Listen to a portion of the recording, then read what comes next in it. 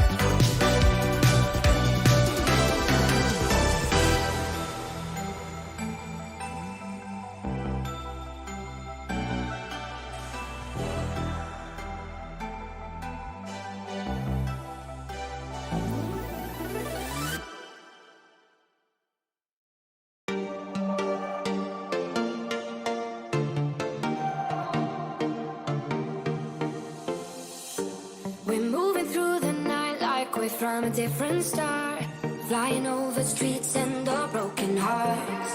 But they can't even touch us, we found a different beat. Paradise is waiting and we bought the lead.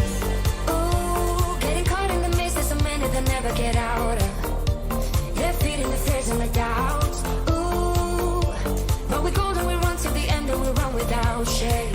We own the game, and we ride on the flames till the morning light. Baby, 'cause we're dynamite.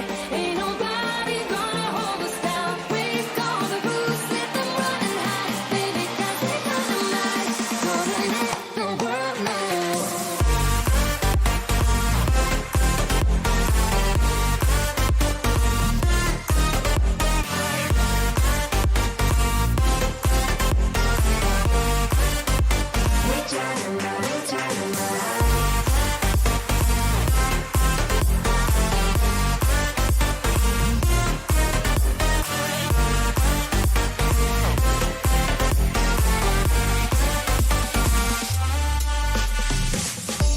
We're from a different time, yeah, we're of a different breed. 'Cause what we got is timeless, we supersede.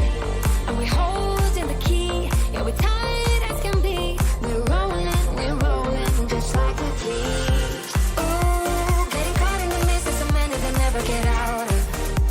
We're feeding the fears and the doubts. Ooh, but we're golden, we run till the end and we run without shame.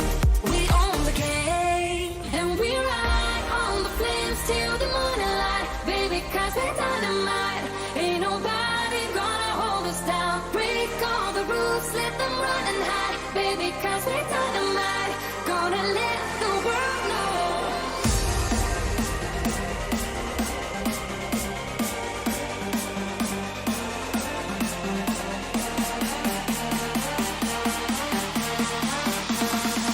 Gonna let the world know.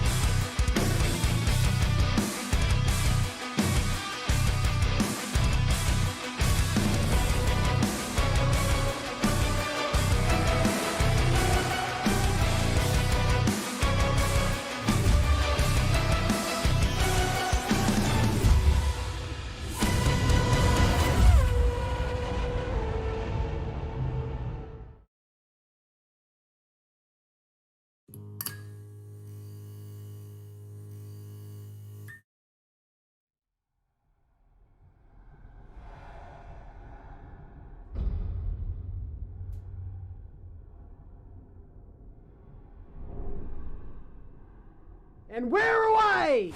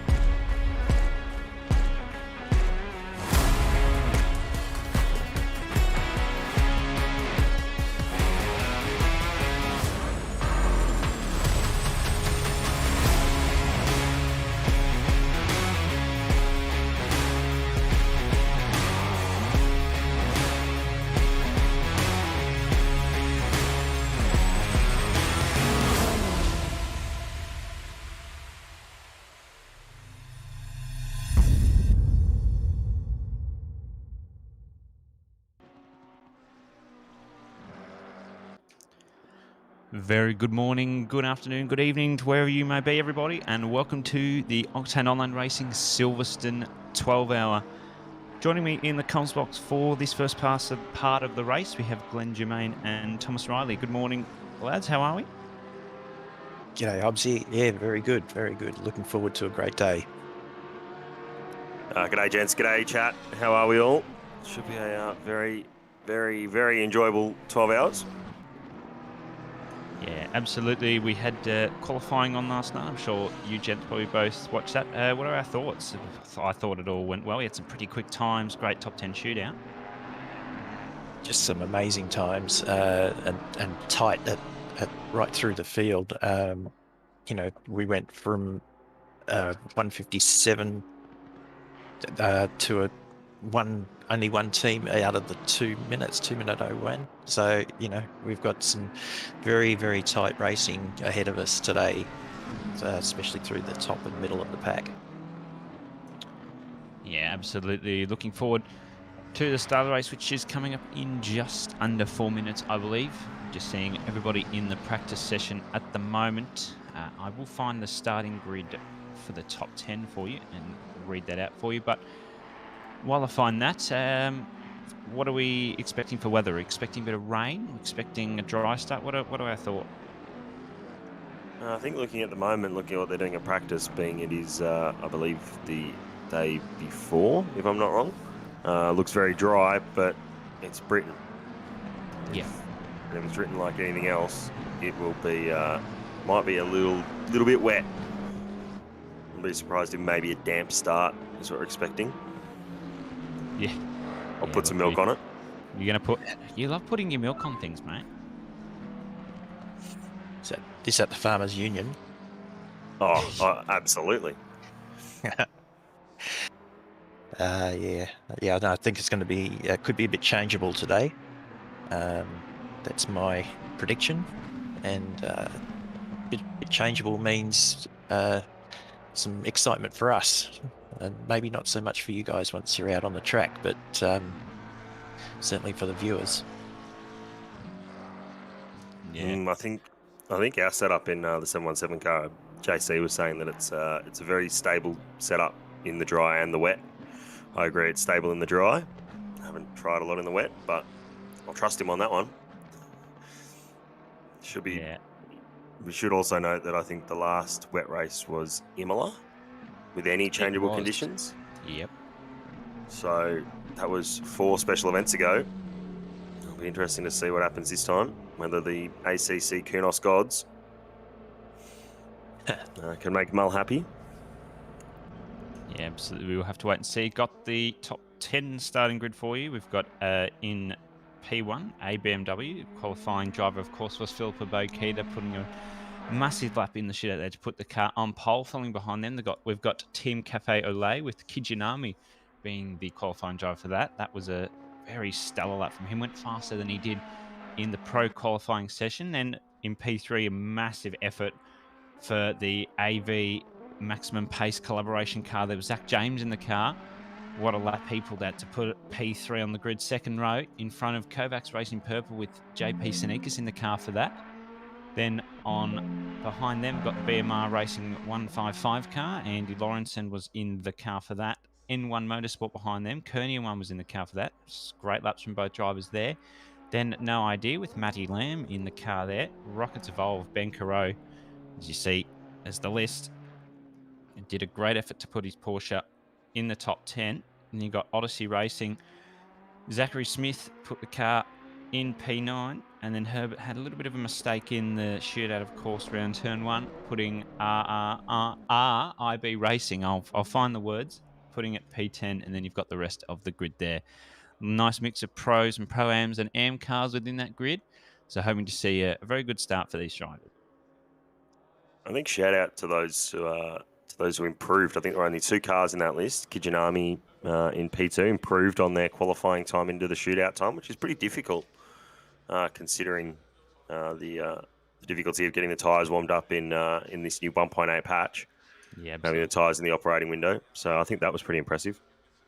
Yeah, that was very impressive feat. Of course, it was them and N1 Motorsport having a look at the sheet that improved on their qualifying time in the shootout. But now all the drivers are back in the pits, just getting a bit of a pre-race briefing from the race director, who I do believe is, of course, our beloved Cameron Farmer, who's giving them the classic Cameron talk. Don't bin anyone. Don't be an idiot. So they're all just sitting there. Turn 1. Yeah, all that correct. sort of Not going to thing. win at turn 1. 12-hour race. It's going to be a stellar day. Got other commentators, of course, coming in throughout the day. You stuck with me for quite a while, but got good starting lineup here. Then we'll wait for everyone to grid up, and then one lap formation lap, and we'll be on for the rolling start, which will be very, very exciting.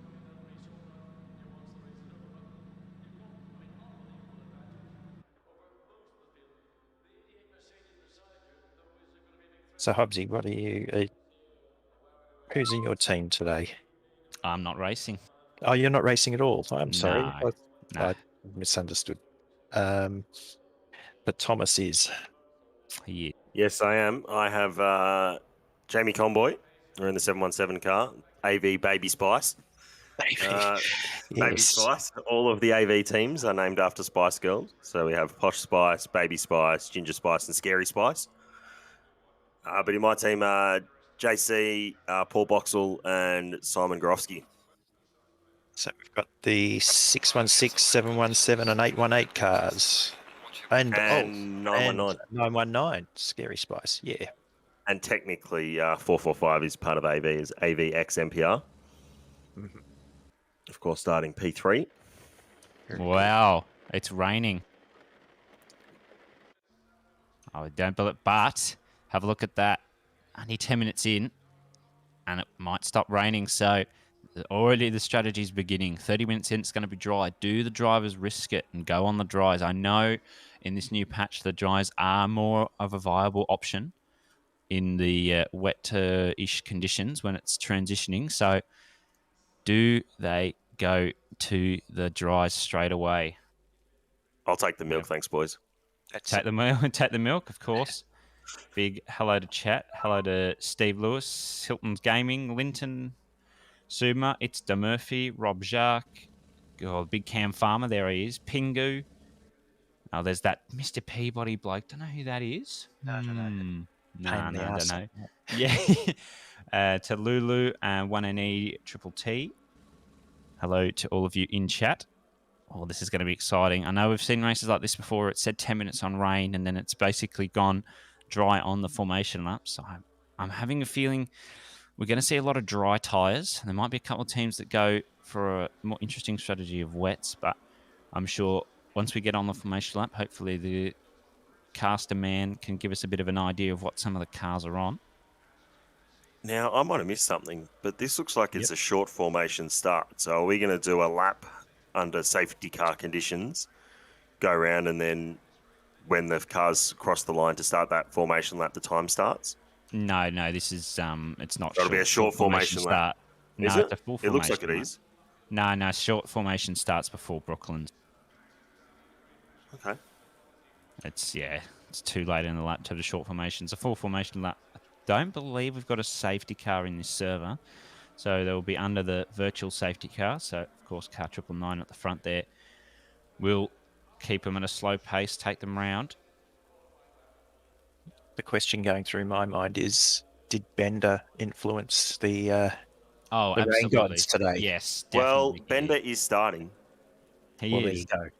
from I 25th think he is. position. So, it says David McNulty in 25th. Yeah, but sometimes you've got a different driver swapped in. It won't update till you come across a safety. point, So we'll good have to point. confirm that. But I'm sure if David Bender McNulty in the car, he will be very excited, even though it's going to be wet for a whole probably 5 minutes. Yeah, it's a big call, isn't it? As to whether to stay on dries or go the wets. It doesn't look like it's that heavy at the moment. I think it's important to note as well that it'll be an interesting start at least. Yeah, absolutely. So moving around, it is still bucketing down with rain. Down now, yeah. So it's damp track at the moment. Widget start. Ooh, okay.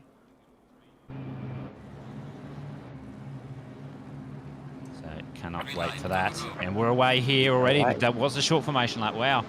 So Bokita straight ahead. Oh, Kijinami nearly just smashes them through. Sneakus has gotten through on Zach James. And I think Kearney one's going to get through as well. Lawrenson's dropped back a bit. Carew behind Lawrenson, if that is Lawrenson in the car. Good start, though. Nice and clean. No yellow flags as such at the moment. Rain is going to get heavy according to the weather, but then it's going to die down to dry. So interesting what some of the drivers may have put through. Oh, side by side through. Beckett's there. Kijinami's going down the inside of Bokita, down the straight. Good run for them. James is trying to hold off Sneakus. Lawrenson dropped back a bit. Stephen Ty is in the car for rookies. Rockets Evolved. And Kijinami gets through on Bokita. So it's just showing the wet potential that BMW has. They may have set that car more up for the wet driving. Bokita goes a little deep. Sneakus just trying to drop on him behind. Maybe goes down the inside of Bokita. Kearney one just looking for that gap. Bokita doing a bit of a drift. Oh, Sneakus just tucks in behind. It's going to have a problem though. Sanjodo drops back. It's a good decision from him there. Oh, there's a car park. Oh, yeah, car park round the Vale chicane. That's the 910 car. Was that 919? I can't quite read that. I think back on track now. I think it's a... Oh, I can't even tell. Yeah, well, another yellow flag there on the Hamilton straight. Keeping it calm though. Oh, Sneakus has got the run on Bokita, but just drops back in, knowing that he could have run wide there. So Kijinami already leads by 2.9 after the first lap. This is just what happens with the wet races. A couple of yellow flags behind, going a little slow. The safety car's out. So it's what... Just nice and safe. Just going to be under that VSC. Car up ahead. Kijinami's just going to have to hold it back, keep it slow. Just bring everyone back. I think we're only probably going to be under it for... now wet. Wow, yep. That's it. I think... Ooh. Wow, that's a bit of a turn of events. Still 10 minutes is going to get heavier, then it's going to dry out within half an hour, supposedly. So this is a interesting call as to whether the drivers have gone on those wets or dries. Fastest lap, that's just irrelevant now that we're under safety car, but good start overall, except for that little bit of a car park. Yeah, It was. I'm just waiting to see when everyone crosses the line to see what the situation is with cars on laps and whatnot. Yeah, so you're right. Race Bender's in the position. car. He will be wetting himself with excitement.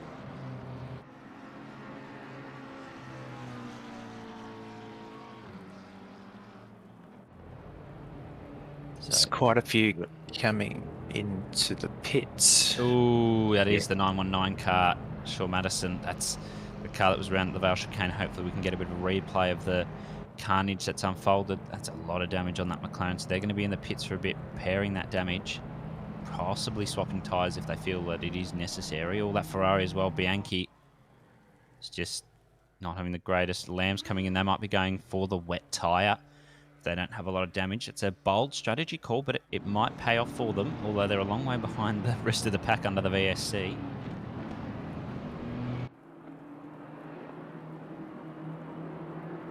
Yeah, just looking to see if we can find out who's on which tyre. It looked like Bokita was having quite a bit of trouble with getting those tyres up to temp and getting some grip. There was quite a bit of fishtailing going on. I'm just wondering if Kijinami's actually on the wets.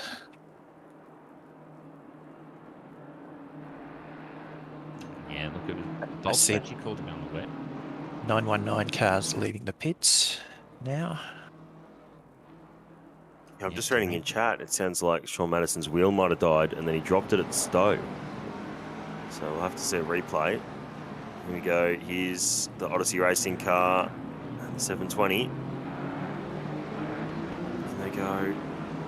It's Lamb a little bit further back. He gets a touch. Oh dear. And then it is just a car park. Yeah, that's not what you like to see. So Lamb was involved. Probably not too much damage on his part from the looks of it, but decided to play it safe and go and get it repaired. And then, oh dear. Oh, What has... that's the Bianchi damage. I'd like to be able to see what happened at the 919 cars. Safety cars coming in this lap. Oh, this is going So to we'll be be very back exciting. racing. It'll be interesting to see what Kijinami does here. Oh, I think he's gone already, No. has he? No, No, he's still holding holding. them up. I think Bokita's going to see this one come. He might not get the launch in that beamer with the turbo lag, but there we go. Penn coming in. Chen already grabbing himself a penalty for speeding in the pit lane on lap 2. Let's see what Kijinami's going to do. The line is there, so he's got to go. He misses it. And Oh, he's missed that's it. going to be looked at, I would I think say. that will be looked at because I don't know whether you're allowed to overtake until the line. So I think Sneakers and then might be investigated a little bit. That It'll was be interesting. Yeah, definitely leave that one to the stewards. But no matter if that is legal, Sneakers pulled right ahead there on the start. Sanjodo trying to hunt down Zach James in that AV MPR car. All looking a little bit unstable there. They're going to be praying that it becomes dry soon. Bokita having a little bit of issues there. Kijinami's pulled M6 ahead. is all over the shop. Yeah, they probably haven't quite tuned that setup for a little bit of wet, but we weren't expecting it to be this wet off the race start, so definitely. And Kijinami's got past struggle. already. Yeah, I wow. reckon Kijinami might have gone the wet. I have a feeling redressed? Tanekas has to redress, yeah, absolutely. Okay. Oh, But not for long. Yeah, okay, that's interesting. Might be a bit of shuffling going on there, whether it's a bit of redressing or something going on, don't know. But Sneakers is back through now. So Bokita stuck in P3. Lawrenson's had a bit of a mistake there. That's Reynolds through. And that's Stephen Ty as well in the Porsche, who's just really holding on. They're doing really well in that Porsche, he has been. He's only had a couple of hours of practice. He got his GPU in the mail yesterday. He was very excited and immediately got into wet practice last night when I messaged him at about 1:30 a.m. So it's definitely paying off for him now. As that looks like that's Michael Young in the So Fucking Slow car. Good old, that's a great team name, So Fucking Slow. I actually do love that livery as well, to be honest. Yeah, good team name. Good Team name, livery. very nice Paul livery, Washington on the back. Oh, this is Regan Herbert, I believe, having a look at the livery. Oh, as he goes for a bit of a slide there. And that's Lachlan Nichols behind. He might slip to the outside, and he does. In the rapid There's a lot winners going on in the car. background. There's a lot of cars running wide in the wet. Oh, yeah, everybody's struggling a little bit. Oh, Bokita's made a mistake. Yeah. That car really isn't liking the wet at the moment. Maybe they're on the dry tyres. They are. They are. Yeah, they are. They are. Yep. Yeah. Had a feeling. And everyone around them is on the wet. Sneakers, Kijinami, Zach James, Ooh, okay, so Reynolds. maybe Bokita's going to play the long game. Maybe just hoping that... Oh, that's Reynolds off there, just on the corner of exit of Cops. The Sneaks is under pressure from Kijinami again, so they're all on the wet tyre. This actually could pay off for Bokita if she comes into the pit. As long as she doesn't lose that much. Yeah, as long as she doesn't lose that much time. That much. She come out in the lead. Tyres will be more worn, but they'll eventually come up to grip when it goes dry. There's Reynolds. Oh, just making a bit of a mistake there. Madison fastest up to 11.9. Yep, trying to catch back up to the back of the queue. He's almost at the back of it now with the field spread. Yeah, definitely. The wet's going to help him catch up. It's really good intent there. So out of the top 10, only Bokita and Herbert are on dry tyres. Herbert's in P9 currently, top car 45. And then we've got Lawrenson in P11, Young in P12. And then we're back to the wet runners, so... Wow, bold strategies there. They're just hoping for the rain to stop and for it to dry up. As an Aston goes deep, I think that's Jolly, who's made a bit of a mistake there. That team's been ranked as M class, as we saw the race control bot tell us earlier. That's Pickford that's just come through in the M4. First time I haven't seen him driving a Bentley, so dangerous rejoin there from Jolly, but gets it done. It's Tran in the Audi. Might just get it through. Jolly's gone very wide around Abbey, comes back on though. Pickford sees it coming, goes around the outside. Tran does a bit of a drift. This is really catching out a few people. Another car off there. That's Emmy Convoy. Just Jamie Comboy just had a little bit of a mistake there. JC's in your 717 Oh, car. his little touch. Ooh, that's Alan McIver in his Nissan. Yeah. Oh, everybody going wide down the Wellington Straight. That's a big mistake there. I think Kijinami's taking back the lead from Sneakers now. Sanjodo goes and gets the fastest up at the moment, 2:10.8. I'm sure that'll probably change pretty quickly as the conditions eventually do dry up. So can't wait to see how the strategy plays out there if everyone is on the wet tyre. So there we go, 10 minutes is going to be dry. And let me tell you guys, Dave McNulty, car 1 is on the dries. Ooh, that's a bold strategy from Bender. That's P30. P30, but once everyone pits for those wets, they can try and get those dries up to temp as quickly as possible. So it could pay off for the dry runners. It's not got a lot of grip, as you can see. 919, Madison's just gone off and clipped the wall. Oh dear. Yeah. Oh, I don't know whether has he clipped the wall? Just He looked like clipped. he did. Yeah. Okay. Wow, he's having a little bit of a mistake there. Just probably might be on those dry tyres, taking a bit of a gamble maybe. As Matt Lamb has caught up to the pack now, P33. So he'd be on those wets. And he's going to need to try and make his way past a couple of these guys. So Hobbsy, if it did keep raining, how long would you persist with the dries if you were on dries now? Oh, Sanjodo. He's off. It's a long way off. Yeah, I think it just depends on what the weather report says. If it's saying it's going to be he's half hit a an wall. hour, yeah, wow. Hopefully we might be able to That's get a fair bit of replay on damage. that one. Yeah, that's a lot of damage for him. But in terms of dries in the wet, haven't done a lot of running, but I would dare say if you see that the forecast is going to say it's going to be raining for the next half an hour, you've got to go on the wets. Yep. You can't risk it. Like, as we see, Kijinami and Sneakers and James are all pulling away a little bit from the likes of Bokita, who's on those dries. So it just shows the advantage at the start. Whether in terms of the strategy, how it plays out, I don't know. But I think Bokita could still be in the hot seat on those dries if it's going to clear up in the next just under 10 minutes. Oh, here we go. So this is Sean Madison. Let's see what happened. Oh, So he just loses it on the curb. Yeah. Oh, it did it's have a bit of a just tap very on the wall. light. Not Hopefully very that's light, not but too much damage. It wasn't light, but might have been enough. He's Sanjodo as well.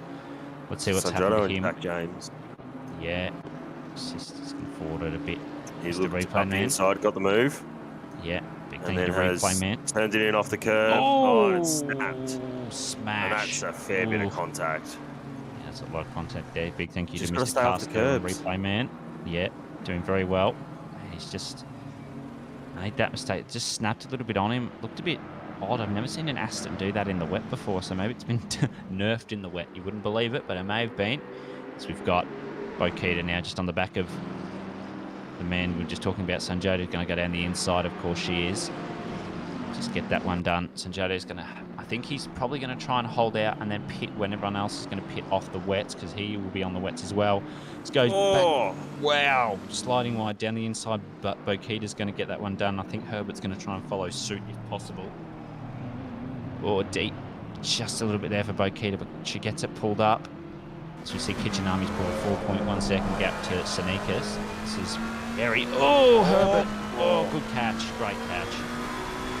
I'll tell you what, in the cars like that, the tires like that there, you're doing very well to catch it and keep it going on the black stuff. Big time. Doing very well to catch it. That's Lawrence behind in the Bentley. And here's Young for Sofa Kingslow. Oh, looks like that's Rob Fluke there. Just trying to get him behind. Looks like Stephen Ty's come up as well. Looks like Braden Ross has dropped back a little bit, I dare say. Having a look at the queue. Oh, there's contact in behind. Oh, yep, that's a big spin. What was that? I don't know, but that could cause another safety car if they're not careful. There's Big B Ross. It's dropped back a little bit. Maybe had a bit of a spin or something there. I can't see a whole lot of damage on the car. Let's just have a quick look as he comes around.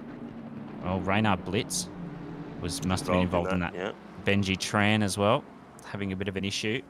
And that little pile up. No safety car though, none needed, not too much of a threat. So they're still going. But that rain will be stopping soon. The track will dry out. I don't know how quickly it will dry out. I haven't really seen what it's like. George Fowler, 15-second pen for a collision on that one. So a couple of pens already being dished out by the stewards. And I'm sure we'll see a lot more of that today. Just looking into we've lost one entry so far. Somebody's dropped off, and I'm just trying to figure that out. Here's what happened at the at Farm in the Loop. Yeah, so there's just sticks the nose up there a bit too far. Yeah, bit of contact. Oh, and then it's just a bit of a tap. pile up. Yeah, so Blitz just went down the inside of Fajardo there and just, I think, was a little bit ambitious. I can respect the idea of what he was going for, but I think just a little bit ambitious from him. No matter, Fajardo back on the move. He's just behind David Bartlett, and he's got Blitz in front. I'm going to assume that Blitz will be getting a penalty for that tap.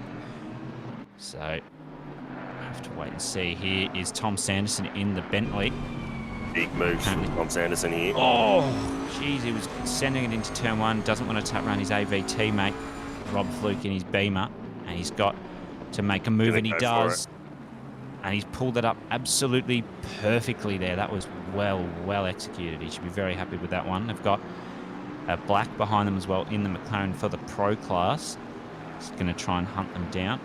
Doing good driving there from Sanderson, though.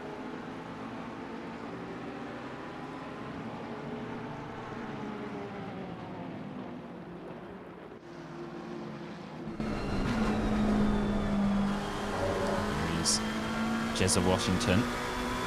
Currently hunting down Zach James. Kijinami's 5 seconds ahead of Sonikas now, so really has got that car nailed in for the wet. Zach James 1.2 off Sonikas as well. Reynolds up in P5. Great gains from him. Currently 9/10 off Washington, so Washington will be seeing him in his rearview mirror. Then they've got nearly 8 seconds to Lockie Nichols, who's then got 10 seconds to Bo Keita, so it might have been a bit of an incident there with Bo Keita, or just those dry tyres really are not playing well, so it might not have been the best strategy from Bo Keita there. We'll just have to wait and see when it does eventually dry. It's still raining at the moment, so maybe this is the only wet portion of the race. Back to just something about Sanderson and the amount of spots that he's made up. He's made up 19 spots since the start. Yeah, wow. That is just solid driving from him. Good dive on Fluke. It was, he pulled it up, I dare say, millimetre perfectly. Just pulled the right line. Here's Washington looking to the inside of James, but knows better, so she's going to hold back for the minute. James uses all of the track. That's very scary. Washington, he's going to go for the dive on the inside, is he? He's forcing the room from James. And he's got Reynolds behind as well. Whoa, this is going to be spicy. Reynolds are definitely, down the inside. Might actually get both of them here. And Zach James lost both. Oh, that's a big loss for him. But still plenty of time to make it up. So Reynolds gets through P3 at the moment. And then Washington there, P4. I think car 88 is the car that we lost. Mitchell Weston, I think, was one of the drivers. So that's unfortunate there. Just maybe had a big... yeah, Mitchell's in the chat now. Just just some info. Yeah, absolutely. Rain clearing shortly, of course. We'll go dry. Ashton Reynolds on an absolute run at the moment. 209.6. That's a great lap. Lawrenson here on Sanjodo, who I would say hasn't pitted and still's got that damage, is going to wait for the track to start drying out a little bit. That rain stopped, then he can pit him for those dries. Looks like that rain might already be starting to clear a little bit. It'll be really interesting to see when everyone pits how quickly it clears up. I don't know. We haven't had any wet running under 1.8, I don't believe. Any of the sprint series splits or anything, so it's really hard to pick when the changeable conditions are going to happen. That's a great... That was well done. Stephen Ty there's just millimetre. Sandeezy's going to... Oh, Sandeezy's followed him through. Oh, he has. It's a bit deep there. Sandeezy's probably going to have to give that one back, but well done to Ty there. That was a just fist-clenching moment there. I didn't know if he was going to quite get that one done on Young there, but he's pulled it through up to P12. Great effort.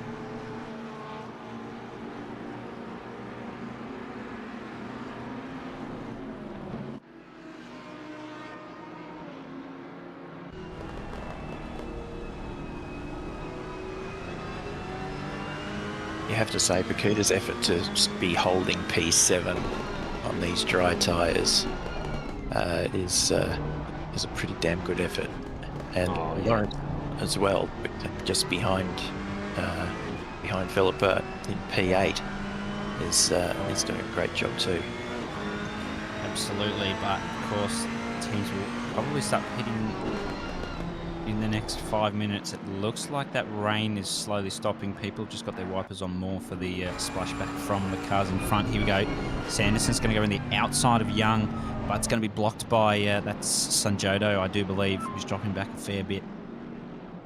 Kijinami really aiming for that. So the track's gone to damp now, so rain is looks like it's dried up mostly. Sanderson. Wow. Wow. That was a ballsy move. Is he going to go to the inside of Young as well? If he can, that would be... Oh, he's not. He's done the responsible thing. Just held back. Just needs to hold it around. Oh, just showing he wants to be there. Wow. That was... Someone clip that. Wow. There we go. So the rain has officially stopped now. It's going to be dry for at least the next half an hour. Probably a bit longer. So the drivers need to start thinking about, you know, maybe pitting, give it another lap or two for the... Deezy's just smashed Young round. That was just an under brakes moment there. Young probably caught him out a little bit. Deezy just didn't have the time to react. So I think that's going to go to the stewards. It's probably going to be a penalty, but no matter. Sanderson now's got Fajardo on him. Fajardo's made a great recovery from that little tap from Blitz earlier, as Deezy's now trying to track down an AV teammate. That's Rob Fluke in his BMW. See if he can get down the inside into Stowe. I think he can, or he's going to hold back.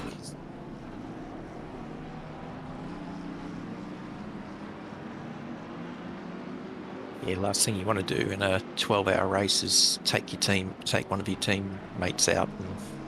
And first 20 minutes. Maybe Fajardo will do it for him. Oh, gee, that was a dive on Sanderson there. He's pulled it up. I don't know how he's done it. I think Sanderson was just forced to go wide there.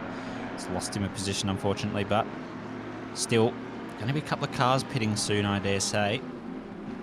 Track is going damp, dry weather for the moment. Let's have a look at Reynolds now up behind Sneakers, who's 8.6 off Kijinami. Vanderhum's received himself a pen. Kijinami's really on it now, 2:07.3, so that track is really drying out now.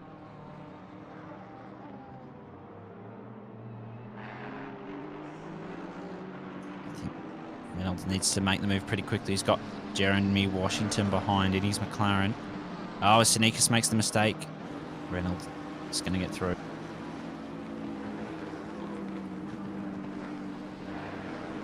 Great start from the Prime team. The Red Rocket.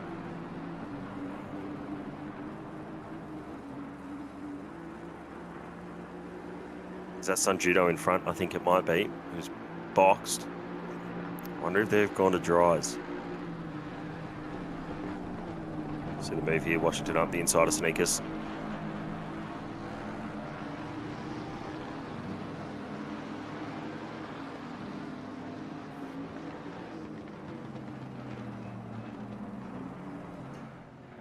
Looks like Sanjodo probably pitted more for the damage and's gone on to the dries as well. He's Fajardo now. This is on Regan Herbert, who had that little bit of a moment earlier in the race. Oh, it's a good line from him. Can he get the run though? Herbert's going to go right across his line. Oh, he's forced to move across. That's dangerous in a damper track like this. Still got a bit of moisture, which means you can lose the rear end.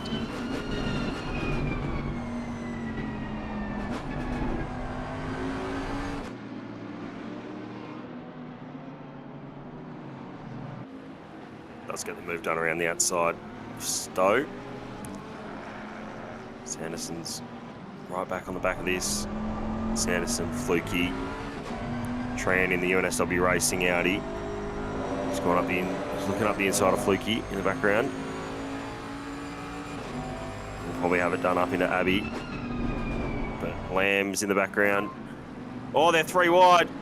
Oh, it's just lost them 2 out, so Fluky. And that's also Tran as well. Benji Tran's made a mistake there. Oh, Kijinami's just still going for it. 206.4. Oh, no, Deezy's round. Oh, we've just had a Lance Stroll moment. Oh, I think he's held it though, judging by the bottom left hand. Let's have a look at that again. Young. Yeah. So Sanderson's just. Did try to straighten him up. Yeah. Well, yeah, it was nice of him to straighten him up. Just didn't quite catch the breaking point there. As they're saying in the chat, there's Sean Madison. It's a good clutch up from him at the moment. Currently back all the way up into P21 from being last after the lap 1 incident. He had great effort from him. He's Cameron Jolly, just going around. Fluky back together again. Yeah, looks like that's of course Sanderson, Fluky, as you say. Jared Ellis is quite a few seconds behind this little 3-way battle here, but Sanderson is pulling away slowly as Braden Ross pits. So I think everyone who's on those wets are going to start to think about getting onto the dries, maybe making up that early Jared gain Ellis on those. is in as well. Yeah, so a couple of them making the decision, bite the bullet, come on in. They've got to make that decision pretty quickly. Tran, the 42 cars in as well at UNSW Audi. Pulled into the pits after their little incident. Here we go. Let's have a look. Oh, wow. It's a spectacle and a half. Let's see how this unfolded. So 3 wide. Yeah, Tran, Lamb and Fluky all just... Oh. Everyone's just converged at one point. Yeah. I think Fluky didn't see... Yeah. I don't think that Fluky might have seen Lamb in the background. Yeah, I think he only suspected it was Tran. Now this has come out of nowhere, this car. That 997 car has come from the clouds. Literally. Yeah. Kijinami, of course, has been setting fastest laps. Didn't set it that lap, of course. Does have fastest lap still, unless someone comes and steals it. 12.5 seconds ahead Kijinami is, but he is on those wets and starting to dry up a little bit on that track. Still damp. Alan McGyver, 5-second pen for a collision on lap 3. Zach James. 15. Yeah, 15. I'll find words. Zach James, P5 at the moment. Did start P3. Just lost out a little bit from a couple of drivers. Doing well, though. 6/10 off that Sanikas car, who is the only person sort of close to a battle with him. He's got 9 seconds to Tran's around. Tran's around. Straight out of pits. Yeah. I think that might be on dries. Tyres, yeah.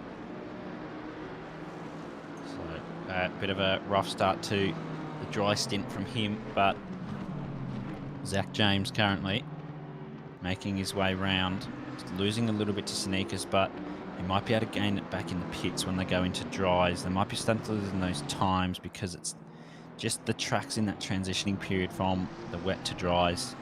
Game will, of course, advise them when the dries are optimal. I think by then you should be on the dries, but I'm sure some are going to try and push the wets as long as they can. Yep, there we go. Sneakers is getting into the wet patches, so those wets are probably on fire, I dare say, at the moment. So they're going to have to really get a move on. I think we're going to see a lot of people pitting now. Track is still damp, but it might move to green fairly soon, I dare say. Also have to go green, then fast, then up to the optimum stage. So we're not going to see crazy pace, I don't think. I'm not going to start seeing, I'm not sure if we'll start seeing any 59, 58 times. Here we go. Sean Madison here, up to 16th now. Actual goat, according to his teammate Connor Kingston. And Frizz, of course, he has done a stellar effort to go from tapping it in the wall and having that incident on lap 1 to putting it back up to P16. It's just incredible to see that sort of driving. Of course, he's on the dry, so he's already benefiting from those who are pitting. As we see, most people are staying out at the moment. That's a Oh, it's an ambitious strategy, but I mean, all to their own. I'm not going to judge you on your strategy. If it works There we for go. you, There's it another one works. for Yeah. Madison. And he's got that one done as well. He's absolutely carving them up now. So up to P15, Madison goes. He's still got a big gap to Herbert. As Young just goes wide a little bit. So keep an eye out for him as the race goes on. 2083 is current fastest for him. I'm sure he'll be looking to improve on that as the track dries up. Looking pretty dry around Luffield and Brooklands at the moment. Now, is he on dries? He I don't is, see yes. the rain light. Yeah, so he must be on Oh, dries. he is. So he's on wets. Wow. Oh, I thought he must have, when he Oh. pitted, gone onto wets. Ooh, he's doing very well. I think if he takes it yet, going into the wet parts to cool those tyres down, I think he'll be another person who might pit this coming lap or the next one. So, interesting. Interesting. I didn't see the rain light on, so that's why I was questioning it. That's all right. Yeah. So, Megan D here for Warren Tyre Tribe's just gotten past Black, I do believe. Here is Fajardo catching Lawrenson, who is currently P11. Oh, there's a bit of an incident. Oh, that's Dixon. And oh, no. Oh, that's Fluky that's been caught up in that. Just couldn't quite get it past him. It's going to be another bit of damage for Fluky, so I think he might pit this lap for those dries. Coming back up, though, Megan D's really catching Stephen Ty now. Ty's done a great effort to put it up to back where they started after a couple of incidents. Minor incidents, thankfully. Bokita, though, P7's 22 seconds behind Nichols, so that might be a rough one for them if Kijinami pits, because that It'll be might close. bring them behind. I think Kijinami will come out ahead if they can nail the pit stop. No matter, D's going to go straight down the inside of Ty and pulls it up perfectly. So now Black is going to be on the back of Ty. What is the delta for a pit stop? How much time do you lose? I think it's about 50 seconds around here. Oh, the gap between Kijinami and Bokita at the moment is 50.1 at the end of the last lap. Ooh, okay, so Bokita might close that now that it's becoming dry. Oh, yeah, here we go. Here comes people. So that's the AVM. Zach James, Washington. Yep. Yeah. Couple, I think, are those, if you can confirm, Glenn, those top three at the moment still on the wet? Top three. Yes. Yeah, all three. okay. Oh, here we go. Here's the tap on Dixon from Bartlett. Sanderson got round. Unfortunately, you see Rob Fluke coming through in his blue BMW. He wasn't so lucky because he ran wide. Oh, that's unlucky. Here we go. Kijinami still on those wets, as Glenn said. Reynolds here up on his time. Sanika's just done his best, but starting to lose out that time, so maybe needs to think about the dries. It's looking pretty sunny now, so that track will start to dry out. As Bokita finally starting to get on it, she'll definitely want to be getting a move on P5 now. Of course, James and Washington pitted. Washington's come out in front of James, so maybe that was a pit stop thing. James decided to sort out a bit of damage he may have had, because I know that he was ahead in the pits.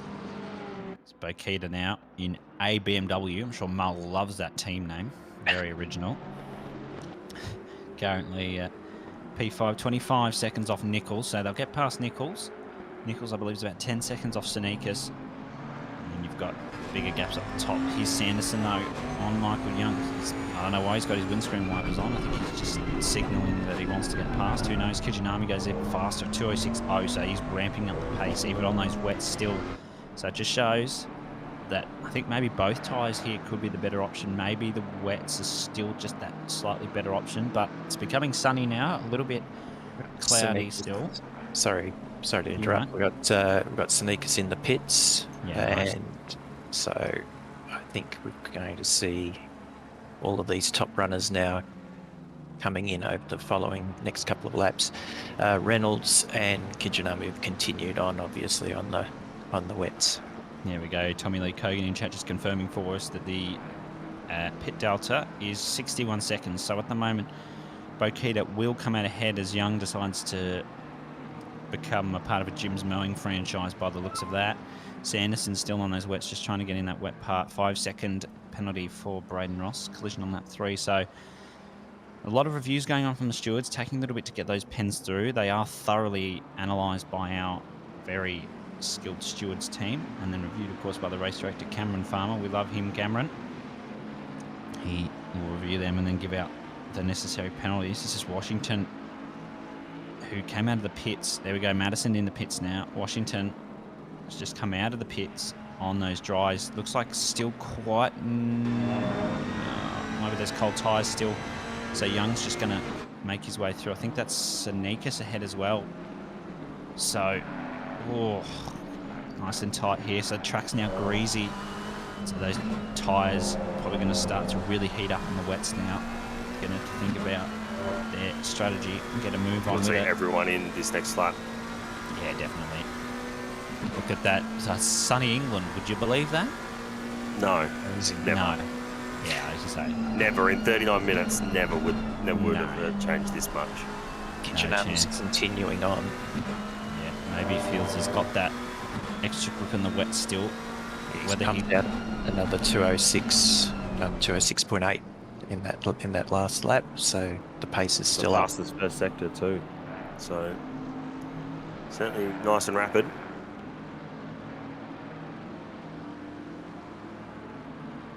That's Sanderson behind it. He's on the wet still, and so is... No, Young's on the dries, isn't he? I forgot that. So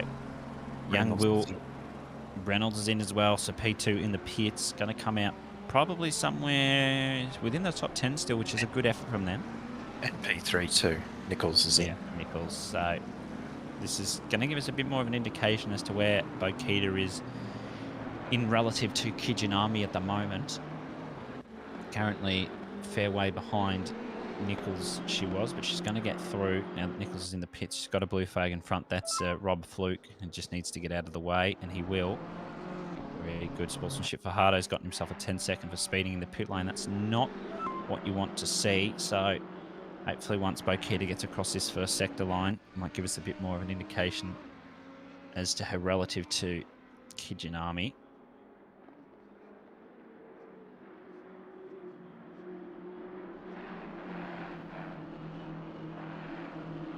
Charles Clark saying, true statement, our race director is better than Massey. Let's not even go there. Let's just leave that one. We've got 12 hours. We do. We don't want to keep bringing it up. No, we don't. So, looks like Kijinami's a whole sector ahead of Bokita. That's why none of the deltas are being shown. So, gives us a bit more of an idea as to just the pace that Kijinami's got.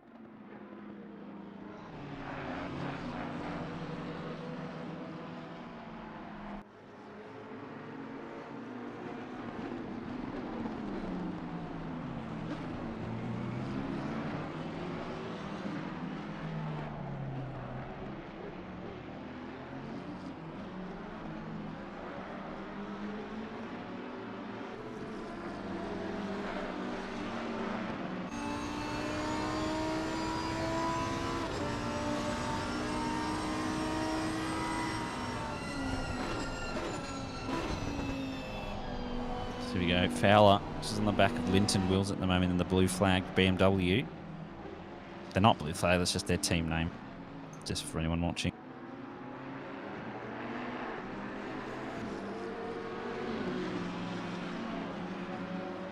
So it looks like Kijinami has a full half a lap just about on Bokita at the moment.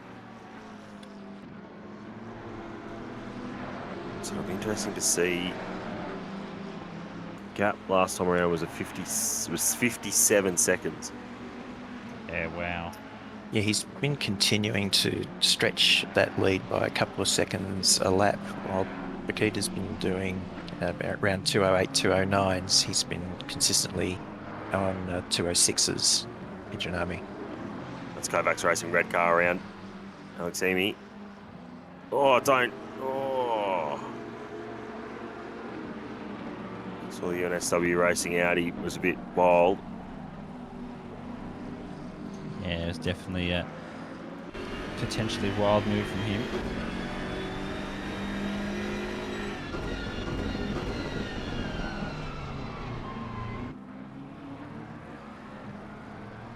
Bit of contact. Oh. Oh, no. See that one coming from miles back. Yeah. Going two side by side through there is difficult for the most part, but Dan Hunter in chat saying that Pips was in map 9. The BMW doesn't even have 9 maps. It's just a feature. That's pretty cool. Oh, he's on the grass. Is he going to pull it up? Oh. Wow. Jared Ellis. Oh, and that's wide as well. I wonder if these are wet tyres now, just screaming out in pain. Could be. No, he's on dries. Interesting.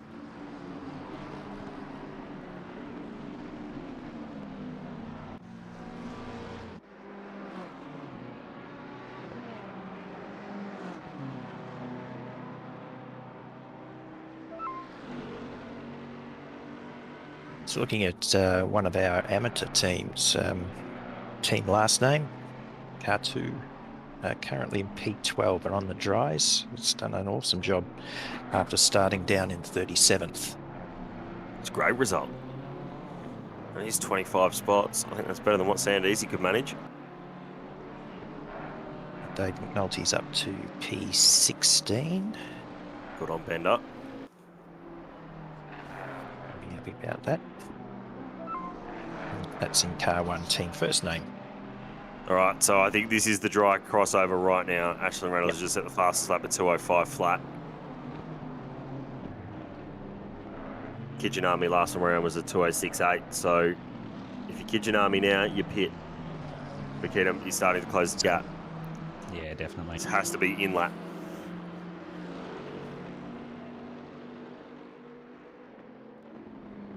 For track position, this has to be in lap. Makita is absolutely flying at the moment.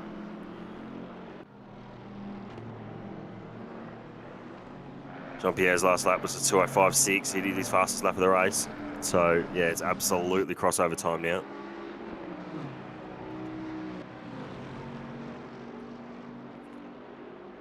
No, he's continued on. It's continued on. Yep. Just coming down. Wow. It's a big call.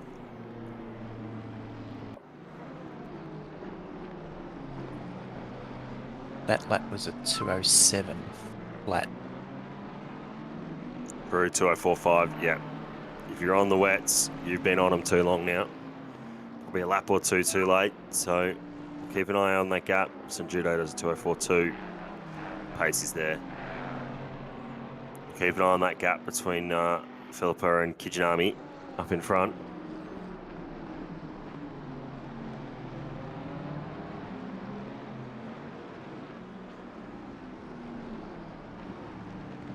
Yeah, so we see those dry tyres are starting to pay off. Sanjoda's got the fastest lap at the moment. Kijinami's going to have to pit soon. Where is he on track? Coming around. Where is that? End of. That's coming around Vale Chicane through to Club. Zach James is coming up to the back of Michael Young. There we go. Reynolds 2:03.5. So those dry tyres really started to come in on this track now. Still, I think everyone is on the dry tyres now, I dare say. So let's just have a look. Look at Zach James. He's going to come down to Cops. I think he needs to hold back here. I think he will. Yes, he will. It's good racing. He's got Sneakers behind, but I don't think he's too much of a threat if he can get past Young as quickly as possible. Oh, wow. Kijinami, an infraction on lap 2. So that will be the safety car restart, I do believe. Just went a little bit too late on the line there. And Kijinami, you're right, Mobsy. It is the only car that's on left on wets. On the wets, yeah. That probably means he'll have to pit this lap unless he thinks the wets are still the way to go. Maybe. Well, with that 5-second penalty, we'll have to serve at the stop. He'll Yeah. easily lose out now. Oh, that's Rob Fluke there. You're not going to believe it. He's still He didn't going. pit.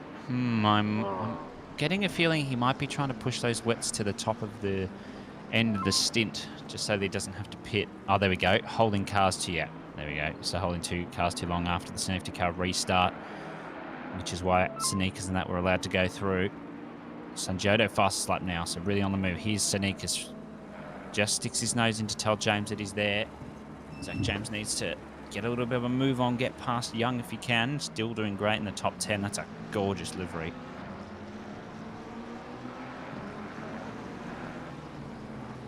Look, Pat, we don't know. His radio might be off. We don't really know. I think he'd need to be pitting soon if he wants to. Wow, what the hell? What? Yeah, okay. Thanks, Connor. I just saw that as well. Greasy to optimum. Okay, I'm not going to question it, but Sneakers isn't going to question holding behind any longer on Zach James. Goes around the inside, uses all the track, but Zach James is going to hold the inside on him. Oh, no. It's a bit of a tap. Oh, he's going to have to get back on the track. It's a tough one there for James. He didn't quite have the room there. Sneakers did squash him to the inside, so that's a tough one. Lawrenson is, of course, right behind Bokita. Yeah, only 3/10 away. Yep. Yeah, so Connor just saying there that Madison gained only 3/10, so no grip to grip. Wow, thanks, Kunos. This is... I have a feeling that fastest lap is going to go from a 2:03 to a 1:50 something in the next couple of laps. But gaps are pretty spread out at the moment in this top 10, mostly 2 seconds between each driver. Lawrenson's not far. There we go, 2016, so we're getting on the move now. Kijinami's coming in.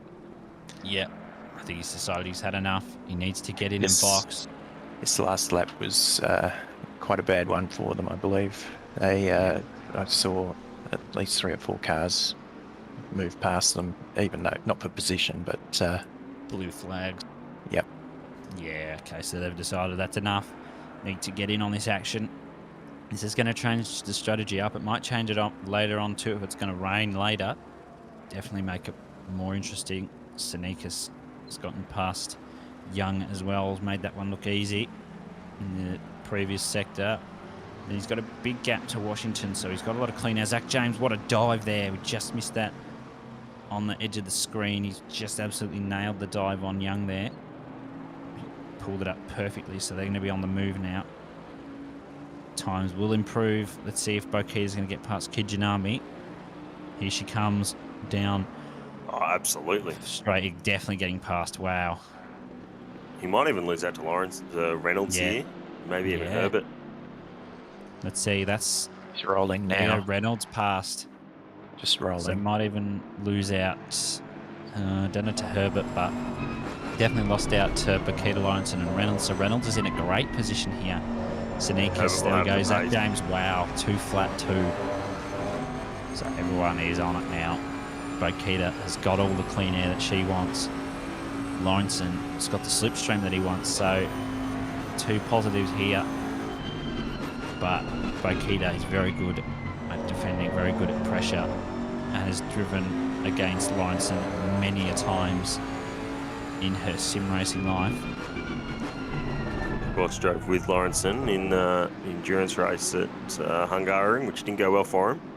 Yeah, a bit unlucky there, just a bit of technical difficulties, but they're now racing against each other. Friends out of the race. In the race, they are enemies. Going to give each other a good run for their money. Both cars are really stable coming through Abbey now. And there we go. So that Kijinami team that put Morier in the car going to come out P4. Going to be fighting with Herbert soon enough if they don't get their tyres warm. But still for the moment, Zach James holds the fastest lap. I'm sure that's going to change pretty quickly with these two out the front. Hopefully they don't hold each other too much up with battling. I'm sure Bokita, once the tyres are more up to temp, they'll get ahead. They will have to pit soon though, so they're going to be on alternate strategies here. Whether that's going to pay off, I don't know. I think looking at our strategy, you can run, you could do it in a safe 10 stops, sorry, a safe 11 stops, or a very tight 10 stop. As Philip is in. Yeah, there we go. So there's that alternate strategy that I was talking about. Lawrenson currently coming out to the lead, so 5-second pen for Young, causing a collision on lap 8. So just catching up on those pens the stewards are. Shout out to the steward team, who's spending all day there. They'll switch out, of course, same with the commentary team. Doing a good job so far, though. There we go, Zach James 59.5. That M4 is on pace.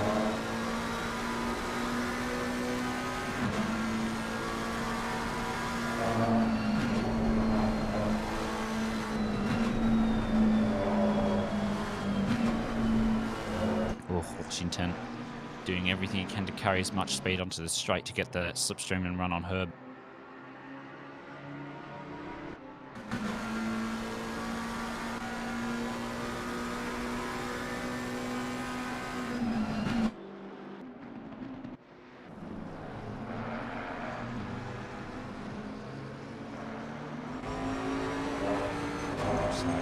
Sneakers now in his Bentley, trying to catch up to Zach James, who just got past him, so he wants to try and get that position back if he can. Don't know if he can, though. The M4 is unbelievably quick at the moment. I'm sure he'll make his way up to the Herbert Washington battle pretty quickly as they come through Abbey. Washington's had to really back off there.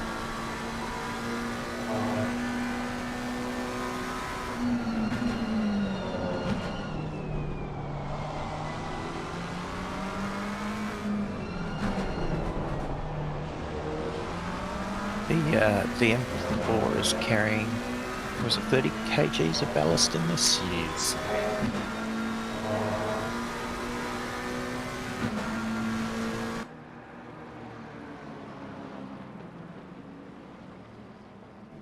There'll be a few people out there thinking it would have been nice to have been able to give it more, but I understand 30 is the limit now. Yep, 30 is the limit, thanks Kunos. I would be definitely putting a lot more on that M4 if we were allowed to. Of course, Nick Rodder just saying in chat there, Zach James has found insane pace the past couple of days. He absolutely has. I've been watching him and he's just been nothing but incredible. The whole team have found really good pace, really been working on the setup, learning more about the setup. And here we go. Washington on Herbert through Maggots and Beckett's. This is not a good idea. They've got it done, but that means that James could get the run, and he's going to need the slipstream because that BMW does not have good top-end speed. He's still got Sneakers on his tail, so he needs to really get a move on if he doesn't want Sneakers putting the pressure on him again.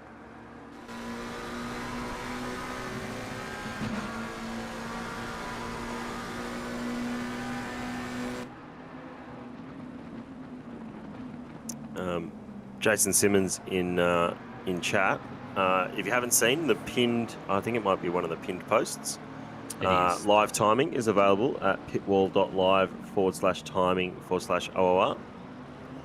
So you can have a look at the live timing. It only goes, I believe, with the data that you've been able to record for everything but the lap board, I believe.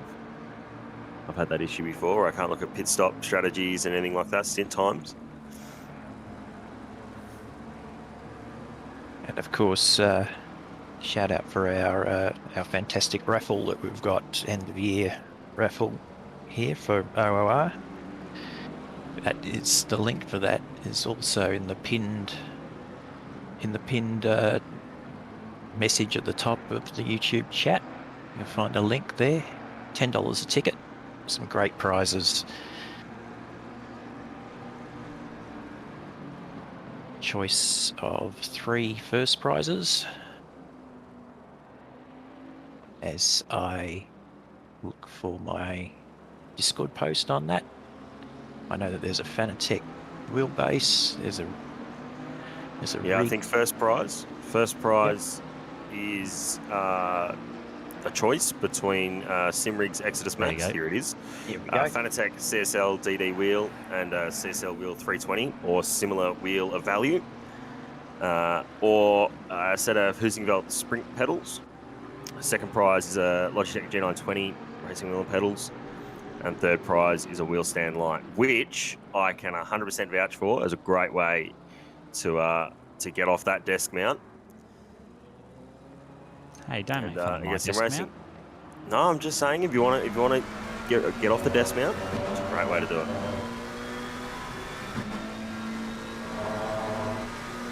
I used to have a wheel stand light, and my setup was a bit average, but I had the wheel stand light, and then I had my desk chair, but I got some elastic straps like the ones you use camping, and I put them around the center stalk, and that stopped me from sliding backwards.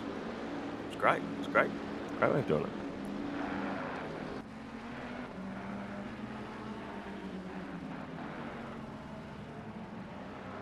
There's a Red Rocket here in the lead for our Pro-Am team. This is a great performance by them already.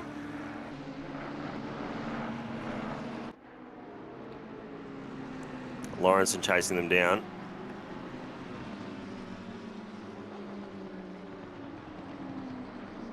Hoping that SW80 gets out the way, which does.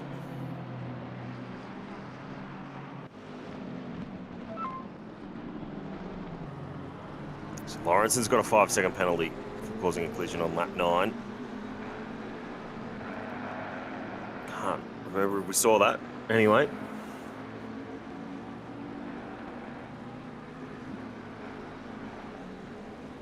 So here we go. David Neighbour at the moment for Kovacs Racing Blue has got Fajardo behind him still. He's got Raj Sandhu ahead of him in his McLaren. Oh, he's really trying to push to get past Sandhu. Fajardo's trying to go for the wider lines to maintain the exit. Loses a little bit with the rear end, but still behind. Might get the slipstream, go for it down into Brooklands.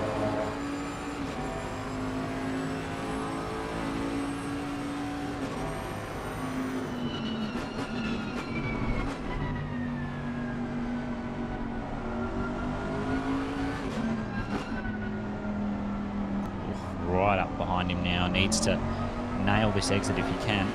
Oh, I'll say that. He's lost the rear a little bit, but still getting on with it.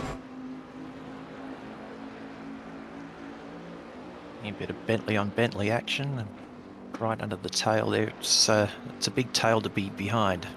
Quite disruptive to the airflow. Here we go. He's up alongside. No. Oh! Comes off the curb and just pushed his neighbour out of the way. Gee whiz. Comes back on. He's only lost the one position, really. But Fajardo just maybe had to back out of it a little bit. Just contact. The neighbour will try and catch back up to the back of it. Very lucky not to end up in a wall coming through these such a fast set of corners. That's what neighbour wanted. He wanted these two fighting so we can get right back on the back of them. Bit of contact. Rubbing's racing. Let's give neighbour a good opportunity here, but it's a really difficult corner to get a move done, as we saw earlier with the 3 wide. Just sticks it up the inside, goes very deep.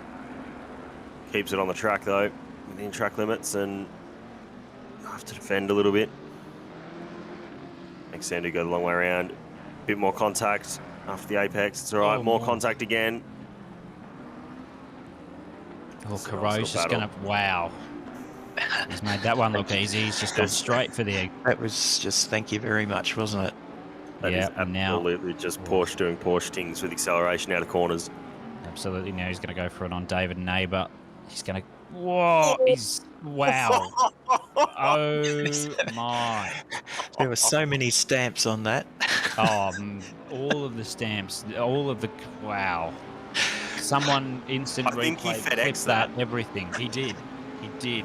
I think his Ozpost Express that one. Wow. Well, we can't really say Ozpost Express at the moment.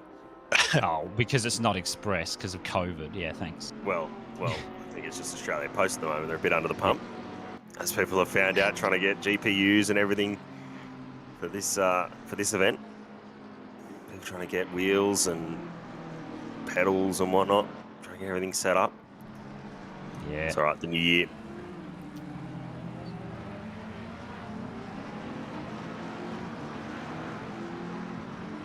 So Zach James has gotten past Jamie Washington, back up into P4 he goes. He's got 10 seconds to Moria. And Lawrenson's got that 5 for a bit of an incident. I'm not sure exactly where that happened. Hopefully we might be able to get a view on where that was. So all the hands now in the car for a BMW. They're going to make their way through. They were P1 but are on an alternate strategy to the rest of them. They started on the dries, lost a bit of time, so they've got to make their way up. They're going to get past Megan D soon. They've got the 10 second. Goes for the dive. I don't think this is going to. I don't think this strategy is going to come to a fore until the last hour. Yeah, I think that's how long we've got. Not to get to the final hour or two. I think this is when you'll see the strategy start to shine. So don't worry about where they are at the moment. won't probably prevail until later. He's going to go down the inside though. D goes wide. Can't quite get the line done. Houlihan just sneaks it through there. What it does do, guys, though, is if they're on this alternate strategy, each time they pit, they're going to come out behind a number of cars, and they're not going to be running in that clear air that they might like to be if they could have been, P1 constantly having to deal with traffic and having to, there's always the risks involved, isn't there? Absolutely. I think, you'd rather be in P1 having blue flags who are obliged to get out of the way, whereas you don't want to be trying to overtake on track, losing time that way. Yeah, Pat, they are. Pat's mentioned that aren't they a stop in front of everyone in front? Well, yeah, they are, but the issue is that it's not going to make itself visible until the last hour.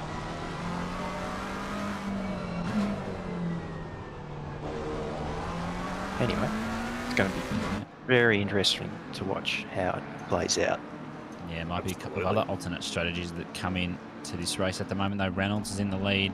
Morius catching Reynolds, though, as Madison just makes his way through.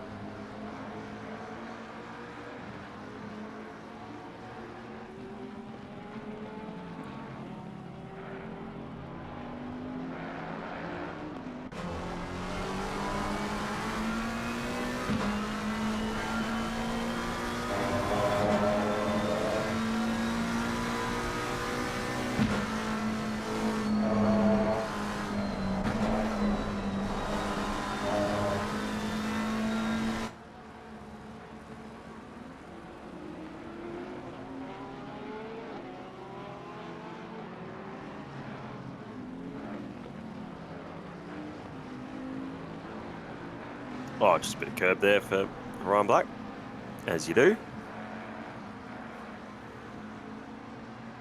Nothing wrong with a bit of curb, maybe in the McLaren, but you know.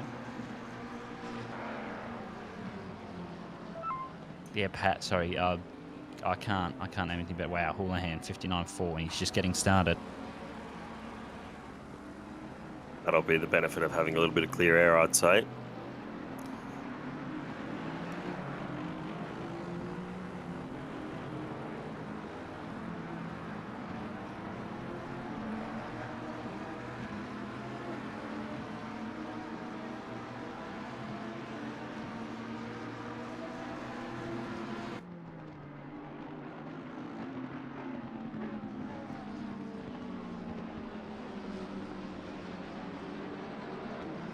See this big pack of, what's that, 5 or 6 cars there just trying to make their way through. There's Ollie Daniel at the back of it in Miss Daisy's drivers. Trying to catch up. I think that's Stefano Rasciuti who got past for so fucking slow. George Fowler's trying to get past Blitz and McNulty here.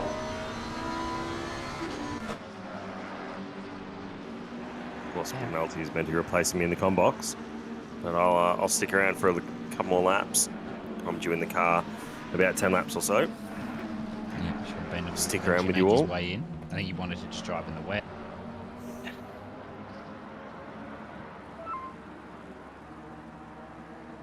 But Bender can commentate while he's driving, though, can't he? Oh, can we? Oh, he can try, but I don't know how it's going to happen.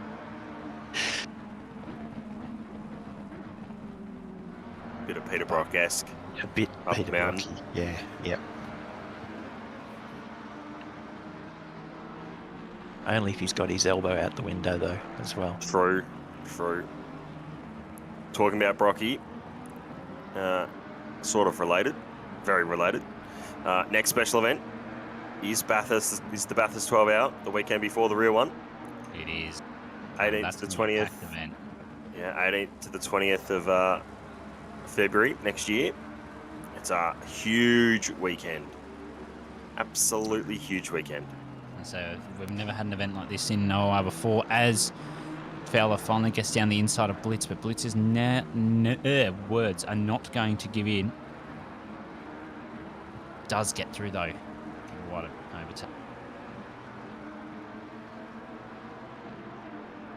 Yeah, we were talking last night in the AV chat that everyone will have to put the work in. Classification will actually mean something this time around, because the entry list will be absolutely packed. Of course, start of the year, first special event, and it being Bathurst.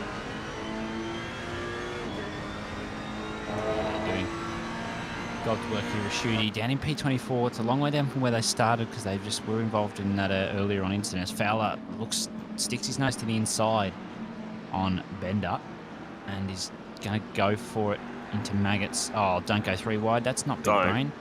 Oh, yep. Rashudi's held back, and so is Fowler. Looks like Rashudi might actually... Oh, he snuck it up the inside. That was well played.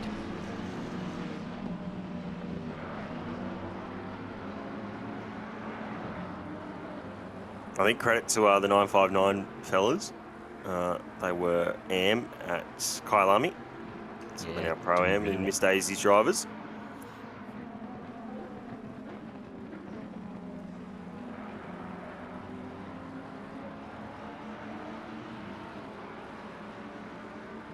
Chris Brooker not too far off the back of that. Obviously, Sandeezy had a great start. Had them up 14 or 15 positions.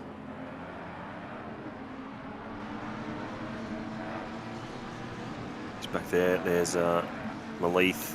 That's an arcade just giving way.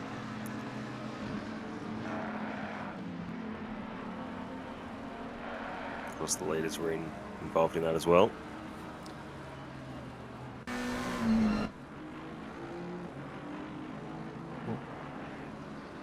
Nice move.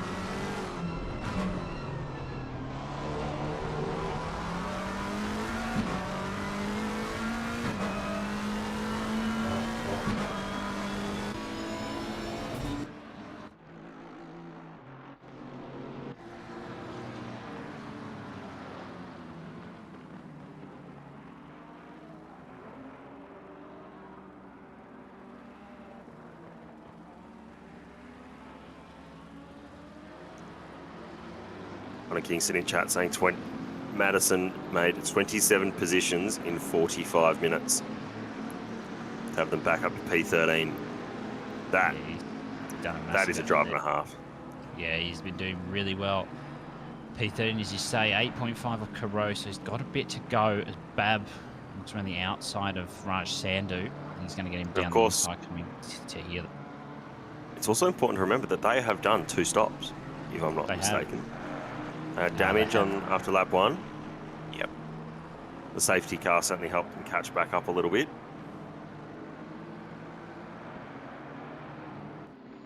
Linton saying that they started on dries as well. Yeah. Blue flags entry. Took that gamble.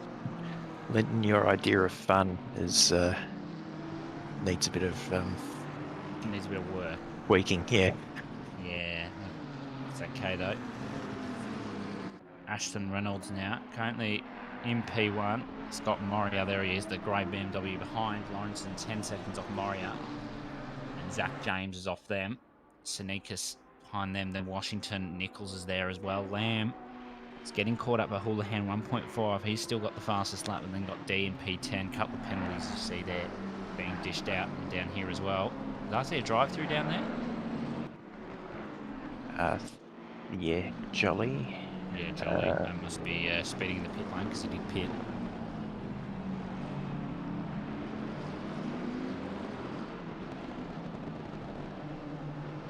Here he is, the man, Bender McNulty, still in the car at the moment. They'll probably extend their stint a little bit since they pitted a little bit earlier to go onto the dries. So he won't be joining us in the comms box just yet. He's Ollie Daniel on the back of Reynard Blitz. Going to go for the wide line, or is he? What's he doing? Just trying to maybe get that exit right, or he let Moria through. That's why. Just didn't catch that on the camera. Thanks, Kunos. But they're also letting Moria through, so it gives Ollie Daniel a chance to catch up to Blitz. Is he going to get it done into Cops? I think he's going to go for it. Oh no! Oh, bit of a tap on Blitz and tapped himself into the wall. That's going to be a bit of damage for him.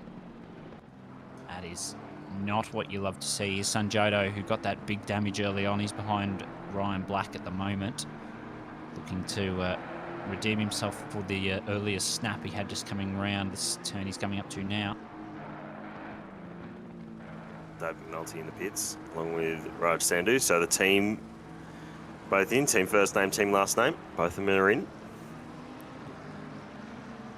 But McNulty's ran his first stint as close as you dare, I think. Looking at pit wall, it said he did 1 hour, 9 minutes and 45 seconds. Yeah, but they pit to go into the dry, so it resets the stint timer. I'm not sure if it did. Oh yeah, every time you pit, it resets the stint timer, so your Right. 70 minutes starts again.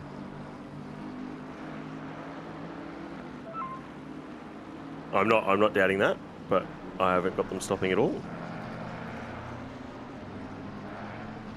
Whereas everyone else who I think might have done a stop has. Oh, hang on. Yeah, he was on dries to start. So he took it very close to his timer. If that's the case.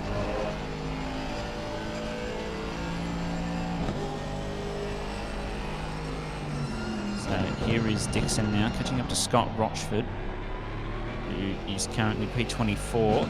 He's got a 2.5 second gap to Jared Ellis, the pro car, 4.22. Currently P23, catching them at a rate of decent per lap. It's just caught him about 6/10 in that last sector alone, which is good to see. Really getting that pace in the car. All right, lads, I'm going to have to step out. I'm due in the car. So Bender will be joining you all very, very shortly now that he's out of the car. Yeah, But sounds good. catch you boys later. Best wishes. Go get him. Yeah. And as we do wait for that David Bender McNulty to come in, we ask him 100 questions about how it was. Dixon's still back at Rochford. Ooh, cuts a bit of the curb there. Another thing we haven't really talked about are track warnings. That could be a big player towards the end of the race. Of course, the only real threats for track limits are turn 1 Cops and then down at Stowe. The rest are okay, so if you just can keep it within track limits there, you will not get the warnings in the drive-through eventually. So drive-through would cost you, if a full pit stop was 61 or 62 seconds, drive-through would be about 35? Yeah, I'd say it'd be about 25, 30 seconds. 30? Which is, Okay. yeah, which will cost you a fair bit. Yeah, I agree though. I would just blame Bender for the teams that were unable to get in after registration. And that was for the awful weather, I think. And here he is. It's David Bender McNulty. Yes, hello, good morning, good afternoon, wherever you are. Thanks for joining us. How are we all? Very good. We've got a lot of questions to ask you, Bender, so prepare yourself. Oh, rapid fire round. All right, let's hear them. Dry tyres, Bender. Whose decision? It's my decision. Very good. You were very, very confident then going into the wet weather start. Were you confident of the rain clearing up as per Kunos's predictions? There were a few discussions on the first couple of laps of did we get Jeffed?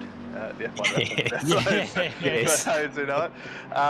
But no, looking at the timing, we were pretty confident that it was only light rain at first, and it didn't say wet tyres optimum on the grid. So I thought, well, and then when we start pulling away, it says wet tyres optimum. I'm like, okay, great. But no, I pulled away. You know, it started picking up probably about 30 minutes into the stint. Yeah, so I guess it got us track position. We're on sequence. I mean, I ran a 69-minute, 40-second stint, whereas a lot of people pitted 30, 40 minutes. So, yeah, hopefully it'll pay off later in the race for us. And did you feel we saw the track state change from, what was it, greasy to optimum? Did you feel that pretty quickly? Yeah, it did change pretty quickly. I think the biggest difference was it was on damp and greasy for quite a while, but even then there were like stages of it. you could feel it was really changing, almost lap by lap in those stages. I mean, the lap times were coming down from 2:20s to 2:15s, second or two a lap almost, and then it kind of made another jump. You found 3 or 4 seconds, and then it just kind of stuck there, if that makes sense. Yeah. How was the race start in the wet? Was it? We saw there was a bit of a pile up around the Vale chicane on that one. Did you, from your eyes, see that it was fairly clean for most of it, apart from those just minor incidents? Yeah, well, hard to say because I did get punted a couple of times, so it wasn't that clean from my experience. Some people could have perhaps been a little bit more patient, but as usual, I'd say a lot of people didn't do any practice in the wet, so they didn't really know where the brake markers were. So if you're out there for the next event, do some wet practice, just so, even if it's 5 laps, just so you know where to brake and you're not just punting people. And you did run it pretty close with that stint timer. Were your teammates getting antsy, or were they confident? No, Suma was cool, calm and collected. He had it all under control. He's doing the quick maths the last 10 or so minutes, and he was like, yep, just run it all the way to the end. I think someone just spun, 97, 92. But yeah, no, that was calculated, run it right to the end, and save us some time later on in the race. So if it rains again, we can afford a shorter stint. Yeah, that's a fair point. Well, it's been interesting from our end, and now you get to watch from our perspective until you go back into the race. So we see Ryan Houlihan at the moment for ABMW. Currently still has the fastest lap with a 59.407. Currently still 15 seconds off Lockie Nichols. That's a gap that's been closing for a fair while now, ever since Bokita started on the dries early in the wet part of the race. Bab here, P15, fastest lap with a 2:05. So starting to get that pace, more consistent, faster times. Four cars in a row with penalties. That's definitely going to come into play when the pit stops come in for the next stint in about anytime after about half an hour, depending on what stint timer they're running off. If they pitted the early for dryers or whatever. Oh, Jesus! What was Lawrence, that was not Lawrence. That's Rayton going round the outside of a McLaren. That was... I think he's clenching after that one. But he's catching Sean Madison now in the 919 car. Braden Ross, lap 5-second penalty on lap 28. Is Braden commentating today? If so, we should give him a bit of stick for it. I don't think he is. Sure. I think that was actually car number 2.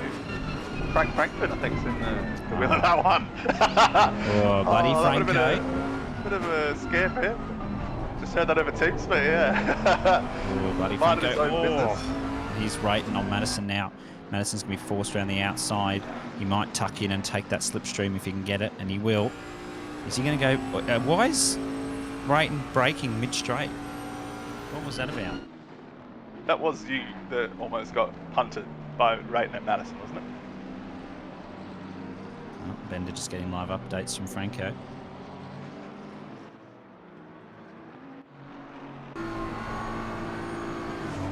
Yep, can confirm that was them.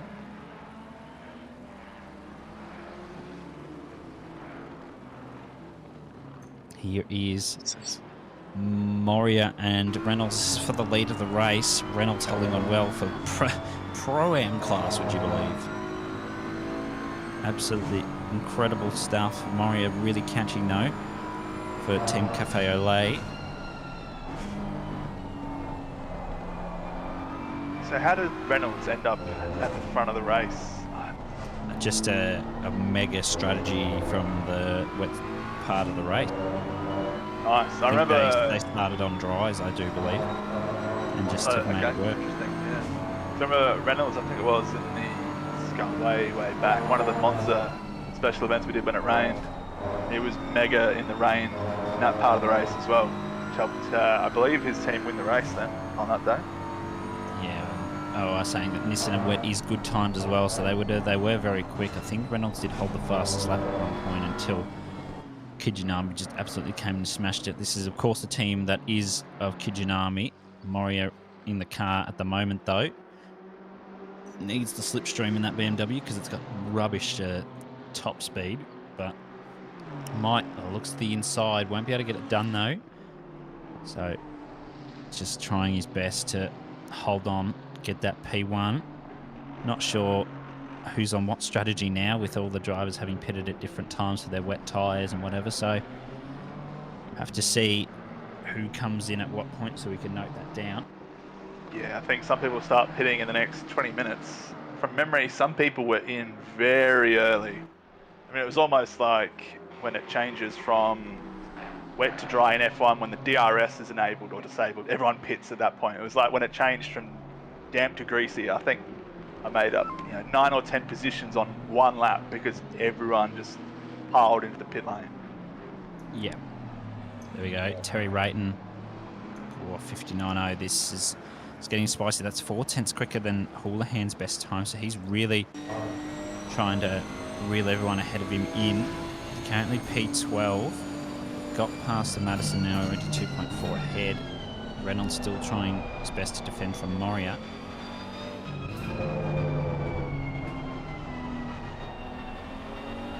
Yep, just sorted out those push to talk button mix I got on before. And where's the professionalism, mate? It's been a long one. Yeah, I can only assume it has. Oh, drive through for a collision on lap 32. Yeah.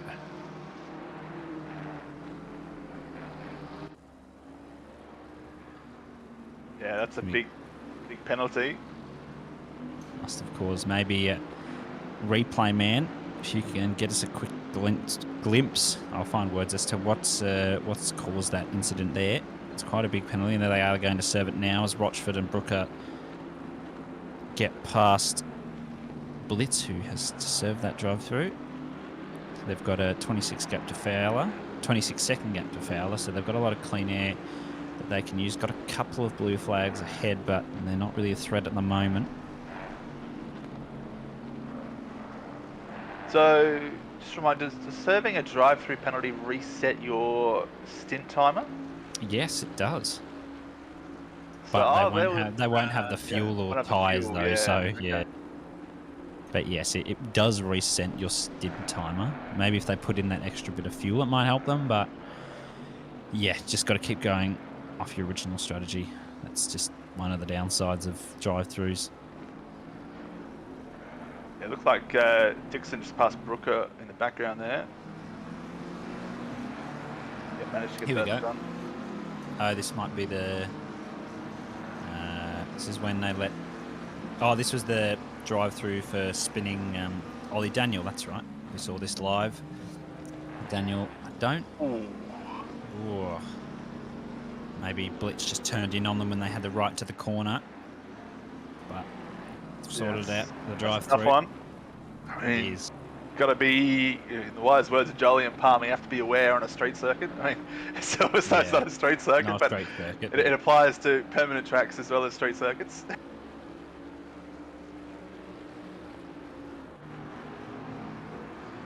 we go. All right, just confirming double move, can't be moving back over at all. So that's what the drive-through is for, a bit of dangerous driving, and then, of course, causing the resulting incident as Herbert trying to get down the side of Chris Brooker. He's got a good gap to Bartlett behind, so he can use all of the clean air. Brooker is pitting. So that's his stint time must be up, so might be going for a bit of an undercut maybe. Maria's right on the tail. Reynolds currently 2. And having a bit of a peek at his corner, so little lead.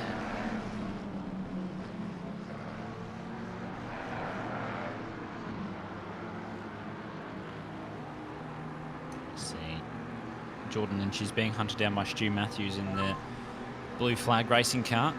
Terry Rayton really on it now, 58.8. He is flying. He got past Madison earlier. That clean air's definitely helping him out. I think he's up in about P12 at the moment. Yep, here he is. So 2.2 off Carew. Carew's got the 5. So he'll serve that in the pits. Here is Moria, who's still hasn't been able to catch Reynolds. Reynolds has been defending really well. He's got a good gap to Zach James behind. I think it's, dare say, it's about 12 seconds or so now. We'll see. There we go, 14.7. So James still hasn't managed to close the gap too much. He's, of course, 1.5-ish stinting because they pitted for the dry tyres about an hour ago. So yeah, stint time will probably be coming up in the next 10 to 15. Hoping they can capitalise on their alternate strategy. Yeah, it's interesting. The Nissan has certainly seems to have a lot better top end speed than that BMW, and through the along the straights is pulling out half a second, and when we get to the corners, so in any of the twisty parts of the circuit, we're getting Maria right up and next to Reynolds. So it's a bit of a tug of war at the moment. Yeah, it's basically Nissan straight line, BMW corners, so it's just really tough for him to get past at the moment.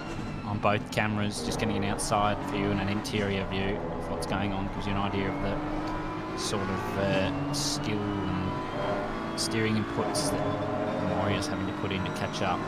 Reynolds keeping on the back, but it's still not enough on the straights, even with the slipstream. Gets a good run through Abbey though. I think Reynolds is still going to have a look. Wet light on as well. He's going to have a look. I think he's going to go for it, and he is. He's got the better brakes, and he pulls it up. But Reynolds isn't going to give in. Maybe slipstream down the straight could help him here, but the BMW will have the better brakes. So let's just not speak too soon. Yep, so he defends to the inside. It's going to force Reynolds down the outside, but it's going to turn into the inside for left field. So it's an interesting strategy. Let's see what Reynolds is going to do. He's going to have to hold it close. Yeah. And it's been blocked off. That's good driving there from Moria. Really just closing the door as quickly as he can. Yeah, for all the stick I give to the Nissan, Ashlyn Reynolds, he really loves it and drives it really well. Plus, there's this thing called talent that he's got, and I don't. So he does, yeah. only small differences. just a couple of differences, but Reynolds maybe down the hanger straight here could gain back a bit of the time, even though look at the BMW through Maggins Beckett's. It's so planted, so quick. Good mid-corner speed.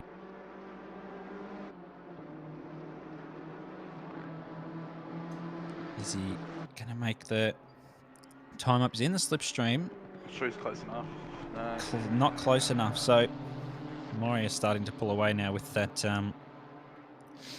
with the straight line speed. No, sorry, with the cornering speed. Straight line is Reynolds. What am I saying? So do we know if these two are on the same pit strategy? They are not. Moria's team went as long as they could on the wets before the times dropped off. Okay. So Reynolds will be pitting before Moria. Maybe he can make up for an undercut potentially. I don't know what's more effective here, whether it's an undercut or an overcut, but that's okay. Surely we'll soon work that out. Carew dropped back behind Rayton. Rayton's catching up to Fajardo. All the cars in front of Rayton at the moment. The next three have all got penalties, so as Fajardo hits the dirt, Rayton just needs to do his best to get past. If he wants to be patient, he can, because he can just easily either undercut or overcut them. It's his choice because they've all got penalties. So he's got free range for the moment, but it's 11 seconds from Fajardo to D, so he's going to go, here goes Rayton. I think he's just going to get him on the brakes, and he does. Makes that one look nice and easy. Yeah, it was well set up, that move. Here we go. Reynolds on Moria again's made his way back up, but BMW will get away through Maggots and Beckett's. Look at that. Just look at the pace of that car through there. It's actually not okay. Wow. Good run from Moria, but Reynolds over the straight line won't be enough to catch him by Stowe, though. Is the new Beamer actually that quick in real life? No idea, because it's only done like one race. Oh, there you go. Yeah, so they've had to use data given to them by BMW themselves. And Oh, yes. Well, that's reliable, isn't it? oh, yeah. Well, it was all data that they got from Barcelona and testing they've done throughout the year. So I think they might be BOPing a little bit in terms of BOP, but that's usually what happens with all new cars. They've already nerfed it, they've said like 4 times in development, so it just shows how quick that bloody car would have been. But I'm sure with this open BOP that Kunos have decided to go with, it will eventually be slowed down. That would be nice, I hope.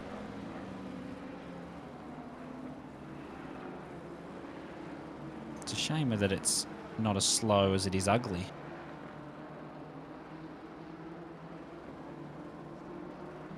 Yeah, it's not the prettiest looking thing. No, it's really not the prettiest at all. Much uglier than this Nissan, which looks quite nice, especially in those colours. I didn't think that 2 similar colours would look good together, but they do. They give a nice complementary look to each other. Reynolds does really well through Luffield. They're really got a good exit. Yeah. Maybe just look, maybe stick the nose out. Oh, he's right on the back though. He needs to be, because that M4 is going to pull away through Maggots and Beckett's.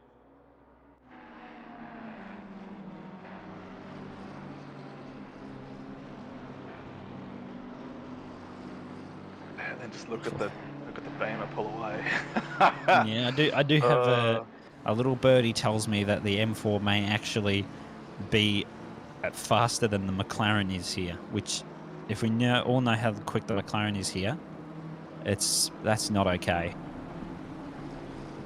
But that's what ballast is for, and it's still not doing anything.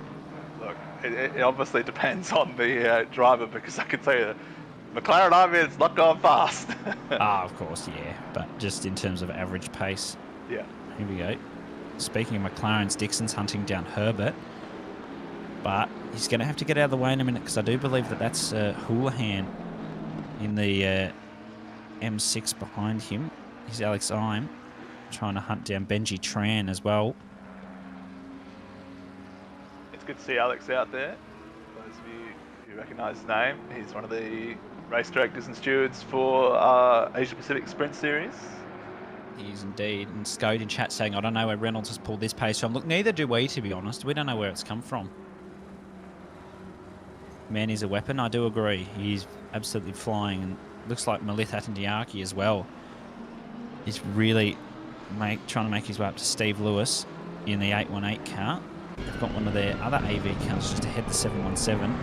Preachers in that car, who just left the comms box, now in the car, currently P30.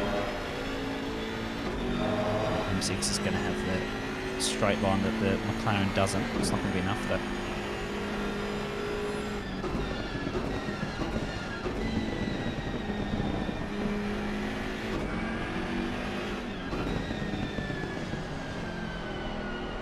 So he's in the Beamer here. Do we only have the one old Beamer? Or do we have more than just one? I think it's just the one. Check that.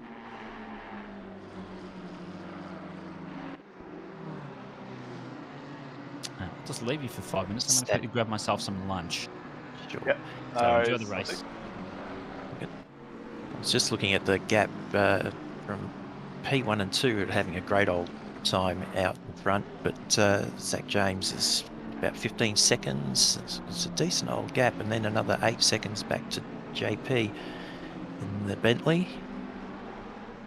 So after that top two, our third, fourth and fifth and sixth runners are all quite spread out. And then we've got Hooley coming up behind Nichols, P7. So we've been at it for, what, an hour and a half? Yeah, an hour and a half now. Don't know if we've given a plug for this yet, but you might have heard we're doing a Christmas raffle.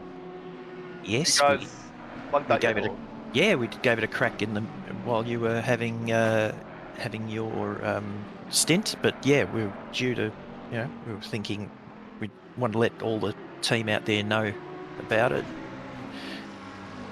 So yeah, Yes. you go. Today's the last day for tickets.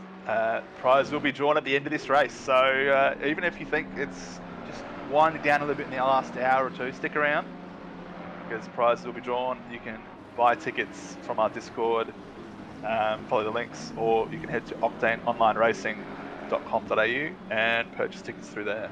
$10 Australian each a ticket. And I mean, got to be in it to win it, but Fanatec stuff, that's not cheap. Some good prizes.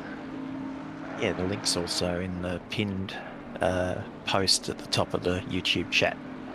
Make it easy for everyone.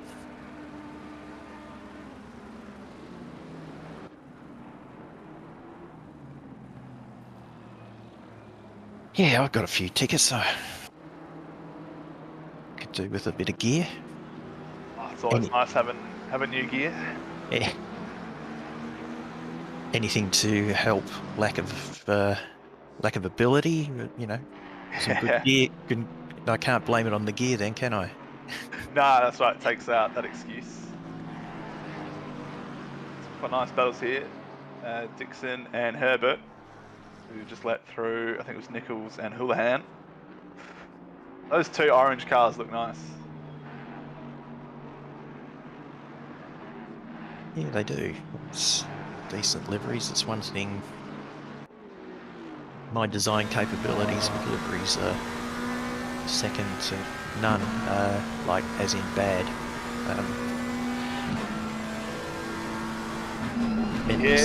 Bentley's sporting the coloured wheel rims, which I know is always a big winner for many of the team here.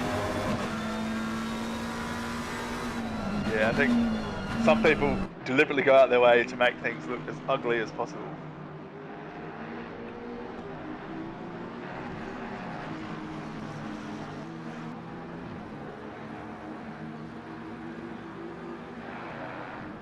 So I can't. Have you got the stream chat up at the moment? Yes. Who's kicking about in there? I don't have it open, to be honest. I'm a little bit tentative to open more things than just Discord and the game at the moment. Yeah, no, Scout's in there. Nigel, Stubby, Jason. Who else we got? Oh, Andy O'Hara's booked in.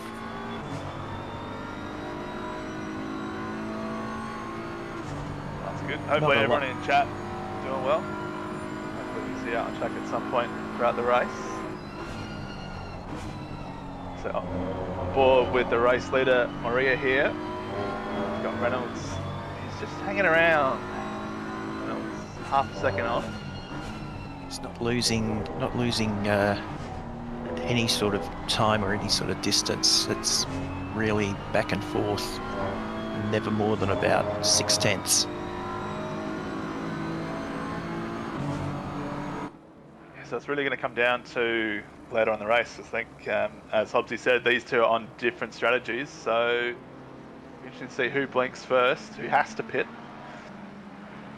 Yes, we'll most likely see Reynolds coming in before Maria. Just getting onto pit wall, I'm going to have a look at that. Not exactly sure of which lap Reynolds pitted on, but I do know that the 997 car was the last to pit in their sequence in that first stint.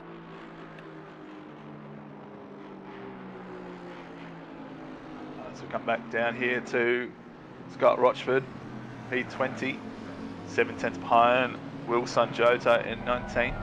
So we got couple of leading cars behind him between himself and the battle between Herbert and Dixon.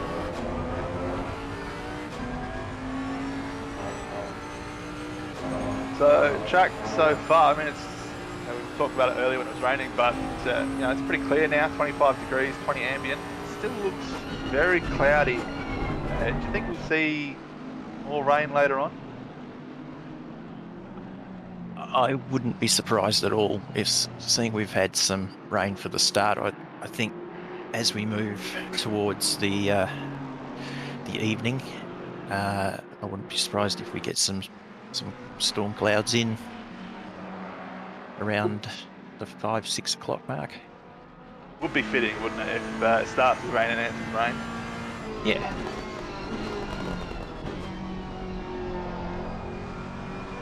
Okay.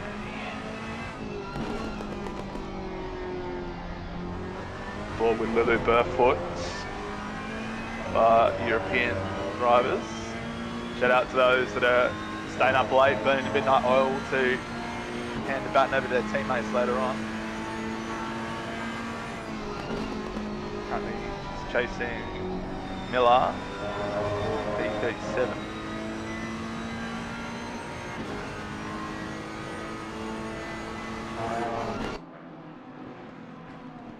I think she was the top AM in qualifying yesterday as well. I think she started 23rd, 24th, something like that overall. So it's a great showing from her in qualifying. Back on board with Terry Rayton. What have I missed? Not a whole lot, to be honest. Not We a whole plugged lot? the Well, raffle. So Oh, of course, the raffle. Yes, get your tickets. They close about, I think.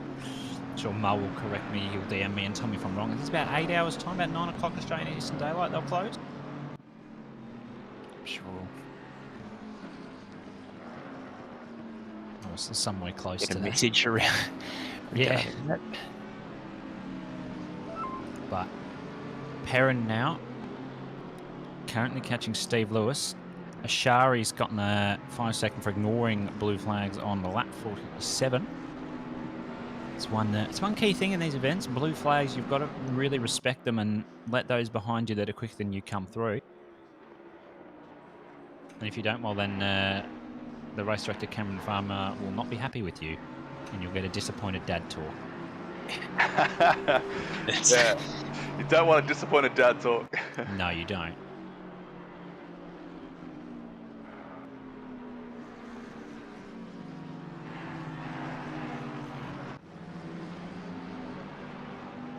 Look at all these cars on track here. Seems to be relatively spread out the field. I think that's definitely helped by varying pit strategies. For sure. See a couple of cars coming to pit lane now. I think we'll see a few more in the next 5 or so minutes. Those guys that pitted early from the wets to the dries in the first stint.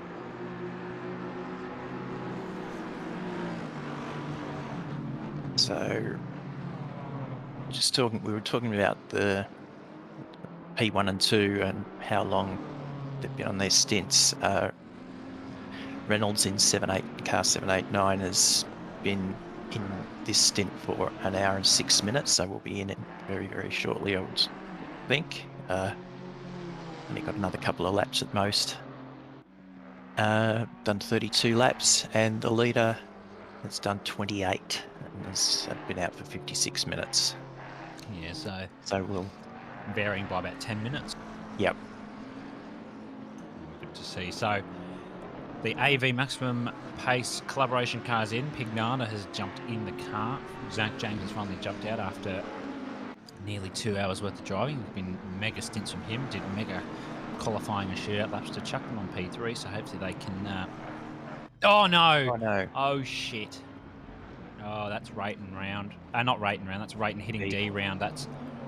Ooh, that is I think he thought he might have been on, but just didn't quite get his nose to a safe position. So that's going to be a penalty coming his way. Yep, that's a paddling. Absolutely, Cameron Farmer has got his wooden spoon out ready. Okay, so P3 is in. Zanekas Bentley in the pits. And Hooley's now up to P4.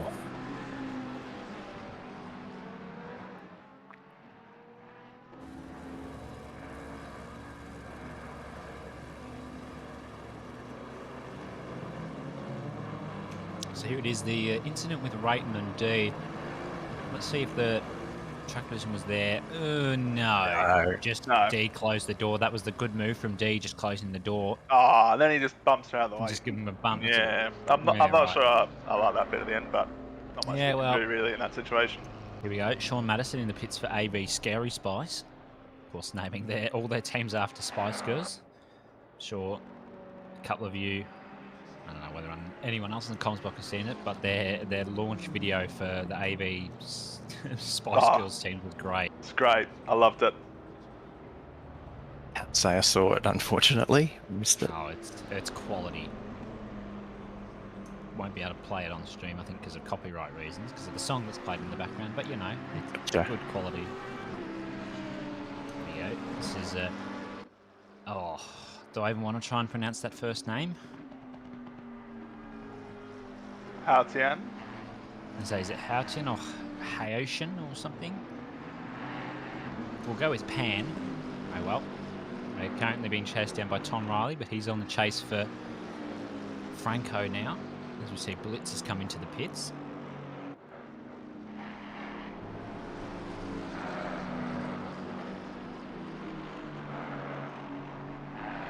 This is going to be brawled. Too wide through Maggots and Buckets. Oh, Perro. No. As long as he can keep it out of the wall, he's done that well. He's kept it. Here we go. Rayton.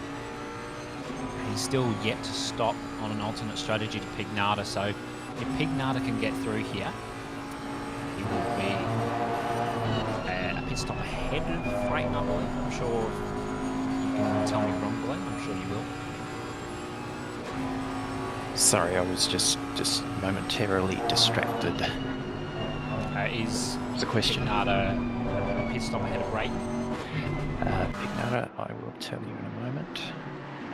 I'm pretty sure he is, but I can't remember. Because he's just started his stint. Yeah. Just trying to behind them. Yep.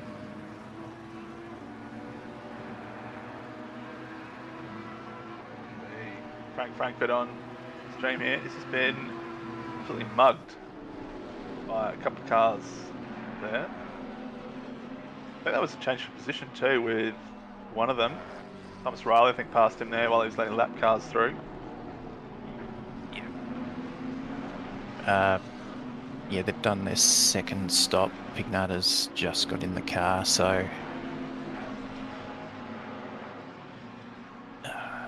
Yeah, pit stop ahead of Rayton then. Yep. Yeah. Because that was Zach James' car, wasn't it? He was running third, I think. Yeah, because Rayton's car's only done the one stop, so yeah.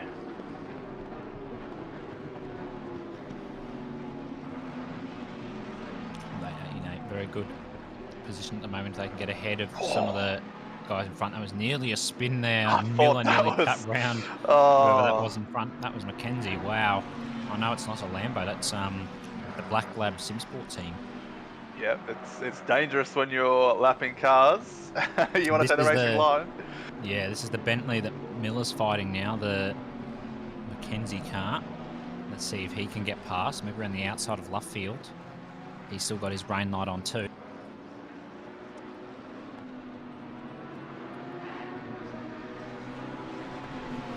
I imagine a lot of people don't remember what their button for the rain light is. It's because no one has the button bound. They just do it through their MFD.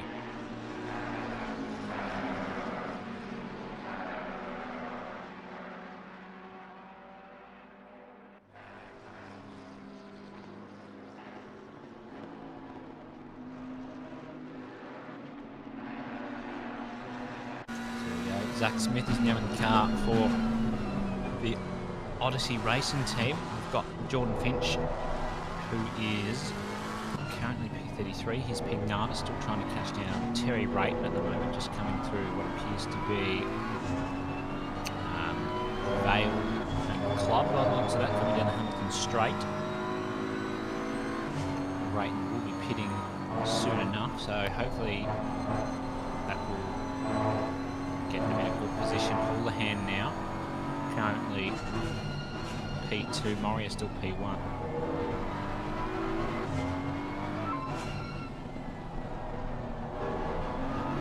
Heath Dixon speeding in the pit lane.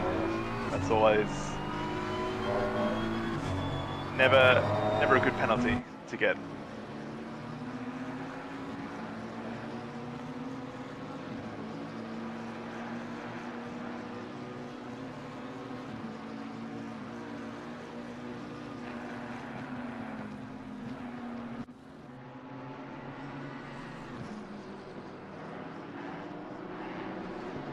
So a bit of blue flags involved here with Rayton and Pignata. That always makes it interesting. Might bring the battle closer. So Sean Madison's finally gotten out of the car. What a double stint he's had. He brought the car up a very long way. Good recovery drive from him. Callum Gibbons is now in the car, just getting past a blue flag there. That was very risky, but two quick drivers. They've still got Connor Kingston and Brennan Frisbee to go in the car still. So still two drivers yet to go. They might be doing a couple of double stints getting their way up. Now, I don't want to alarm anyone, and it could just be me looking at it from Discord, but is it looking darker? Is it clouded over? It has a bit in the last 5. Yep. Yeah. No, our little weather widget is not suggesting that there's any rain imminent. No, but we're always on rain watch. Yeah, for sure.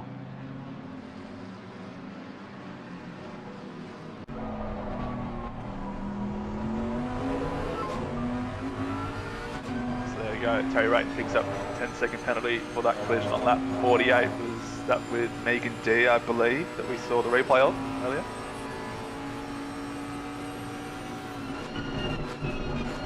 Now looking at Rochford defending from Herbert. Look at this. The train. Action everywhere at this point in the race. You love to see it. Three-way battle. Mans, Pan and Riley. 25, 26, 27.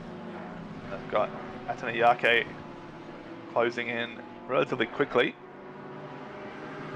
Blue flag car gets out the way nicely. Yeah, this is when a lot of the blue flags will come through when people are coming out of the pits or going into pit, or currently just coming out maybe after 5 minutes after, or side-by-side door banging there with Mans. Pan, I think he might have gone off the track there to get that position, but I'm sure the stewards will have a closer look at that one.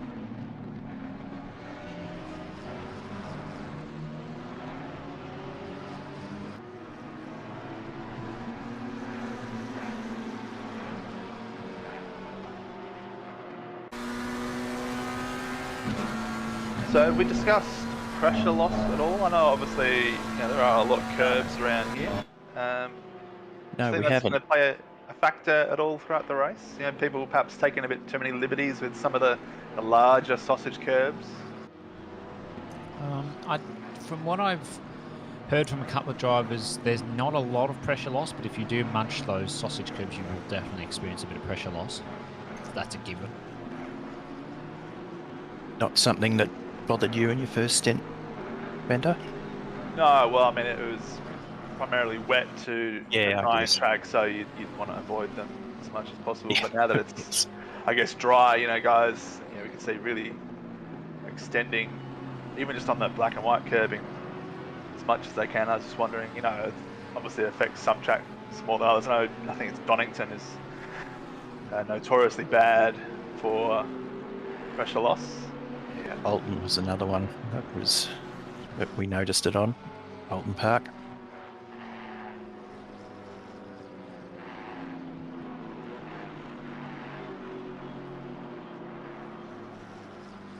Fortunately, most of them here at Silverstone are fairly benign. You know, they're not massive, but Yeah, low profile stuff. yeah. But yeah, there are a few like, well, a few with the extra added red sausages on the green part once you get over the black and white curbing. Yeah, they're inside the the ones box, that that's a good one. certainly give you a bit of a jolt.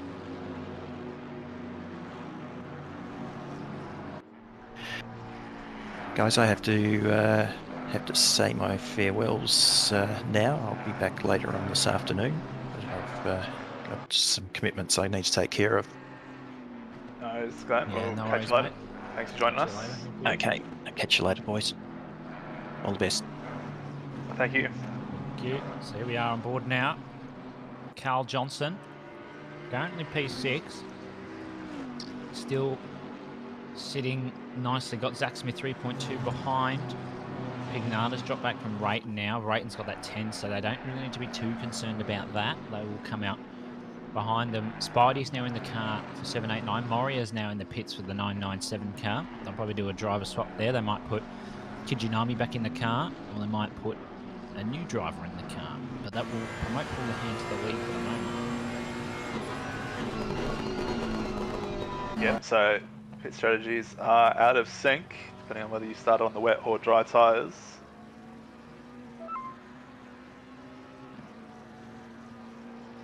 Ashari, 5 second there for ignoring blue flags. I think he's already gotten one of those penalties. I could be wrong, so just needs to get out of the way when safe to do so. Of course, the rule is within 4 corners of getting the blue flag, so it might be just needing to abide by that rule if you can. This is Steve Lewis, though.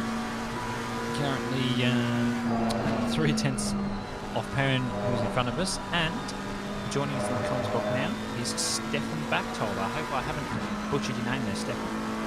Oh, of course you did, but I'm used to that. Oh, good. But yeah, you're here. How are you? Very good. Your first time in the comments box, I do believe. Yes, it is. I hope nobody would notice, but you did straight away, so... It's just a standard lead question. Yeah, exactly. Oh, okay, so it wasn't me. Okay, so No. what have I been missing so far? You missed some wet start to the race. Oh, okay. Other than that, it's been dry for the rest of it. It came dry about half an hour in, and then a couple of penalties handed out. A safety car, which was sort of expected, and just promoting the raffle some more. If you haven't got your tickets, get them now. I do, but I mean, actually, I have to say it's kind of typical. I mean, this morning I got up and looked outside, and it was raining, so I was like, there's probably going to be a rain in the race as well. I don't know why I keep believing that, but it's a weird thing I do. And then when I show up, it's dry. It's just the immersion factor. Yeah, exactly. Yeah, probably. There we go. So the car 111 has pitted again. Caro's gotten out, and Aaron Lee has gotten in the car for rookie Rockets Evolved. In the Porsche, they've been very consistent and very good in the wet earlier. Steven Ty did very good to make up the positions that they lost. Currently, their best are 2.1. Currently doing 2.01s consistently, which is good to see. So everyone will be on those alternate strategies, of course, due to the wet driving.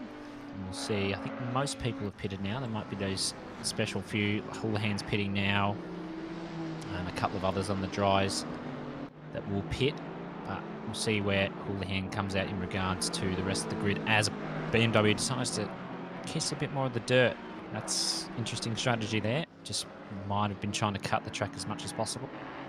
I've noticed quite a few drivers just really pushing the limits with, taking a bit of dirt, dropping a wheel in the grass. I'm like, ooh, not sure how keen I'd be doing that, 2 hours into a 12-hour race.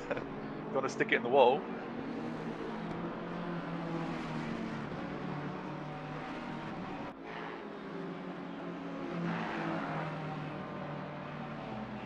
So what was that? That was just blue flags there for Shari. Currently running 39th. Car exiting the pit lane as well. Oh, this is always fun. Yeah, you're running down to Maggots and Beckett's and a car exits the pit lane in front of you. That always creates a very short moment of, do I pass them? Do I knock in behind?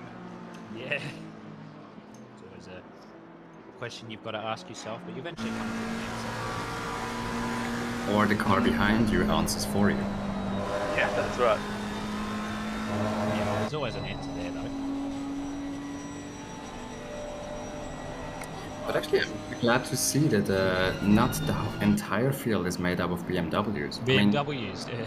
There is a fair bit of them, but not all of them. So I'm glad to see that, actually. Yeah, it's good to see a couple of people singing the M6 as Rayton just gets past Spidey, but Rayton is, of course, excuse me, on a different pit strategy to them. So, and they've got the 10-second, but that has helped Pignata. This is a battle for P2. They're on the same, well, I wouldn't say same strategy, but they're on the same pit stop. So Pignata down the inside, but Spidey keeps the inside. Maybe Pignata needs to get the run, and he does. Is it going to be enough to get him at Cops? I don't think it is. So he's going to have to hold on. We've seen an M4 Nissan battle before. Maybe let's have a look at Spidey's run through Cops. It's a good run. Keeps it within the track limits. Let's see what sort of speed this thing has down the straight. I'm never assuming that it's absolutely ridiculous, because it is, in comparison to BMW, which has very little straight line speed, unlike its old sister car, the M6. So, good run outside Beckett's. Pignata's going to have the slipstream. Whether it's going to be enough, I don't think so, but he'll give it a go. Yeah, meanwhile, this has been happening. We can see that 997 car, now driven by Fukatsu, has pulled out 10 seconds on Scanlon, who was, I guess, Reynolds before in their battle for the lead. So 997 definitely getting the advantage through this phase of the pit stops. As you can see, Paul Britt here, driving for the no idea. Yep, he's got no idea. Being chased by Callum Gibbons in the 919 McLaren. AV Scary Spice. Yeah, the Alpha Venturi guys all named their teams after the Spice Girls, correct? Yes, they have. It's very entertaining, I must say. I mean, I think they even went with the color code, that they had one photo of the Spice Girls and actually designed their liveries according to their dresses. So I have to... Oh, hang on. Oh, Britt, go back. Oh, yeah, it was Britt as well. Oh, this... Wow. Just got the edge of that. And yes, you're right, Stefan. Your knowledge is very good. They did get a photo and base their liveries off their dresses. I mean, you gotta find your inspiration somewhere, right? Yeah, that's right. Well done. Yes, this is true. You've got to have inspiration.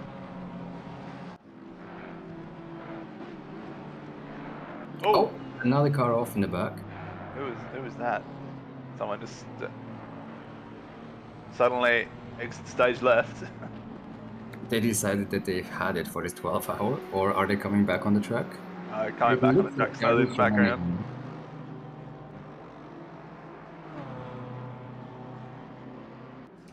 Didn't catch which car that was though, but no, I didn't catch that. I think it was an orange Bentley, if that is of any help, but probably not. There's a few orange Bentleys going around. There is, yeah. There. I don't think there's many orange Bentleys. I don't think I've seen an orange Bentley yet. I'm trying to think.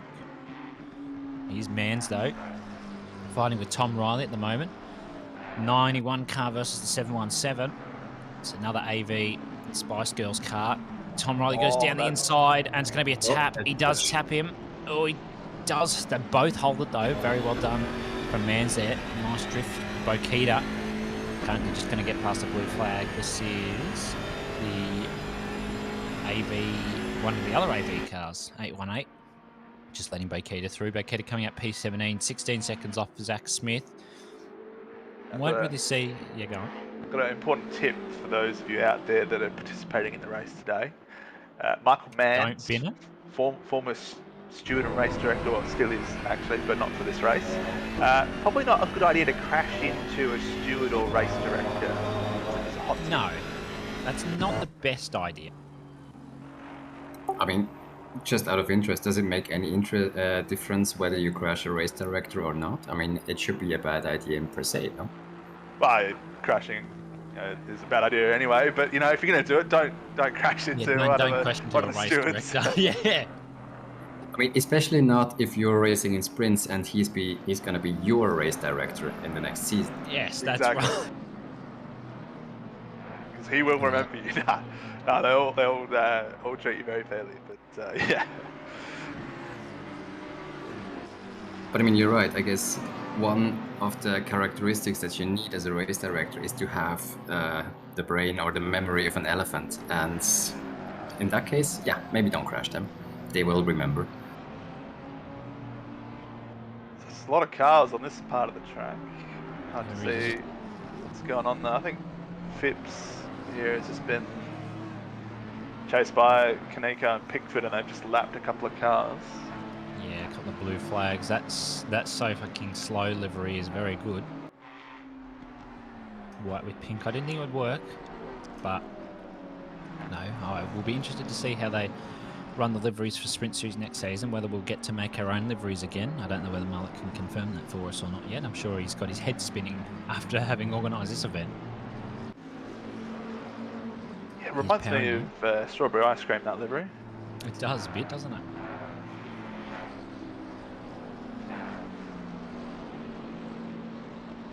Or strawberry marshmallows, maybe. Yeah, marshmallows. Yeah. Oh, it's been years since I had marshmallows. That's sad, David. Well, same thing here. I can't even remember when I had marshmallows last time because I hate them. Well, I mean, if you hate them, there's one thing. Oh, Jamie Saxon, eat your heart out. Oh, we got Some, Jamie Saxon on the cameras. Gee. Limited edition chase cam for all the 5 seconds. Yeah, I know Mark doesn't like that one either. So I'm sure cameraman just went, oh, no, that's not actually that good. I don't want to be associated with Jamie Saxon, and then's moved on.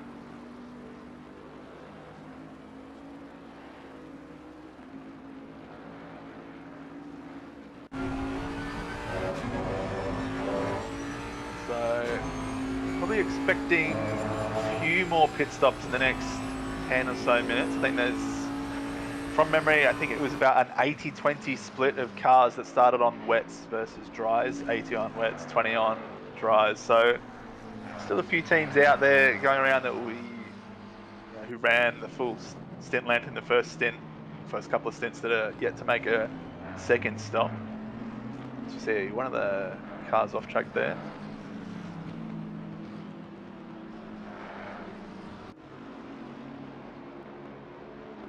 Yeah, it does seem like a lot of the cars are on this back half of the circuit, though.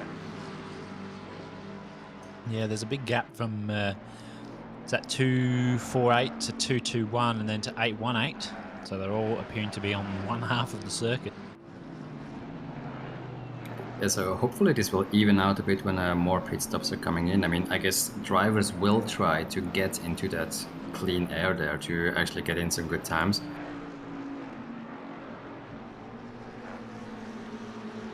I mean, because when you come out of your pit stop and you are in that pocket where there's no cars at all, then you can just put your head down, put in your lap times, and probably make quite some time. Yeah, that's absolutely right. As Johnson's just getting past the blue flag Ferrari, Tom Riley there. It's made a gap to Pan after that little bit of an incident that they had. He tapped, I'm sure there'll probably be a penalty coming his way soon. But still, he's still going, lapping in the mid 202s, which is good to see. Consistency is key, of course. Obviously hard to say, but what do we reckon being stuck in traffic compared to being in a fresh, clean air part of the track's worth? Maybe three seconds a lap? Depends on who the car is, I think. And also depends who the cars around you are. I mean, if you're held up by blue flags and so on, or if they just let you pass. Oh, what was that Bentley doing? Yes. He's held it. But yeah, you're right, Stefan. It depends on the cars around. I dare say it would lose you a good, probably 2 seconds at least, which is a lot if you're trying to battle someone. And I mean, also, it doesn't necessarily even depend on what the other drivers are doing. Sometimes it's just the bad timing that you hit the blue flags always at the wrong spot, and then you have to tuck in behind them, go around the corner, and then take them. So there's only so much you can do as a blue flag car in the end. Yeah, that's right. I mean, if you're a blue flag car, the main thing you want to do is be predictable. You don't want to be all over the track or anything. You just want to either let them through slowly, just roll off the accelerator, or pull over. Whatever you do, it's predictable. That's the main thing. Yeah, agreed. But I mean, also, you get some practice if you're doing it. Oh, there we go. Bryce Meddings, he's been hit from behind by, I think that was Ali Karuden there in the 45 car. So It was an Aston hit him, so I don't think so. Okay, maybe not. I'll get a replay of that one. Can please, Yeah, there's the race Aston. director. Yeah, That's the. I think we can see a number, or maybe not. Well, I'm sure we'll see that later on. Sanjodo, though, had a bit of a rough start to the race. They did. I don't think. Did they start in the top 10? I can't remember. I don't think they did.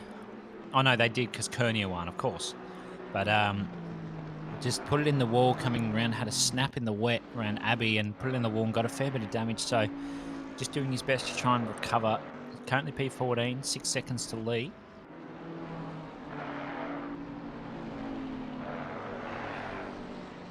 it was a long way to go. I mean, I imagine they weren't the only ones caught out by the wet conditions early on. So he got on board, or not on board, but chopper count here of Frank Frankfurt. He's got McGrary behind him, I think. He's battled for third in the AM. But Zach Smith here, Odyssey Racing.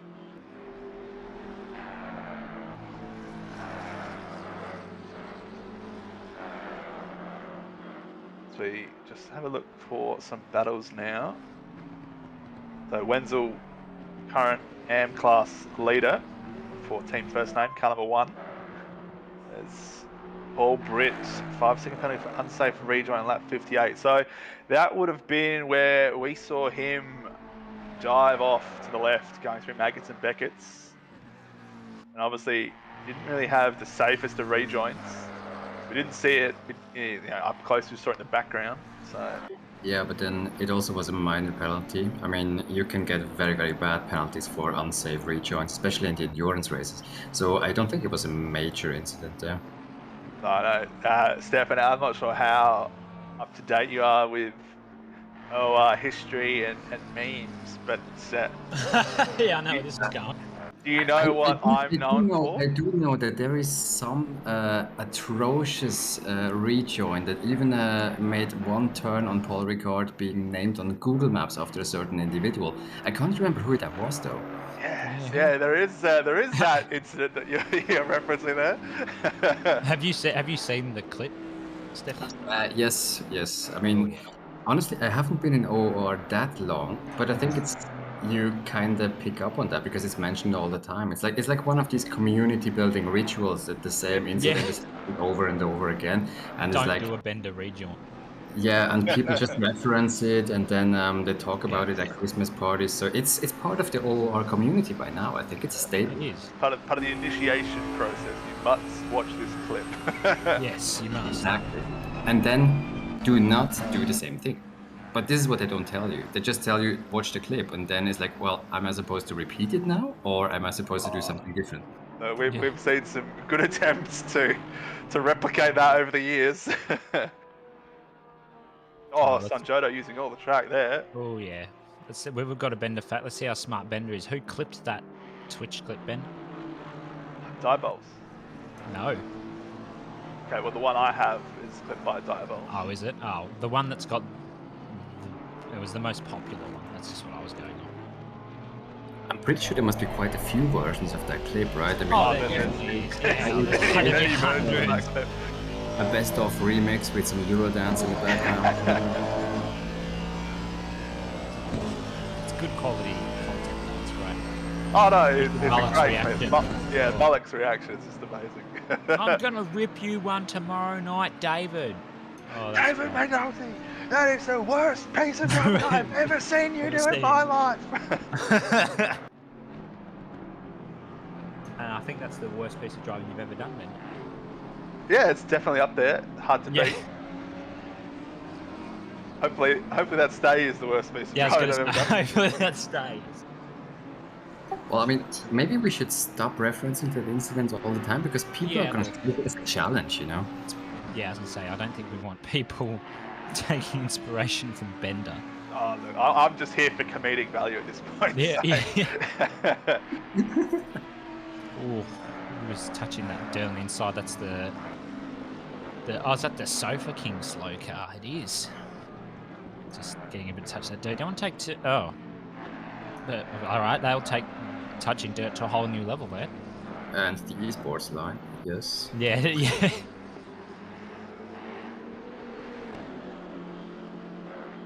But I mean, what is the corner for you when you are on Silverstone that you know that in an endurance race, probably this is the corner to watch out for? That you know, if you're gonna die at some point, it will be there. Which corner is that for you? He's come across. Yeah, here we go. That rejoin is probably And there the it worst is, thing bang. I've ever seen in my life, David. Bender, what are you doing?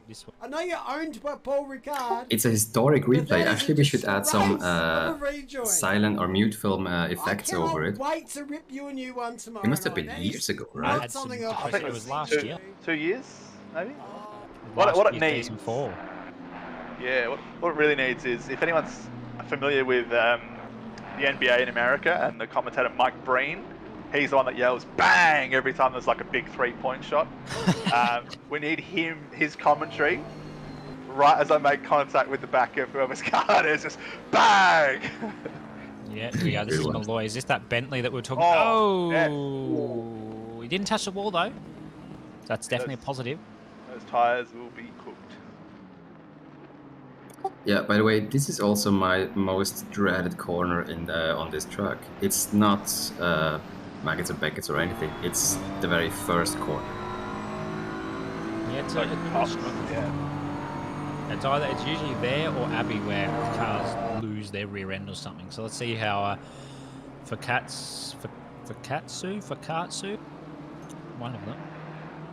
See I how went we with go. Fakatsu earlier. Fakatsu, Or yeah. just, well, I was going to say Ryo, but Ryo. that could be wrong as well. Yeah. Apologies. Doing well though, getting caught by Rayton, but Rayton, I think will be pitting soon. Yeah, he's out of sequence. Yeah, he's got 8.2 to Fukatsu, 10 second though, so it's going to put him a fair way down on the grid. He's Philippa Bokita, making her way up to Zachary Smith slowly. And we'll see what the gap is. Wow, 5.8. I can tell you now for a fact, when she came out of the pits at the start of this stint, it was about 15-second gap. So she's driving fast then, following her. Yes, advice of correct. drive Yeah, fast. rolling. Yeah. Maxime of her life, yes. No, just back to the battles at the front. So we saw earlier that Pignata passed Scanlon, and Pignata, this is about 2 seconds behind Rayton. So still that 10 seconds from the leader, which is what Scanlon roughly was after the last round of pit stops. But Scanlon, he's just fallen back about 14 seconds now, so doesn't quite have the pace of the others in the leading trio at this stage of the race. Well, is it the pace or did they have an oopsie at some point? I think it'd be the pace. He's just been dropping back bit by bit.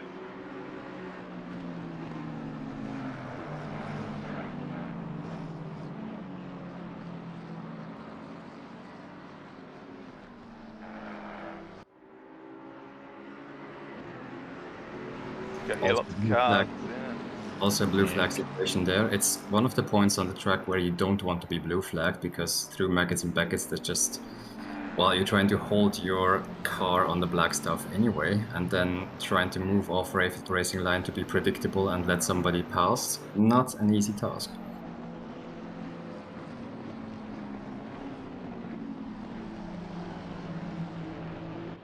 Looks like some more blue flags there for Bokita.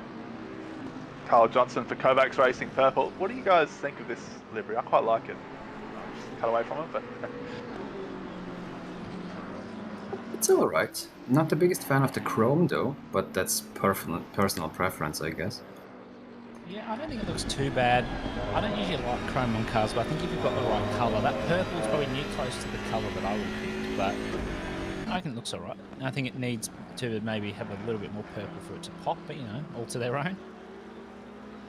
Well, I think the main thing about liveries is that you don't make it look horrible, and then if you manage that, then everything is fine.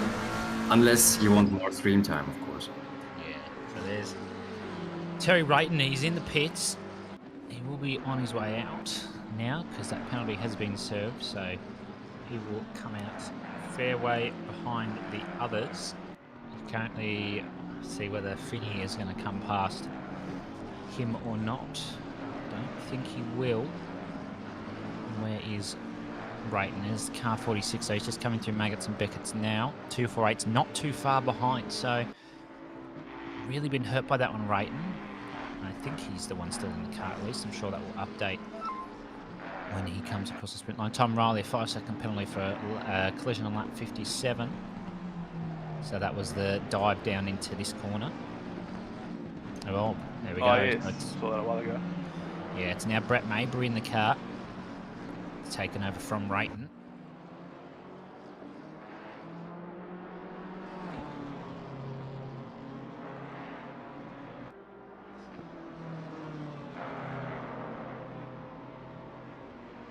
So here is Pignata currently sitting in P2. This team's done very well. They started P3, so they've gained one position for the moment, but of course they've got a car 999, a BMW. That is their team name, yes.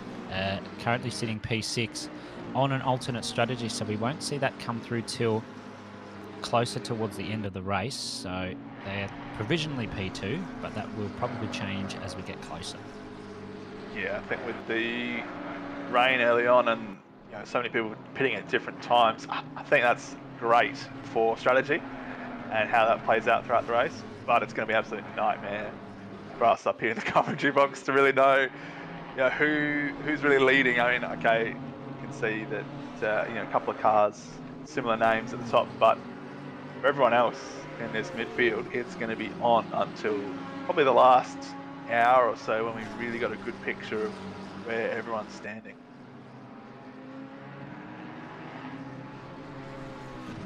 I mean, you also don't want to spoil the surprise as a commentator, right? I mean, if in the end we find out that, oh, somebody else won, why not? It's not a bad thing. Yeah. Ooh, one thing I've just thought of, the new Grand Tour episode's out. I'm very excited. Any other Grand Tour fans in the box? Oh, I do love Jeremy Clarkson. He is just so funny. He is they're all funny. It's so great. Have you seen his farm TV show that he did a while back? One thing I haven't seen, I've seen snippets of it and stuff, and it seems hilarious. I haven't had the time to watch it, but I've seen snippets as well, and it just looks so funny. I need to watch that. But I think the only Grand Tour I've ever seen was the one through Vietnam. Have you seen that? That was a pretty good one, where they do it on motorbikes. Oh, that was on Top Gear. Yeah, that was really good. Is the old, I guess it wasn't old, but new Top Gear still going? I know they hired a whole bunch of people after the original three left of Clarkson, Hammond and May. Yeah, it is still going. Although, I don't know how, because they're going to be destroying the airfield that they race on. Yeah, right. Because they're going to be putting a bunch of house stuff and whatever. But I mean, there must be more airfields in the UK to do that, right? I mean, to my understanding, most of the UK is an airfield, and there's a racetrack on it. Well, according to Andy O'Hara, Silverstone is actually a mountain range, so... Yeah. Bit of a fun fact for you. Yeah. Wait, did you say mountain range? Yes, I did. Maybe I do have a different perception of what mountains are because I'm Swiss, but I can't see any mountain there. I think it's just a joke.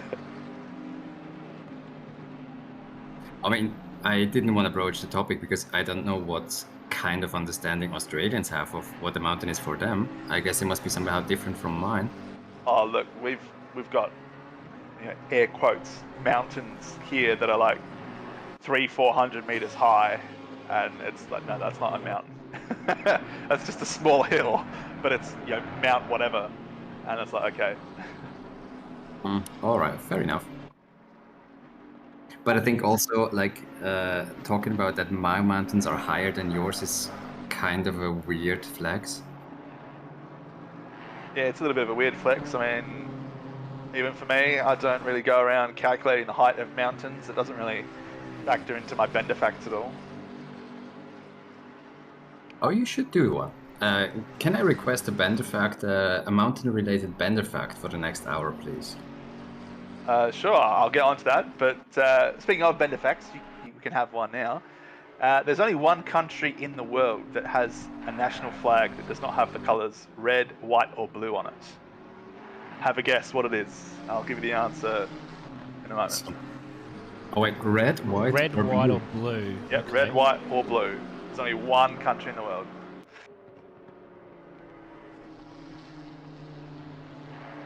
It's going to be some like unknown country, I feel. Oh, Saudi Arabia. Of course. No, it's got white. It's got the white writing on it. Okay, I was close to. Red, white. you only have one of the three. Yeah, I suppose that's somewhat alright. I can't see chat at the moment, so hopefully. But I mean, you guys that's can. quite. If we keep that up, we can just go through the whole list of all the 12+ countries, and we will fill the 12 hours, right? Yeah, something like that. Talk about Bender's flag facts for 12 hours. Yeah. Just trying to have a think. It's probably either some African country or some small European country, I'd say. It's relatively well known. Oh. Well, I mean, I could tell you which country is the only one in the world that has an AK-47 in their flag, but I can't tell which doesn't have these colors. Just trying to have a think. Red, white,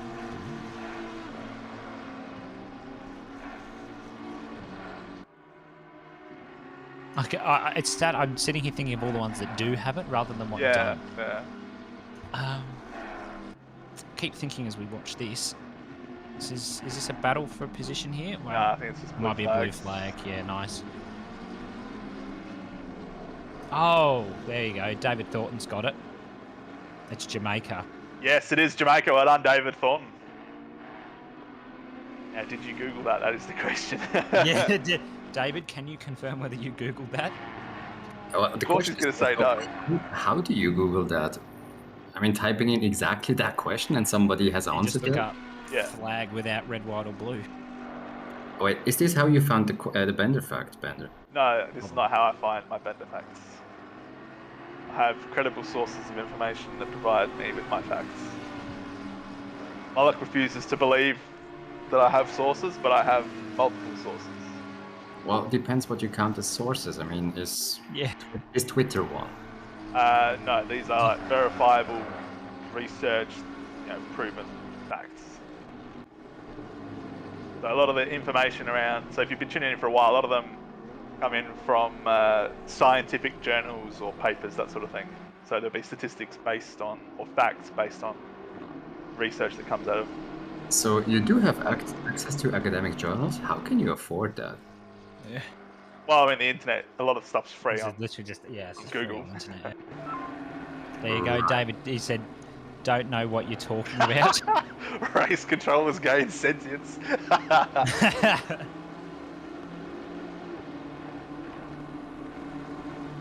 It's a complicated phrase, though. Gotta give them kudos for that. Yeah. As we see Malloy.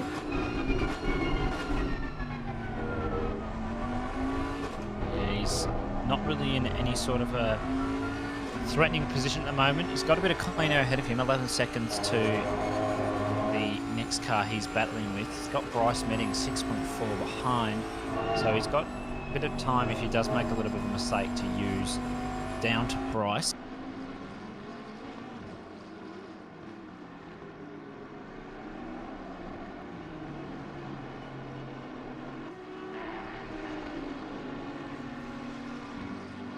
What do you think about this livery?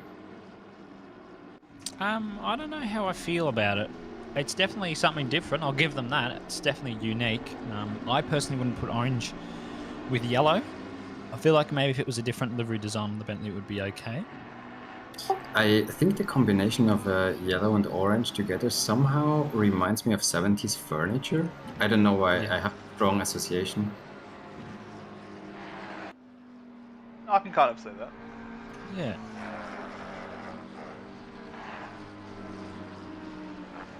We've got some other things written down to talk about. So let's talk about some of them since we've got a bloody long way to go. What have we got here? Favourite sim racing title of all time? Well, For us or for the YouTube chat? Wow. oh, everyone. everyone. Everyone. Yeah. Chat, us, whoever. Difficult. But I would go with Dirt Rally too. Yes, another dirt Yeah, fan. that's a very good game. Did enjoy a lot of Project Cars 1. That was quite good.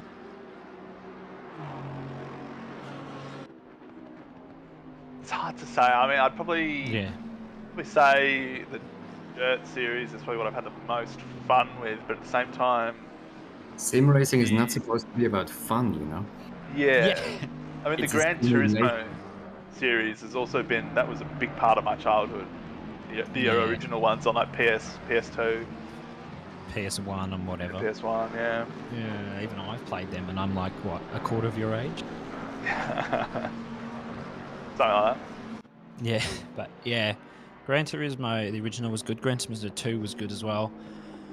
I played a V8 supercar game once on the Xbox. That was good fun as well. There's been a lot of good games. There's also been a lot of terrible ones. Oh, there's been plenty of terrible ones. Oh, drift there from the fair. Battle going on here with Kaneko and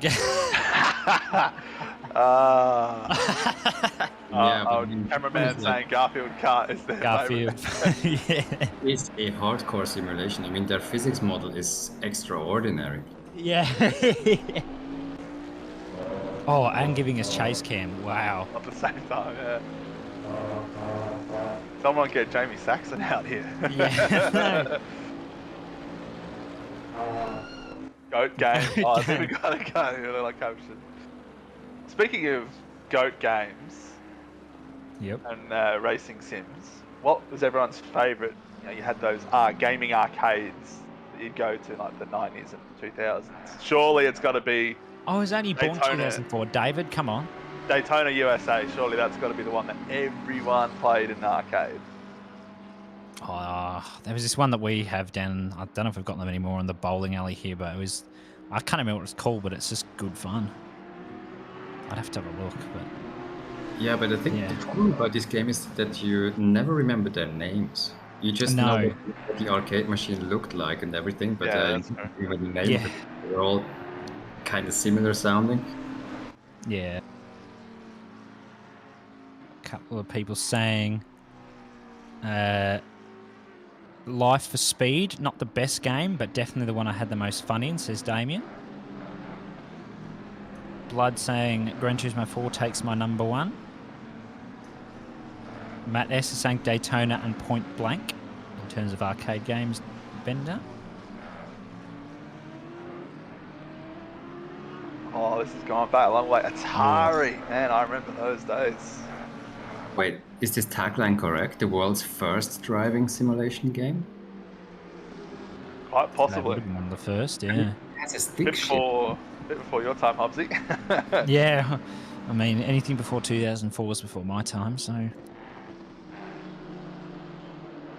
Although there was a good game, I think Need for Speed, Hot Pursuit 3 or Most Wanted 3 or 2 on the PS1, that was good fun. Oh, there's been some great Need for Speed games over the years. I think the all-time classic one is Most Wanted, though.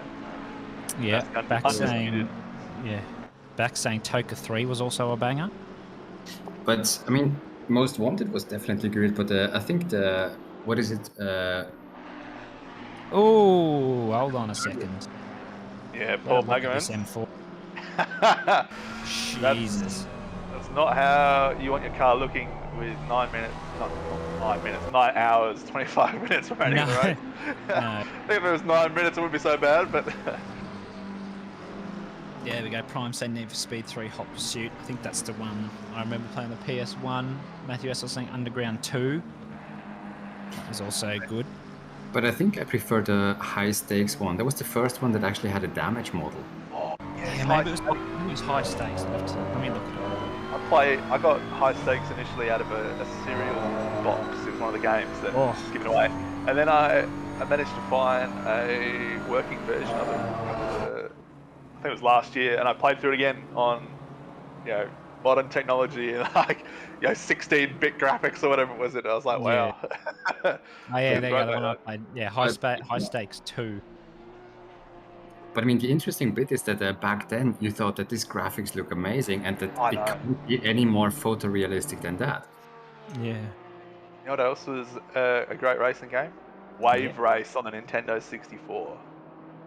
Ride around on jet skis. Oh, that was good fun. Sounds like your sort of game. I mean, it's a bit of a stretch, but do you remember Snowboard Kids on the 64? I do remember. I didn't have it myself, but I've definitely played it at mates' houses. I mean, of course, it's not involving cars, but it was also somehow getting to the line first, which probably makes it a racing game in some sense. Yeah, it's close enough.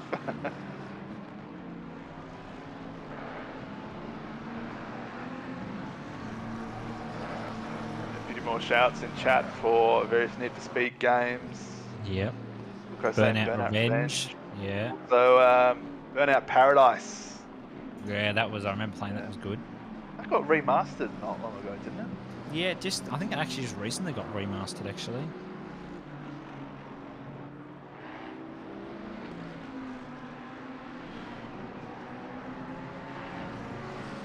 It's definitely great to see that there's a variety of racing games out there for everyone, made by plenty of different developers. Yeah. I know personally, haven't played first-person shooters for many a year now. I think those days are gone. Gone. Gibbons, very close there. The 248 car. Oh, that was close. He got past though. I don't know whether he got past on the outside or not. I'm sure the stewards will have a look into that one. I think he just kept it within track limits there.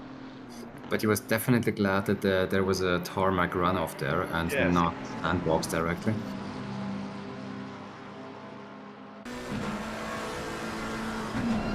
Penalty for Shari. Picked up more ignoring blue flags. Somebody's out there. So Finney battling here with Britt. Looks like he's just lost out. Yeah, a bit of battling going on here. Britt trying to catch Finney, who's trying to catch Gibbo. Here's Philippa Bokita, 22 seconds off Pignata at the moment. We know that 445 team's had a really good pace over all drivers and through quali, so I reckon it might take a little bit to catch up to them, longer than it probably took to catch up to Zach Smith. But she's gotten past everyone else for now. We will probably start to see a couple of pit stops coming in though. Like Rudin, he's got Bryce Meddings breathing down on him. I think he got past him actually, but got it done. This is Carl Johnson now 3/10 ahead of Zach Smith at the moment, so he's going to have to start going into defensive mode.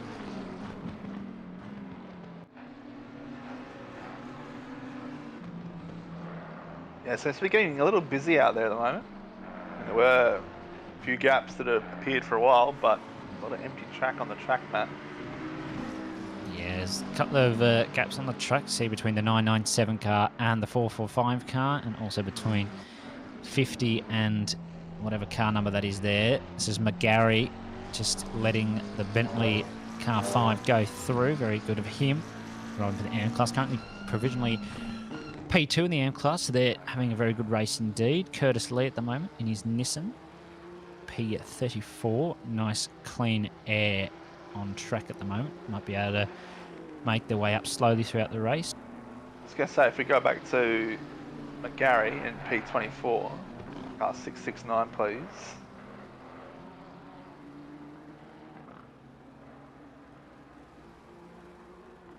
If we can, Mr. Director. Maybe not. Sound in the background.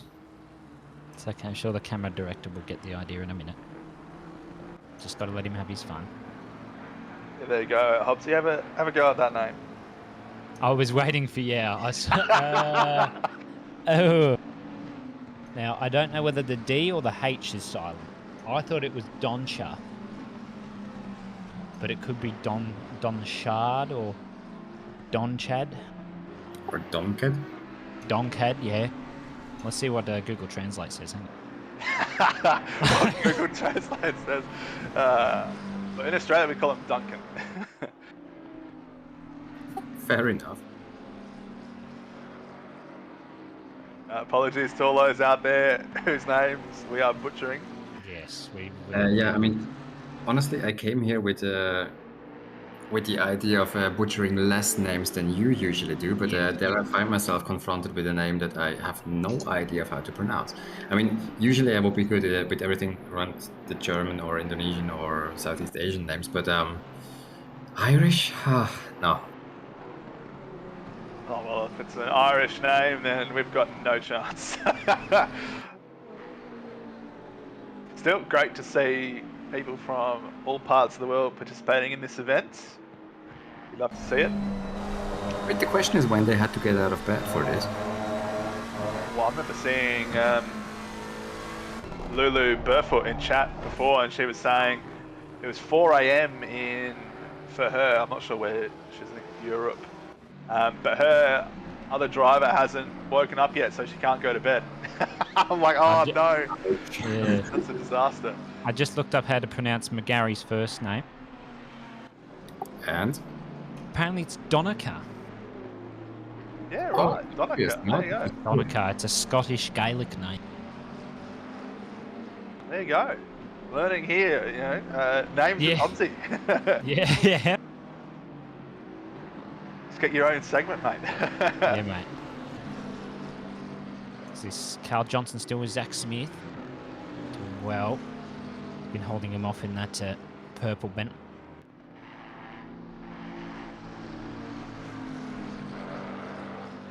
Just catching up with a couple of questions from chat. Corey Sweet says, "G'day." Bob Jenkins says, "Preach has made a boo-boo and he's done a double stint, so he won't be available to commentate for another 30 or so laps." Classic Preach there. Hilton's Gaming asks, "Is RSR Racing Team competing?" It's a great question. I'm not sure what car number that would be, but if you've got more information, Hilton, then we can have a look at it for you. So, Yeah, hey, that's Mike okay. and Pingu in chat. Hope you're doing well. Big up, Mal. It's all right. Bob Jenkins.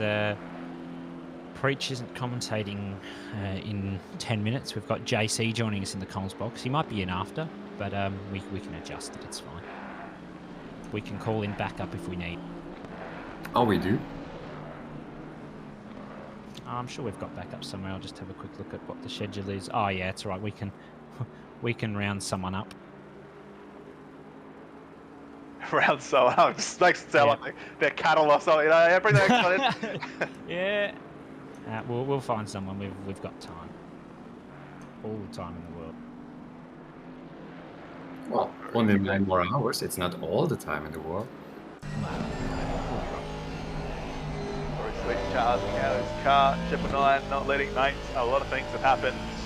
It did rain, so It got very haven't moist, seen- and David was very excited. it got very moist, and I was very excited indeed.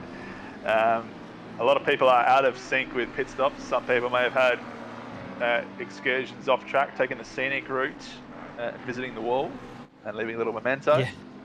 Yep. So there's plenty of that been going on as well. I love how you found the most nice-sounding way of describing those boo-boos. Well, they crashed and burned. Yeah, they put Yeah, it into the wall. as Doesn't hard have the as same possible. impact, does it?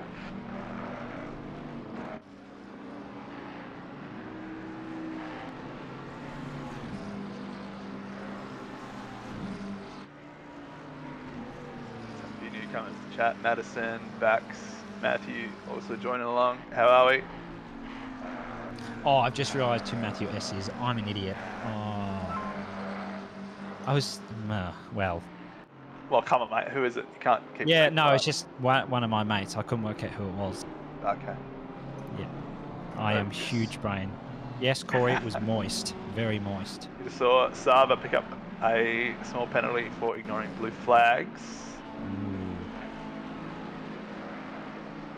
It's been unlucky. A couple of people have gotten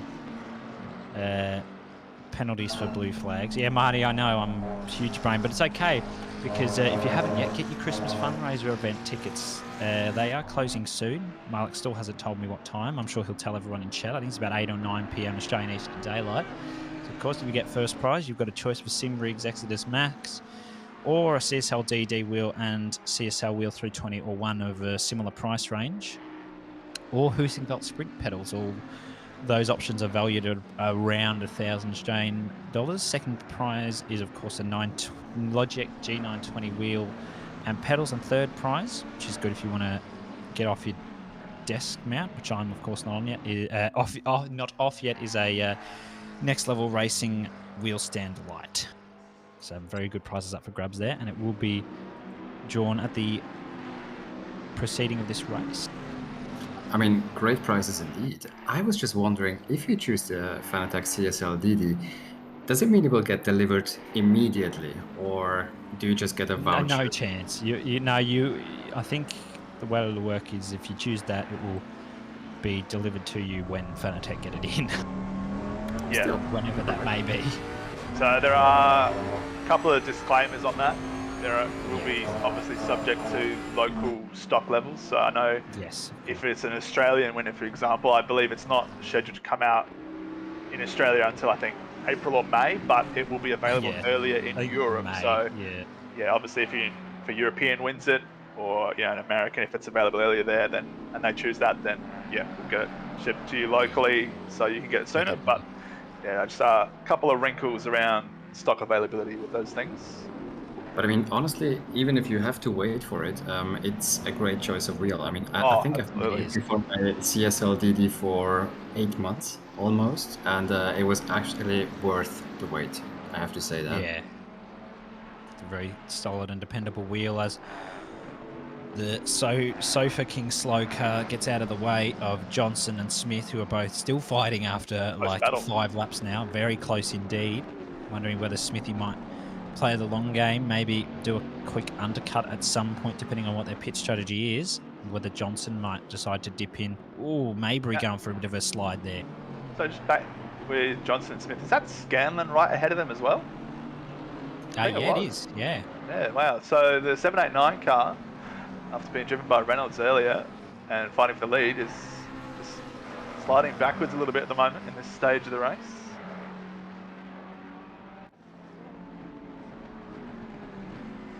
Yeah, I think it's probably one a bit pace one, yes, but also it might be one of these moments where you just have to get your concentration back up. There's always this kind of lull in a stint where you start making small mistakes. That looked like a bit of lag jump there by Finney as he went past blue flag car.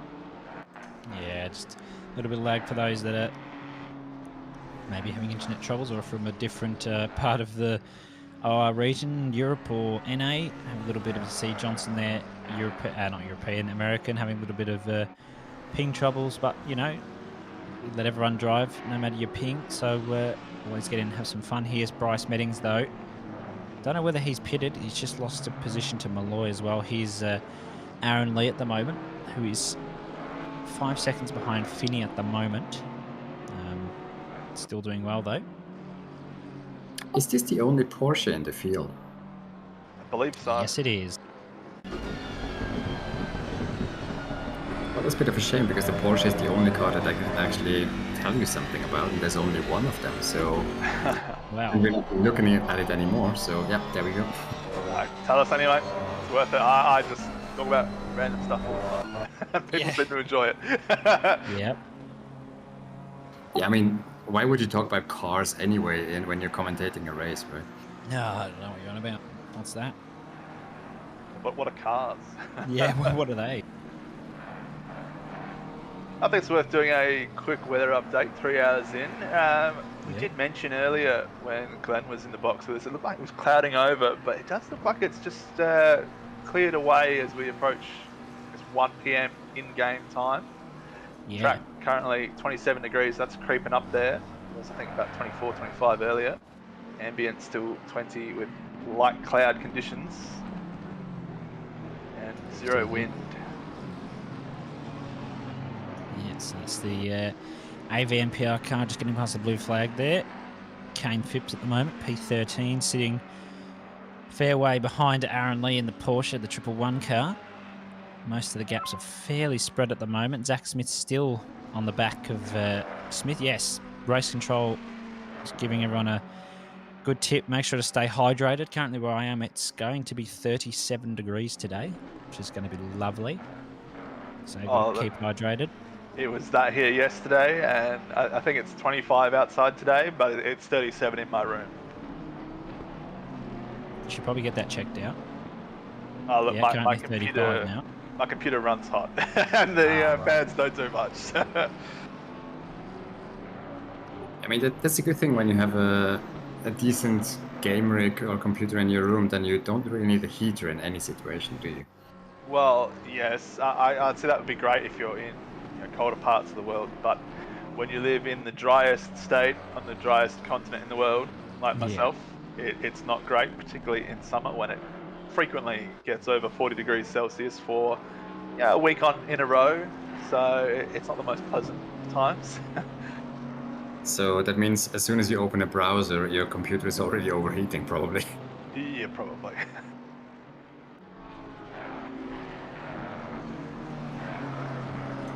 Here's the leading car, the 997. For Katsu in the car still. They won't be pitting quite yet. Got Johnson here pulling out the gap to Smithy again.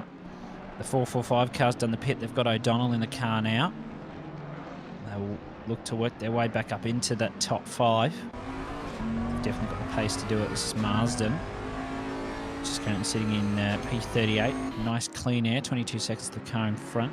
Spidey now in the Red October Nissan. Currently sitting in P3. They are still yet to pit. Tom Sanderson's back in the AV Posh Spice car. Currently doing a very nice job indeed. Mans gets a 10-second penalty for speeding in pit lane. Oh no. Michael. Ouch. But actually, I'm kind of surprised to see that Red October is a Nissan.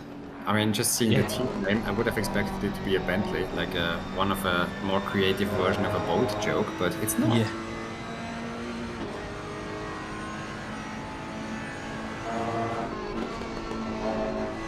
So, almost 130, and how quickly is that gone? 1/3 race distance.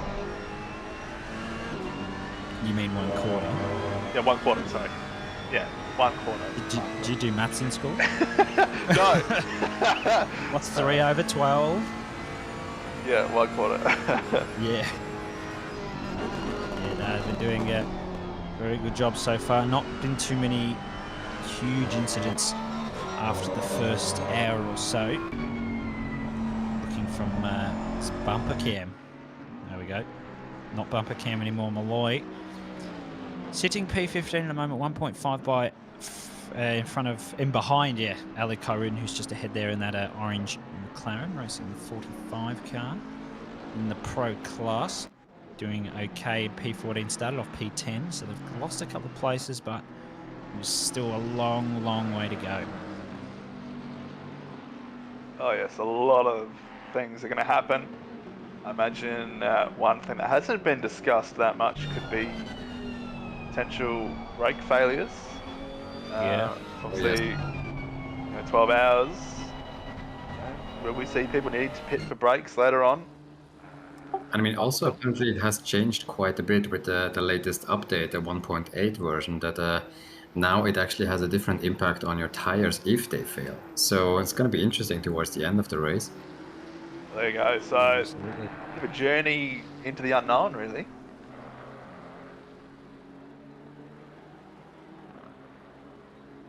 I mean, also it's a bit the question of how many teams actually have considered that, because it's probably the most longer endurance race for most teams since the update came out. So probably a few people will be caught out by this. They got Loud Howard in chat saying Pad 1 gang. I'm not sure if that means you're running Pad 1 on your car or not. Personally, we're running Pad 2. So say, I don't know if I'm hoping he's not having a joke. Oh, that BMW behind Baggerman's still smashed up. Mabry though, P5, has just gotten past Johnson, who's just pitted. I think they're on an alternate strategy, this car, so it'll be interesting to see how it plays out towards the end of the race, whether they can pull something out or what they can do. They're only 7.5 seconds off O'Donnell. I think Loudhow's laughing now, but he might not be laughing later on. Yeah, I think the people pitting now is what we'd expect roughly if they did 70-minute stints after pitting from 30, 40 minutes in the first stint when it went wet to dry. As we see still going. As we see another pits building penalty. Apparently, it seems to be difficult to keep that button pressed until you reach that line. Yeah. Yeah, it's always the safe option just to wait till just after the line and press it just to ensure you're not going to speed. So that was the advised plan. Well, we haven't really talked about the pit lane in general much, but pit entry here is a little bit deceptive, I think. You know, if you go in a little bit too fast, you might just make contact with the outside wall on the left-hand side on the pit entry. Exactly. So extra seconds to the pit stop as Lee gets out of shape there. Oh, contact. It's a bit of a kerfuffle there. Jarecki, Finney and Lee coming together. Managed to avoid the car and get no damage though. Well done. Yeah, so here's Philippa Bokita, 30 seconds behind for Katsu at the moment. They are on the alternate strategy. So they will soon be pitting, probably in about 10 minutes or so. Mabry, again, alternate strategy. P5, 7 and a bit seconds off the MPR AV car, 445. Here is our race leader. Rio for Katsu in the car at the moment. Fast lap 59.4 to it. Leading the AM class, P20 at the moment. Let's have a quick look at the kerfuffle that was witnessed. We're on board with Hung at the moment. And smash. Yeah, it's a bit of a kiss. No dinner was given. Yeah, that's going to be looked at by the stewards, I imagine. I have something to say about that one. I mean, the good thing about this part of the race is that the stewards are actually caught up with the penalties from the earlier stages of the race. So now they do have the time to look at incidents almost immediately. I mean, when I was checking in the steward's office before, they were just getting to that stage where it gets a bit more relaxed than the initial hustle and bustle. Yeah, I'm sure they're glad it's not raining. Otherwise, I think there would have been a bit more action on track, shall we say. But on the other hand, if it is raining, then everybody's just that slightly more, let's say, cautious. No. Because you're also trying to keep your track on your car on the track, and with that you're just not taking any big risks because you don't know where how the grip levels are on the outside of the racing line and so on. So usually rain means less incidents. Astonishing.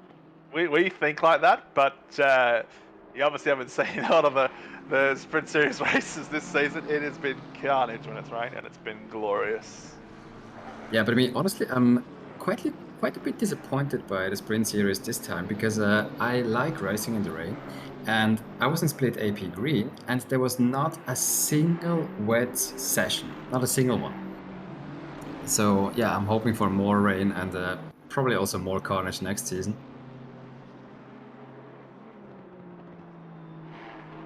As we welcome the big man, JC, Jamie Comboy, into the box. Hello, mate. Hello. Hello, everybody. Goodness me, what a morning we have had. How is everyone in here? Pretty good, mate.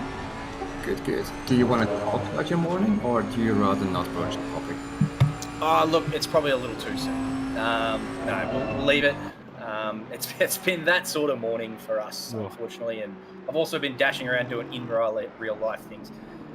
While we're on the topic of in real life things, a big hand to obviously Mull running the whole show and our stewards and everyone else involved. It's very easy to forget that they are real people with real families and real commitments, and they still manage to put on big events like this for us without fail. So straight away my hat goes off to them because I have had that sort of morning and I don't know how they do it. It's easy to think that Mull's some sort of off-world alien who has all the time in the world to run this crap, but he really does have a family and a life. So a special thanks to Mull, but obviously also to Cam and the stewards team and everyone else involved. So that's my welcome. Well, it's funny you should mention he's an off-world alien. He's progressively been having surgery over the years to remove different alien body parts. He recently had a third nipple removed. I have heard that story. Is that a bender fact? Is that a bender yes, fact? It's a certified bender fact. Certified, wow. Boy. That is sacrosanct, so that must be a truism. How's it been, Sam? Can I get a feedback from chat? I don't know if anyone in chat is following a particular driver or a particular team. I don't just want an AV rundown. I'd like everyone to get involved and let me know what's happened with your favourite driver and your favourite team, because I have no clue. I haven't watched, unfortunately. I just have not had any time. So, comms box and chat, let me know what's going on. Well, how was your early stint this morning, Jamie? Before I head off quickly, I passed you a couple of times in the wet. How were you going? So, I had my brakes on for the entire stint. You had my brakes on. My dead zone in my brakes apparently wasn't set high enough, and I drove the entire first stint with a small percentage of brakes dragging along. Wow. So not only that, but obviously we went on the slick tyres too. We gambled on the rain not being present for too long, so I gambled. That was my call. I actually had my teammates saying you should get on the wets, and I said, no, this will be fine. It's only going to be greasy. We'll be fine. So yeah, slick tyres on what was a pretty wet track. Thank you, Bender. And obviously, yeah, with the brakes dragging as well, it was just not ideal. So yeah, we went backwards very quickly. Oh, well, still, it's under 9 hours to go. Thanks for having me, guys. I'm going to head off for now. Get back in the car in a couple of minutes, and I'll see you again later. As we see a drive-through handed out to your thing home for causing collision. Oh, that's a serious collision then. I thought that might be for track limits, but no, if that's a drive-through for causing a collision, that's pretty serious. Maybe we'll get a replay of that in a later stage. I'm sure we will. How is this man going? He's still in the car. He was in the car when I left. Apparently, DZ had gained sort of 18, 19 positions at the first sort of stint. He's still in the car now. How's that going? Yeah, he's been doing all right. That car 50 incident, we saw a replay of it on the stream. It was the Bentleys tapping around a McLaren coming into the Vale chicane. Okay, we have already seen that one. Yeah, I'm sure cameraman might show it again for those who didn't see it, but still big penalty, so he'll have to serve that drive through in 3 laps. Here's Zach Moore at the moment. He's going to be in a good position at the moment. I think he's just getting blue flag there because the car behind him got the drive through. I think that was the P3 car just coming through. That's also Kerniawan's car coming through. I don't think he's in the car at the moment. Those Bagmans with that destroyed BMW. I don't know whether it's still in a mess or not. Scott Blair's now in the car for the 789. So Spidey's jumped on out. Their best being a 2 flat. Oh, I think I saw that say. Sava at the moment's now in the snack pack racing for O. 333. Got a 10-second penalty as well. Doing well though in the M class.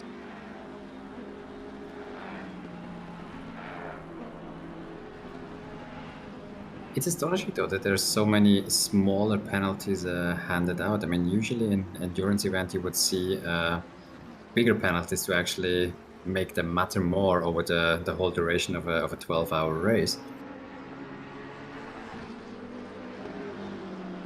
Yeah, absolutely.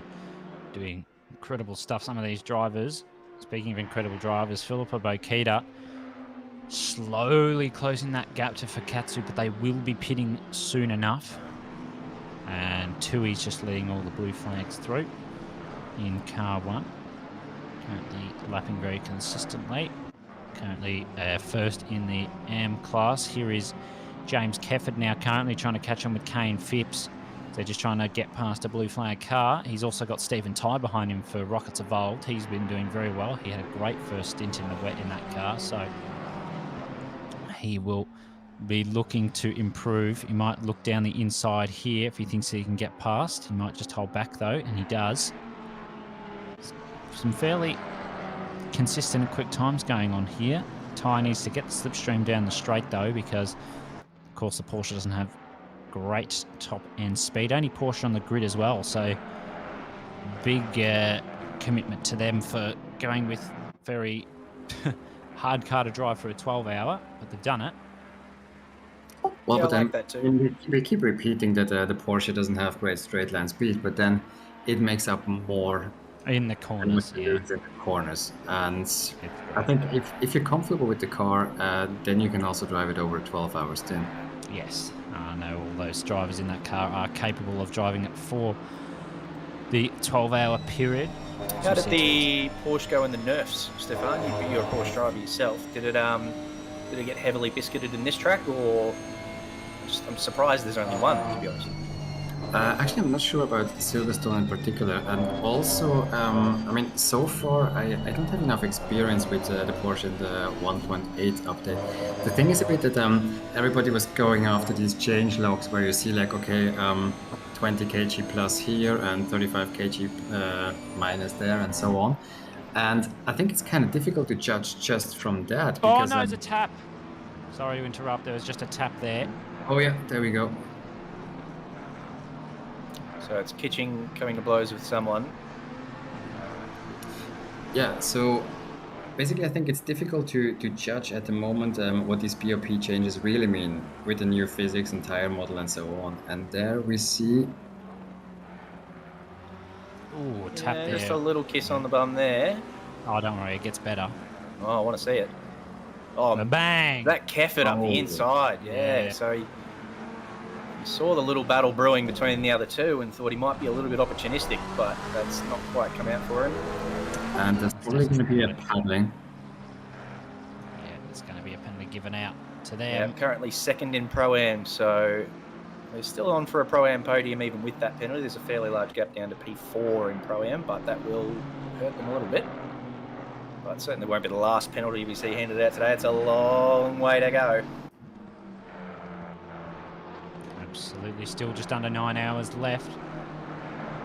Still a long time left for us in the comms box.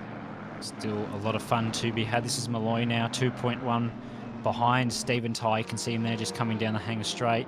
He's only 1.8 off Miller in the McLaren, who's only 0.6 off Kai Rudin in the McLaren. So there's a tight amount of gaps in the midfield at the moment.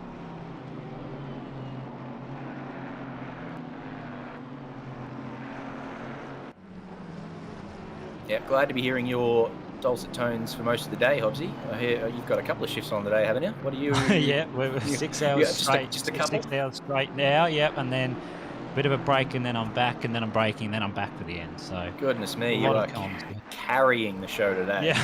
Are you planning to eat at some point, or how does that work? Oh, I've just had my lunch. I will eventually have a break, go and not look at my computer screen for 5 minutes, and then be back, and then have another break, and then come back. So a lot for me to do, but I'm not allowed to sim race at the moment, so it's good to stay involved somehow.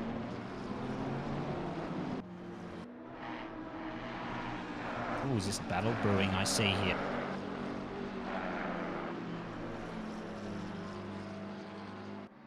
Yeah, DZ closing up behind Reynard Blitz. That's a nice little golf inspired. I don't know if it is golf inspired or whether they just landed on that, but that's a nice livery. I don't mind that. It's definitely a nice looking livery. We're on board now with Dan O'Donnell in the AV MPI car. It's the action behind O'Donnell that we're watching. Those, I don't know if that pink one's a lap car, but they were bloody close on the exit of the last corner. Yeah, it is a lap car, unfortunately. That's a bit wide. That's a bit wide. Yeah, just got to be careful those track warnings. Have we seen many track warnings yet? We've seen many track limits sort of things come across yet, or? I think we've only seen one that we've noticed. There might have been another. But it is, of course, only 3 hours into the race, so there'll be more as we move along. Yeah, I think the difficult bit is always that you get your track warnings, but then most of the times you hand them on to your co-driver. And it's really kind of a shitty feeling when you have to pass on the car to someone and you cause 3 track warnings and they finally get the drive-through for it.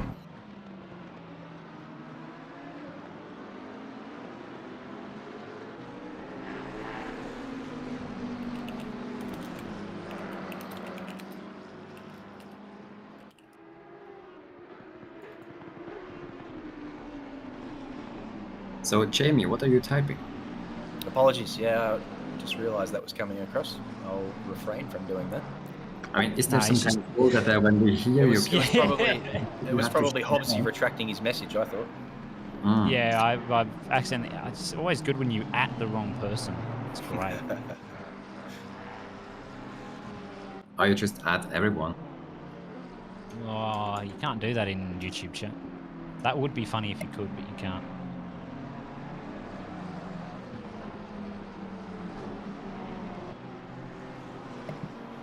I like this livery too. This one here, the Sofa King Slow livery. Yeah, it's pretty good. I mean, I also have to admit that I only today found out that their team name is actually a pun. I only ever read it. Yeah. And once I heard it pronounced, I was like, oh, yeah. Yeah, we get in trouble for saying that one too much on stream, so we'll just leave that one alone for a little while. They're just going to be known as Sofa Slow. Or King Slow. Here's Corey Tui though, team first name. Oh, that's a bit wide there. Also a bit wide, yeah. Warning. In the team first name entry, I believe we also have a team last name entry. We do. Oh, a bit of a drift there from another M4 behind. TOEFL has been delivered.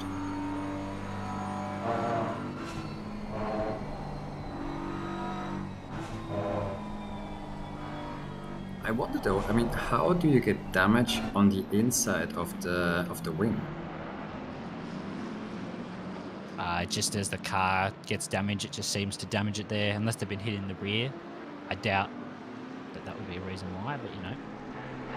Yeah, but it kind of looked interesting that this was on the inside of on the car side of the wing. So how would you manage to get damage there? It's interesting. We're going to see a little look up the inside here. Sorry, I didn't cut you off with that. BMW's getting very interested in the back of... Surely that's a lap car, though. I don't know if that's in the wrong place at the wrong time. Don't really know. We'll see, though. This is Matt Miller fighting with Stephen Ty. It gives him a bit of a tap. Just a little tap, yeah. Sends him out wide. Yeah, Ty's going to have a lot of damage there. He got tapped round by Kefford earlier, so he's going to have a bit of that damage. Miller's going to need to get out of the way, though. That's a leading car, one of the top cars. That's P2 at the moment, who is only 13.3 seconds behind Katsuya now, because they did do their different strategy pit stops, so they will be closing. Yeah, you're not wrong. They are. It looks like they're literally battling O'Donnell there, and yeah, I know that man well enough to know he'll be pretty frustrated, asking him to very kindly get out of the way. Yeah. There's probably 3 or 4 corners there, so he'll be pushing the limits of what he's allowed under blue flags. Yeah, of course. Here we go. He's Brett Maybury, P3 at the moment on the alternate strategy. They're currently only 8.4 seconds ahead of Dan Hunter, who's gotten into the car for Philippa Bokita, the 999. They've been slowly making their way up on their alternate strategy.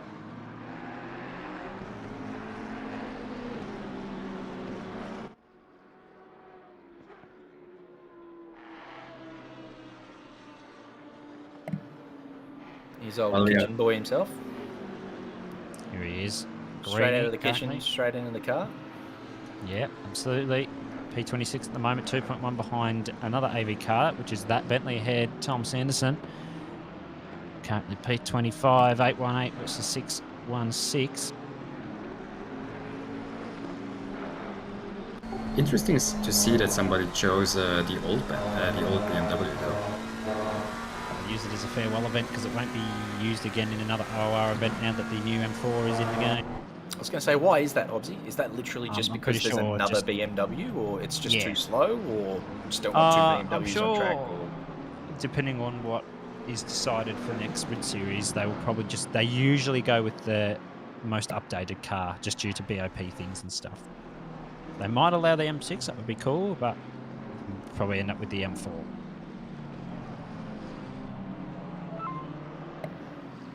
I don't know, as a McLaren fan, I'm used to having the strongest, most OP car, and I feel like we've had that mantle taken us from the M4, so maybe we give the M4 a little hiatus for the first season, just wait for it to get nerfed before we let it in. What do you reckon? Yeah, well, that's what a lot of people want. It's only a little bit better than McLaren on some track.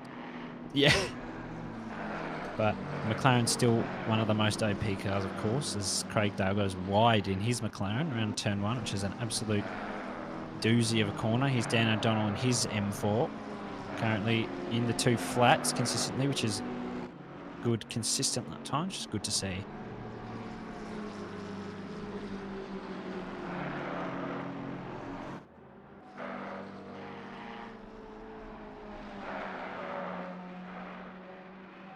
I mean, it's kind of interesting when you see which cars are considered OP in Assetto Corsa Competizione, and then when you see how that relates to cars winning races in the real world.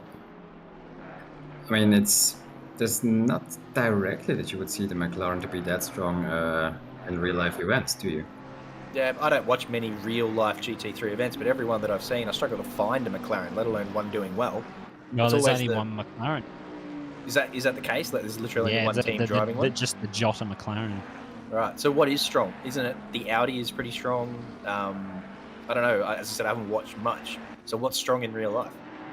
I mean, I think it also really depends on how many cars of one manufacturer you have as entries. I mean, there's very few McLarens or only one.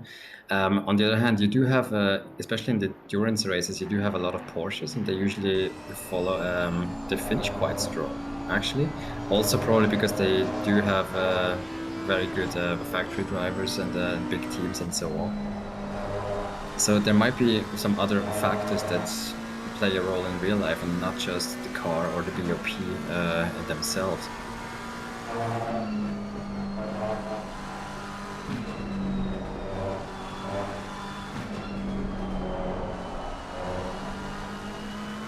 But I mean, for example, I don't remember seeing Bentleys finishing very strongly in real life races, or maybe I just missed that.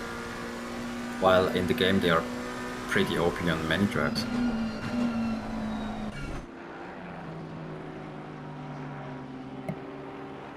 Yeah, I can't drive the Bentley. I've given that a couple of cracks now, and it's just, yeah, not my sort of car. Big. Yeah, it's very unique. Yeah. And I've got to try it. Apparently, we're going to be taking a Nissan team. I'll be driving the Nissan for the Bathurst. So I've got to get my head around that car, because that feels really different to a McLaren as well. Yeah. Someone's going to have to give me some bloody tips on the Nissan. Yeah, it's very... a couple of unique cars you're listing down there. Nissan's very unique, so is the Bentley. But she's a McLaren. Connor Kingston's now gotten into the Scary Spice car. He's got a blue flag ahead of him. He's just going to get past. Currently he's sitting P8, which is a great recovery from where they were. Yeah, tell me about what happened there, because I saw that I think we drove through Madison on the grid. I don't know whether his wheel disconnected or something. What happened there? I don't know what happened on the grid, but he got involved in a lap 1 incident, which gave him a lot of damage.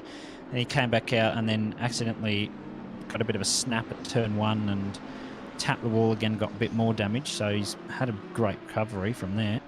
Was it Madison that done all the work to get them back to this position? Because I can't believe I'm seeing them up in P8. That must be some rapid pace from someone. Yeah, Madison and then Gibbo jumped in the car after. Yeah, right. Strong team. Interested to see Dan Hunter in P4 after that car qualified on pole.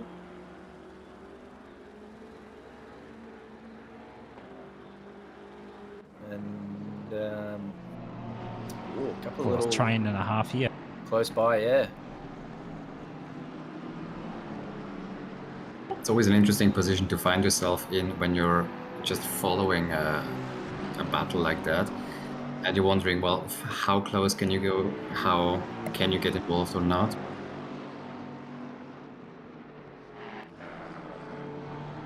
Oh, that's one big drift. Tofu has been delivered. So just as we watch that car go a little bit sideways, I've got my eye on my team and they had their wipers on. So I don't know whether that's a missed button or whether it's just started drizzling a little bit, but nah, the weather says it's still cloudy. It can't be raining. But those two things just coincided. I saw my car with its wipers on and that car going sideways, so I thought maybe we had some surprise rain. But I mean, there I have to say, this is also one of the very disappointing points about ACC. You can actually turn on your wipers while it's dry. I mean, if you ever tried that in real life, you know it doesn't work like that. Wait, you can or you can't? It makes a funny sound and it doesn't really wipe that well. Oh, right. I was going to say, I thought you said, sorry, I apologise. I misheard you. I thought you said you can't turn your wipers on in ACC manually. No, you can. No, you just can, and I they just wipe perfectly fine with no problems at all. While they don't vibrate across the windscreen. Yeah, exactly. So there is limits to the realism of the simulation there. I have to point that out. Whoa, that might be that blue flag battle we were watching with O'Donnell before. I think that is a penalty handed out for car 50 something or other. I missed it, but yeah, I think that's the one we were watching before. 55. Yeah, so car 55's earned themselves a penalty there.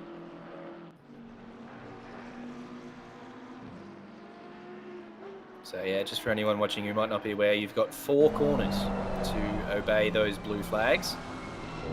And yeah, you do have to... Oh, that's pretty close there, and it's caused the Bentley to go around. Goodness me, so they really gave each other a little look, came close together, and just around that last corner, the Bentley, I guess, got spooked and lost the rear end, so that'll cost them 15, 20 seconds and a bit of tyre life. I don't think there was contact, but I mean, when a car comes this close, you just make one erratic little move and you're gone. Yep. That McLaren taking all of that curb and some around turn 1. We'll get a replay of it here. As you said, Stefan, there was no contact. I think the Bentley just sort of overcorrected after the McLaren's rejoin is, you know, I'm not going to comment on that. Oh, there was contact there with the outside car, I think. Yeah. Yeah. So it was difficult to see from the previous perspective, but now it's obvious that he was tapped from the left side. I mean, you also don't expect that as a driver.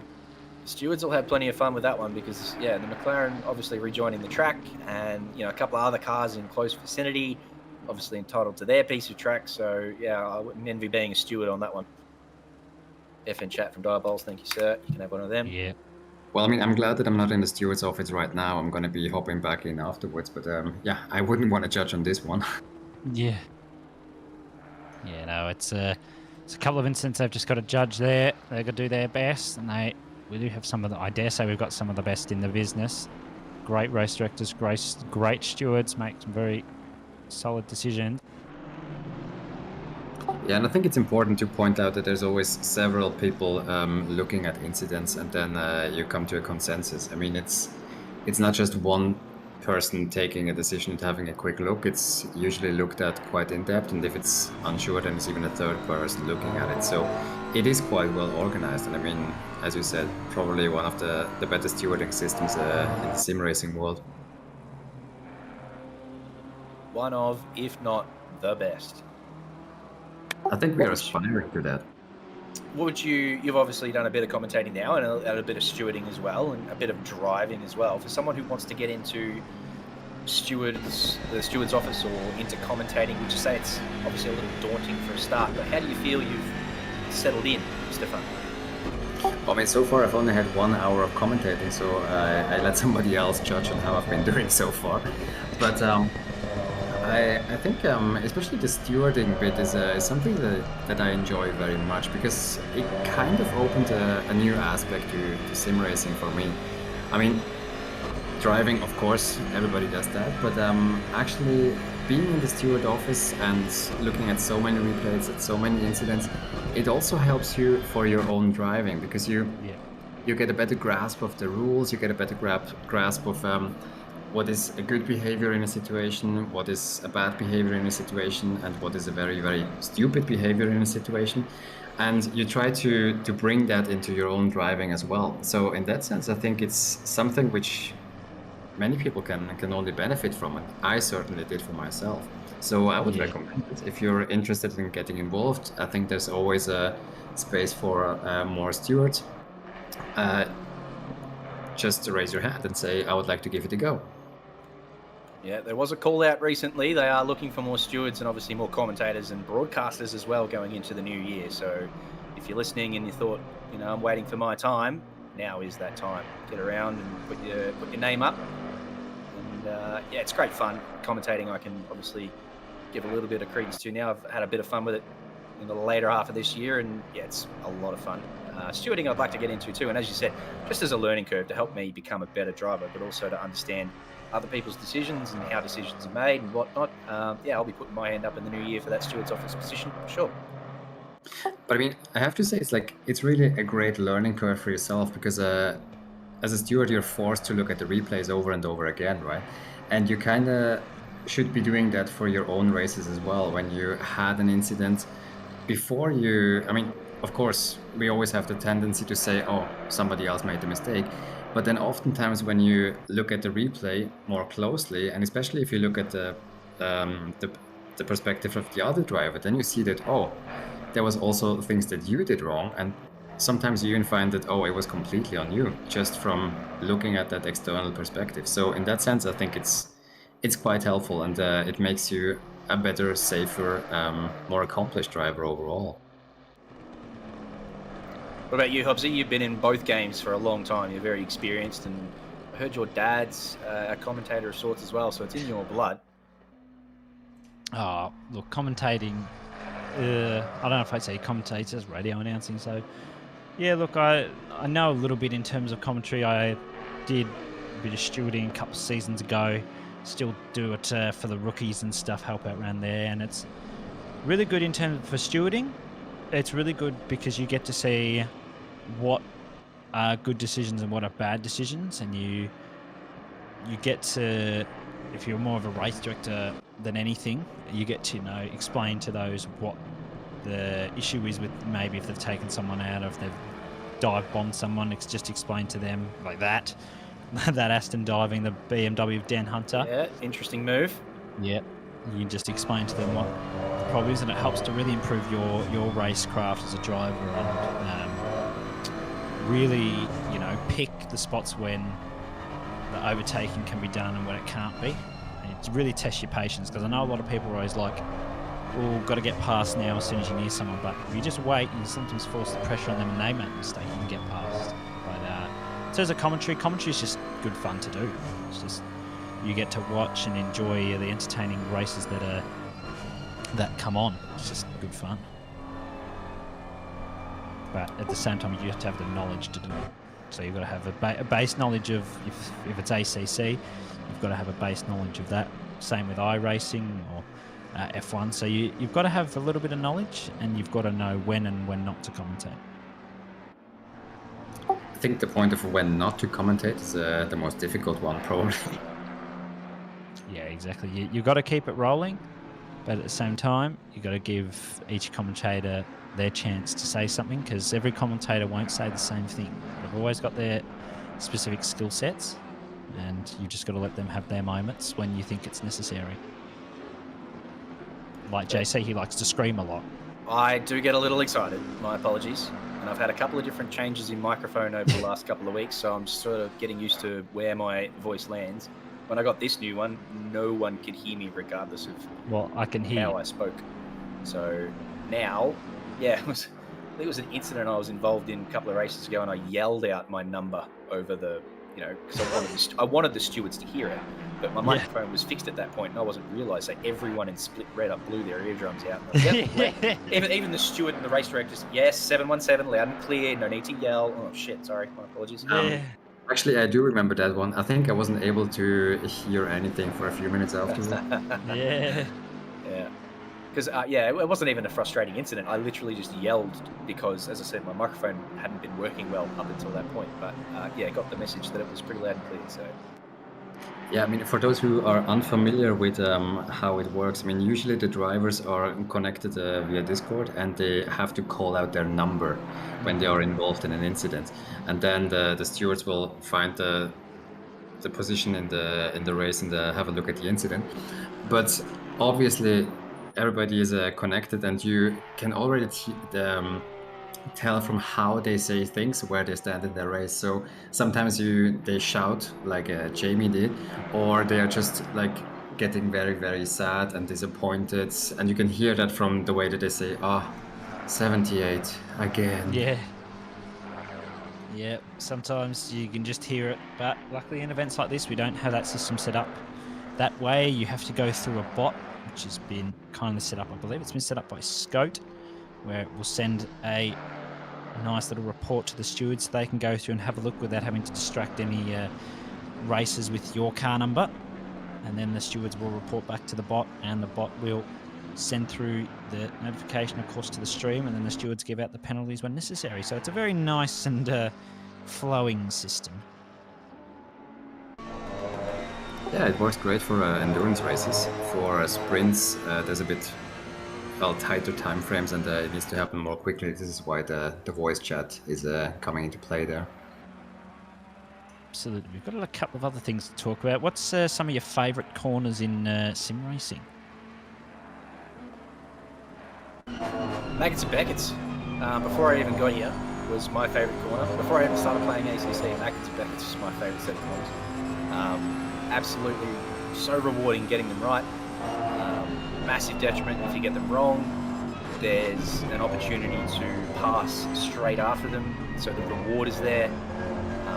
And just getting the weight transfer right, especially on fresh tyres, like on a quali lap or something, with low fuel, fresh tyres, just the weight transfer, especially in an F1 car, the stick, how much speed you can carry, it's just incredible. I absolutely love Maggots and Beckett's.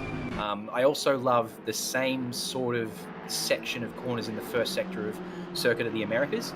I don't know whether they based them off Maggots and Beckett's, but that same sort of left-right flow. Yeah, left-right. With your speed decreasing and you're coming down in the gears as you go through, and if you get it right, oh, such a pleasure to drive. I heard that Circuit of the Americas is coming to this game, and that's got me a little pleasurable. I'm very excited about that. I won't. It's going to be very exciting to see racing on there. And as you're just saying, chat JC, if you haven't got your raffle prize tickets yet, make sure to head over to the website. Make sure you're in the Discord as well. You have to be in the Discord, follow the links through there, and get yourself a ticket or 2 or 3 or however many you would like to get a chance to win yourself one of 3 prizes. Let's have a look at this incident with Connor Kingston. I'm not exactly sure what's happened. We must have missed this. And bit of a boot from a fellow AV driver, Tom Sanderson. And another and then he got more love, so now he's got damage. He will be flat out moulding in his bloody team speak. He won't like that. Yeah, I think there'll be words exchanged in the AV Discord after. I can't wait to hear that.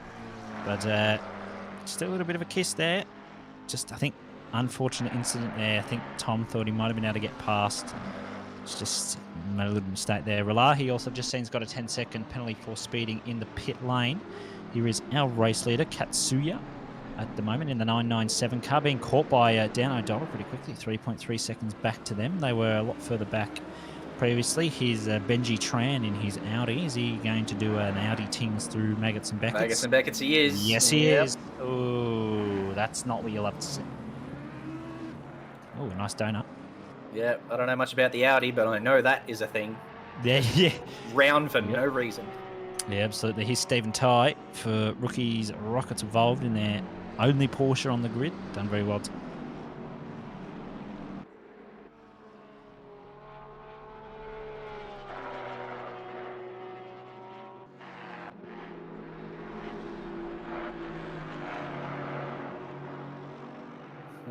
Yes. What's on the Christmas list, guys? What's Santa bringing in? Money. I want your Santa too. Yeah, fair enough. It's more just because my parents don't know what to get you. Yeah. Yeah, that's perfect. I'd rather get money or even a gift certificate or something than something you don't want that you've either got to sell on or that's perfect. I like yours. What about you, Stefan? Anything? Obviously, you haven't got Santa bringing you anything, but Santa will probably. For instance, Santa is bringing me socks and jocks because I love socks and jocks. No, I absolutely love new socks and jocks. Yeah. So the missus obviously goes out and buys all the kids' presents and stuff, and I say, yep, that's good, that looks fine. But yeah, for me, I want Santa to bring me socks and jocks, so I got to go buy them myself, and then I wrap them up, and then I stick them under the tree. What about you, Stefan? What's Santa bringing you? Actually, I don't even know. I mean, I'm not that big on Christmas gifts and so on. It's more about, food? Being surprised by it. So, and I mean, yes, Christmas is all about food anyway. And food and drinks, I guess, usually. Christmas food and drink. Ooh. But I mean, it feels very Christmassy this year because for the first time in many years, we actually do have a Christmas tree in our place. Well, that's nice to hear. Is there a reason you didn't have it in the last couple of years? Did you forget to buy one? What happened there? No, just lived in places where pine trees are not that common. I mean, in Myanmar for a couple of years, I've lived in Malaysia, and it's very, very difficult to find actual pine trees. They do not just grow out there in the Congo and just cut. Yeah, a little bit too tropical for the pine tree. I'm just watching on my... Sorry, I'm watching another angle of O'Donnell. We've just come out of the pits. The 717 car has just come out of the pits after a driver change. And we obviously had our teammates O'Donnell in the Maximum Pace Racing AV car come up behind us through Maggots and Beckett's. And we just didn't quite get out of the way. So I don't know if we caused any comeuppance to them through Maggots and Beckett's, but we certainly went off track. I've just obviously got AC running in the background, so it was a bit awkward to watch that. I don't know if you want to go find a replay of that one, but that was, very awkward between teammates. Just another nail in our coffin today, unfortunately.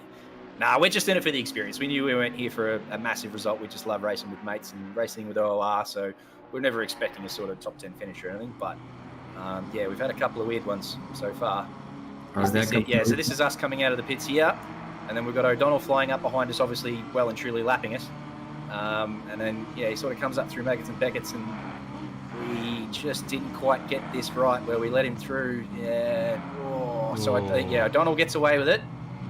We sort of end off in the grass a little bit there, and you held it. Yeah, he did pretty well to hold on to it. That's right. Yeah, he didn't lose it or probably cook the tyres or anything like that. So we've done well, but it could have been worse. Exactly right. So back on board with Kitching now, who is a good gap to those behind and ahead of him.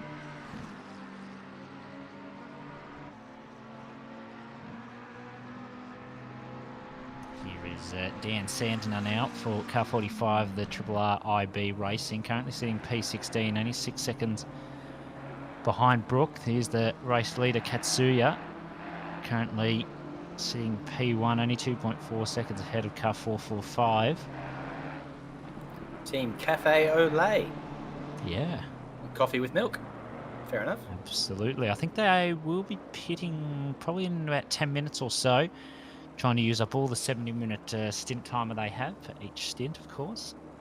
You were commenting before about O'Donnell closing that gap, and even with that little escapade through Maggots and Beckett's with their teammates, he is still closing that gap. So he's on a mission, O'Donnell. Absolutely is. He's Cafford. He's got a 15-second penalty for that collision that he had with Stephen Ty earlier in the stint. Currently 2.7 behind Matt Miller. Ryan Green, here he is. Greenie coming up next for the comms box as well once he jumps out of the car. Currently sitting P22, 1.6 behind another commentator, Mr. David Bender McNulty. Currently sitting in the M-Class lead in P21. Out of interest, is Greenie still on the pad or is he on a wheel now? He is still on the pad for this event. Still on the pad for this event. So he didn't want to let the team down. He's not quite got the pace in the wheel just yet. So over the Christmas break, he will be putting in the time, and he will race on the wheel with the Sprint Series and whatever other series he participates in next year. But just didn't want to let the team down with his pace, so thought he'd stick it out on the pad. Actually, I believe he's sitting in his rig. Yeah. Using the pad. Using the pad, yeah. That must be how great is that? That would be an absolute mind screw. But I mean, honestly, I just can't get my head around how somebody can drive ACC on a pad. I mean, I can see how you do it for other simulators or racing games, but for ACC, hats off to everybody who can do that. I certainly. Yeah, I've done it myself when I'm just trying to get some photos or something, and I don't know how they do it. It's just simply incredible, the sort of precision that some of those controller drivers have. Scott Rochford currently I think about 2-4-6th in Pro-Am at the moment, sitting P24, 3.6 off Bab. A couple of positions changing on the leaderboard there. Bab's coming up to Bender McNulty. There is Bender McNulty right there. In fact, Greenie has gotten past him, and I think Bab's going to attempt to do the same. Might sit around the outside for this corner. That's going to be close in there. Bender not giving up on this. Nah, Bender wants it. He's in the Pro-Am lead. Sorry, not Pro. He's in the AM side lead. by side. Look at go. This is going to be interesting up into F1 turn 1. No, he must have lost a bit on the exit, Yeah, I think Bender had to go wide there and actually gained a bit of an advantage. Stewards may take a look at that. Use all of the track there too, Bender. It's coming a little cloudy as well, so we might just have to keep a bit of an eye on that. Here is Dan O'Donnell right on the back of the leader now, so this is provisional P1 they are fighting for. We still don't know how that will take an effect when it comes to car 999, who are on the different strategy. They're only 15.6 seconds to be exact behind these two, so they have made up a hell of a gap. So here's O'Donnell. He's going to have the slipstream. He's doing the smart thing. He's going to go to the outside because Katsuya sort of forced him there. Unless O'Donnell goes for the dive here, I think he's going to hold back. He is. But Katsuya's gone deep. He's made the deep mistake. And O'Donnell's made the corner. Look at that. Beautiful. Wow. Yeah, well done. So O'Donnell just put him under a bit of pressure and said, I'm here in your mirrors. It's your move. And Katsuya went a little bit deep, and O'Donnell was there to pounce. So into the race lead, car 445 will go. Yeah, I mean, sometimes you don't really need to make the pass yourself. Sometimes you can just put on the pressure and then wait for a slight, tiny mistake and make sure that you're there at that exact moment to take advantage of it. We're staying with them. We are staying on board, so I don't know whether Mull knows something that we don't. We're going through Maggots and Becketts now, and that looks pretty clean from O'Donnell. So I don't know whether this battle continues all the way up into, is it Stowe? Yep. And the slipstream that is created by two BMWs in each other's draft, is this going to be another move we see from Katsuya? O'Donnell moves across to cover the outside line and finds the apex, so that's all pretty clean. I don't know if it's not even a replay anymore. We've got that. Oh, goodness me. It got me again. You know that little transition OOR graphic that he puts up? Every time I see that, I think this is going to be a replay. And I've been watching this replay now for 2 laps. So we weren't watching a replay. We were literally live watching O'Donnell take the race lead. So yeah. Done well though. Filling out a bit of a gap now. 14.6 to Dan Hunter in P3 in the 999 car. Katsuya doing everything he can to hold on. Dan Hunter's got a fair bit of clean air. I'm just trying to spot him on the track map. There he is. So he's just come through Abbey now, coming down towards Farm and Village. So he's not too far behind. There we go. Yes, thank you, Race Control. We are live. Good. Thank you kindly, Race Control. We're not in a replay. It will say replay in the top right-hand corner. But we are live. Dan O'Donnell in the lead. Took it off Katsuya. Only 2 laps ago around this corner. And now it's going to have to pull ahead. It's really looking dark. I'm a little bit worried for these drivers that it could actually... ominous, isn't it?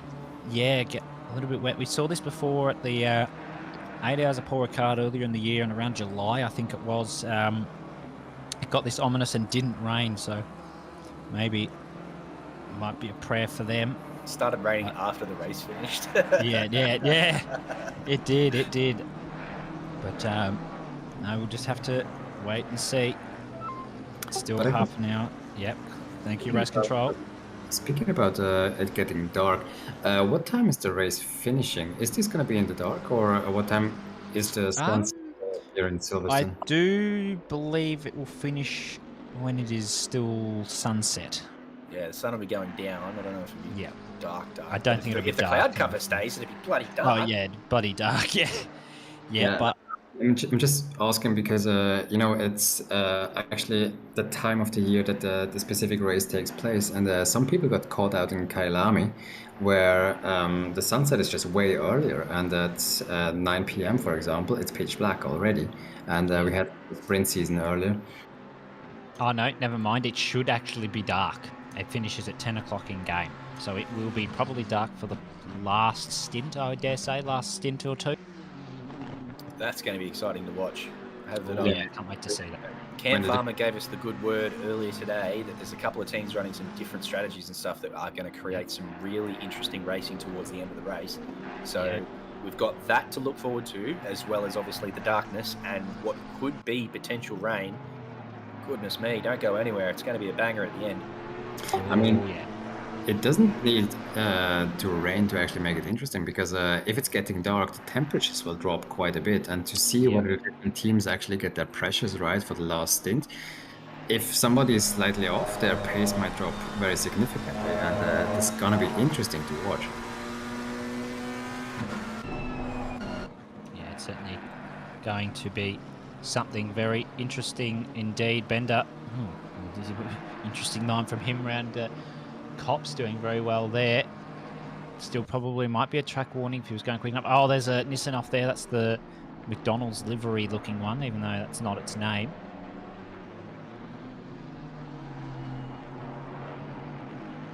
So this is the Sofa team. Vauxhall on the AV car, AV Baby Spice, just running a little tiny bit wide. He's just jumped in the car. Tom Riley's just gotten out. He'll be taking a break. He was going to be in the comms box, but he's taking a break. There's a McLaren in the wall there. Replay, please, Mr. Casterman. Will be. I'd like to see what that is. Oh, and there's a big debut for the first time in about 2 years from.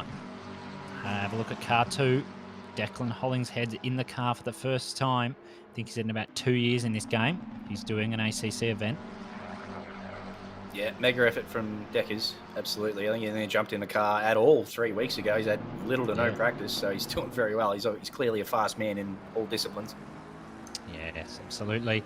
Let's have a look. Ollie Daniel coming through Maggots and Beckett. One of the more challenging corners, especially don't have the car quite set up correctly. So let's have a bit of a glimpse. Yep, so came round and just come round on him. Yep. Yep, you want to lower the rear a little bit on that one, I think, because that looked a bit unhappy. Yeah, didn't look the best.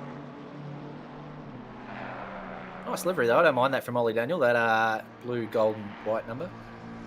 It's quite a nice looking livery. We're on board with Adam Jurecki now for Odyssey Racing, currently P7, doing consistent 203s. This is the former race leader, Katsuya, P2 at the moment, 2 seconds off O'Donnell, so O'Donnell's really starting to ramp it up now. Dan Hunter's only 14.1 off. That's only about a 5/10 gain in, I dare say, about 2-3 laps. So it's not terrible, but doesn't mean that he'll catch him by the end of the stint. Here's Ryan Green, currently fighting with Michael Babb. This is a new generation versus old generation BMW M Series. Here is Dan Hunter, currently lapping in the 201s. Got held up by a little bit of traffic. I know he's capable of around the 2 flats, sometimes 59, so he will be one to look out for. Back to this battle though. Oh, Greeny. Thought he might have had a bit of a slide there. Yeah, Babs no slouch. He'll be putting Greeny under pressure. As a gigantic fan of the colour green, I don't want to bet against my man Ryan Green, but that green livery is quite striking. I'm not sure who I'm barracking for here, really. Both of them being green. Yeah, but I mean, for everybody who is having OCD, please avert your eyes now, because Ryan Green is not running the green livery. Yeah, it makes no sense. And he wasn't in split green this year either, so missed opportunity there. Yeah, definitely. Shallow line through the left-hander there for Bab, but gets on the gas pretty early. But looks like Greeny got a better exit, so have to wait a couple of corners yet if he's got the pace. I don't know whether Bab's any faster than Green. They're both pretty similar in pace, I would have thought. So it's an interesting battle. I don't know how deep into the stint that. Oh, that's very deep there from Babby. Greeny just looks a little bit sort of left to right. I don't know whether he's quite happy with the car at the moment. But he's got track position, and he is a defensive god. He likes being on the pad, but he loves defending other drivers. That is his biggest strength, in his own words. So this will be one to watch. If Bab does have the pace, he'll have to find the way past Greeny cleanly, and Greeny will not make that easy. But I think it's also something to consider. It's a 12-hour race, so how much time do you actually want to lose just defending, even if you keep your track position? Or at which point you're actually better off of saying, well, he is a bit faster, so you let him pass, and then not lose any more time with defensive maneuvers. Well, we're going to find out here, Stefan, because Bab has an excellent run out of Maggots and Beckett's. Greeny holding that inside line. Moves across just a little late there, I would have thought, but pretty clean, I guess. Greeny holding the inside line nice and tight. Bab having to go very wide. Oh! Now he's gone. I don't know if he's gone off Janae. Probably kept it on, I guess. Oh, it's a battle. It is a battle. Greeny still defending away, and I think he's going to manage to hold this at least through this turn, and then we're going to go up to F1 turn 1. Bab, again, just all over the back of Greeny, but Greeny putting his car in all the right positions. And he will hold him off for now. But look how close Bab is. He is sniffing. He's got a little bit of a grass line there, so that's not going to help him down here. Oh, that's deep from Bab. He almost came into the back of Greeny there, and he did well to really pull out of that one, because that could have been a little tap. So Bab's done well. Greeny's done well to defend over the last half lap, but yeah, Bab did very well there to not cause the collision. But there goes that battle, at least for a couple of laps. But I mean, it also shows that now is it Rochefort just behind them? I mean, this battle has really allowed cars behind to close the gap that was there before. Yeah, you're spot on, Stefan. You called it. It's cost them a bit of time, both of them.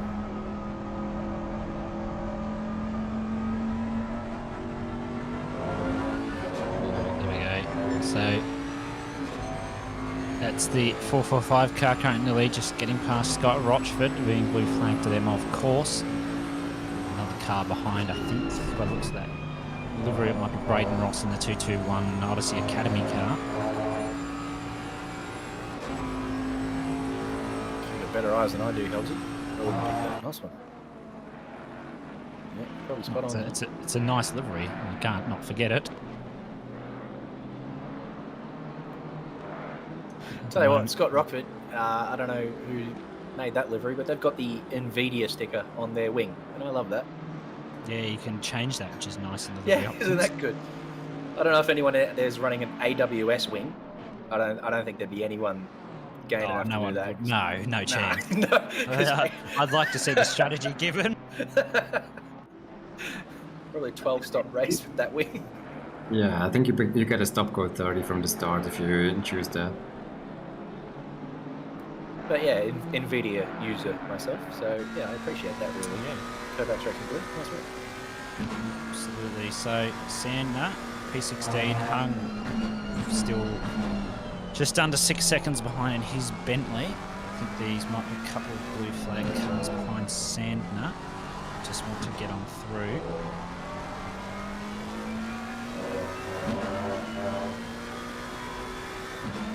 And McLaren's not Sanders' first car of choice. He's an avid Porsche enjoyer, so be interested to see how he comes to grips with this car.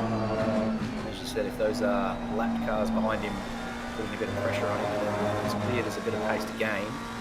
But he's very quick in his Porsche, so given that it's a 12-hour race and a couple more stints for him, he will find the pace there, I think. Absolutely. Here we go. It's Johnson in the car now. For Kovacs Racing Purple, just getting past blue flag car. They're currently sitting in P4. Got the 10-second penalty though. That I think speeding the pit lane. So a bit unfortunate. Dan Hunter only 11 seconds off Katsuya now. So we're looking to try and get as close to them as possible before they pit in, I dare say, about 15-20 minutes, depending on what their strategy is. Carpenter currently sitting P19.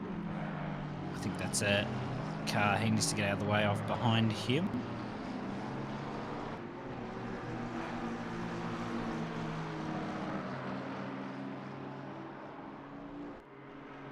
We drifted away from your question before, Hobbsy. I answered the question about what my favourite corners were. What are your favourite corners? Tell me about yours. Let me have a think. Stefan, while he's having a think, if you've got your answer ready. Well, I mean, the problem is I was trying to think of my favorite corners, but the thing is, I definitely have a long list of corners which I dislike, of corners that I dread, of corners that I'm terrified of. But usually the good ones don't really come to mind when asked a question like that.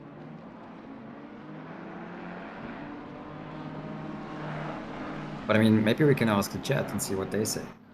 What is your favorite corners in sim racing? Yeah, I didn't realise it was a question that wasn't readily answered, because Maggots and Beckett's is the first set of corners that comes to mind. And as I said, that leads into the Coda corner. So for me, it was pretty straightforward. But yeah, I'm the same as you. I've got a long list of corners I don't like. Zolder turn 2, looking at you. The downhill section at Bathurst, I do like that. When you get it right, oh my God. Yes, the dipper and all that. Is that all the way down to Forest Elbow, or you're counting Forest Elbow out of I don't really like Forest Elbow, so we'll count that one out. Yeah. But Skyline down to just before the dipper, that's a great section. It is a really nice sequence. It's probably up there as well with my favorite corners, because you just have to get the timing right, and when you do, it's very, very satisfying, just because you survive another go over the mountain.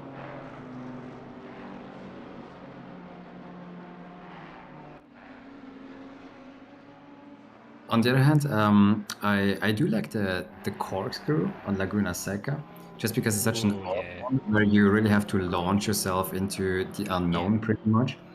And of course. It's just you get the line right, and you can't see whether you actually get it until you know, and there's no time to react afterwards if you made a mistake there. So I kind of like that suspense moment, I guess. Yeah, and we welcome to the comms box another debut commentator, Bax. So what are you doing, mate? Hi. Hi. Yeah. Hello. Hello, Bax. Welcome, mate. Have a great debut. What an excellent role it is. So very much welcome to you.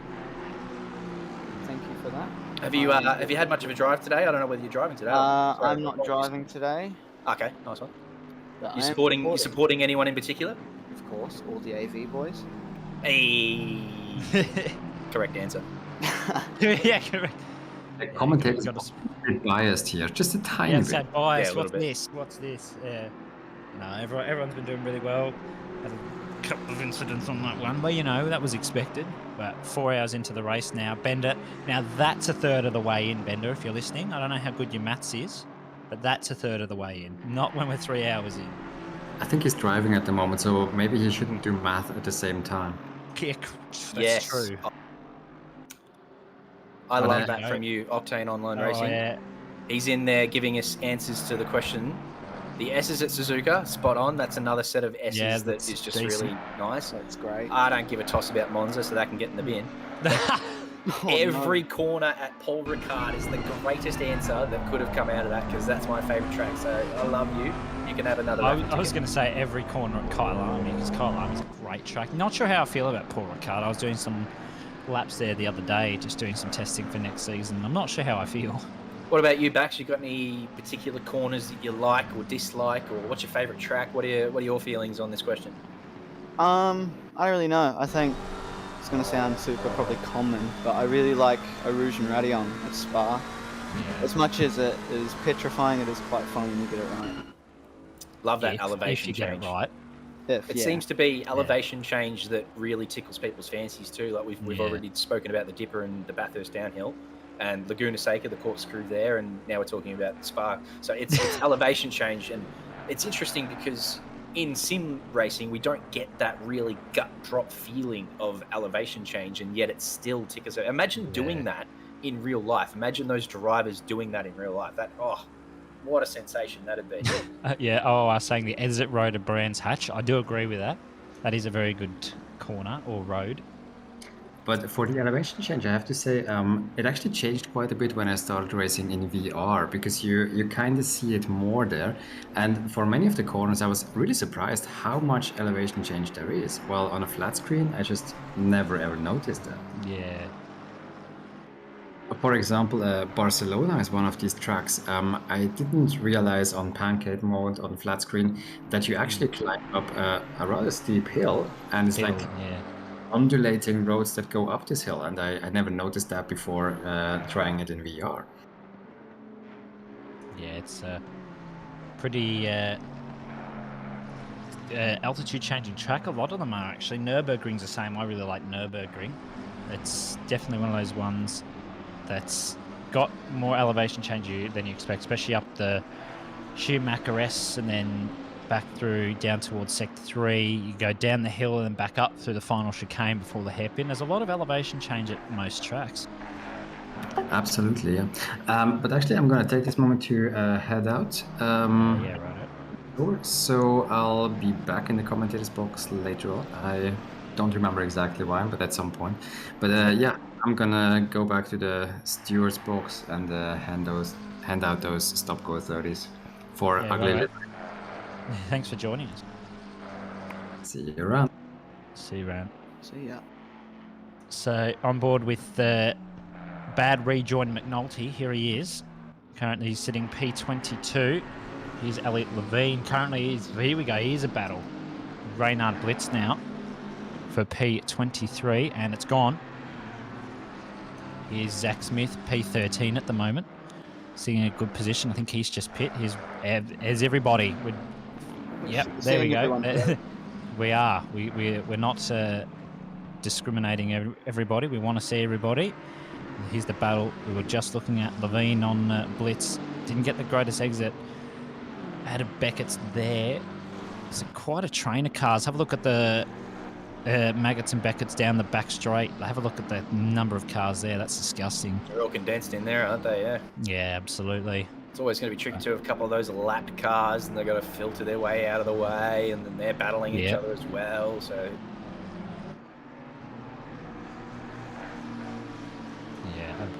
Absolutely. And just seeing it, the fundraiser raffle, the ticket sales are closing at 9 p.m. Australian Eastern Daylight tonight. So you've only just got under 6 hours left to purchase your tickets. So make sure to get in. The prizes are very tasty ones, especially for the first prize, because you get a choice of 3 different ones. But no matter, get yourself some tickets. You can have as many as you want. You can have a million if you want. I don't know why you would, but if you really wanted, you could. A $1,000 value on that top prize too. There is. You don't mind, and you don't just get slammed with the prize you don't want. You got on sale. You get a choice of 3. So goodness me, what more can you ask from a fundraiser? Get around it. Go and get yourself a ticket of 5. Ask for a candlelight dinner with Mother.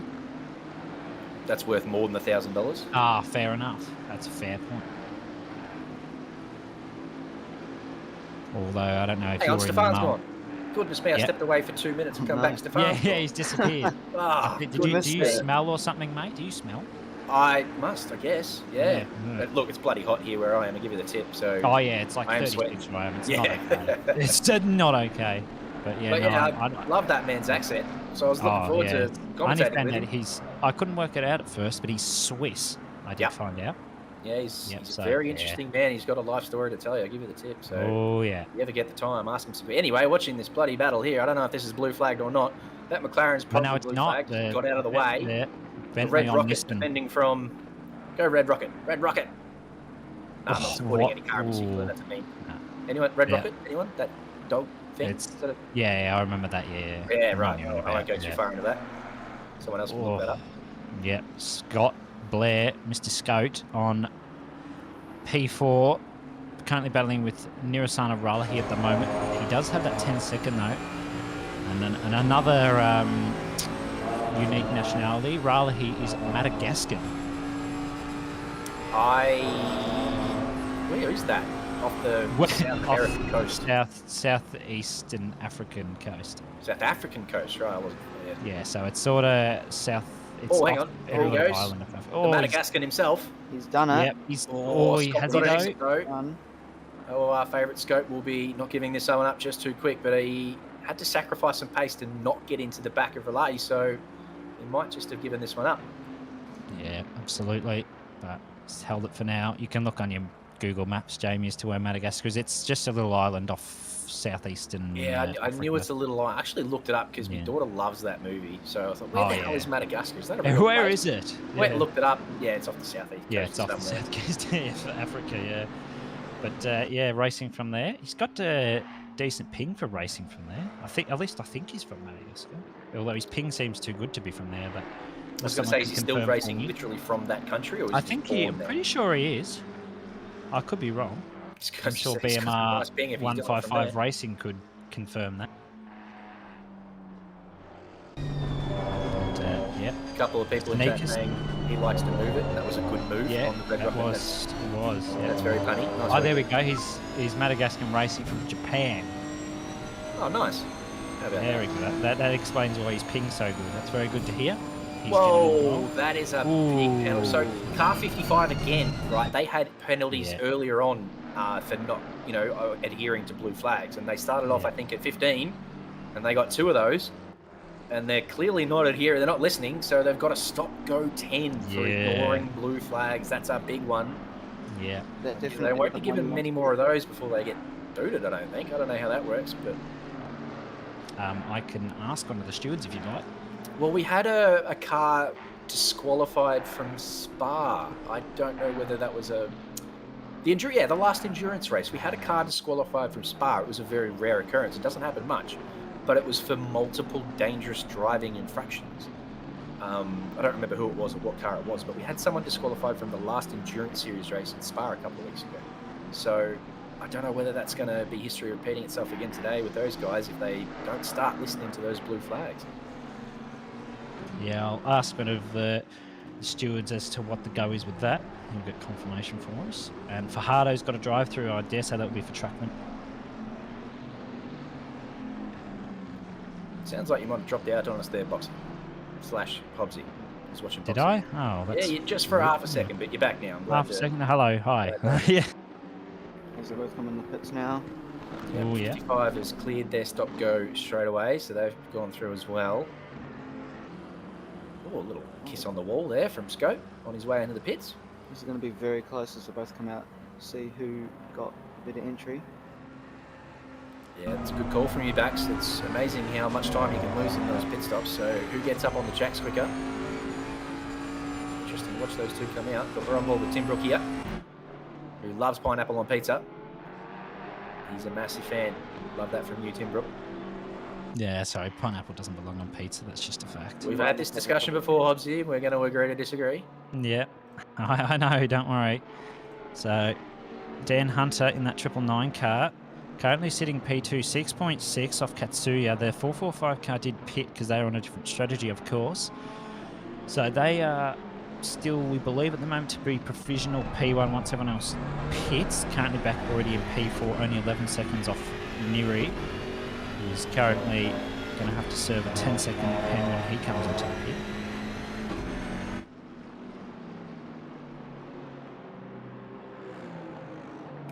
Did we get a look at the spicy introduction video that this man created? I know we got a look at it. We did, yes. Qualifying last night, so we got another dip at it today. That's yeah, we got it at the start. I'm wondering whether it might be shown again soon, just because it's how sexy it is. How good it is, yeah, absolutely. Yeah. At least before the fundraiser, we got to get another look at that. Dan Hunter. Oh yeah. Hats off to you, my friend. What a creative he is. It is a great film. Very impressed with the last two that he's done as well, because he did the Kailami one, didn't he? Yep. That was very impressive. Yep, designed the safety car for the Sprint Series this season, so he's a man of many hats.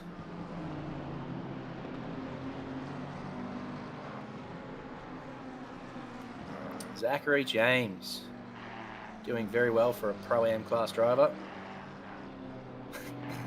He's going to hate me for saying that. Nah, he's doing very well. So, Martin at the moment, just sitting there. Atanyaki's gotten in the car off Ryan Green, who I'm sure will be joining us in the comms box in a minute once he's had a minute to actually breathe. So he will be coming and joining us, and then JC will be going off. And I don't know, are you driving again, JC? Yeah, I'm getting in the car in probably 30 minutes. I asked this in chat, Yeah, nice. and I got 47 minutes, so I think that was about 15 minutes ago. But yeah, I'll have to depart pretty soon. Yeah, very much looking forward to getting into the... Oh, no, there goes Malith around in a circle, taking a little bit too much of the last corner in Maggots and Beckett's and bringing himself around. That's going to hurt the tyres. Hello. This is a battle here, Young and Smithy. This is down into Stowe. Smithy around the outside. Oh, no. He can't have that position. He's gone too wide, so he's giving that one back. Oh, Yep, there's nice. Malith in front in the mobile blue flags, I do believe. No, Malith's in an AV car. that's He's not in a AV mobile car, blue yep. flag. Yep. That's a mobile blue flag car. They do look very similar, though. Yeah. You're right. They did get their livery. Well, obviously, mobile blue flags have that one trademarked. So, but yeah, they do look a bit similar. But yeah, they're closing up to the back of that car pretty quickly. Megan D, Horn Tyre Tribe. Great season in the Sprint Series this year.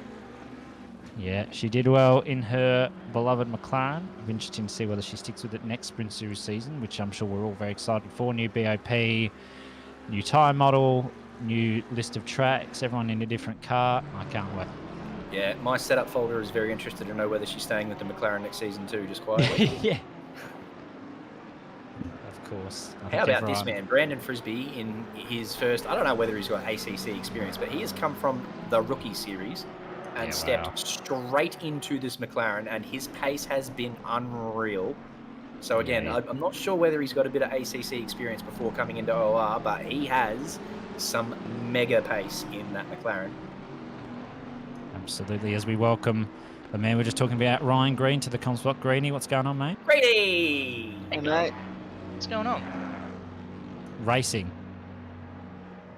Straight up, I didn't know I was in the combox at this time, and well, you are. Hello. Sean had my back, so shout out to Sean Madison for telling me that I am in fact in the combox right now. I did not see that roster change. Can you please confirm your current setup? We're all under the impression that you're driving on pad at the moment, but are you doing it from the rig? No, I'm doing. Oh, that's disappointing. No, the TV's too bad, and I'm not driving in VR with a pad, so. But yeah, that was quite the fun stint I just had. Fellow commentator Tom Riley /Preach in chat telling us you were recently washed. Please confirm or not. No way, not recently. Yeah, maybe not in the last 24 hours. That stint was, not to brag, but the best stint I've done in specials. Yeah, we did have a little look at your battle with Babby there for a while, who's on screen right now in that very striking green Kovacs livery. You two giving each other all sorts of business, and you defended very well from him, so we did watch that. Thank you. Appreciate it. Now, how's the... Yeah, go on. Now tell me, how did I seen it was raining at the race start, but I was sweating in the 55-degree kitchen I was in. How did the race start go? Was there much incidents? There was a bit of a lap one kerfuffle that ended with a few cars ended up in the pits. There was a safety car, but other than that, it wasn't too bad. It was just because everyone probably hadn't exactly prepared for a wet start. We're getting word in chat that DSQ. car 5 has indeed been discoed. So I know my man Simo, he likes to play with words, that probably is disqualified. Yeah, there we go. Car 55 disqualified, multiple penalties and ignoring race director. Can confirm. There you go. Yeah, might have just been a couple of those blue flag incidents that have caused that disqualification. It's just what happens sometimes. You don't read the handbook. It's one of the most important parts of racing in OR. You better read that handbook, or else you're going to have no bloody clue as to how you need to conduct yourself. Yeah, very interesting. There it is. Multiple incidents. How about that? What you want to see? No, we never like to see that. No. But hopefully they learn from that. I don't know whether they just don't have their Discord volume up enough to hear the race director, or, you know, what's going on there. There may be a language barrier. You never like to sort of pretend like you understand why that's happened. Yeah, exactly. So all the best to them. We do hope that... Oh, hang on. That was Ralahi. That's Ralahi. Is it ever? No. So yeah, it is. Whoa, what's happened there? Ralahi disconnected? He's back. He's back moving. It's not a yellow anymore. He's returned to a white flag, so he's moving. Replay. But it seemed like an odd place to get it wrong. Yeah, I would be interested. Maybe a wheel disconnection, because it didn't look like it was in the wall. Let's have a look at the replay. So here's Neri. He's coming round. That's a disconnection. Yeah, that's... No, it's a wheel failure. Yep. Just didn't turn. Yeah. Yep. Yeah, wow. Let's just have a quick another look. So he went to turn, and then, just didn't turn.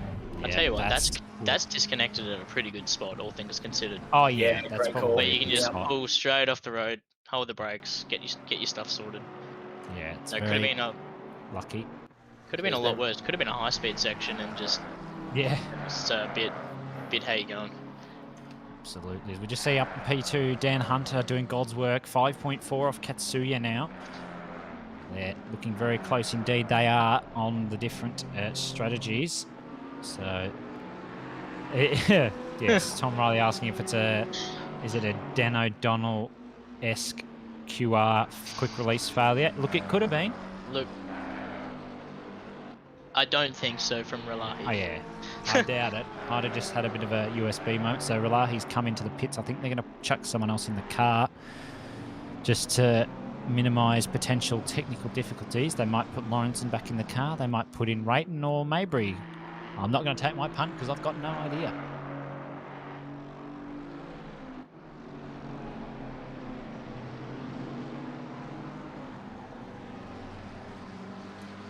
Here is Bab. This is Marsden behind. They're not in a battle at the moment. These two are, though. It's Fajardo and Bryce Meddings currently. Black Lab Sim Sports in the battle here. Doing a nice job. Currently P18. I think they are 4th in the Pro-Am standings at the moment. So this is fight for 3rd in the Pro-Am standings. So a very prestigious podium position in their class. Fajardo, for your information. The J is a Y, not a H. You learn something every day. Fajardo. You gotta try and roll the R's, and I'm terrible at rolling R's, so I probably still butchered it as much as you have, but it's, Fajardo, not Fajardo. Is that the only Lambo on the grid?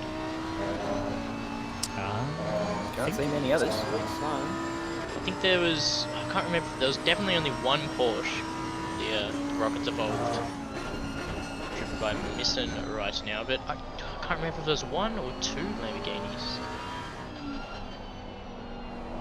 I'm only seeing the 1. I do believe it is only 1 for this event.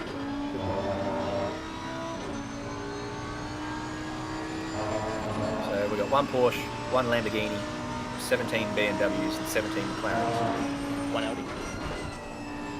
Probably 1 or 2 Ferraris and 1 or 2 everything else. But yeah, the BMW and the McLaren dominating this one, which is understandable considering their strength. Everyone wants to do their best.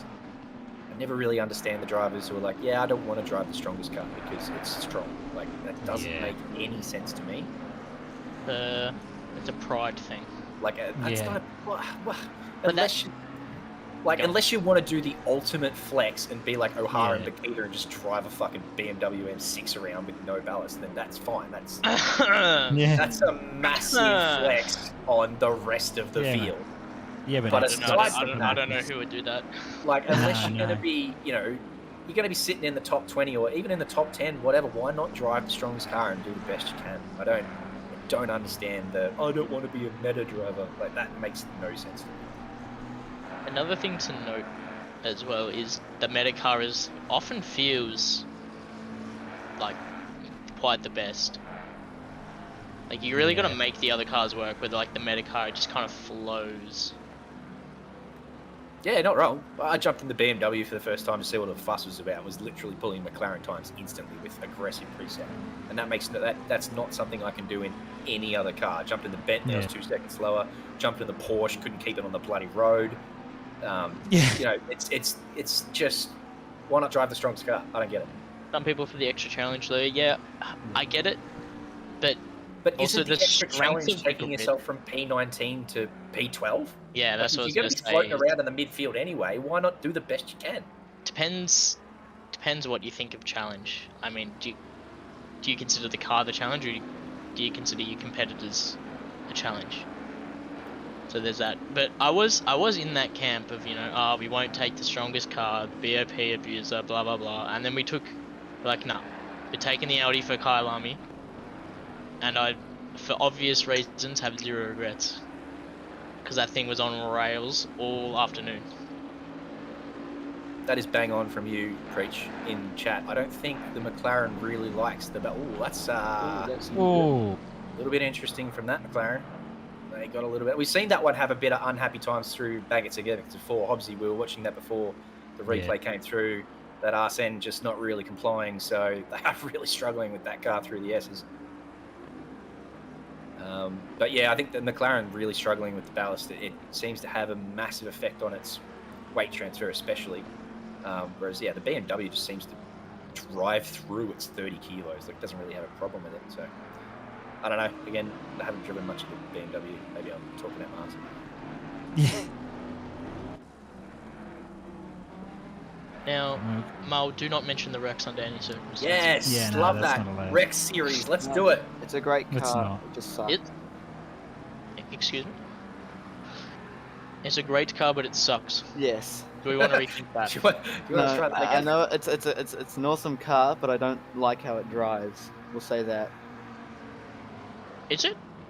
Is it restricted? Because that thing in a straight line feels like it. I don't know whether it just makes a lot of noise and it feels fast, or that actually is just fast in a straight line.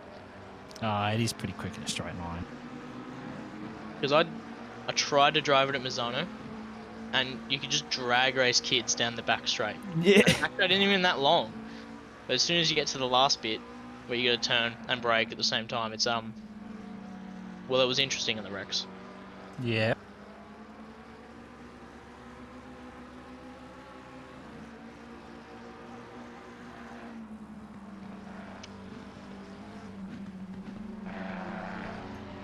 So we're on board now with Deckers holding his head. Currently only 5/10 off Zach Martin, so getting himself in a bit of a battle at the moment in the number 2 car. Currently third in the AM class, doing very nicely. Catching car 91 up to for P29, who are not too far behind Braden Ross in the Odyssey Academy car, the 221 Ferrari. Now, unless I'm crazy, there was only 4 AMs that qualified yesterday. Yeah, there was a couple of people that were downgraded to AM class. Any promotions? No, I don't believe so. I don't mind that. Expanding the field of the AM class, just giving Yeah. those guys a couple more cars to compete against. And Yeah, that's right. yeah, I like that. If you're going to be driving down the bottom of Pro Am anyway, you might as well, it makes the day more worth it. Absolutely. Tell you what, I am enjoying seeing. I know there's 7.5 hours to go, but just the mix of pros, pro-ams, and pros on that. Yeah. Sorry. You got Bender up there leading the AM class in P21, and you've got pro cars there in P24, 25, 26. So loving that mix. Again, I know that there's different strategies in play, and there's a long way to go. We'll see how that shakes out, but that's that's a couple of guys really outperforming their classification there, I guess. Did you see the fastest lap there for Terry Rayton? He's really on it at the moment. He did the last fastest lap, didn't he? He did indeed. He did a 58.6, so he's really starting to find pace in that car. I know Terry's driven a couple of different cars recently, of course, through SRO and Lamborghini Real Race as well, so he really knows how to get a handle on most of the cars in the game, which is good to see. It's a good skill to have. I was barely squeaking out mid-2s before. I do not know how you find an extra 2.5 seconds. Yeah. Where is it? It's just everywhere. Everywhere, yeah. I even build different, that guy. I mean, definitely the Bentley through Sector 1. Like, you won't match it through there. It's so quick through there. Through there. That is, Oh, I did. yeah. That was something I did notice. Was how much, me being in the M6, how much people caught me through Maggots and Beckett's. Yeah. Although it seemed to love the exit of Maggots and Beckett's more than other cars. I don't know, can't remember the Yeah, corner name. just coming off the turbo, it's Chapel. Chapel, yes. Yeah, car coming off the turbo, it just absolute powers out of there. Righto, you lot. There is 3 very big personalities in here, Baxter being the biggest of those, and I'm going to depart and get out of the way because goodness me, it's just crowded in here. I'm going to go enjoy my stint. It's been an absolute pleasure. Mate. I will talk to you again later. Good luck, Thanks, mate. mate. See ya. Good mate. Catch it. So, 7.5 hours left. Nearly, halfway into the race. I can't believe I'm saying that. It's only nearly halfway in, but still long way to go. A couple of people starting to pit now. Alice in the pits, Stu Matthews in the pits as well in the 842 Mobile Blue Flags car. We'll start to see a couple of others pit. We have got a lot of people on alternate strategies. There we go. Thought for the day. Do we actually ever stop clapping? No, we don't. Never. Just no What? way. Did I miss something? Do we actually ever stop clapping? Oh, there's just more space between claps. Is that what I was trying to say? I think so. Okay. I would imagine you stop clapping when you pass away. So Well, yes. you never know. You never know. Look, I'm no doctor, but I'm pretty sure. Don't quote me on it though.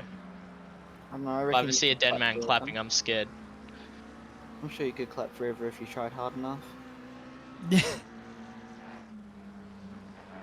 I mean, if you come back as a zombie, you can start clapping again. Exactly. I mean, I'm not a doctor either, but you know. Yeah, that's a good point, Leo. What if someone else does it for them, Greenie? What do you got to say to that? Well, that's not you doing it then, is it? Technically, it's dead you doing it. Right, this is getting morbid. Oh yeah. It's taken a turn.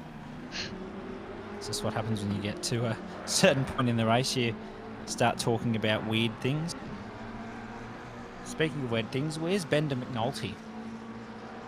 Speaking He's of weird P22. things, that livery. Yeah. Yeah.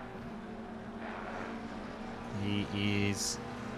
I mean, I like the pink and the white, but I think I prefer. I can't remember the car number. Wherever the pink and white livery of Stefano Rasciuti and Kane Phipps and Michael Young's car is, the Ferrari. That's a very nice livery. That's so picking slow livery. Yeah, that was one of my favorites. So I think it was the other way around. It looked so good with a white car with the yeah. fence. Might have to use that as inspiration for my livery for next season. Now, are we going to see rain again? Well, I'm getting a bit worried. It's pretty cloudy. Only 1K now wins, although wins don't matter so much anymore in terms of rain. So, I don't want to say anything, but I've got a sneaking suspicion we might see some more rain. When? Oh, God knows, but I reckon we will. Still 7.5 hours to go. Yeah, exactly. If you punch yourself and it hurts, are you weak or are you strong? I didn't know race control was a philosopher. Well, I think you'd have to be strong to punch yourself to the point that it hurts.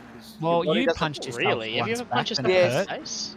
Well, you see, your body doesn't let you hurt yourself. That's what I'm saying. Like, you can punch yourself, but I don't think you can hurt yourself from doing it. Well, you did. Surely you've been curious enough to just sock yourself in the mouth. Like, even as a kid, like, not saying you would now, but just like, no, a curious child, just like, I might just punch myself in the head. Well, being a kid myself, yes, we love to experiment, and hurting ourselves just to test is one of the experiments. Well, yeah, you did that once, and it didn't end well for you, did it? No, it didn't. But we won't talk about that. No, look, we won't. Right, here we go. Wow. Yeah, go. No, go on. You. No, you first. All right, I was going to say, Zach James, 24 seconds ahead of Kijinami, so something's happened there, because they were, you know, good, probably 5 seconds ahead when they came into pit, so I think something big's happened there. Are we on offset strategies here? Yeah, we are. So yeah, James and Kijinami are similar-ish. It's not a whole big difference. It's more the difference between them and car 999. They're on an alternate strategy. Okay. Are they a pit stop ahead? Do you think they are a pit stop ahead? I would say so. Yeah. Because they stayed on dries for the whole wet part of the start of the race. And didn't pit, while others like Zach James and Kijinami all went straight to the wets and then pitted, so I would say they're a pit stop ahead. Was that worth it? I think for them it was definitely a gamble that's paid off because they've got the drivers to catch this team, the 445, even though the 445 have had unreal pace this past 4.5 hours of the race. They've had very good pace, but they've got the drivers in 999 to be able to catch them, but I don't think they'll catch them until later in the race, maybe with about 3 hours or so left, 2 hours left. We'll see their strategy finally come into play. Yeah, look, we knew these guys were quick, but this is not something I expected. Like we thought they were top 10 material, top 5, but battling for the win. This is obviously still 7.5 hours to go. Anything can happen to any one of these cars, but yeah, exactly. This is some pretty nuts stuff. Yeah, they're doing really well. Still A couple of people I would say that are still in contention at the moment. Dylan Tyquin's jumped in the 789 Nissan, which is a bloody long way ahead of the next Pro-Am car. They're doing really well. Currently P5, 13 seconds off the Kovacs Racing purple car. They've got Terry Rayton in the BMR 155 racing car 46, which is bizarre considering they're Team 155. Is this a battle here? It is. Levine was battling with Bender, but then just had to let blue flag car through. He's going to have to let another one through. That's the 919 car, Brennan Frisbee at the moment. Here's Bender McNulty in car number 1 for the AM class, currently leading the AM class as well. That wasn't for position, no. Okay. No. It's just No. the blue flags out of the way. Trying to figure out who Bender's racing. Levine, the one that we saw that had to give away the blue flag. Ah, yes. Who's now 4.5 back.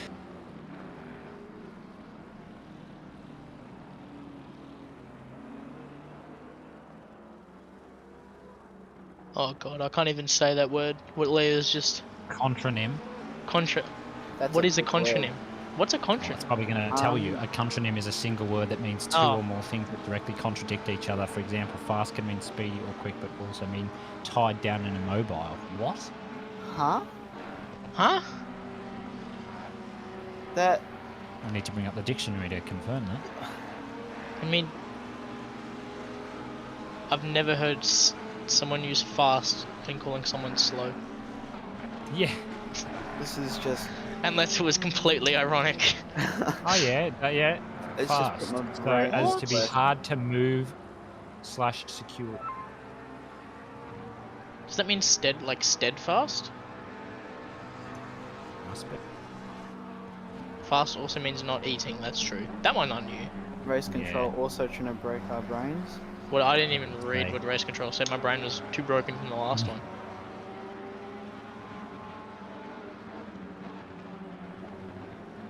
Like when someone says, hold fast. Ah, that's a good way of yeah. putting it. Yeah. Yeah, that's a good way of putting it. That's big brain time. Professor Simo's in the lab. He is indeed. Involved with Sabaza Kijinami at the moment for Team Cafe Olay. Car 997. 23.4 behind Zach James in the 445 MPR AV collaboration car. We've got 6.1 to Houlihan at the moment, car 999, and they've got a decent gap to 191 in P4. Is there a story behind Cafe Olay? Olay? I don't even know how to Cafe pronounce Olay. it. Olay. No story? Not as far as I'm aware, no. I think they've just decided to come up with that team name themselves. Fair enough.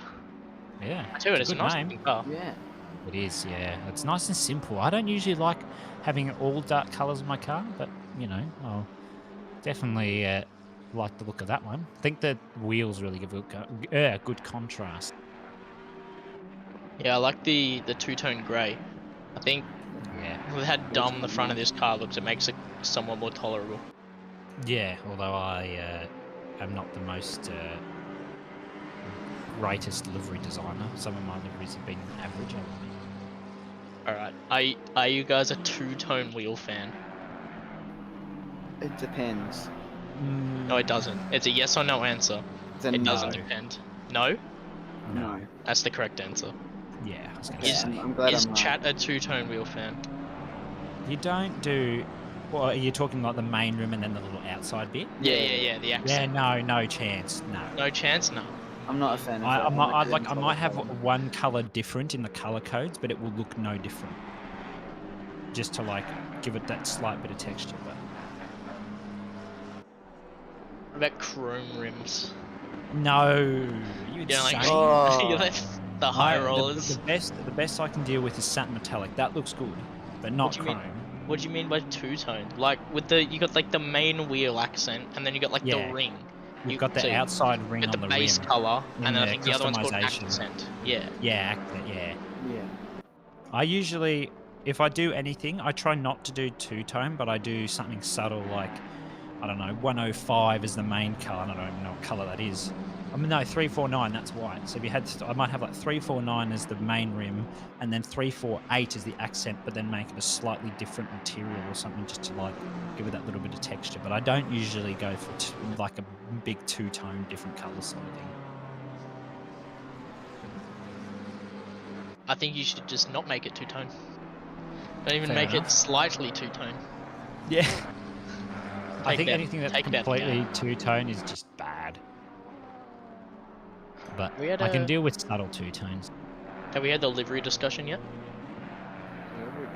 While we're on the topic. We've had a little bit of a livery discussion. Oh, we're having a look at Mul's very nice car that he's just gotten. Let's go and have a look. Yes. Yeah, it is Mul. In where? Where the hell has he put that? Are you in his personal? Oh, yeah, right. Yeah, it's in the show us your whip chat.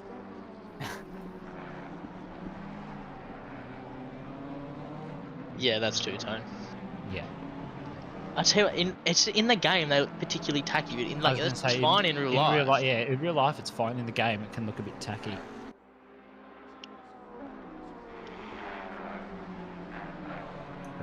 Yeah, look, it's okay in real life. Just in the game, a little bit interesting. Like if Kijinami had like a yellow and a black or something, I don't know how I'd feel about that. It just looks a bit weird because I think it's because it's so prominent in the game, and I don't know why. It just it stands out a lot more in the game. Yeah. I found. Yeah, the game usually bright accents. Yeah, that's right. I can deal with like the bright auxiliary light. Like that always looks good if you've got a darker car. Like they've got the yellow on the top of the window, which looks good. Yeah, it matches the wheels perfectly. Yeah. It was mainly plain car. Yeah. I tell you what looked nice. I was experimenting, and I just made the whole car that like main grey that Kijinami's driving right now. Like that, like yeah. The whole car, the wheels, the rims, the whole thing, and it looked immaculate. I don't know how to describe it. It was just easy on the eyes. Neon lights. I can deal with neon lights if it's like if I do it like a darker car, like what Kijinami and that have done here. Like I definitely have a brighter auxiliary light. Does he mean like an underglow? Yeah, I think that's what he mean. Hooley got smacked apparently. Oh yeah, 16 seconds off. I did see that. He was originally replay 5.5 seconds. Yeah, and replay please. Yeah. Why didn't you tell us, mate? What's going on? We were talking about accents. Yeah, fair enough.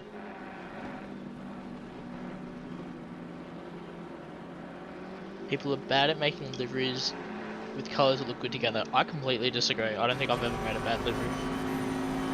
Blue flag spun around apparently. I came out way more cocky than I was meant to.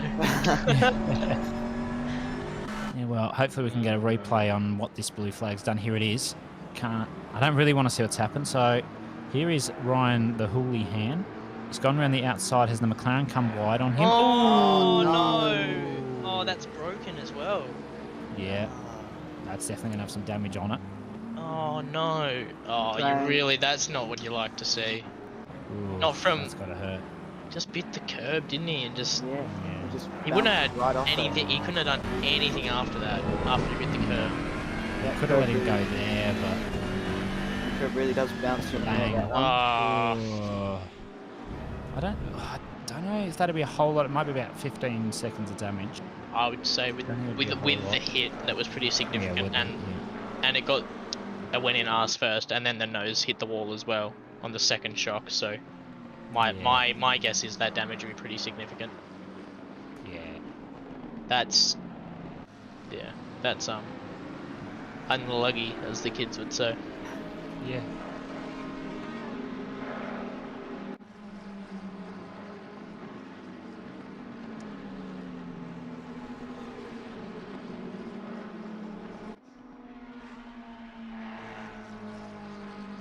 As we welcome Mr. Glenn to the comms box.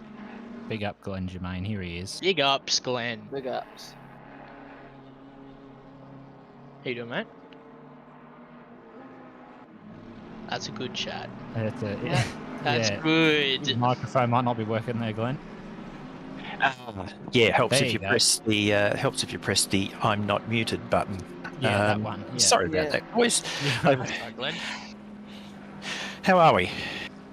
What have I missed? I've been... You just missed literally 10 seconds ago Ryan Houlihan being taken out by a blue flag. No way. Yep. Holy hell. Yes, mate. Yeah. Was it, Yes, what mate. Aussie was he in? 3. He was still in 3. He was in 3? He's still in 3? He So I hasn't had lost the any alternate time. strategy.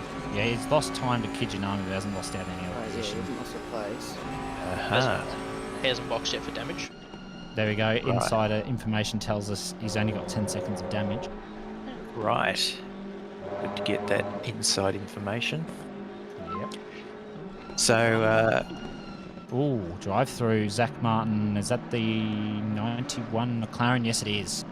It's the blue flag one that just took out Ryan Houlihan. Drive through for him, unfortunately. that's disappointing. Anyway. Lucky. Oh, we know how talented they are. And Yeah.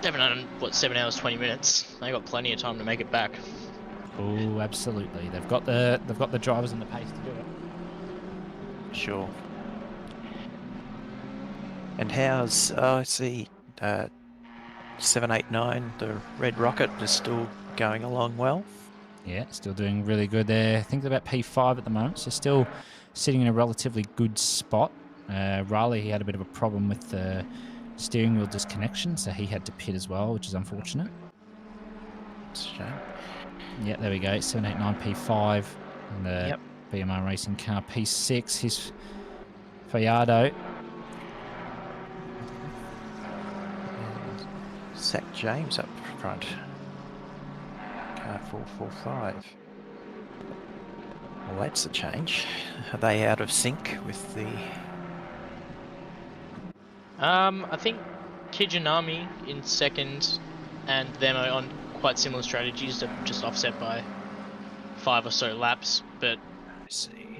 you know, Just catching up on that now. other people's loss can be another team's gain, so I mean, you really don't like to see, you know, you losing or gaining time to your competitor in that way, but No. you know, you take it as it comes, and Happens, yeah.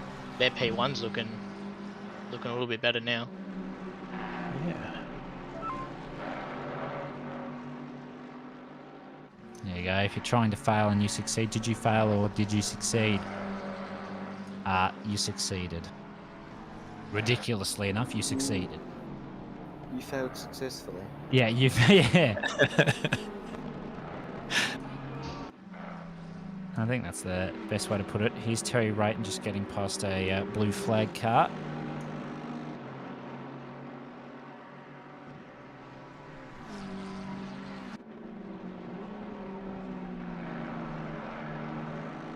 Do we know what time it is for our EU compadres? It's currently coming up to 5 a.m. Yep. That is.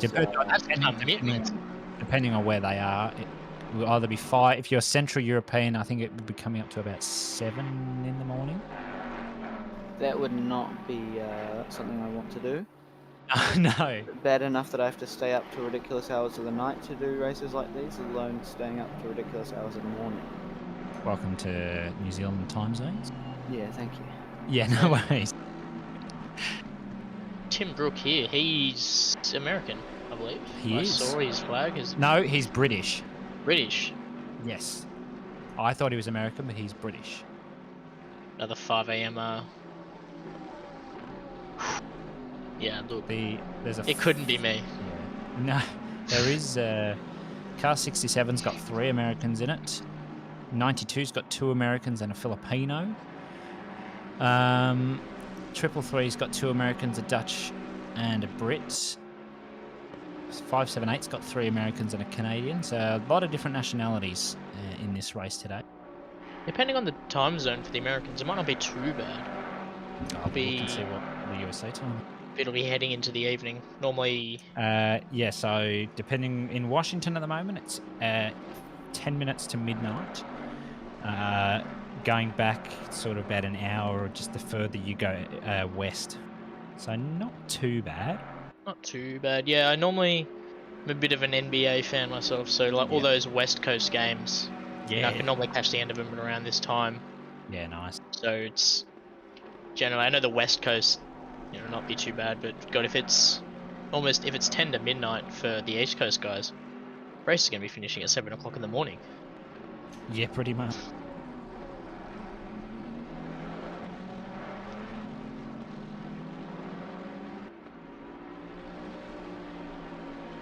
So, nothing much has changed for the moment. There will be a couple more pit stops to come through. I think Houlihan and that won't need to pit as such. Brooks made a little bit of a mistake. Oh, what's the read? That's It's a bit questionable. One of the ways to rejoin. Oh, he's racing Stefano Risciuti as they almost come together. Ooh. Looking at the inside here.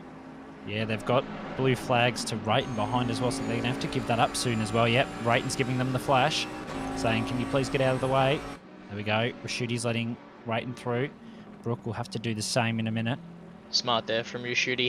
He'll be looking to jump right in behind Rayton and then hit the hole as Brooke lets him through. He's got just a bit of oversteer there. That'll compromise him. If Brooke can let him through now, he might be in a good spot. Just dropping a little bit off the back of racing. Absolutely. But in saying that, Brooke has now been showing the flag for a good few corners now. He'll be wanting to get out the way sooner rather than later. Otherwise, maybe face the penalty. A bit of a hard spot to do it here, though. Wouldn't be wise for either.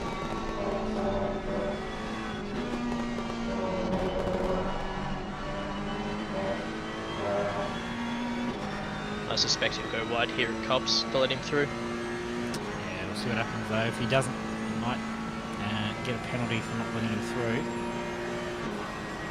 He's still going. No, he hasn't.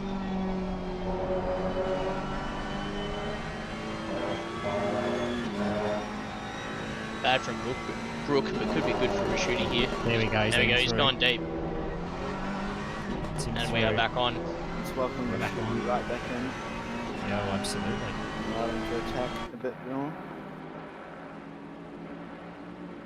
Yeah, he's gonna do his best. I think he was all over the fact that Brooke was gonna have to let him through, so was pushing his hardest to try and get as close as he could behind Rayton to maybe try and get past. Couldn't quite do it. Although I'm sure Risciuti's got a plan. He used the slipstream down the straight. Maybe try and maximise his exit here if he can.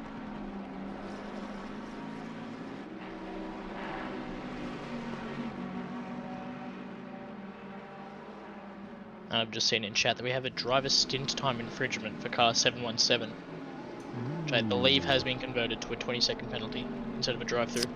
Yep.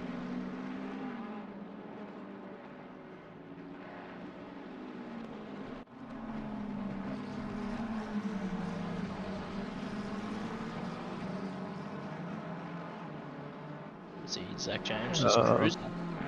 Yeah, he's... Yeah. Looks like Boxy went 27 seconds over his limit. Oh, you hate to see it.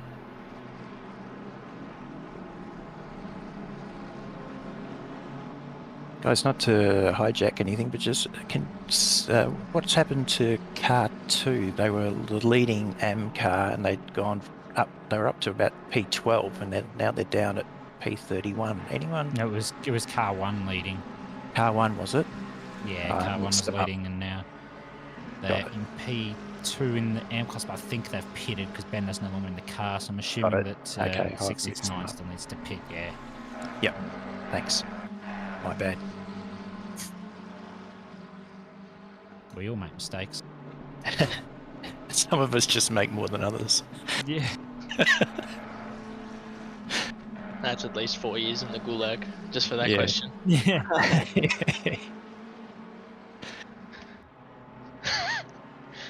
Gave yourself a Joker lap. Yeah, I'm not sure how that works, Yeah. you know. Yeah.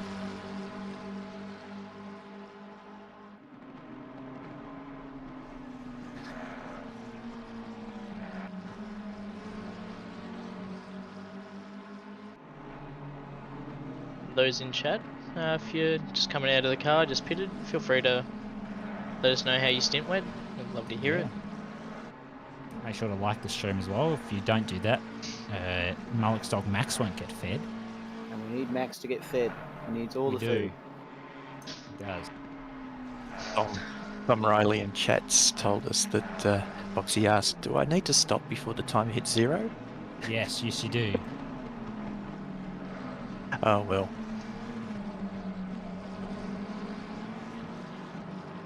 Good to hear that, Sean. I was getting updates while I was at work. Slaving away over the grill. And then you came back and immediately drove the car. No, I got back. I cracked open a Mango Loco Monster, jumped in the shower with said Mango Loco Monster, and then we got in the car. Then you got in the car, yeah. Man, that was multitasking at its finest.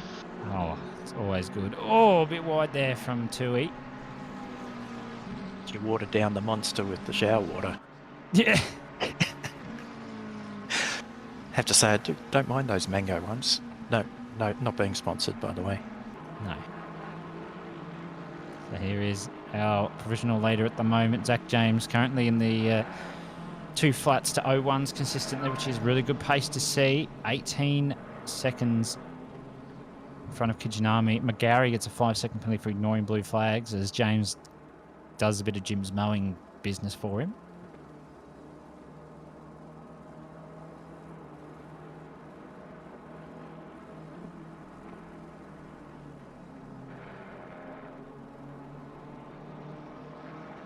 Do we have any winner predictions?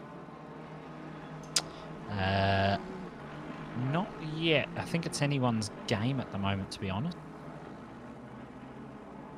Yeah, it is seeming very wide open. Looks like a great race. Yeah, could still be Kinjanami, could be James, could be Houlihan, could be anyone. I don't think there's going to be a definitive winner until closer to the end. Not sure if it's been mentioned yet, but since I've been in here, but it's never too late to buy a raffle ticket.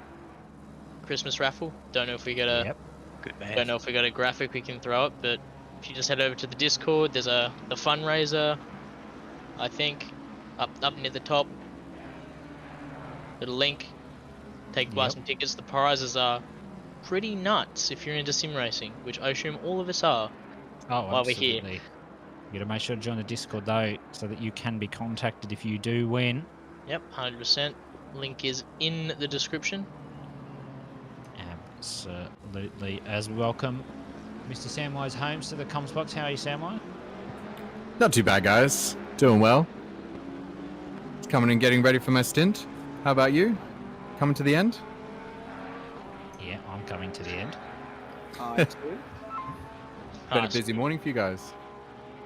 Oh, easy, I wouldn't say. There's been a lot of things going on. Tim Book gets himself a 5-second for ignoring blue flags. Now, did I curse that when we were talking about it? Maybe. Maybe. Alright, and on that note, we'll tag Samwise in and I'll jump out. Yeah, right, mate. I will follow and jump out as well. But I will thank you both. Most certainly be back. I'm sure and you will. if you don't buy a raffle ticket, then what are you doing here? Yeah, it's a good point. Uncle Ryan would be very disappointed in you. We will be. Alright, lads. I will talk to you later. I believe I'm in here 2 more times later on this evening. Yeah, right, mate. Alright. Catch you guys. Catch you stream. I will follow out as well. Thank you guys for having me. It has been very enjoyable in here. Hope to be back one day. One day. I'll see you guys next time. Righto, mate. Thank you. Specs. Thank you. Catch you later, Baxter. And I think we're going to have Bender jumping in sometime shortly as well. Yeah, I'll stay in until Bender eventually makes his way in with his facts about something. I'm coming in with a few facts myself. Just been running some of these strategy calculations. Got all the stint data thanks to pitwall.live. If you're not following via Pitwall and you are following the race closely, I recommend jumping on there. And absolutely. they've got a lot of good data there on when people have stopped. I'm not sure if the free one has. Yeah, free one doesn't show that. Doesn't show that one. Okay, it's something like $1 or $2 a month or something, I think. But it shows you everything: the average pace across the stint, how long the stop was, exactly when every car has stopped, so we can see. There's a lot of variety in that pit strategy at the moment. Yeah, there's a lot of good information that you can get. The free one's still good though. It shows you fastest lap, shows you each of the sectors and whatnot. Yep, how far away each car is from each other. I'm not sure if it's got there's also like a gap evolution thing. You can basically see how, sort of in a graph form where the cars are getting closer, how far apart they are. And yeah, it's quite a good tool that OR has been using as part of their race timing.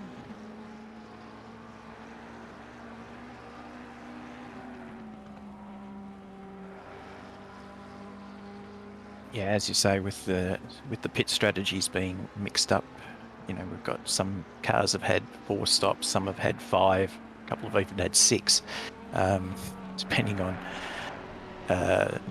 what's happened to them during the race. It's a good way to keep track of where they're at and how long each driver's got left in their stints as well. Yeah, you're absolutely right. Well, I'm just going to go silent for another minute while I just figure out the last of this, and I'll be able to give you guys an update. Yeah,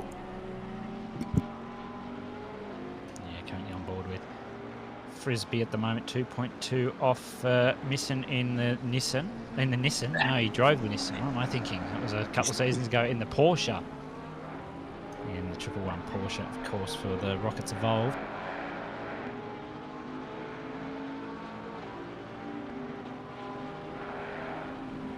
It seems a bit of a crime that he's out of the Nissan. Oh, look, it is. It's easier to You remember. can't get out of a car you rhyme with. Yeah, exactly. I'm still remembering it now.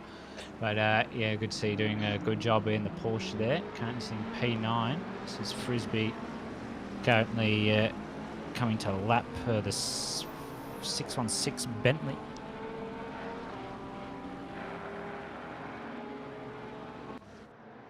Posh Spice. Absolutely.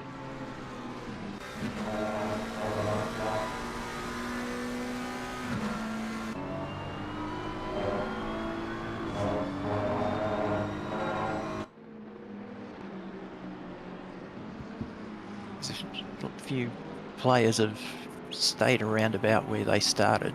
Megan D, for instance, the 720 car, and the Pro-Am started, I think, about 14, if I'm not mistaken. Just quickly have a look at my list. About yeah, right. P14 is still P13, so it's just holding station. Yeah, That's what you've got to do. These long races. Yeah, absolutely. As we welcome David Bender, Fax McNulty back to the box. How are you, David? Yes, good afternoon, or good morning, good evening, everyone. Well, thanks. How are you guys?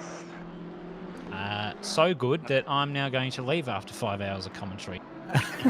You've done an absolutely mega stint. Yeah. So thanks so much, Hobbsy. I will be back later. Would you believe it? I will be back.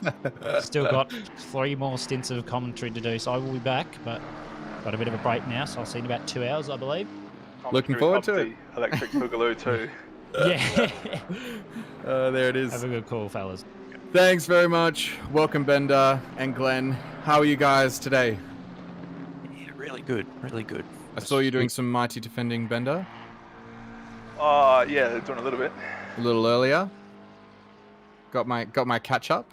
Got your catch up. We need those hourly highlight packages that go for 20 minutes each. Must please the viewers. Yeah, so I'm going to give a bit of a strategy update. I was saying before, I've just been plugging away at some of the data from pitwall.live. So I can see everybody's stint lengths. And we know that because at the start of the race, it did start wet and it was going to dry out in about 20 minutes. I think those wet tires ended up lasting probably about half an hour or so before, and I think it was about 35 minutes before there was a crossover for the dry tires. So you had a couple of the key runners who started on the dries who could do the full stint at the beginning. But we actually did see that Bakita ended up coming in after 50 minutes anyway in that first stint, I believe.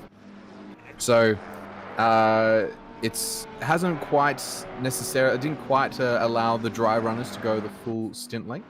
But from what I can see here, that's what happened. But right now, on track, at least the top 10, or I believe the top 12, are as they would be with stints. So we don't have anybody who is out of sequence right now. Okay.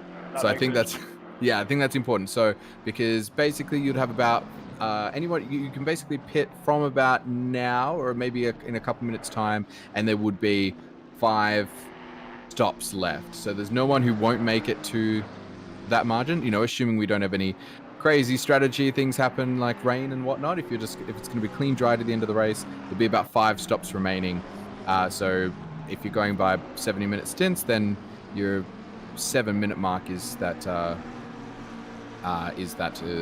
final time there. So yeah, so everybody currently, there's nobody who's out of sequence, and everybody can make it to that round. You'll have a couple of people who are going to pit later, so it's going to get a little bit more confusing, but take note of where we are right now on track. So because that is our current positions. Interesting. I mean, me personally, just going my car, number one, I think we're one of like the only ones that are on 70-minute stints since the start of the race, because we're the only ones like hitting just out of sequence with everyone at the moment. Yeah, car 46, the Lawrence and Rayton entry, they also did a 70-minute stint at the start, and they're probably, well, they were slightly better off, but then Raleigh only had a 44-minute stint, not the current one, the most previous one. So they've sort of gone back into sync with Houlihan, Bakita, and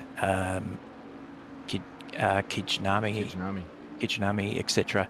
So those 3 are very close together. They're we see a McLaren spinning off. Sorry, Glenn. No, spinning off the track, coming through maggots. So I'm not sure which McLaren that was, but they're just rejoining now, nice and cleanly at the 919. 919. Where are they sitting right now? They were 10th. They were 10th, were they? Yes, they were. So that's Brendan Frisbee currently in that car. We're going to see a replay here. Is coming through. Maggots right here. Oh, just gets a little bit of oversteer and pulls it up. He did a Sergio Perez there. Just keeps it out of the wall. Is that a rejoin there? And his rejoin was nice. He kept out of the way of everybody. So that's what you want to do. Now, so just on the strategy from the start. So just to give a bit of context, because why everybody is currently on the right strategy. So as you mentioned, Dave, your car has done one less pit stop than a lot of other cars, but is still right now on the same. Will be doing the same number of pit stops before the end of the race, unless we see some other elements come into play. The reason for that is because to get to the end of the race on the standard number of pit stops, that you have to be doing 65-minute stints to get to the 11 stints to the end of the race. So that means that for those who came in, who were on the wets, who came in, if you are going to run right to the end of your stint length for the rest of the race, you're going to do that 70 minutes. It means you've got a bit of a buffer. You don't have to have done the 65 minutes in that first stint. It just means that if you come in early, you need to make up that extra time in your other stints. So instead of doing 65-minute stints, you've got to be doing those 70-minute stints to get to the end. And because there's so many of those stints, because there's a whole 10 pit stops, that really adds up.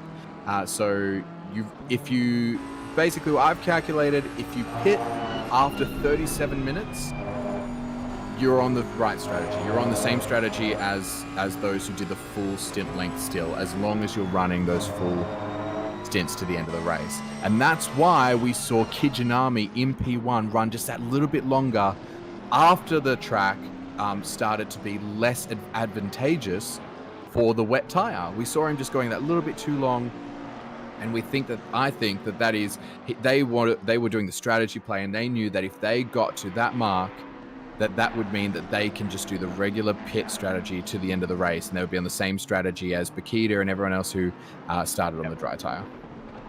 Yeah, okay. Because they went 46 minutes at the start, where everybody else was sort of coming in around the 30-minute mark when the track started to dry, and those times started to tumble. Yeah, and then they've been hitting their 1 hour, 8 minute pit stint limit. So they did 46 minutes in that first stint, and then 1 hour, 8 minutes consistently. So if they hold that, they're still on the same strategy as Bakita, Lawrenson, and Carnab1, everybody who was on that dry tire strategy from the beginning. Yeah, you do have a couple of cars who didn't quite get there, who have been just on a bit of a back foot. Sanjodo was one of those cars who didn't quite get there, and possibly Sonicus as well. So it looks like they're maximizing their stints as well. I actually think they might be just within the window to get their final stop in at the same time as everybody else. So they really need is a couple of 69-minute, 40-second stints, and then you get the free time from the pit lane as well. Exactly, that's exactly right. But it's it just depends on how fast you are and how. So most of the cars on the pace you've got are pretty well between about 1 hour 8 minutes, so 68 and a half to 69-minute stints is the average there, it seems. So we are going to see some stops. In fact, we're seeing car 445 from the lead of the race, I believe. No, where are we? Yeah, here we go. 445. They've just pit. So they were in the lead of the race. So they are the first one. So I said before, have a look at where the places are now, because that's all changing. We're about to go out of sequence for another 40 minutes.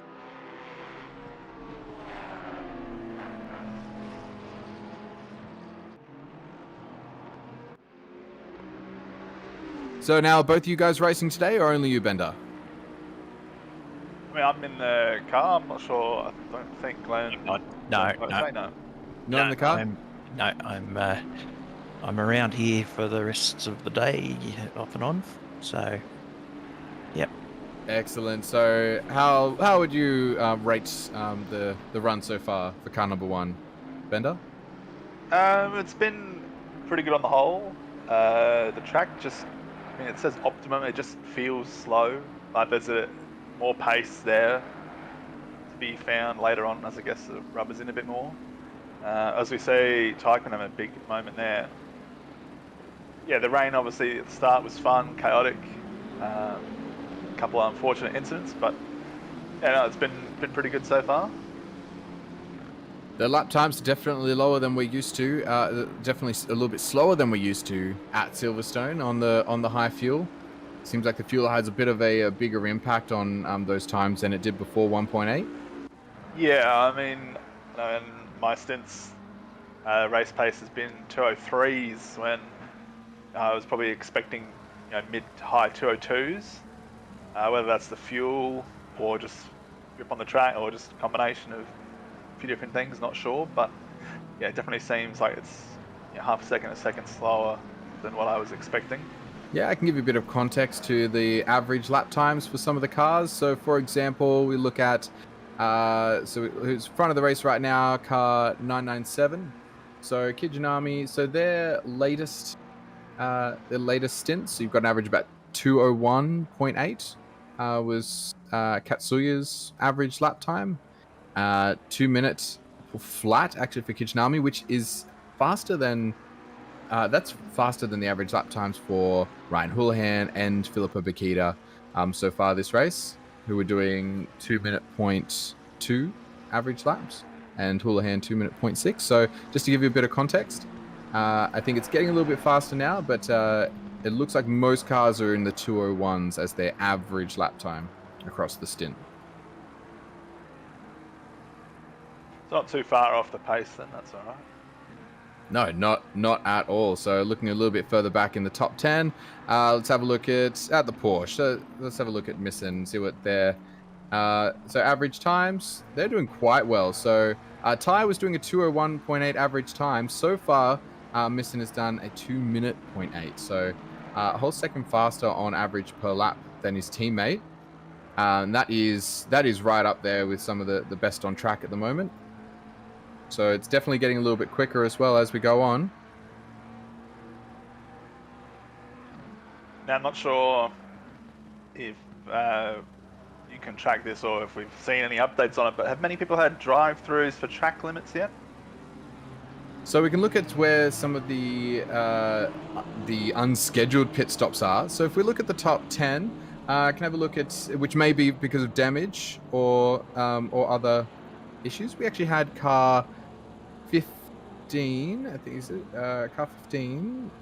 Yeah, that's Lamb. So they came in, I think, on after the first lap. So they must have had some damage. I think they were part of that safety car incident. So that was one of the early unscheduled stops. And again for car 919. So they had an unscheduled stop, a couple of unscheduled stops early on. Just letting the board update so I can give the other info there. So I'll just look at the top 15 runners at the moment.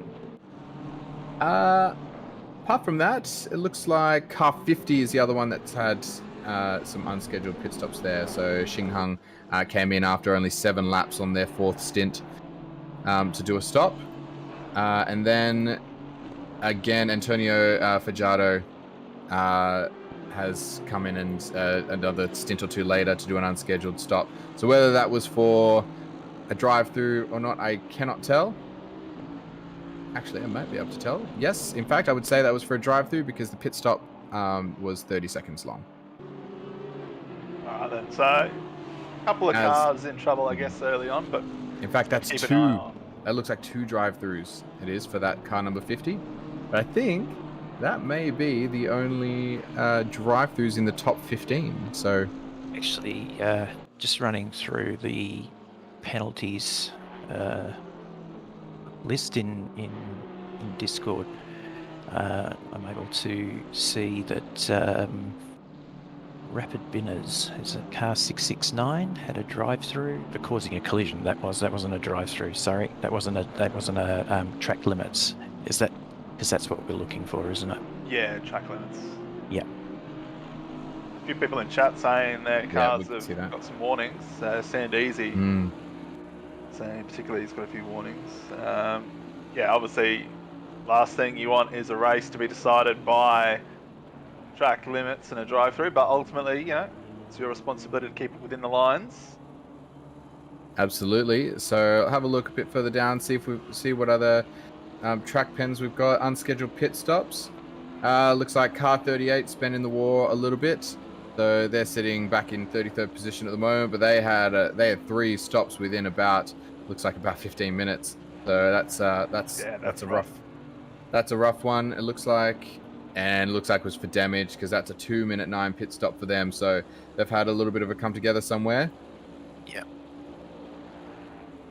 You also had for car 119 a particularly long pit stop there on their 3rd stint, which was also unscheduled. So that must have been for damage too. That was a 2-minute 32 pit stop. So not a nice one for them. Same with car 717 had a particularly long stop as well. And it looks like they've also had to come in for a drive-through as well in there only about 20 minutes ago. That's 717 sitting in 31st position. That's Convoy.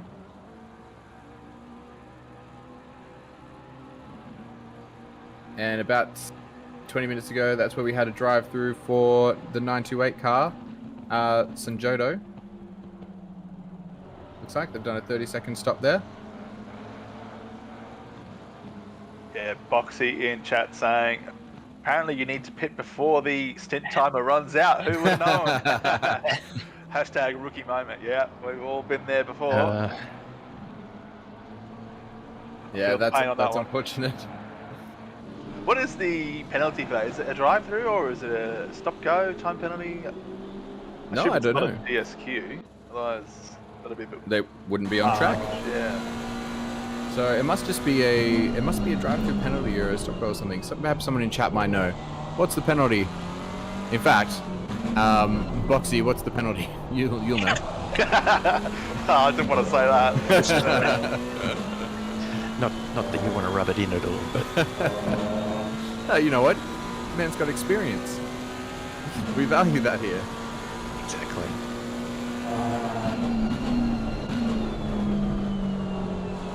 Alright, so Kijinami currently sitting as the race leader, I believe.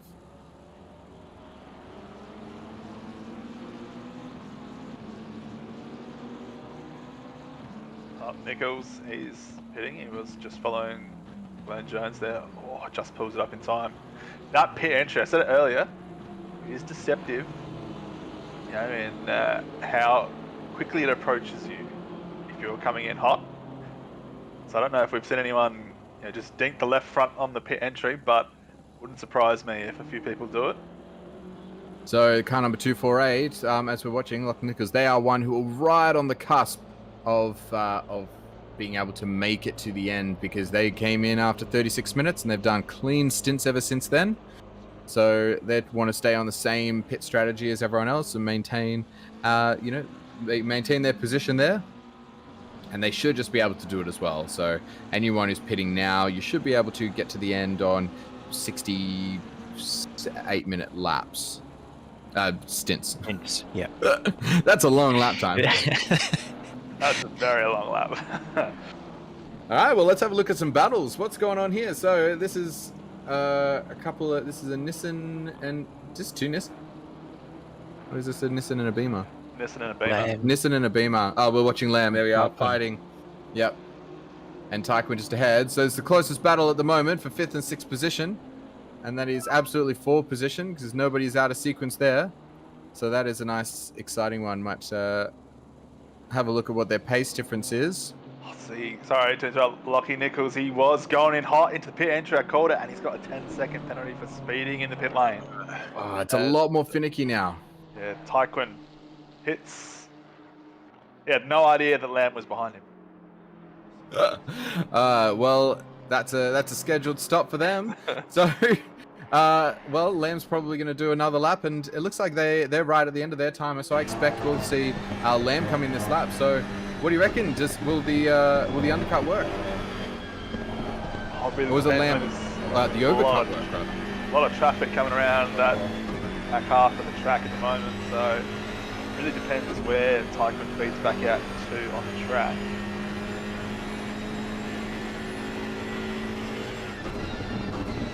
I think if you have got tyres that are in good nick and you're on low fuel, you should be able to put in a pretty quick time. That's another thing I wanted to... How have people in chat been finding the tyres? I've found they're good at the start, the first 20 or so minutes. They go away from you a little bit, and it's like a weird sort of draining phase, and they come back to you for the last, 15 or so minutes. Is that similar to what other people have been finding out there, or is that just a totally unique problem to me? No, I haven't done enough laps to know whether that's true, so we'll ask chat. Is that the experience that you guys have had? And now also, so I'll just point out this Lamb Taekwon battle. So Lamb has been flying. I'm just having a look at that last stint. They've come from nearly 50 seconds behind that car. So they've been doing an average lap time of 2:02 in car 15. Taekwon 2:01.7 average lap across the stint. So that is a humongous difference. That is an average of 1.5 seconds difference per lap. So as we see, is that Lamb into the pits? Yes, it is. Bakita currently in 4th position.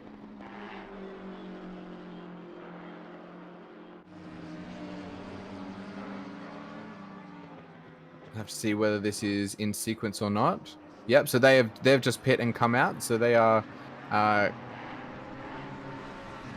so the cars that haven't pit yet, Kijinami has not pit, and Terry Rayton has not pit. Everybody else in the top can have pit. No, you've also got Rashuti as well, who hasn't pit, and Tim Brook. So they'll be the final ones to come in, and we'll see where they come out. That really has been a good stint by Lamb at 33 laps, averaging 2 minutes, 0.2, and has picking up a second and a half on everyone in front. Absolutely. Could not agree more. Over that stint. Very good. Kijanami as well, 2:15 as their average lap time. For some context, Houlihan, that we know is one of the fastest drivers in the field, 2:05 or 5:96, so 2:06 average lap time there. So that's the difference there. Kijanami and Lamb as well, both doing 3 to 3.5 tenths faster on average per lap than Ryan Houlihan that last stint. Well, here you go. If you're listening, Team Cafe O Late, I've probably messed up.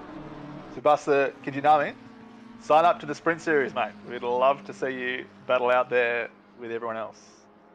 Absolutely. So he's got a couple more laps before we're going to see him in. So I'd say possibly not the end of this lap, but maybe the one after that, before we see him come in and we see what the corrective positions are after that pit stop. And then we'll give an update as to those gaps. So currently sitting P2, you've got Pignata. So they have pit. So they are truly in that position, and they are currently 38 seconds behind Kijanami.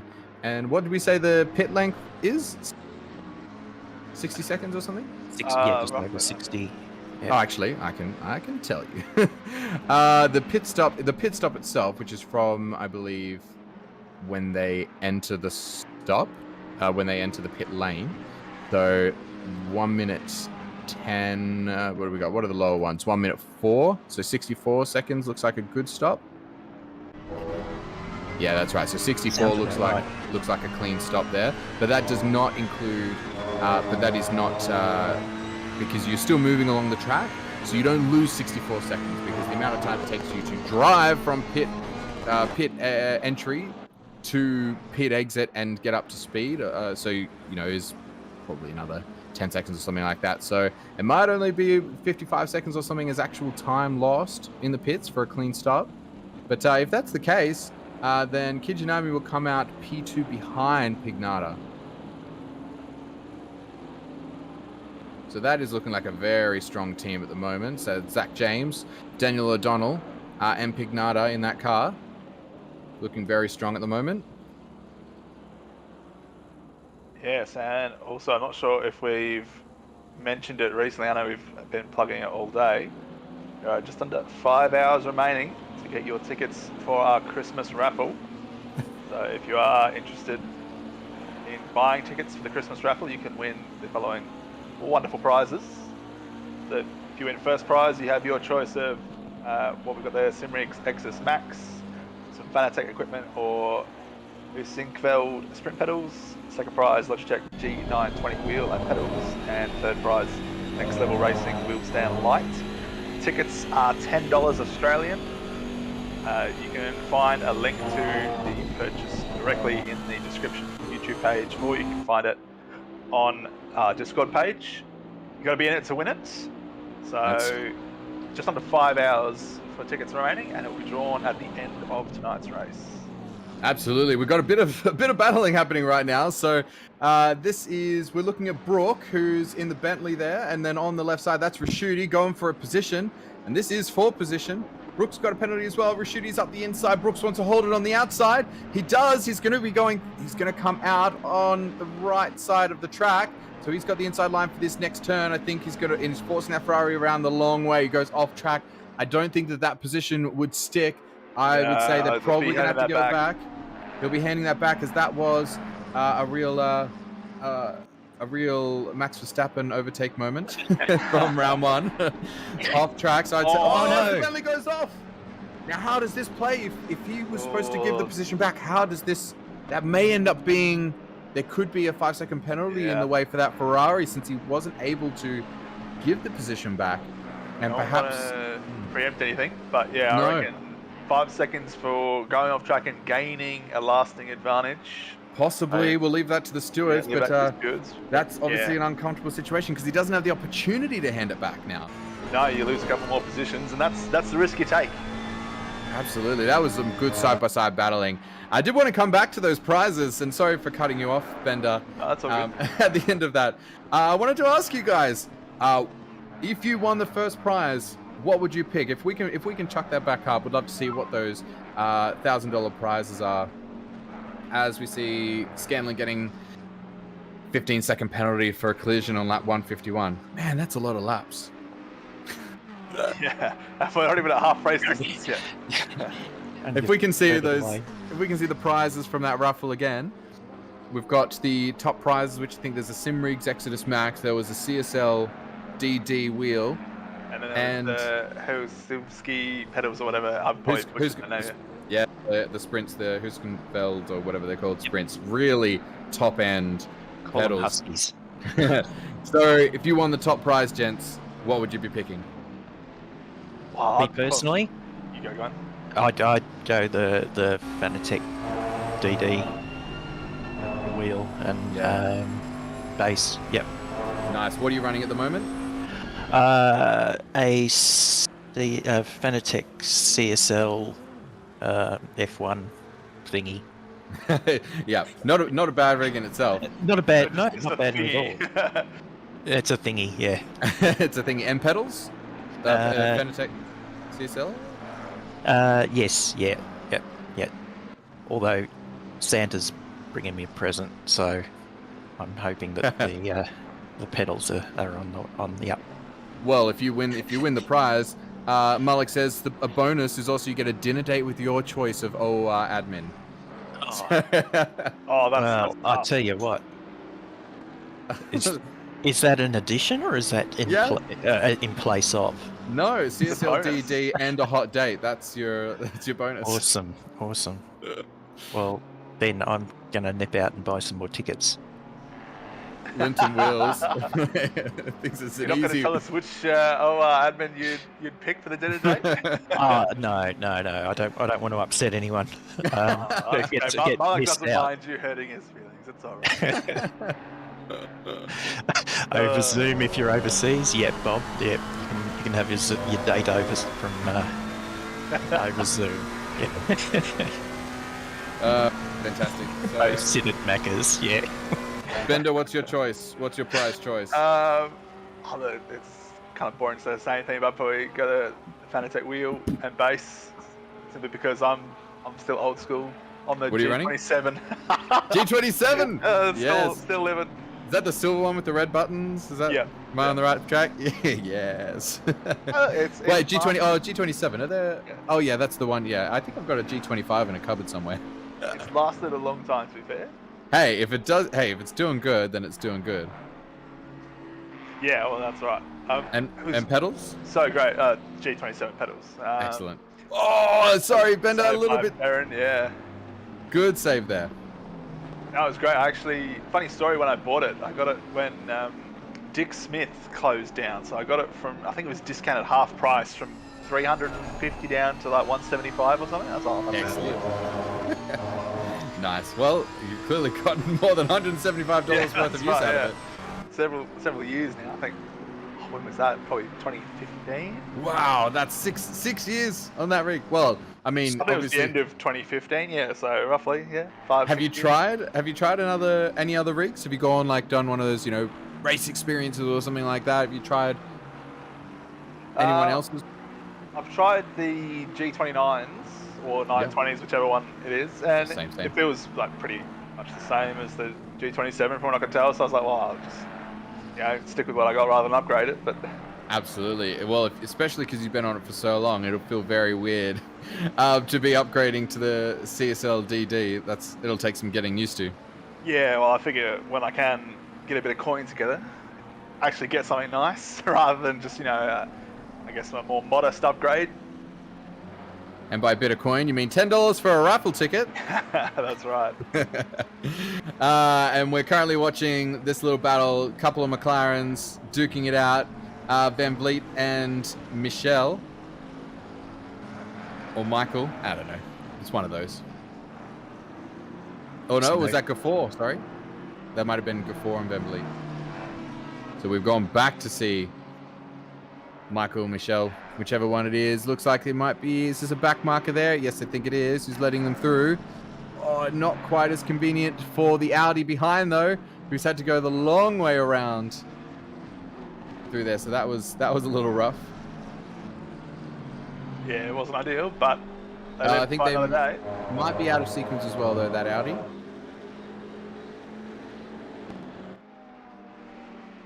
So a couple of comments in chat saying Cam Farmer needs to dust off his suit. A few people lining him up for the dinner date. Look what you've committed him to, Malik. Poor Cam doesn't even know. The car, just noticed back to the race for a minute. That's for a minute, yeah. Pignata's out again, and Black Car 445 is back out in the lead, as you mentioned would happen after the stops all sort of played out. Something interesting, just from a consistency point of view for that car 445, the last 4 stints that have gone on, Pignata's in it now, has done 12 laps and is averaging 200.04. Wow, he absolutely is, you're right. James averaged in his 33 laps 200.1. Dan O'Donnell averaged 32 laps at 200.7. And then before that, there was another stint from Pignata who averaged 200.4. So wow. These 3 drivers that are in this team are all at 3 particularly obviously consistent good drivers, and there's not many teams I would suspect that would have that level of consistency across all of their drivers.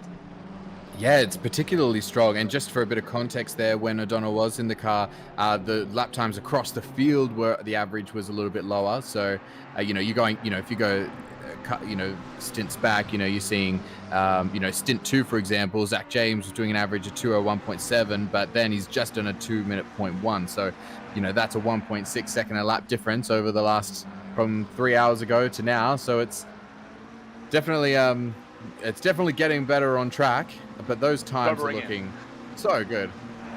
Sorry, Bender? So the track's rubbering in. Rubbering in, absolutely it is. Yeah. So they've got a 24-second lead at the moment. So having a look at that gap evolution there. So, and it looks like that's staying pretty consistent at the moment. No big movers or shakers there. Having a look at Bakita behind, definitely some slight gains. Nothing dramatic. The average lap time for Bakita is in the 159, so 159.3. So that is gonna quickly be starting to make a dent.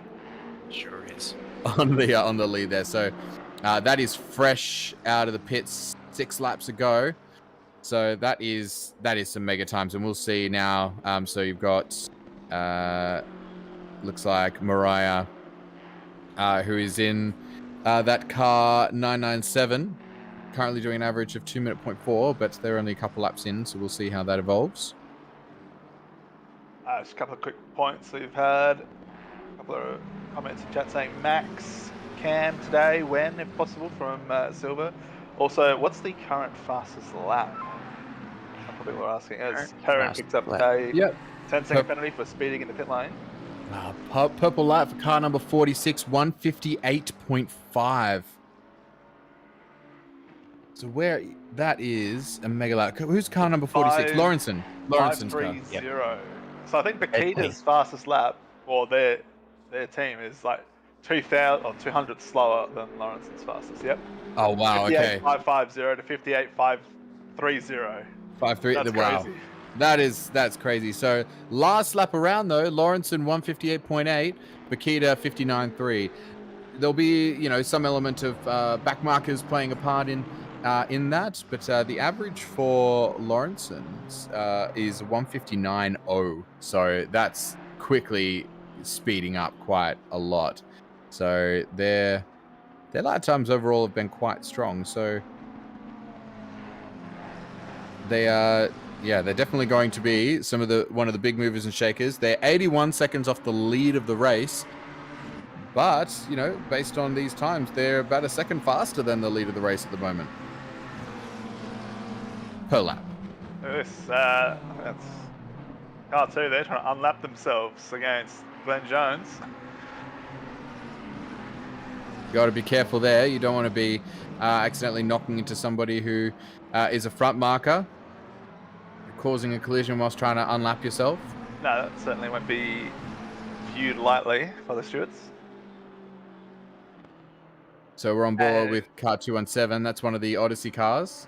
Yep, chasing down Phipps in P12 in the Ferrari just ahead. I think it's just behind Gafford as well, yeah.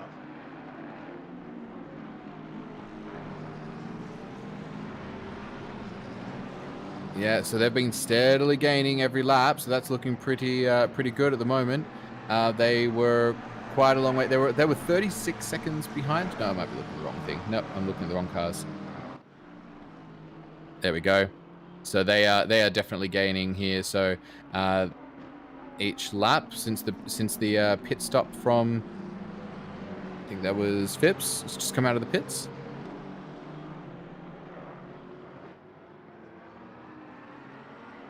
So we'll see if they've got the pace to be able to keep up with it, because it looks like that Ferrari might just have the edge for lap times once their tyres are warmed up.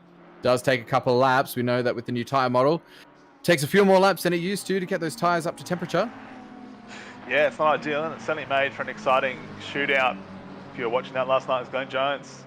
Very wide on the exit of Cops there. Might have potentially been a track warning. It's always tricky when you've got somebody behind you who's both a lap down and faster than you. That's an uncomfortable position to be in. So he's going to be trying to put on the pace. Otherwise, if it's slowing him down too much, he might just let that McLaren through. Well, and it looks like one of the leaders. Is that in the Beamer there? That Beamer. We got a car number. Who's that Beamer? I think it's Zach Smith's car. Can't remember what that is a nice livery. I'm a fan of that one. Yeah, it does look nice, doesn't it? Absolutely, it does. So we're not. Paul Britt. There you go. There we go. Yep, currently sitting in P6, so they want to let them through cleanly. Don't block the inside. They don't. So that all looks good. That McLaren is really fighting to unlap themselves, though. But you're gonna need some sort of compliance from the car in front of you if you want that to happen. Don't make a car that's a lap ahead of you defend. So it might be the smart thing for the Odyssey racing car to let them through, so that they're not impeding their own lap times, because that is not their battle. No, and then I think with the rain throwing people off, that's just added another element of uncertainty about, well, have they just come out the pits? You know, are they on fresh tyres? As we see Shane McLaw's off on the exit of the pit lane there. That's strange. Yeah, so it just adds that element. You know, you don't really know if they're on the same strategy or same pit schedule as you are. Absolutely. So that's what we've got to consider, though. If you're trying to do something strategic, you don't want to be coming out. You don't want to be, coming out and being blue flagged. That's always a really tricky situation. So you've got to plan when you're going to pit stop. If you're out of sequence, how is that going to affect you? You're going to be coming out in traffic, slower traffic, that's going to impede you more. Oh, we've got a replay here. Replay. This might be why we saw that car coming out of pit lane, and they've Tokyo Drift. What happened, Mr. Drifter? So that was McLaw's that we saw coming out the pit exit, and that was why he's chosen to go off track and come out cleanly via the pit lane exit.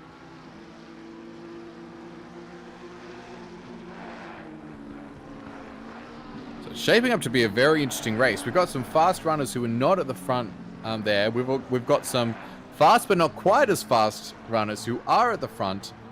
So Pignata and their car, they're doing such a good job. For two drivers who, in the sprint series, I know that Zach James and Pignata were both Pro-Ams in the sprint series this year, so I imagine that's potentially not going to last very long. O'Donnell has always proved himself to be a quick runner, so the fact that they are comfortably leading the race right now is a great achievement for them.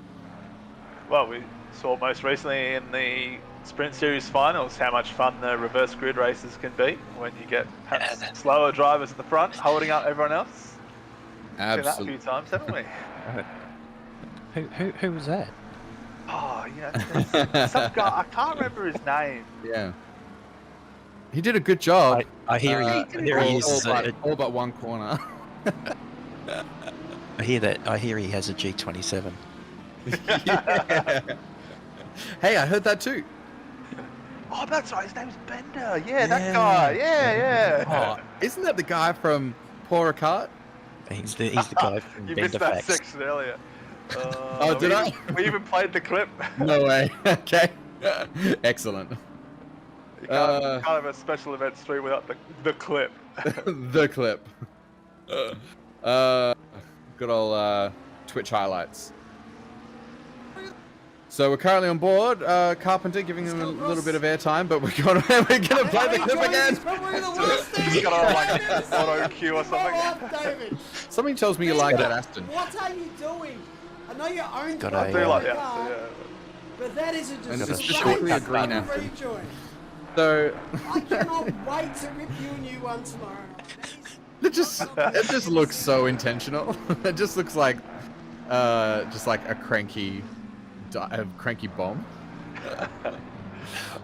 Which you know is not the case. No, it doesn't. That clip doesn't do me justice. There's an extended one. I think it was clipped by Diabols. Thank you very much. Where it shows the next part of the commentary that goes over my view and how I just never see that car coming until I crash into him. Excellent. Now back to giving a bit of airtime to Carpenter, currently sitting P21 in the 67 not Mercedes, McLaren. There we go, I'll get it right. So they've been gaining fast on our leading Pro-Am driver, Tui, in car number 1. Hey, you know that team. Yes, that's my thing. Yeah, so well, you can't be objective here, so Corey's a sensible guy. Wow. Carpenter gets very close. Are you okay, Bender? Do you need a second to breathe? Sending us to the Shadow Realm. That's not what you want to see when you're commentating your own battle. No, it's not. No. Tui's done a good job. Great job out there, actually. Can't imagine Carpenter will be there too long. Not really our fight, but you never know.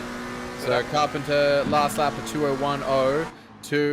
Tui did a 2:02.4. Again, there could have been some other things playing into that, but there's definitely a bit of speed from Carpenter against car number 1, so I think we'll see that battle resume pretty soon.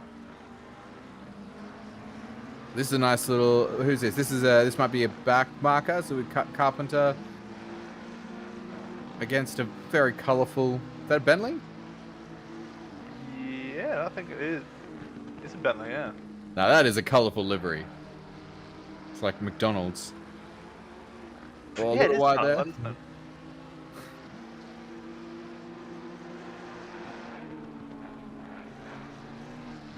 So he's lost a fair bit of time, Carpenter has, to his battle. Oh no, Carpenter's ahead. Hang on. Oh, in the pits. Car number 1. Wow, the McDonald's car takes a shortcut. In the scenic route. All the way through Beckett's. He doesn't even want to look at Beckett's today. Oh, that might be letting a car through. Either that or that was very late on the brakes. But I would say that's Davis getting out of the way of leader. Of Lawrenson. Not the leader. Is it? Oh, it is. It is Pignata. You were right. Sorry, Bender. That's all good. So that was a 24-second gap they had from P1 to P2. It's currently down to 20 seconds. So Mariah, last lap 59.5. A 2:05 for this guy here, Pignata. So spicing up. Those gaps are getting shorter. What you don't want to see are those races where, you know, the lead is getting further away from P2, who's getting, you know, not catching P1, but they're getting further away from P3. So suddenly you've got, you know, your top 3 runners miles apart. That is not the case. The gap is closing from Mariah to Pignata. The gap is closing from Bakita to Mariah. And you've got Lawrenson, who's one of the fastest cars on track right now, and then Carl Johnson there in the middle. And so it is spicing up quite a lot. It is. And one thing that I don't know if we made comment on so far is Andy O'Hara hasn't driven yet today. He might have a stint. He might be, you know, working or something like that, or you know, needs to. Yeah. I don't know. Do Probably some. working. Yeah, do something, and comes in later in the day. So. He's yeah, driving other vehicles. Yeah, it looks like we've had 3 stints. This is the 3rd stint for Bakita, 2 for Hooley, and Dan Hunter's done 1 strong stint in the middle there as well. So we'll surely be seeing some Andy later on, because I think, is there a minimum stint time each driver needs to hit? No, they just need to do one stint in the car. They just need to do one stint. So, yeah, maybe we'll see Andy bringing it home. Yeah, well, wouldn't that be something? Andy chasing down, one of Pignata or Mariah or Lawrenson even, for the win. Yep, so these gaps, they are coming down. So 19 and 33. That's your gap to P2 from P1, and then your gap to P3 from P1 as well. So 19 seconds off the lead. Mariah, 33 seconds off the lead Bakita. These numbers are going down, so I'll keep you guys updated for those ones.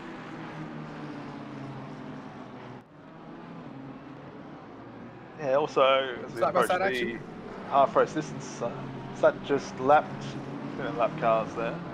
Hard to know sometimes, Bender. Yeah, it is hard to know. Just a quick weather update. Track's up to 26 wind kilometres, so Cam Farmer wind watch, 2 k's an hour. Track optimum ambient 20. And it goes between this really annoying pattern where it goes like, light cloud, and then it comes back to overcast, and then light cloud, and then goes back to overcast. It's like it's teasing me. Oh, it could rain, it gets dark. No, I'm just going to go back to light cloud. But it's getting dark again. No, light cloud. It's like, come on, pick one. We've got plenty of time yet, Bender, for the rain clouds to come across. That's right. We've got a bit of a poll. That's the one, not a tally. A poll up at the moment. So vote mid-race prediction. Who's the biggest chance to win? So the 445 car, maximum pace. They're currently leading the race with Pignata, Zach James, and O'Donnell in there. Team 997. They're currently in P2. That's the car Mariah's driving. We've got Bakita in the car 99, and then Lawrence in the car 46. So they are our fastest drivers, fastest cars on track at the moment, our 5 fastest. So put your four fastest, sorry. So put your vote in. Okay, we've got 50% says car 999's got it. I put one on for car 46. I reckon they're going to be playing. I reckon they're not over yet. They've got the pace to be able to take this right to the end. They were fastest on track last lap by 0.6. That's quick. Again, traffic does play into that, but it's looking strong. Everybody who picks the winner gets a date with Bender. I'm sure Bender has explicitly agreed to this, so. Oh yes. Well, I'll give you an average update for lap time. So, because everybody's done at least about 10 laps now, some have done closer to 20, like the Pignata car, who's been doing an average lap time of 2 minutes 0.2. So, the car behind, so in second place, 159.9. So, a couple of tenths quicker on average. Bakita car, 159.4. And then we got Johnson with a 2 minute 0.8, so a little bit slower on average. But so Bakita was 159.4. The average lap time for car 46 with Lawrenson in the car, 159.2. 2 tenths on average faster than Bakita. So who was our pole position qualifier? So we know that she's exceptionally fast here. So Lawrenson doing a great job for that team at the moment.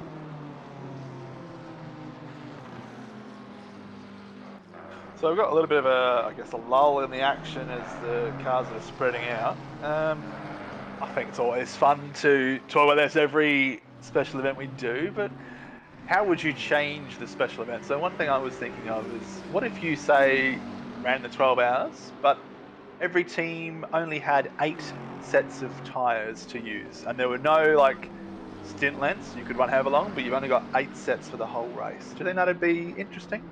Yeah, I love those strategy elements.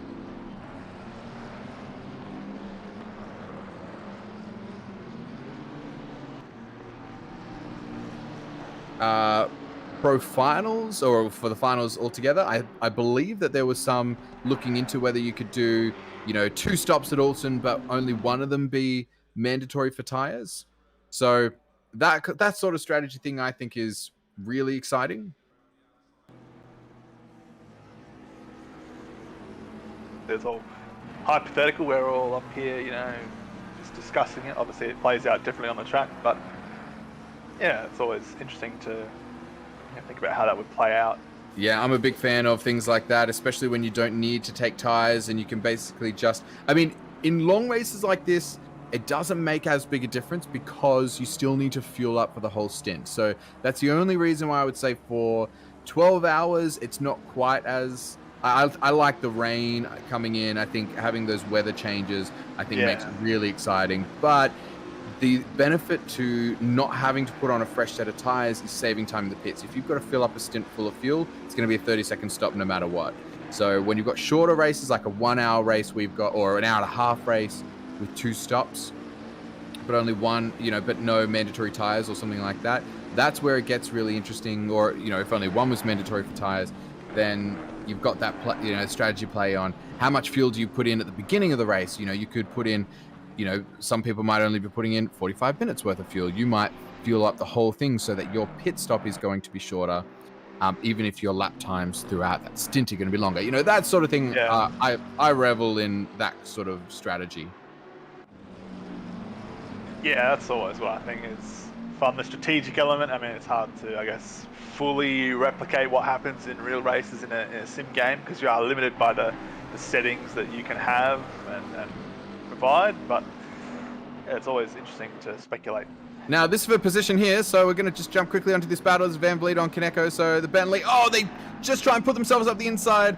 They didn't necessarily have the right to truck position, but they muscled their way through there. The Bentley did give them space. Van Vliet up to 15th position in that McLaren. That was an aggressive move. Yeah, a bit of wheel banging, jaw banging, but everyone got through relatively unscathed. I mean, Bentley is, you're going to do well to force that out of the way as a McLaren. He's really just chucked it in. He's seen the Bentley go slightly wide and said, nope, I want that gap. I'm taking that gap. But we'll see how they go coming through here because it looks like there's a car behind Kaneko as well. I don't know if that is a 4th position. It looks like another McLaren, so car 4-2. That's McClure's back in 23rd, so they will be a lap down. So that is, but they were definitely gaining quite quickly as well. We'll see if Kaneko holds that or if he's going to give it up to the back marker. And we love to see these kind of battles. We love to see some good overtaking action. 12 hours is a long race, so it can sometimes be far and few between. So we've got to revel in some of the strategy plays. And so on that, I mentioned before that we were 19 seconds and 33 seconds were the gaps from P2 and P3 to the leader. We're down to 17 and 30. So 2 seconds gained on the leader, those 2 cars.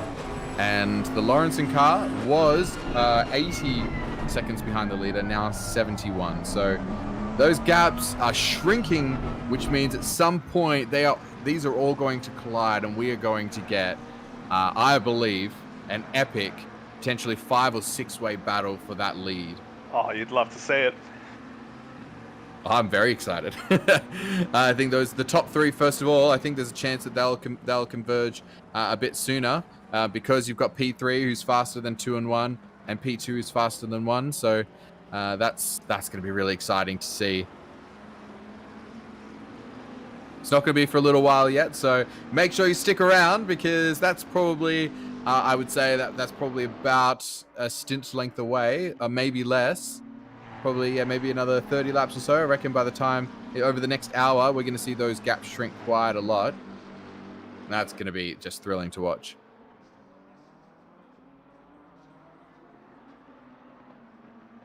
And there is opportunity as well because there is more flexibility for some of these cars in when they pit. And so that is the benefit that some cars have given themselves in that first stint. So if they did a longer first stint, they have a lot more flexibility over when they can pit. And that can play a big part in a big difference here because the overcut can work really well because the outlaps are a lot slower and you've got more of them. You need a couple of laps to get those tires up to temperature. So there is an opportunity for the cars still on track. Do an extra few laps on your warm tires before you come in and get to that. And because you're also on low fuel, you're at the end of your stint. So you're going to be on 10 liters of fuel or something like that. go a couple laps longer, while the guy, even though they're on fresh tires, they're cold. They've got 120 liters of fuel in the car, and there's that overcut can really play well for you in a race like this. Yeah, well, the other thing it does is if you're hard up against the stint limits, and if it does become changeable conditions later on, and you need to pit before the crossover point for wets to dries, then you've got a tough decision to make. Speaking of Bender, it was cloudy with a bit of sun before. It is all cloudy now. We have gone to an overcast circuit, so it keeps teasing me. It is teasing, and that's really exciting because you're absolutely right. So I wish I had a board or something so I could draw some little diagrams for you guys. But basically, you've got some cars that have flexibility. I think cars like car number 445, I believe it is, has no flexibility. They need to run the maximum stint length every single time in order to get to the end of the race. But there are other cars that have some flexibility in when they can pit. The cars in P2 and P3 have a much greater flexibility. Lawrenson's car has another 20 minutes worth of flexibility in when they can pit versus the car in P1 at the moment, Pignata. So that's going to play a big part in it, because if you have to see out that whole stint limit or do an extra pit stop and it starts raining, you've either got to get really lucky or you might have to change up your strategy. Yeah, make an extra stop. We've got a couple of other participants joining us in the commentary box. I think that's my cue to leave, but I'll leave us with a vendor fact. Did you know that Highway Gothic is the official font for all road signs in America? Wow. Well, I didn't need to know that. You didn't. Look, Sour. Look. It wasn't need to know these vendor facts. It wasn't as good as. Hey, you know what? It wasn't as good as last night's fact. What was last night's fact? The Vatican City has the highest density of popes at 4.1 popes per square kilometre. See, you're gonna struggle to top that one. All right, so we do have we've got Stefan and Alex who are joining us in the comms box. Welcome, guys, and I'll catch you maybe later, everyone. If not, I'll see you on track. And I think, Glenn, we're going to be seeing you in another hour as well. Is that right? I'm back in an hour. Yep. Thanks, no Glenn. Okay, it's always cheers. a pleasure. Catch you soon. See ya. Bye. Yeah. So hello, everybody. Welcome, Stefan. How are you? Good. It's been a busy day so far. Stewarding, commentating again, stewarding. Yeah. Excellent. How's things in the stewards room? At this point in the race, it's pretty fine because it has died down. So what you would see is at this stage of the race is mostly blue flag incidents. I mean, it's not that now is a situation where we need to call a safety car anymore because the cars are just spread out on different laps. So it's a bit calmer. Yeah, so even a big incident would rarely, cause a safety car in this incident because there's not really anyone close enough together. I mean, you would have to work pretty hard to get a safety car at this stage. I mean, don't take it as a challenge, but still, it would be difficult. It would definitely spice up. It would definitely make the race interesting. Oh, it would. Yeah. I mean, honestly, I kind of miss that from real life racing. That when you have a crash, you actually have debris on the road, and this needs to be cleared and so on. And I mean, this aspect is completely missing from sim racing, obviously, because you can just teleport back to pit. But I would love to see that also implemented in game if there were a possibility. Absolutely. I guess the tricky thing is when you've got to manufacture something like that, you don't want to because it's somebody choosing it rather than an accident happening. Somebody goes, "Yep, we're going to do a safety car at this point in the race." Either you tell everyone when it's going to be, in which case it plays a big part in strategy plays, and potentially sort of changes a bit too dramatically, or you don't tell anyone, and it can. Some cars are just going to lose out. They're going to adjust pit or something like that, and it's going to throw off their whole strategy. So, and then you've got people mad at race control when they're just trying to create an interesting race. But I guess one thing you could do is, when a big accident happens, maybe, if somebody goes off and smashed into a wall or something like that, treat it as more like like it would in real life. What do you reckon, Alex? Yeah, I feel if someone has a big crash off somewhere on the track, then yeah, you definitely want to be treating it maybe just a little bit more like real life and just keep an eye out what happens. Like if there's an accident, there's always the chance of a safety car, so you've just got to be mindful of that and account that into your strategies. I'm a fan of the model where you can't bounce back to the pits, you can't teleport back to the pits. So if you have a big accident, then and somebody's, you know, can't steer the car, then that does need to bring out a safety car, and you know, and then the only way you can, you know, bounce them back to the pits is during a safety car, you know, as if it was being grabbed by a tractor or something. That would be something I'd like to see implemented into games like this, because it's just not the most amazing thing, just having cars have massive crashes and then just casually go back to pits with like nothing had happened. Absolutely. So now this is McLaws who's chasing down Blitz. We're on board with Blitz right now. He is currently the second running AM-class driver. You've got McLaws behind though, who is quite quick, and we've seen a couple of overtakes from McLaws, some aggressive overtakes from McLaws earlier in this race. So we'll see how that plays out. And we've got Mitchell, so we've got a couple of converging battles right now, because I believe this is another one right here with this Mitchell, who is in the Lamborghini, and behind is so there's a back marker in the middle, but there is no, he's just having to pull out of the way. So that is a front marker there. Might even be the Bakita car, I think, in the BMW, pulling through there. So there is a battle somewhere between Mitchell and a BMW behind, or is this just a car caught up in? This is just a car caught up. This is so we're just on board to watch the pain and suffering of car number 4. Litzon's just brought up a good point. We are halfway there. Oh, we are. Yes, very good. Thanks for letting us know. Philip had a huge save. So Dan Murphy's come into chat. I don't know how long ago that was, and said Philip had a huge save. So we haven't seen that, where that one was. But yet that average lap time hasn't gone down too much. I don't think it may not have lost him too much time. So they're still only 29 seconds off the lead. So that's still going down from where it was. It was 33 seconds we looked at a little while ago. Down to 29 seconds from the lead is Bakita, currently in P3.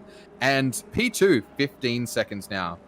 So I told everyone that there was, 8 seconds. What's happened to our leader? Why have we got an 8-second gap now? We've had a big off from the leader somewhere. That gap has just gone from 15 seconds to P2 down to 8 seconds. Is this a pit stop? Or is this a big off from our leader? I think it might be a big off. Look at that, Mariah. It says on 9.2 on the screen, but I'll tell you it's actually 8.6. That gap has come down quite a lot, so I'm sure our race broadcaster is going to go and find out what has happened to car 445, because they have lost about 8 or 9 seconds there to their main competitor in car 2. So Bakita now only 23 seconds behind. So this is starting to spice up a bit. Could this just be a bit of late stint tire drama coming into play for Pinata? It might, as they come. Is this the correct line? No, this is. So we'll see when they come across the line what that lap time is. Oh no, last lap. There it is, 2:06.7 on that last lap. So happened on the last lap. We're about to see it. I suspect this is the replay. Looks like they're coming through turn 1, is it? Oh, that is scary. They've kept it out of the wall. And they haven't spun the tires too much, so they might be all right. They've come back on. They're still in the lead. Pignard will be kicking himself for that. We might see a convergence of these top cars a little bit sooner than expected. It just all depends on the pit stops, because, I mean, Pinata's going to be pitting in about 10 minutes time. The car behind still has 4 and a bit stints to go, and the Bakita car seems to have the stints all under control at the moment, so this could turn into one very interesting race. So I believe from my calculations before, we are all so all the cars on track have got the same number of pit stops left to go. So the 445 car will right on the cusp. They need to be seeing out those stint limits right to the end just to make sure they can make it. But they are within the window to do the same number of pit stops as Bakita, as Mariah. So it's still all to play for. All of those top 5 cars that we're looking, top 6 cars that we're looking at are on the same strategy as far as number of pit stops. It's just when they pit, which is. When was the last time the Mariah car pit? Yeah, so they're 38 minutes into their stint now. So they've got more flexibility than anyone else apart from Lawrenson. So if we were to get some rain or something like that on track, that car 997 that Mariah's in right now, that we saw Kijinami kick off the race in, and the Lawrenson car, they have the most amount of flexibility in when they can pit. Whereas Pignata, their car, they have no flexibility. Bakita, they've done 48 minutes of their stint. So they've got a little bit more flexibility too, as far as making it to the end of the race on another 4 pit stops. And this will really shake things up depending on how pit stops goes and what happens later on in the race, because anything can happen to these front 5 or 6 cars. Absolutely. So we'll see what happens there. So that lead, he did a good lap. So clearly his tires aren't too banged up. Pignata. He's just gone back to 8.4. Yep. So that's right. 8.5 now it is. So he hasn't been losing time. So 2-minute point. Evan plays a 2-minute point 8 for the front 2 cars. So they're quite on equal terms. Bakita with a 2-minute point 5, couple tenths quicker than a lot of them. Johnson with a bit of a slow lap, but Lawrenson 159.9. Fastest man on track last lap.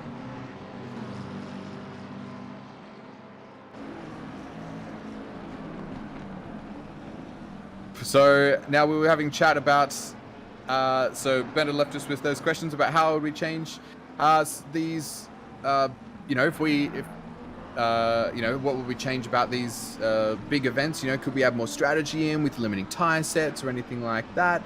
And then, whether or not you could manufacture those safety cars we were talking about earlier, whether you could add in some safety cars to bunch the field up a bit, since, we don't quite get that element of real life racing. You don't have the same element of bunching cars up that you get in the real life races compared to what you have here, where you have cars that are at the very least a few laps down and in P11 or P12. Yeah, absolutely. So, hypothetically, you were to do that, what would you do? Let the people pass? So what happens in the 12 hours when they've got a safety car? I'm not sure. Are they allowed to pass the backmarkers? Unlap themselves? Unlap themselves? I think yes, based on what I know. Yeah. I mean, as long as you're not letting the FIA decide that, but we'll leave that conversation for another time. So Malik says competition yellows are something we'd like to add for longer events. So we've seen, a couple of them. I know in the support race that we saw for the pro finals, the pro am finals, we had some competition yellows where, as Washington comes into chat and says, "No, Michael, no," and they did make the race a lot more exciting.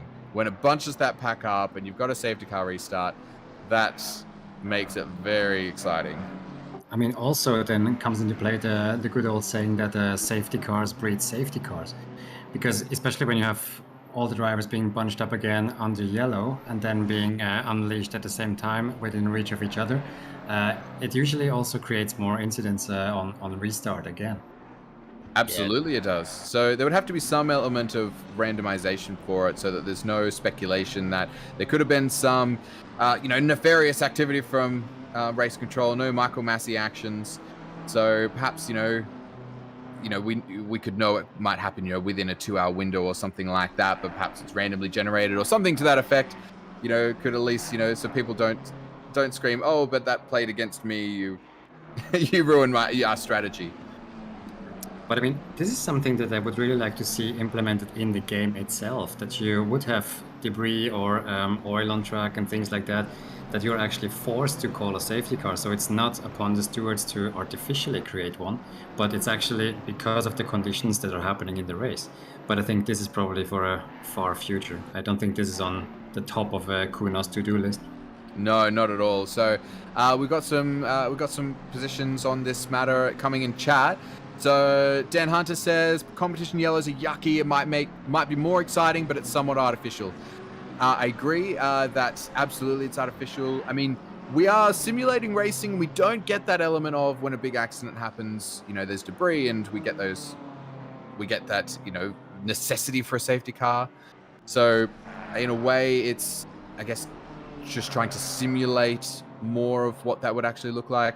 You know, I guess with a competition yellow, it is what it is, right? It's a competition yellow. It's put in there to make the race more exciting, as opposed to the idea of if a car, you know, bins it hard, you know, into a wall and is then slow on track, that might be a way to do it. You know, try and replicate what would happen if that accident really happened. I mean, Malak makes a good point there, saying, but it's all artificial, and he's not wrong about that. I mean, yeah, it is, and I guess, you know, we're all in it for the good racing, but we also want it to be exciting. You know, we all just want to have a good, fun race, and you know, this is a good, fun race, but imagine if we bunch the field up. There's now opportunities for people to attack, to defend, to gain new positions. That makes it more exciting to watch. It makes it more exciting to race. You know, if you're really strict about, you know, that's it's all about just, you know, the being super serious and just going for the win, which, you know, everybody wants to win, but you know, we got to make it exciting as well. Yeah, I think it allows for some skills to be used more often than they normally would in a long endurance race like this one, because if you have a full course yellow that bunches everyone up, you've now got to think about, well, if you're a leading car, you've got to think about defending more, and if you're a car who's a bit further back that has pace on their side, then you've got to think about how you can overtake some of the other cars that you've been catching but haven't quite been able to pull enough inroads on. Yeah, absolutely. We've got some more positions coming through in chat. So I seem to recall in sprint that when a safety car was called, it wouldn't stay out for more than a lap, perhaps just trying to leave it out a bit longer than called. I mean, that's, you know, safety cars are usually only on lap 1. I mean, we say that, but if you watched Split Red at Zolder, there were 3 safety cars and none of them were on lap 1. Again. I've been stewarding that one. You were stewarding that one? Yeah. Interesting to say the least. Yeah, so safety car would be different to a competition yellow one, says Malik. So competition yellow presumably is explicitly designed to effectively stay, you know, reset the race bunched up. So same positions, basically. Well, I mean, it sort of says it all in the name. It's a competition yellow. It's not a safety car yellow. It's to improve the racing conditions and also to add more excitement and overtakes. And opportunities. Sorry. Yeah, there is. So that's the McLaren of McClaws. He's had a good run, and yeah, just sends it off the road. Doesn't hit the wall though, it seems. Hey, we're going for a bit of a ride with Pignata, who's actually drawn out that gap a little bit at the front. It's now 9 seconds, it looks like, on the timing board. Pignata will be in, I'd say, next lap. It'll be tight to be this lap or next lap. So it's 1 minute 7 seconds into his stint. So is it on the entry to pit lane that you need to be in, or is it the pit box? And pit entry that it stops. Pit entry, it stops. Okay, so where is he on track right now? Car 445, where are you?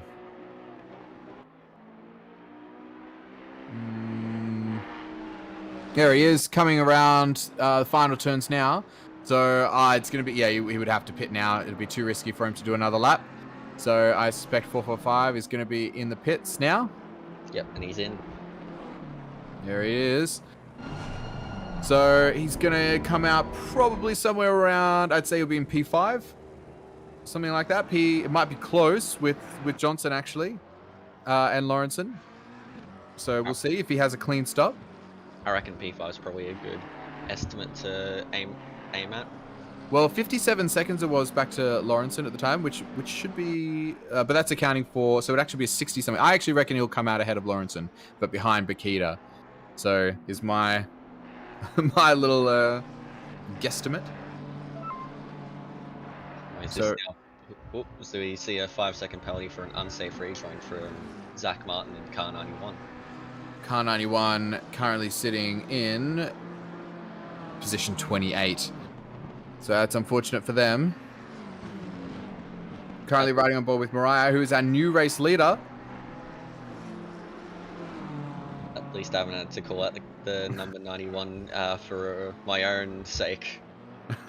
Absolutely. So, having a look at these times, so the last couple of pit stops for that car 445, 1 minute 6, 1 minute 6, 1 minute 1 hour 6, sorry, 1 hour 6, 1 hour 6. These are their stint lengths. 1 hour 6, 1 hour 7, 1 hour 8. They might not make it to the end. That couple of minutes that they're losing each stint might make a huge difference for them, because there's 5 hours 45 minutes left of the race. If you think 4 stints of 70 minutes, what's that going to get you? 4 stints of 70 minutes? No, it'll be 5, will it? Stints. Oh, okay. So it'll be 5.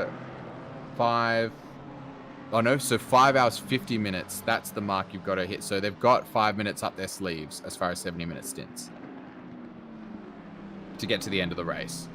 So from 5 hours 50 minutes, then you go to 4 hours 40, 3 hour 30, 2 hours 20, 1 hour and 10 minutes, and then 0.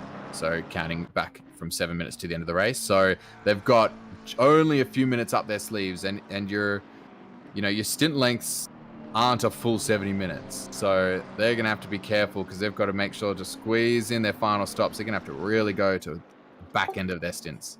I mean, also don't forget that it can easily be up to 2 minutes longer if the leader crosses the line at the wrong moment for you. Absolutely, it could be. So you've got to, yeah, for sure. So you've got to account by that extra 2 minutes at the end. So now they have come out, it looks like, in position 3. Position have 4. they? Position 4, is it?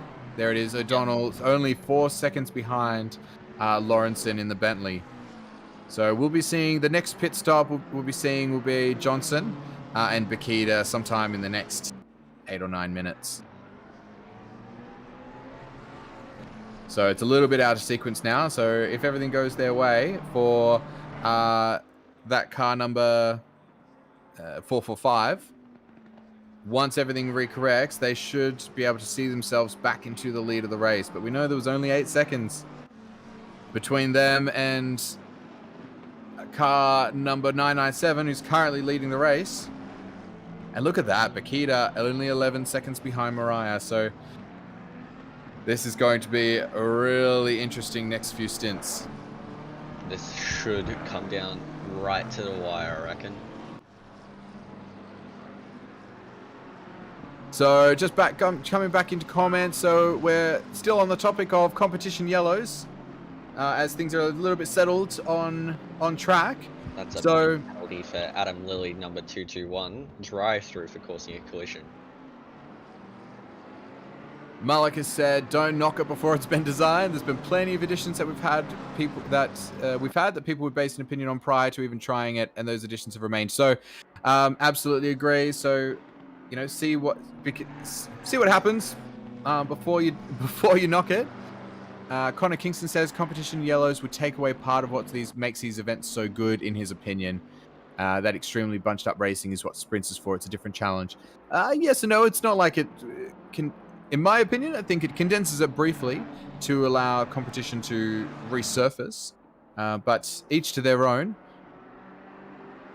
So disagree to agree to a degree, says Malik in reply. Bathurst 1000 is a prime example of a long race being epic at the end. I couldn't agree more. You remember last year's race when it was Cam Waters and Van Gisbergen, the last 10 laps last 15 laps or something, had 2 safety cars, and suddenly you just had these opportunities in those last laps, and it just made it that much more exciting, not just for people watching, but for the racers. Safety cars are a part of real life racing. They happen all the time. We don't get them in these events. So if anything, it's a bit skewed as to what racing really should be. It's a simulator. So, I mean, you've got to ask, why wouldn't we simulate that sort of thing? Why wouldn't we simulate packs bunching back up so that we get some more of that racing action? Exactly. You're not really going to see an endurance race like this that lasts for so long have no safety cars. That's just practically impossible. And like, never. And like, you look at this year's Bathurst 1000, you had what, 1 safety car in the first 100 laps, and then an echidna came out on track, and suddenly there were safety cars everywhere. That shot of the echidna as you've got, I can't even remember who it was. Somebody that like shoots up the inside. This was at the cutting, and one car goes to the outside, another one goes to the inside. And this kid is just strolling across. So, yeah. All right. Some more from Supreme Leader says, if you're a lap down, then you aren't going to be in that battle. So staying on the lead lap towards the end of the race is the goal. We aren't bunching 40 cars. So there you go. So it's bunching, but it's still, you've still got to have that challenge of staying on the lead lap. Exactly. I mean, what I also would like about the idea is that it would give back a few of these random things in real life races that you don't have in sim racing. I mean, many elements like technical failures or safety cars or even more sudden weather changes, red flags, and so on. I mean, there's a lot of random things that can happen in a real endurance race that are just part of the challenge and that are to some degree in a simulation like ACC, but in my preference, it would be even more of that. Yeah, so it brings strategy into play a lot more, and I think Malik is saying something on this topic now. So, for example, here's your hypothetical. Competition yellow is called right now. 6 cars are bunched up. It mixes up the strategy. You'd have to decide if you want to pit on the fly. Do you pit? Do you add fuel in?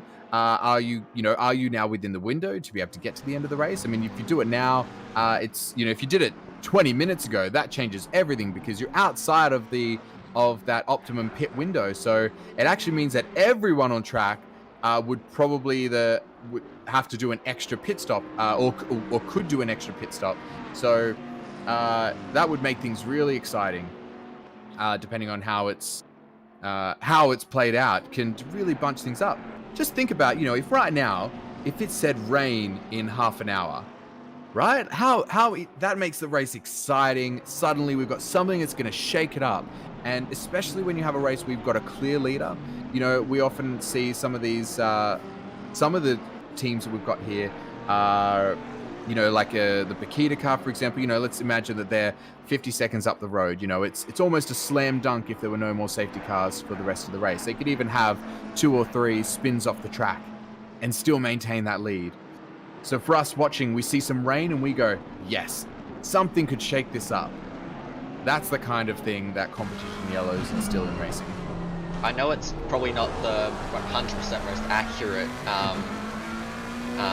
sort of comparison to bring forward, but Russian Grand Prix this year, when the rain came at the end, there were so many different strategies that came around, and it made the ending of the race to what was already a bit of a meh race extremely exciting and one of the more iconic parts of the season. Absolutely it did. There was a clear commanding lead from Norris at the time, and Max was due to lose quite a lot of points. He got himself up to P2 by doing an early strategy. Lewis obviously in that awful situation for Lando. That's absolutely a good example of how that happens. Malik does say it wouldn't be picking and choosing when the safety car's coming out. Only way that would work, which I agree with. That way there can't be any arguments that it's done to benefit one team or the other. It's just, it happens just like it does in race. As far as when accidents happen, it's it's obviously caused by someone, but it's random. It can happen at any time. That's it. It's completely unpredictable, and you don't know when it could happen. I mean, with the if you do a competition yellow, that there could. Oh, be sorry, Alex. Just a bit of a battle. We'll come back to that in 1 second. So, dive up the inside. Is that a Porsche? You dive up the inside from the Porsche, and the McLaren isn't able to hold it, but the Porsche has gone to the outside there in order to maintain that. If he'd slowed down to stay inside, he might not have been able to maintain that run. What do we think of that one? It's tough something for the viewers to look at. I mean, just without a replay, I would say it's very tough to judge. Yeah, so that was very tight battling there between the two. So this is the Porsche of Karud, and then Madison in that in the McLaren there. But it also shows that we are thinking about ways to make it more exciting and so on, and at the same time we have this happening on trap, and we nearly miss it. So yeah, sorry to cut you off, Alex. No worries. But yeah, so hold on 1 second. Apologies for that. Yeah, so where was I? I've completely forgotten what I was talking about. We got distracted by a good battle, and Madison is now in the pits. So they're coming in. In the pits. Oh, and Karud. Okay, so the battle continues. So yeah, they're both right at the end of their stint timer. Now we've got Bakita in the pits currently as well. So we're going to see that we're going to see how close those margins are for those front-running cars pretty soon. So Lawrenson is still got up to 10 minutes left on his stint. I was saying that them and the car 997 have got the greatest amount of flexibility as far as when they pit. They could pit now. They'd make it to the end comfortably, but they don't need to. They're going to give themselves more flexibility in the back end. If it rains, which it could, that's going to be something to look out for. So we're on board with Mariah right now. So they are well in front, but between O'Donnell and Lawrenson, there's only 1.7 seconds at the moment. So Lawrenson's yet to pit. And then between O'Donnell and Hui, it's 21.2 seconds. So I think that lead is at that net lead that the 445 car has is actually extended slightly. 21 to them. No, that's actually no, because they were 33 seconds behind. I mean, at the pit stop. At the pit stop, was it?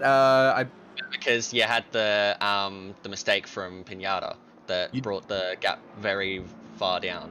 The gap was to the Mariah car, the 997 car. That was to 8 seconds, but you still had, I believe it was another 14 seconds or so back. So I think that was about around the same margin. So I don't think that's changed too dramatically. Oh, but actually, just mentioning, it looks like Madison has jumped Caro in the pits.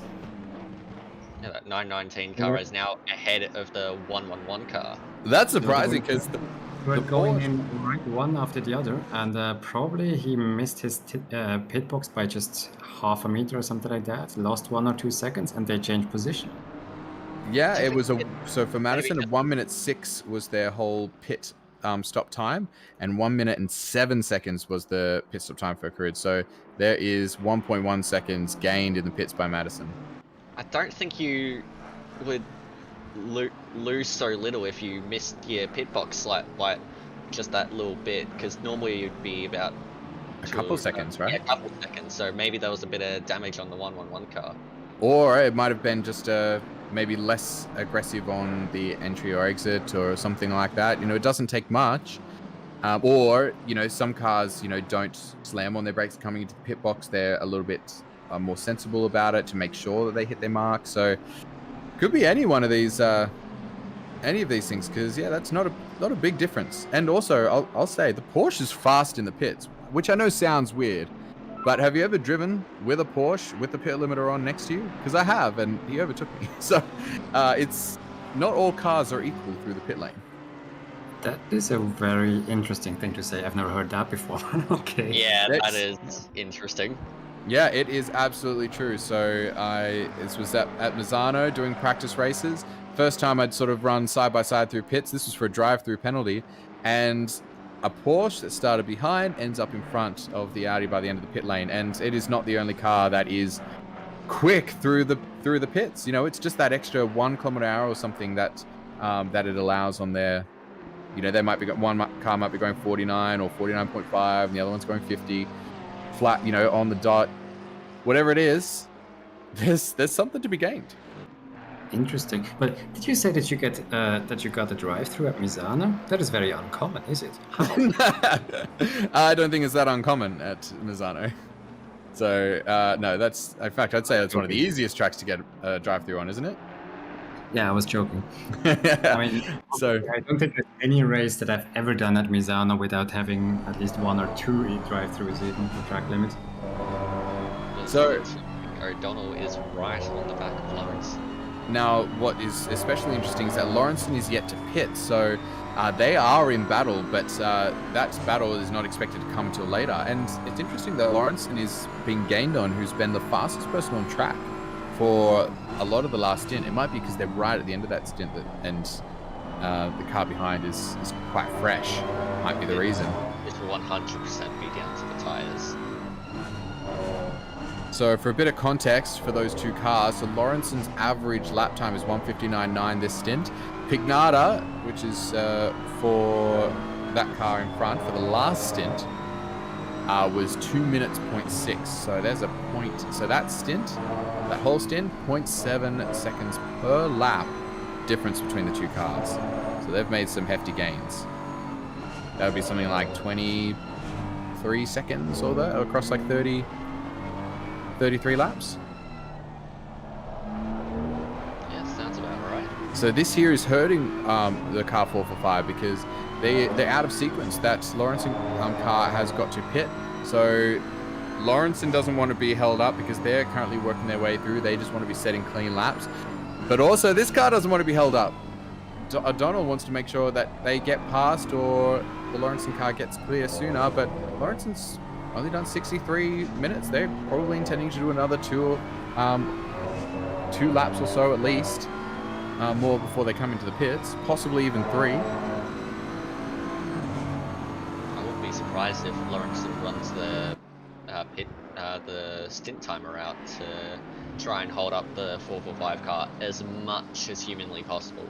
As long as they're not losing time, that's the other thing though. They'll want to do it in a way that keeps them on the racing line, keeps it steady, because their whole game right now is lap times. They fighting with car 445 does not benefit them. Does not benefit them in their race currently, because they've got the pace at the moment on 445. So they just don't need to be losing time themselves. So I would be surprised if we see Lawrenson defending at all here. And if there is a move from O'Donnell, then they might just let it slide through. We'll have to see. Because as it stands, though, this is a battle for position.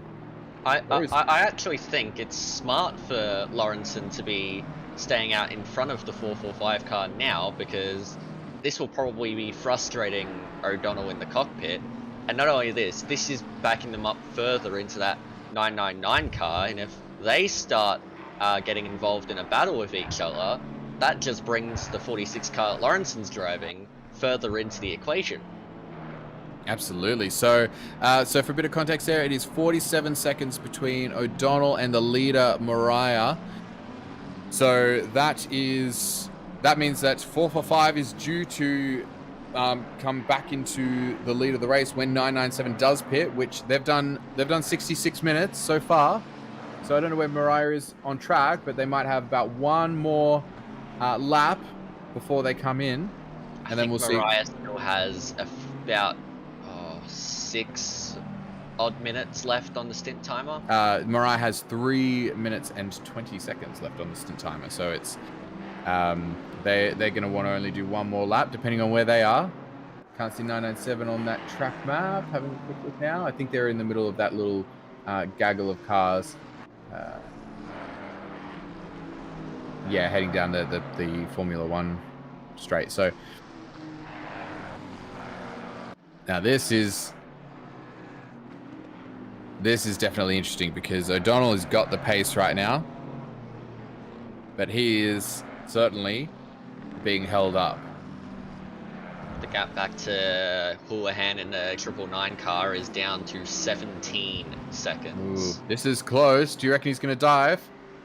He might not want to risk it, so he might just stay in behind, and he does. Doesn't go for anything risky, but he is very close. You see he's just got more traction on those tires. You know, this is tires that are only 9 laps old versus tyres that are 33 laps old. So there's definitely a bit of an advantage there, even with the higher fuel load for O'Donnell. Something else that this will be doing, but this will be hurting the tyres of the 445 car a bit as well, stuck behind another car quite closely as well. Absolutely it will. So I suspect that Lawrenson's possibly going to be in this lap. They've done 67 minutes. Mariah's in. Mariah's in at one, so they did a 68-minute lap, so that was smart. Wouldn't have gotten through another lap. O'Donnell just had a look up the inside there of Lawrenson, but Lawrenson's kept the position just for the moment. It'd be smarter for him to settle in here because it looks like Lawrenson would be pushing it to do another lap, but they could. They've got the ability to. They've got 2 minutes and 20 seconds left, so I don't know if you'd risk it. They would really risk running out that timer. It's possible, but I think you'll see Lawrenson peeling. No, he stayed out. He's got 2 minutes and 10 seconds right now left. So as he crosses the line... And I imagine O'Donnell will be biting into his steering wheel right now, that he didn't go for the dive earlier. Oh, that's close! Jinx. He's only got 2 minutes and 5 seconds with which to make it around and stop at the pit line. So they really want to drag that out. They don't need to. They're well on track to... but they, last stint they did the same. 1 hour. So they did 1 hour and 9 minutes and 45 seconds was their last stint. So they clearly want to hold up this 445 car a bit. Just worried if Lawrenson gets caught up in some kind of accident here. I'm worried any of them getting caught up in some sort of accident would...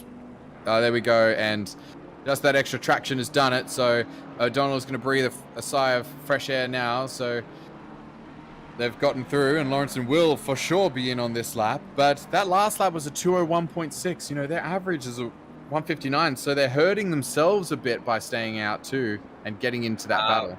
Some news, the 997 car has had a wheel disconnect. No! A wheel disconnect, and they're currently in the pits. They're in the pits, yeah. That is devastating. So wheel disconnect on track or while they were in the pits? So I assume it was for the driver changing in. So what? I don't know what happens now. What happens if a driver disconnects now? Do they have the opportunity to swap that driver? Coming out of pits. Coming out of pits, so they've bounced back to pits. So that's gonna be the end of their race. All right, let's see this on the replay. Yep. Nothing. They can't turn it.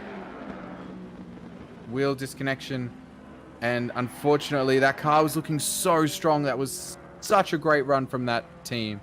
That is absolutely devastating for them that they can't get it running. Yeah, because Fukatsu's got pedal control, but just nothing on the wheel is going, so that is really unfortunate for them. Now that shakes up a bit, and we've got a drive-through for car 46. Lawrenson with a drive-through penalty, presumably for track limits, who's currently in the pits. So we'll see, are they serving their mandatory, or are they serving their drive-through? Whoa, okay. That changes it up a bit as well. So that's going to lose them another 30 seconds. And so they were already clawing their way back. And they had been. They made up nearly 30 seconds in that stint. That's a whole lot of fantastic racing gone to waste. Actually, is the stint timer resetting if you serve a drive-through or not? I think it does. If you go through the pits, then the stint timer resets. Okay, so we're getting some chats here saying it could be for driver time. For stint time? That's what they were saying? Yep, drive-through is for ignoring stint time. Wow. So it says stop go 30 right now. Is that, have we got a... They may have sped into the pit lane to try and get the stint timer right. This is devastating. We were saying it was close. We were saying it was really close, but it was just too close. In fact, it's saying that their stint timer was 69 minutes and 55 seconds. So I'm not sure how the timings work there, but it says on my screen here, it says that they still have 5 seconds left to go when they hit the pits. Wow. Stop go 30 would be for speeding the pit lane. I believe that would get converted. I believe. That they still have to drive through, hanging over them for the stint timer. So this is a huge new development that we're just trying to get a handle on now. But if you're just tuning in, car number 46, they were running in P6, but they were the fastest car on track, and they've been really tearing through the field. They made up about 26 seconds to the leader in that last stint, so they have been having a cracking race. It appeared to have possibly run their stint timer too long. It must have said in car that their stint timer was out, but as far as PitLink and what it believes the stint time was, it says the stint timer was 5 seconds within, but maybe they had to get to their pit box or something or for that. So we'll have to see. They've served their full pit stop now.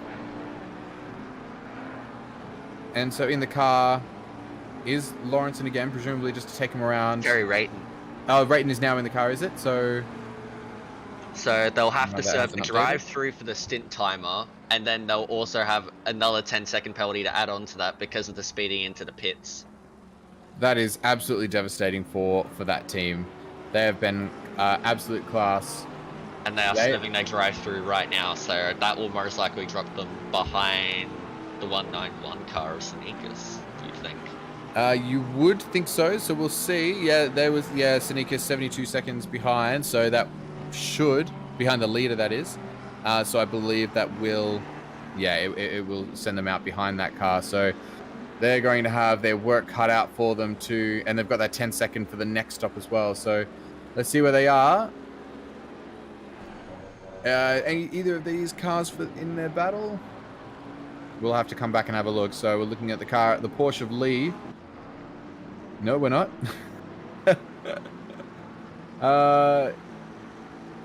But yeah, so we had quite a lot of dramatic developments here. I mean, also the leader who had technical issues, and I don't know, are they still in the race, or did they disconnect entirely? So they're back into the race. They're currently P7, 3.5 seconds behind Blair. Yes.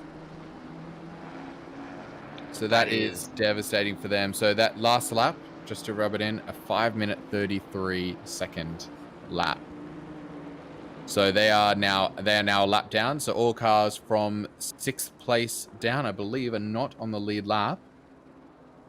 Well, that basically isolates the fight for the win to the front two cars of O'Donnell in the 445 AV maximum pace car and Houlihan in the 999 a BMW car.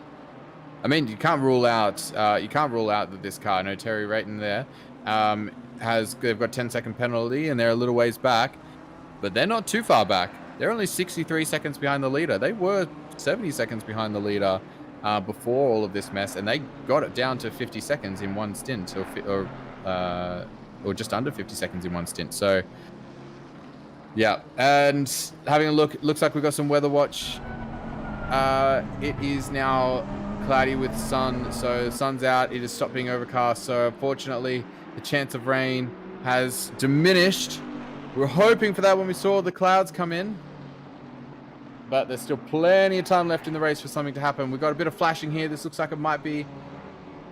Is that strategic or is that a backmarker action? It might be a bit of backmarker action there. So this is car number 15.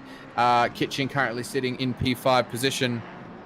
They are still on the lead lap. Have they pit? Yes, they have. They are legitimately in that position. So this is the car of Matthew Lamb and Paul Brett as well. Kitchen currently in the Beamer, but they are the final car who is still on the lead lap. I mean, it's also interesting that the pattern that is forming in the top 10 right now in terms of car manufacturers. I mean, usually I would have placed my money on having a whole lot of Maccas in there, but it doesn't seem to be the case here. Not at all, actually. Yeah, the McLaren... The top 5 is made up of BMW, Bentley, BMW. Now, are these all M4s? or we got I think we've got a couple of M6s in the mix there too. So it's not all. I think the Houlihan car is an M6. Here we go. So P1 is an M4, P2, the Bakita car, is the M6. And then you've got M4 for Kitching as well. So, yep, couple of different cars there. The M4 is the latest addition to ACC. So the M6, the car being run by a car 999, that is the old BMW. Clearly, still got the pace.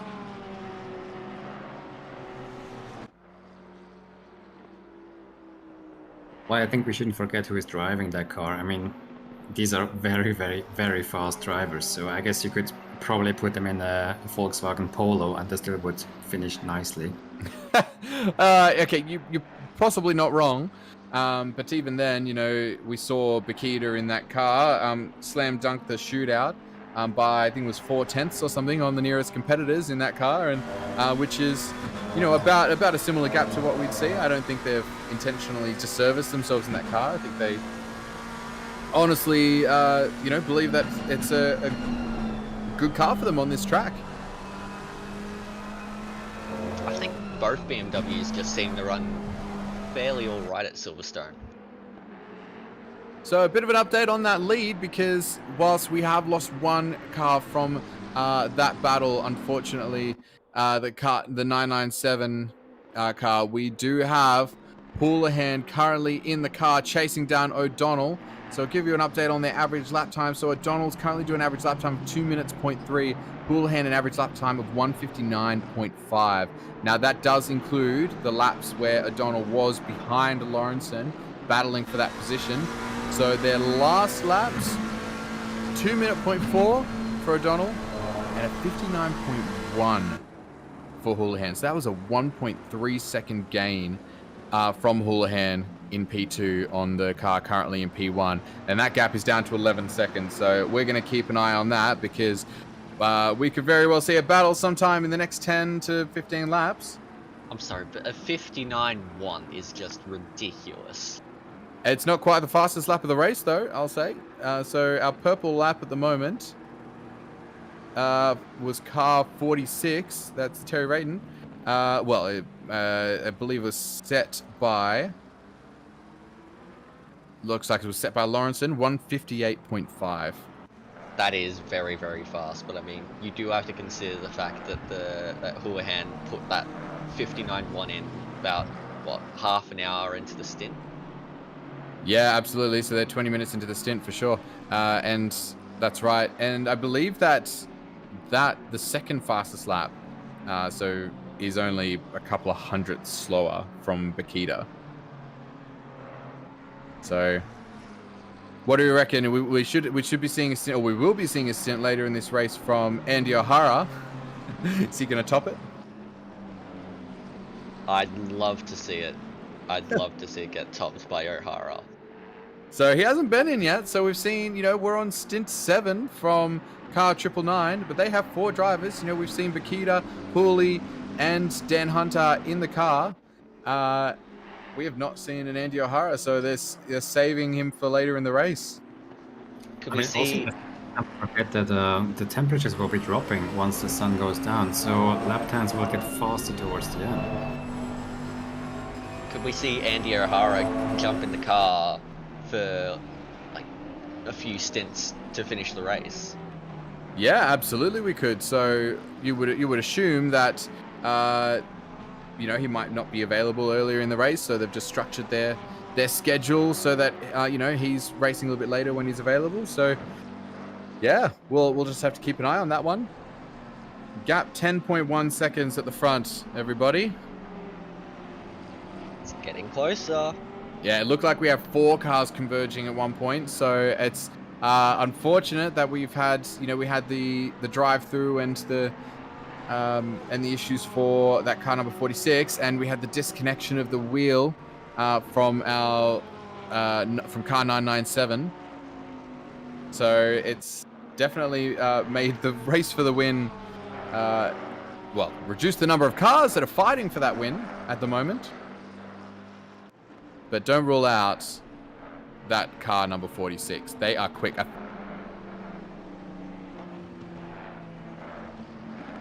putting out the laps.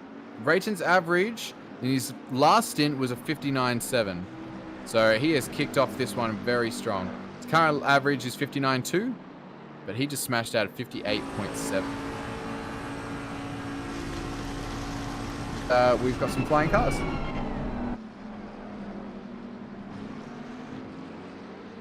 Sean Madison says Andy's working his ass off at the moment. Yeah, as suspected. Anyways, that was just a move from Sanderson on Ellis for P22.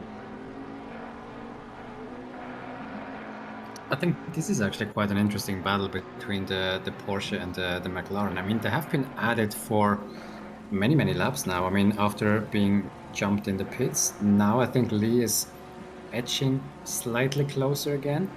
But then you really can see the difference in strength between the Porsche and the McLaren. I mean, very different concepts of cars, but interesting battle for that.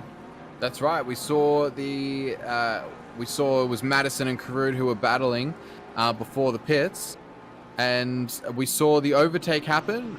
So right before their pit, car 111, the Porsche, got ahead of the car 919. But then in the pits, we saw that 1.5 second gain or whatever it was to put the McLaren back in front, and that's maintained pretty consistent. It's just been going from, say, as far back as 1 second and as far as close as 0.2 of a second. So they're really just trading lap times at the moment.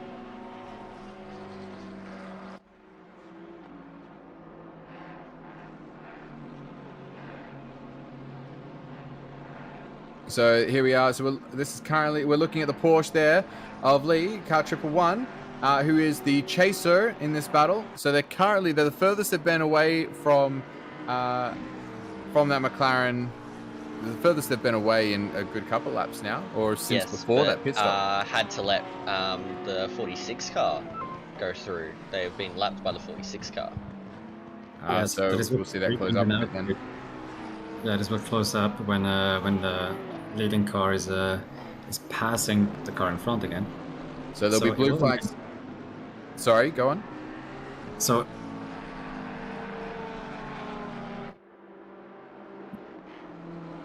yeah, so we'll see that gap. So we'll see, that McLaren's gonna have to get out of the way pretty soon of the Bentley. So we'll have to see what happens there. They've only got 4 corners to do it, to make that happen, and they want to do it at a time when they're not going to lose too much time. I suspect it's happened just now as they're coming through Vale Chicane.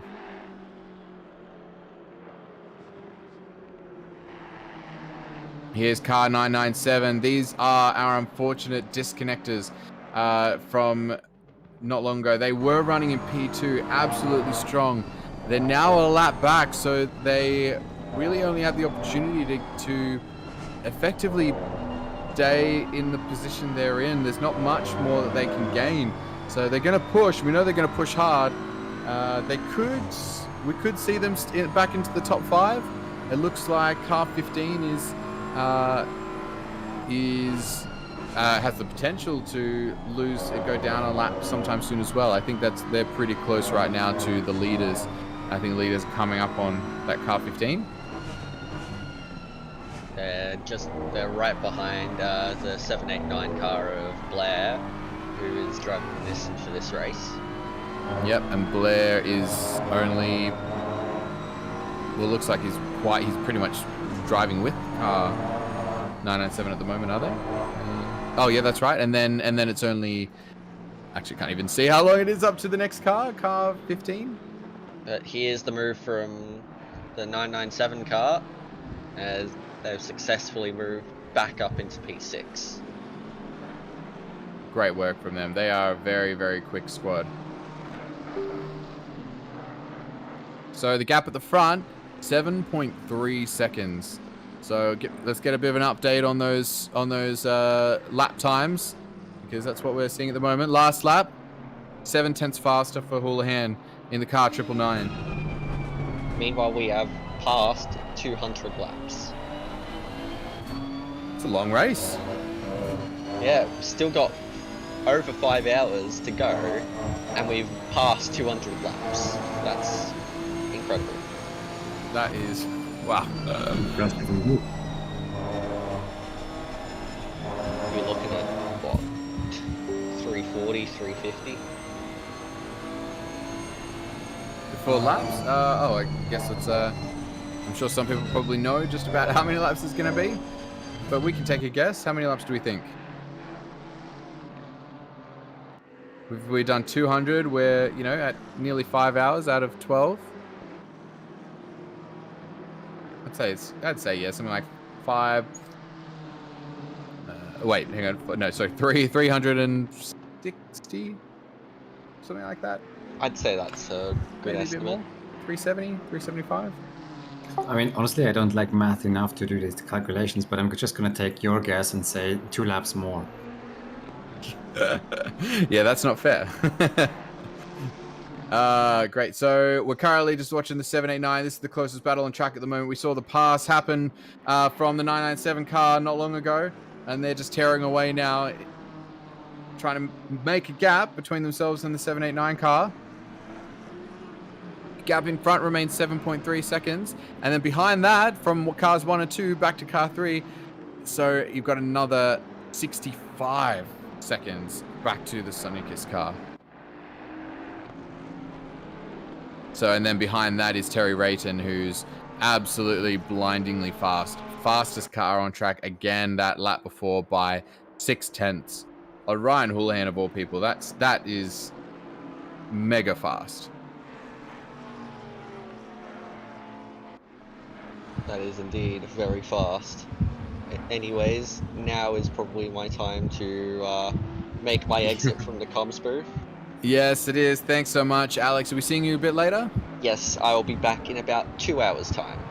Spectacular. I look forward to seeing you then. Sounds good. Catch you around. Thank you very much. And I think we're going to welcome Glenn back into the comms box. Hey, Glenn. Hey, how you going? Hey.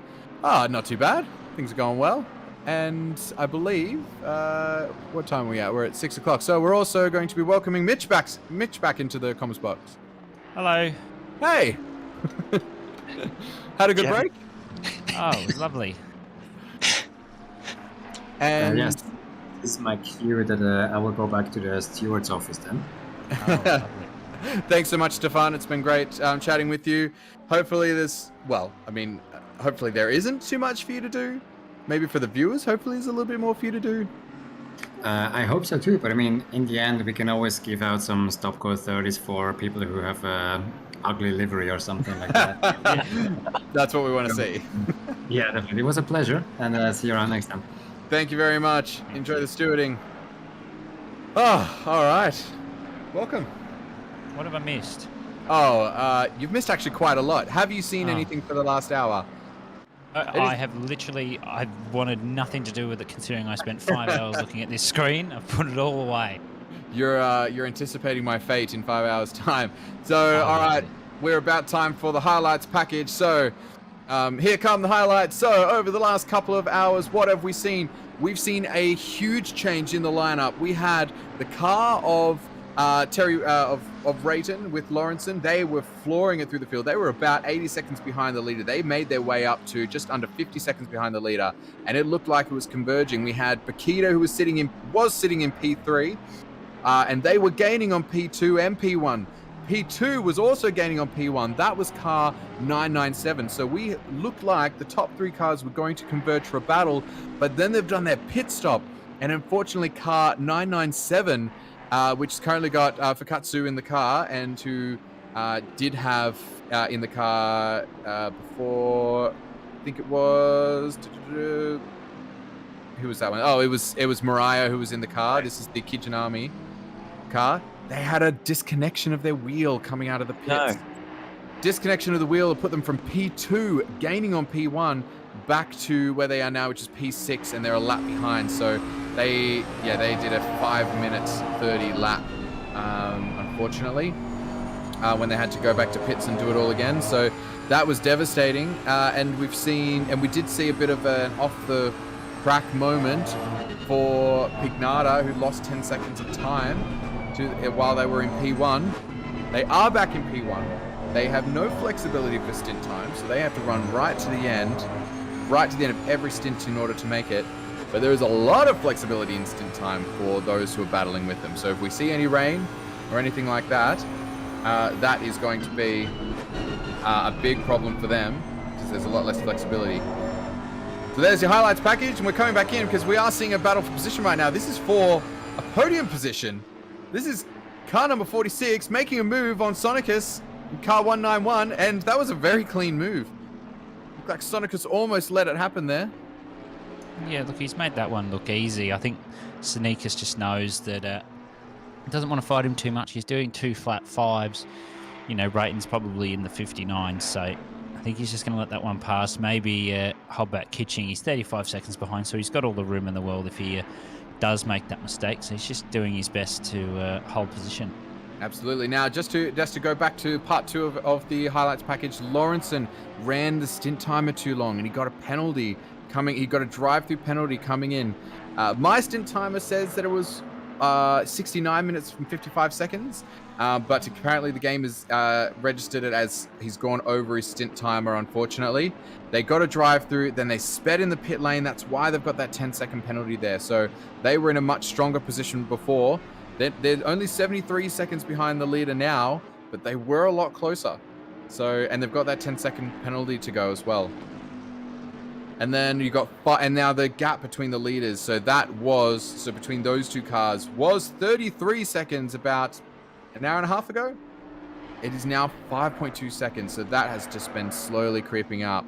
Hooley's been doing some great lap times, an average of 59.6. 159.6 is the average lap time for Hooley. For our leading car, O'Donnell, average lap time of 2 minutes 0.4. So that's 0.8 of a second on average that Houlihan has. So we are going to see a convergence. Cars 445 and car 999 sometime in the next 10 laps, we believe. And that'll be just about when Dan O'Donnell's going to be coming to the end of his stint. He's got about 16 laps there. Oh, no, he's got about... No, you're right. He's got about 11 laps left. He got 16 left for Houlihan. So that's all. That's what you missed, man. That's a bloody lot, but yeah, Houlihan's really closed that gap. Houlihan 4.7 now, was just 5.2. So O'Donnell just starting to maybe have a little bit of tyre trouble. I know that obviously said Pignata struggled a little bit. They've had great pace all weekend though. Oh, his average barely even went down, even with that one bad lap. But yeah, unfortunately, what was a 4-car showdown has turned very quickly into a 2-car showdown. So it looks like we've got a battle from car 445 and car 999. So they're going to have their work cut out for them in car 445 because there are a lot of quick runners, and O'Hara still has not done a stint. They're definitely going to have a battle up for them for the 445 car. They've had great pace the past couple of days, seen them in practice over quali. Zach Jones put in a stellar lap to get into the shootout, put them on the second row of the grid. So I think they'll just even be happy with a P2. They'll just do their best to keep it on the track now. I don't think they're too worried if they don't win. I'm sure they'd love to win, but they know who they're up against, and so I think they're just going to try and keep it on the track. Here is O'Donnell now, as I speak of him. Very fast driver he is. And we don't know how drive-thrus could play into it as well. I believe it was the car of Philippa Bikini, I think, who had a drive-through towards like in the last 20 laps or something, or the last 10 laps or something of the Kyalami 9-hour. If I'm mistaken, somebody correct me in chat. I don't know. Just attribute something like this to incorrectly. So Andrew Lawrenson in chat says, so does mine. I had 5 seconds. It's all lies. So Lawrenson is saying that he didn't run out the stint timer as well. So I was thinking maybe the in-car stint timer said something different, but no, it says 69 minutes and 55 seconds is what it says on pit lane for that stint timer. And he said he reckons he had 5 seconds too. So something's not adding up, and it looks like they may have had to serve a drive-through because of some Kunos problems. Yeah, it's probably just another one of those Kunos features, to be honest. That's really unfortunate. It maybe it registered that they hadn't crossed the line in that time, or they hadn't hit the pit box in that time. But it's supposed to be when the stint timer stops when you hit that pit line. Yeah, sometimes though it can be a little fidgety. I think you've got to be within. I dare probably want to say 10 seconds because I know that Bender came into the pits at 59.45 and wasn't penalised. So I dare say it's probably a 10-second gap you've got. So that's interesting because you would think, because obviously they've gone, okay, we want to have that extra flexibility in case it rains. So they've gone, okay, we've got 2 minutes and 5 seconds, so we're going to do another lap. So it doesn't make sense to me that that team have been penalised when they did the gamble, they got it in time, they still had to serve the stop. Yeah, unfortunate. It's very unfortunate, and yeah, I'm sure they're not happy with that. They are sitting P3 though, so it's not all bad. They're 72 seconds behind the leader though, which I'll say 3.6 seconds. Houlihan will be able to see O'Donnell now up ahead on track, so that is going to be very interesting. Yeah, they've got the alternate strategy to the 445 car, so it could favour them towards the end of the race, even though they're looking like they're going to get pretty close to them within this stint. Although I think Houlihan will need to pit in about 10 minutes or so. Yeah, so Hooley did a short stint not too long ago, so 2 stints ago was only 56 minutes, so they don't have quite as much flexibility as... They've got about 10 minutes more flexibility than the car 445 has as far as when they can pit. Yeah, I think I can't really see how much time O'Donnell's got left on his stint timer, but they should still be okay. They've knocked out the one extra pit stop that they needed to do, I think, so they should be okay to keep themselves at least in the top 3 for the moment. So I think there was potentially some damage for the car 999 because Houlihan didn't live out his stint time. The stint timer. Yeah, he had 10 seconds earlier on. He got turned by a blue flag. Okay, that's right. So yes, because he did a 1 minute 14 pit stop when the 1 minute and 4 seconds is the is sort of your quick stop time, 1 minute 4, and they did a 1 minute 14 and came in 10 minutes earlier than they needed to. So exactly. That'll be the reason for that one. They didn't want to run with 10 seconds damage. It is. Have you guys found it's a lot easier to get damage? Oh, a lot easier to get more damage. It's just a lot more sensitive, I think. Yeah, so, something that would have only been maybe 2 or 3 seconds worth of damage, now is 6 or 7 seconds. Haven't hit enough people to... You don't hit enough walls, Glenn. Haven't done enough laps to... when you run around at the tail of the field, there's not really that much to hit. Actually, I would argue there's a lot more to hit if you're back in the pack. Dan O'Donnell's he's 52 minutes into that stint. Yeah, he's got about 17 minutes left. So I was just trying to calculate. I think they're going to actually have to do an extra stop. Having a look at that. I don't believe they do. They're right on the cusp. If they have to live out their stint timers, but they should not have to do an extra stop. So the critical time to hit is to go another 13 minutes. So if you're going by 70 minutes, 4 hours 40 minutes is your mark. So 4 hours 40, 3 hours 30, 2 hours 20, 1 hour 10, and then 0. There's your 70-minute lots. Which means you've got to run 12 minutes to get to there, but obviously you can't necessarily run a full 70-minute stint, although you'll get close with the pit time added.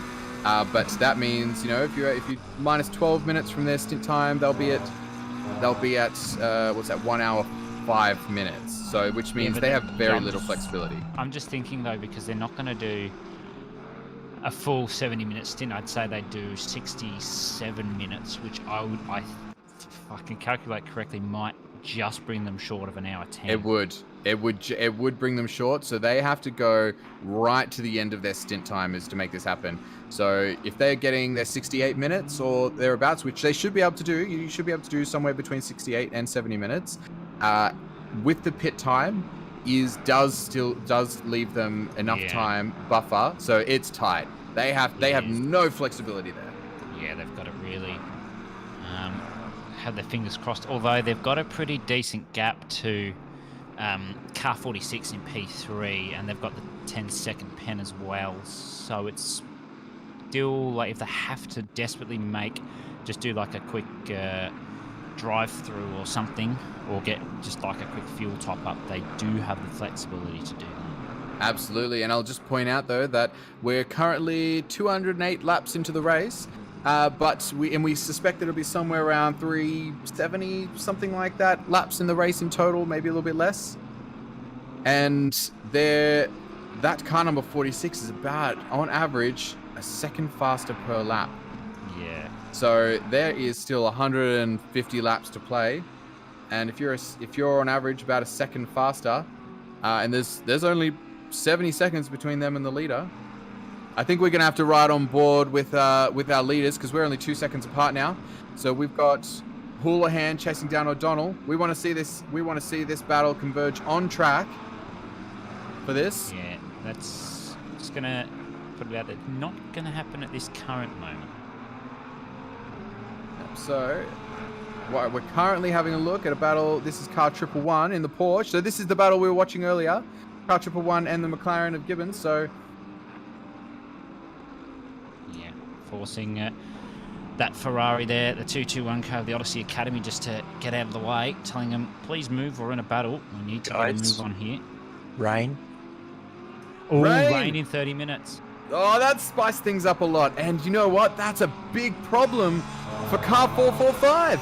They have to pit in 10 minutes time or 12, 13 minutes time. They have no flexibility on that. It's going to pit in 30 minutes time. It's going to rain rather in 30 minutes time. So either they're going to just run on dry tires and then just do the extra pit stop and get onto those wets, or they're going to have to do quite a long time, most of the stints on dry tires, which that's not possible, is it? Depends how wet it gets. If it doesn't go beyond light rain. It says 30 minutes rain. It could actually come technically 15 minutes in if it really wanted to. No, it can't, because it's only just popped up. So it won't be sooner than that because it's live. If we started the race and the server changed, it said 30 minutes, then it could be anywhere between 11 and 30 minutes away. But if it's just popped up on the radar, it will be actually 30 minutes time. The 445 are going to have to work something out here. Because, I mean, they can still guarantee themselves a top 3 even with the screwed up pit strategy. But I know they'd like to probably try and keep them at top 2. But if that's going to come in 30 minutes, I don't know what they can do. 9 are in the same boat though, guys. No, they're not. Well, they're going to come in 30 minutes. They're only 46 minutes into their stint. Houlihan is. Yes, they've got 30 minutes left. No, they don't. Oh, it's 66, not 76. You are. I take it back. You're right. 20. Yeah, but they'd only have to run 10 minutes on a non-optimal tire. Although, if it's only light, as you say, is it going to be enough to dry? You could drive. I think 445 could still have it here, because if it's only light for, an hour, they can keep it there. And if the track doesn't get too wet. Yeah, they absolutely could. It could be a dry tire thing, and it won't be too bad for the 999, because even though it starts raining in 30 minutes, even if they're only on those dry tires for 10 minutes, about 5 laps, they won't lose enough to warrant doing an extra pit stop early. So they'll be wanting to survive the rest of their stint on the dry tire. I don't think we'll see an early pit stop from them. But that's strategy. See, what are we talking about? We were having a bit of a conversation about competition yellows earlier.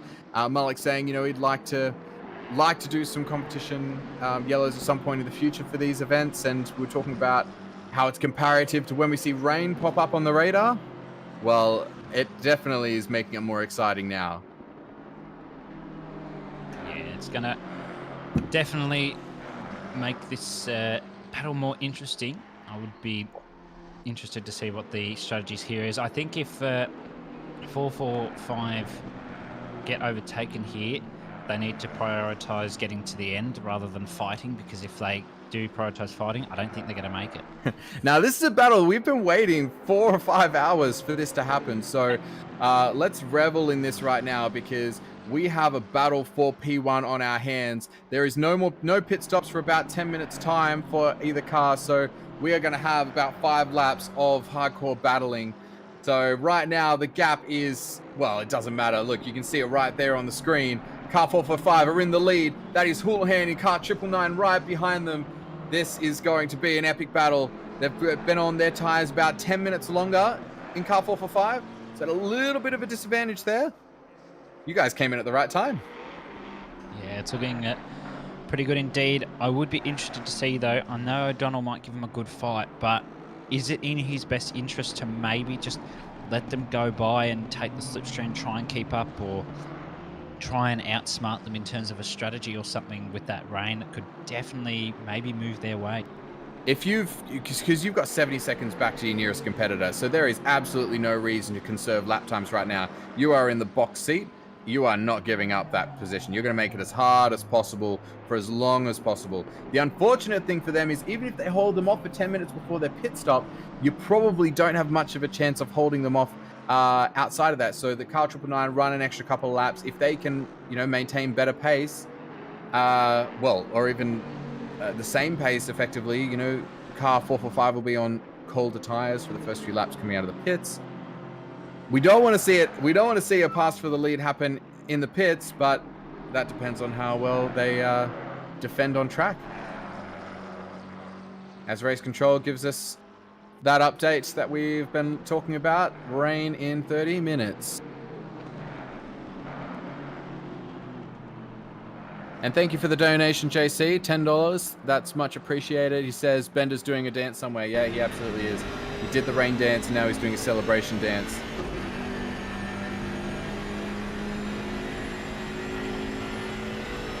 We're riding on board here. This is with Houlihan, so we are with the P2 car right now. So car 445 is no slouch. They are keeping pace. In fact, the timing board says that car 999 is ahead. That is incorrect. So I see that too. Yeah, no, ignore that. We are looking at what's actually happening on track. This is car 45 genuinely in front. And they're just holding that car steady. It would be very nerve-wracking having Ryan Houlihan behind you right now. So for a bit of an update there, the average lap times for Houlihan, this stint 1:59.6, and then a 2-minute 0.4 for O'Donnell. So Houlihan was about 0.6 faster on that last lap. We're looking around the sky, race control wondering, where is the rain? Yeah. I don't understand. Oh, and look at that. Oh, it's gotten heavier. It's gotten heavier. Ooh. I'm very excited now. Ferox in chat says Samwise is ready to burst. Yeah, I am. This is going to shape up this race massively. Yep. Oh, this is side by side. They've got the outside run, but they're forced 445 to go on the inside line, which means they're not going to have as much speed here. So there is going to be, are they going to try it through Magnussen? No, they're not that silly. They've eased it off. They're just going to try force them a little deep in the car 445, try and get a better run onto the straight.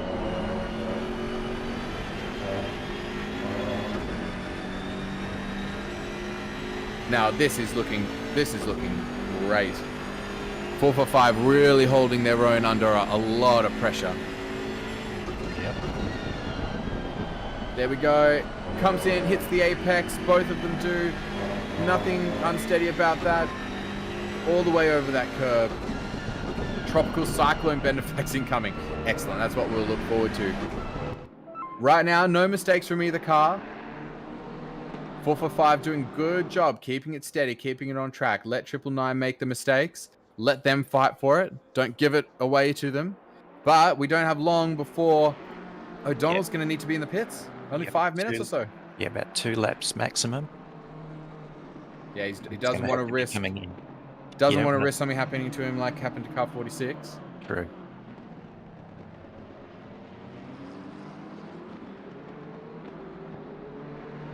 Speaking of car 46, they are the fastest on track at the moment, and they are slowly reducing that time to these cars ahead. Yeah, absolutely. We're in a bit of trouble here, car 445, because if that rain's actually just turned into heavier rain, it will sort of entails that between that 10 and 30-minute mark, it actually might start sprinkling. So they might have to risk going out on the wets if they really think that they can make something with that. I think it will still go fairly heavily straight away. I think that's. You are right. It should go 30 to minutes time. sprinkles in between. Yeah, you are right. So that's. We'll see it pop up in the 10 anyway. Exactly. About 5. Yeah, that little cloud with the single line will preface the heavy rain. So what we know is it's going to be increasing. So that does change it. You can't just stay on the dry tires now. Yeah, absolutely right. Yeah, Bender, in chat, yes, we noticed. We're trying to work out what the strat is, Bender. Yeah, no, we've got this. I think what 445's just got to hope for right now is on that widget that 10 minutes turns to rain, because if that happens, they could risk it and go out on the wets. I know that's ridiculous, but if 999 has their extra stint time, which we know they do by about 10 minutes? Yep. That they are guaranteed to probably come out on the wets. That's almost a guarantee, and they can't risk another pit stop. Well, they can, but it won't be for the win. So, what do they do? Well, it depends. They've just got to hope that it comes up with rain in a minute on the widget. I think that it just hasn't been 20 minutes. It's just mathematically not possible. So either they're going to do way too long on those wet tires and destroy them before they get a chance to run at the optimum. I mean, you're kind of caught between a rock and a hard place now, because I think 445, they have to look to their battle with car 46. I think that they should be doing the pit stop, getting on the right tires at the right time, and battling for that spot on the podium, because it depends how hard you want to fight it with, because if you want to do that, that's to fight 999, but they're going to be an advantage anyway. You spend 10 laps on your wet tires while 999's finishing their stint, you're already going to be 20 seconds behind. This will be O'Donnell's last lap, I would suggest. Yeah, okay. I think. But God knows, who knows when or if the rain is going to end. I think that you should gamble on there being another strategy play later. If they pit now and they accept the extra pit stop, what they also accept is the greatest amount of flexibility of any car on track to sway their strategy when the rain and if the rain ends. So I'd say suffer it, go onto the best tires with low fuel for 20 minutes. I'd say go into the pits right now even. So get in there early, because it doesn't matter anymore. Get fresh tires, put in your 42 liters of fuel, get your 20 minutes done, and then put in your full fuel when you go in and for your wet tires. Or you probably put in a bit more fuel, because the rain might still be optimum for dry tires for for 10 minutes. Yeah, so this is going to be O'Donnell's last lap, so I will be interested to see. Hopefully the casting director man can show us a HUD what sort of tyres O'Donnell does get fitted on the car, because I've got an awful feeling in my stomach that I bet you as soon as he pits at 10 minutes, it's going to say it's going to rain. But I think if he really wanted to, he could make it at least half an hour on the dries and the wet, as long as the track doesn't get too wet too quickly, which I don't think it should. That's if he does that, if he goes onto the wets now, it means they're gambling on, the rain ending, being right on the right time for them as well. I think that you're being caught in a pretty difficult spot here. Now, he's done an amazing job to keep Houlihan behind. So Houlihan has not been able to make that move as we thought might happen. But there he is. So the pits. O'Donnell in the pits, but easy going onto wets. If I was their strategy guy, I'd be saying go in on dries, give yourself the flexibility, and fight another day. Don't give yourself the opportunity to fall off the track or lose that podium position. So I'm here, fingers crossed, that they're going out on dries for the next 20-30 minutes. I don't know, it could turn. It's cloudy over the track, but there they're just not in the hot seat at the moment. They're in a very bad position.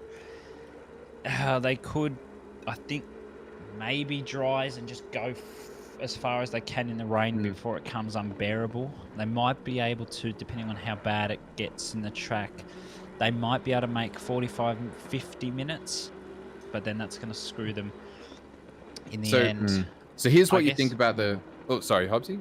No, they could, if it gets so bad, go still on dries. Okay, yeah, they could push them as far as they can, maybe pit at the hour and then just start pitting every hour maybe. It's probably the only other way they could do it, but they're adding an extra pit stop in there, which they don't really want to do. No, except for this. If you're racing for the win and you want to win... Oh, well, check out what happens with this replay first. So here... Oh, sick drift. Wow. Do they hold it? They don't. They're all the way around. And that Lambo hits him. Oh. The McLaren might... Oh, he does a bit of a spin. McLaren lost it too. Oh, in sympathy. Off the track. All right, so here's what my thought. If you want to still race for the win, you need to gamble on something, and this is what I think. You're based on their lap times, car 455 is not going to win it on track on a dry strategy. No. So what I think is that you've got to count on car 999 putting on the wets early because they want to maintain their strategy. So I think you should gamble on that and hope that in the back end of the rain it goes your way and it nullifies that extra pit stop that you've effectively had to take. Yeah. So if you do that, you stay on whatever the most optimum tire is at the time. Count on basically being given back that pit stop. That's your opportunity for the win. If you want to race for the win, that's how to do it, in my opinion. Oh, and he's lost it. Car 717. Oh, he's kept it there. He hasn't spun it completely around. His tyres will be cooked though. That weather as well still hasn't quite. He's going to the off-road, which is good. Still hasn't switched over to the 10-minute in the rain. So another car off there too. Yeah, another McLaren off in the background there. Hasn't switched over to wet in 10 minutes yet. So 445 is still in a decent position at the moment. I'm sure they'll probably switch to rain fairly quickly. Track's still optimum, of course. Temperatures are cooling down as the cloud cover comes over. It gets later in the race. Ooh, it's going to be a close one. I'm really excited for this. This is great. This is really shaping up. Now, what tires are they on? They're on dries. Oh, they're on dries. I'm glad to hear it.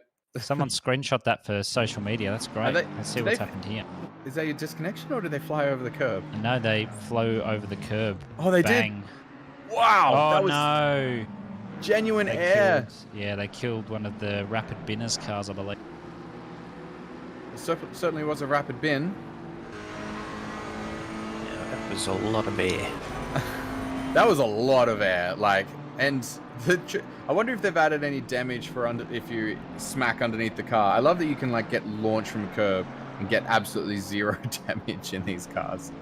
Yeah, it's very interesting. Zach Malou, they're P10 at the moment for the pro class. They're probably looking at the weather too, going, "Oh no, what are we going to do?" Who's that behind them? That's a Ferrari. Is that the Ferrari? No, that can't be car 90. No, it's not. It's car 22 something. They behind or in front? Don't know. Looks like a battle, but it's not. Car behind is not. That's a 221. They will be behind. Behind. So, what have we got at the moment? So we're going to see. So Houlihan's got to come in the pits in about 6 to 7 minutes time. So we will see. I mean, if you're in their position, what do you do? You might do the same. You might go for the same strategy as your main competitor, but you'd be adding on another pit stop, and we can see that Rayton is 64 seconds behind. That's nearly the time for a pit stop. If they were able to capitalize and go longer, which they can, they should be able to last into the optimum period. So this might bring that car number 46 back into the race. Yeah, as you just saw there. So Terry Rayton's got 20 minutes left on his stint, so he can go to Lorraine. We just saw there Sneakers. John here's got only about 5 minutes left on his stint, so he's also in trouble. There you go, rain in 10. There it is. Okay, so let's have a look at the stint timers as they are right now. Terry Rayton has absolutely all the flexibility he needs. He's still got up to 20 minutes on his, so he'll last out that 10 minutes. He'll last out however long he can on those dry tires before it gets optimum. Houlihan only has 6 minutes left on his stint timer, so he's probably going to be putting on wets and then just suffering for, you know, a couple of laps. So he's going to be slow for a few laps there. So that's going to give the advantage back to 445 for a couple of laps, because if you're on wet tires in the dry, it can be about 5 seconds a lap that you're and same on the opposite end. Dry tires on a wet track, once it becomes wet tires optimum, again about another 5 seconds until obviously it gets particularly heavy, and then it's just chaos. So it's... Would you really go on the wets before the rain came? You have to. I think at this point, they're going to get chewed up, aren't they? If you've got but if you think that's 10 minutes, that could technically mean the rain might actually start drizzling before that, which is weird. So the 10 minutes should be, I think, when it starts drizzling. I think that light rain should be when it's drizzling, and then I believe it's usually pretty hardcore on the money. So like the rain will start at 10 minutes after it popped up on that. It's certainly helping car 46. They're in the best they're in the best place because they can wait. They've got that 18 minutes or so up their sleeve. Absolutely. So it both does and doesn't benefit car 445. So you've got two sort of things here. One, they've got an extra pit stop. So if they get their luck later on, and when it stops raining, if it stops raining, if that means that they can, you know, get back that pit stop with the extra flexibility they've afforded themselves, then they are being benefited. So that's the negative, right? That's the gamble side. But they are going to benefit for the next 10 laps, for the next 10 minutes.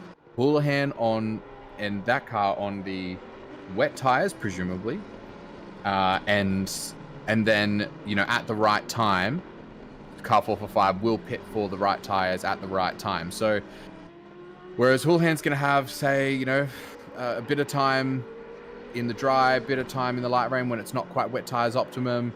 So you've got 445 will be gaining on them in that respect. And so they'll be out of sequence for pit stops, yes, but they'll be gaining. So if they get the opportunity to regain that pit stop, strategy is all open. So Hooley's just crossed the line 15 seconds ago, and he's got 4 minutes or 3 minutes 50 now left on the clock. Does he risk 2 laps, or does he just do the one? If you've been following what happened to Lawrenson, you just do the one. You'd have to, wouldn't you? But like, you've got the time possibly to do it, to get around 2 laps, but you just can't risk it. I think it's you just have to pit it now, because if you're within 10 seconds or whatever of that timer, which they would be, then you're risking Kunos things happening to you. Yep. That's my take. And they've got the you know, it is an extra 2 minutes that they wouldn't have to be on the wet tires, but if you're in the lead of the race, you can't be taking any massive gambles like that. Yeah, it's a risky one. It's a question of, do you go wet on a dry track for a few laps until it gets a bit wetter on the track and then you get going, or do you risk it and go dries for as long as possible and potentially lose more time? So I think, well, basically you're saying have 10 minutes or less on wet tires on a dry track, or add a pit stop, right? There was no option for car 445. That was their only viable option there. But you know, when you look at car 46, 63 seconds behind, you know, we know there's 64-second pit stops. It's not going to put Terry Rayton in front, because the time lost on track is less. It's like 55 seconds or something like that. Coming in. Hooley's coming in, yeah. That's as we expected. Yeah. I think they're putting on the wets. I think you suffer it for 10 minutes, in my opinion. I think that's their optimum strategy. And you wouldn't want to give yourself the extra pit stop, because then you're putting yourself at the mercy of 445 and 46, who are on slightly better strategies in that case than you. I think nobody has a perfect hand being dealt here. Maybe except Car 46.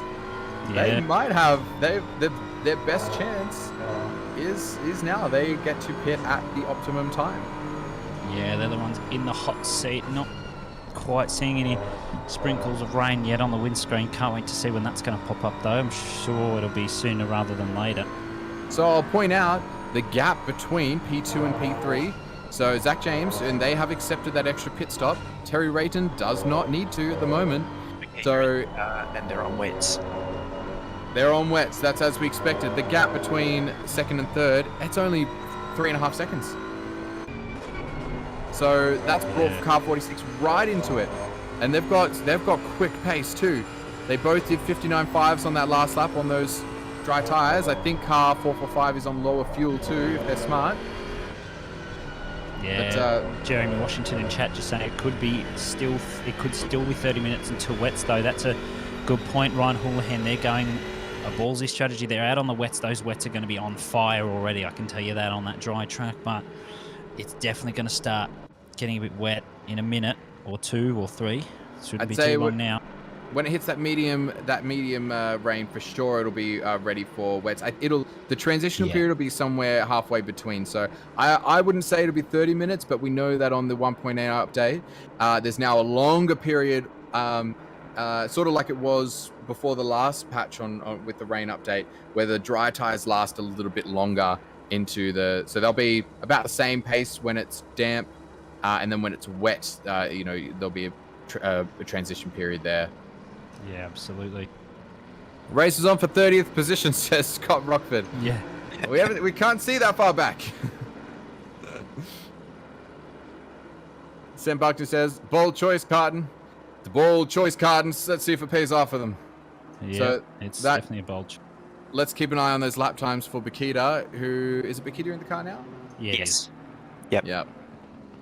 So how was their pit stop? 1 minute and 7 seconds, bit of a slow one. So 1 minute 6 from... A 1 minute 6, are you good?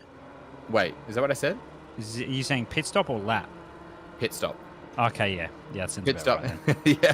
1 minute 7 for Hall and 1 minute 6 for car 445. So what's the difference there? The pit wall is saying that 46 is ahead. Is that correct? On track, yes, because they haven't done that. They've still got a pit stop to do. Well, they don't. It's on par with the pit stops, isn't it? Okay, so they do. Rain any second now because there's heavy rain in 10 minutes and increasing. Oh shit! A brick. I think they're all right. I think they're going to come back on. Yeah. And they're going to come back on. They'll be fine. Where did they come back on? Yeah, I think they're behind. I think they just slammed on those brakes. Yeah. No, is that them there? On the left? Yeah, they've come back on. Charlie Mitchell in the car. Do they deserve to retain the position? I don't know. Who was at fault for the bump? Stewards will decide. Yeah, so I think the stewards will just give a pen now for that one instead of asking them to redress. So it's going on now. Rain any... Yeah, go on.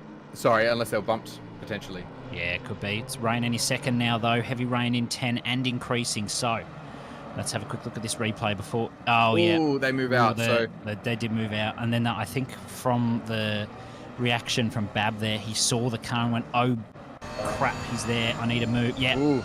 Yeah, so, he saw it the last second. So I would say that the Lamborghini deserves to stay in the position. I mean, I'm not the steward, but that would be my call on that one. Would say he was bumped. He's come back on. He had the position. Now he's gotten back past again. So it's just null and void at this point. So Philippa Bokita just getting past a blue flag there. There's going to be rain any second now. Yep. Sure, once we have a look at the interiors, here we go. No rain as such, but it's definitely going to be coming in any second. So the dry runners will be begging for it to hold off as long as possible. But we can guarantee heavy rain in about 10 minutes. So this is a wet tyres, Hobbsy? Yeah, it is. That's what we're looking at. Yeah, wet tyres. I think Bokita will be just nursing those things for the minute, hoping that rain starts coming down in a minute. We'll see. Whoa, that's 37 Stephen PSI. Ty in the wall.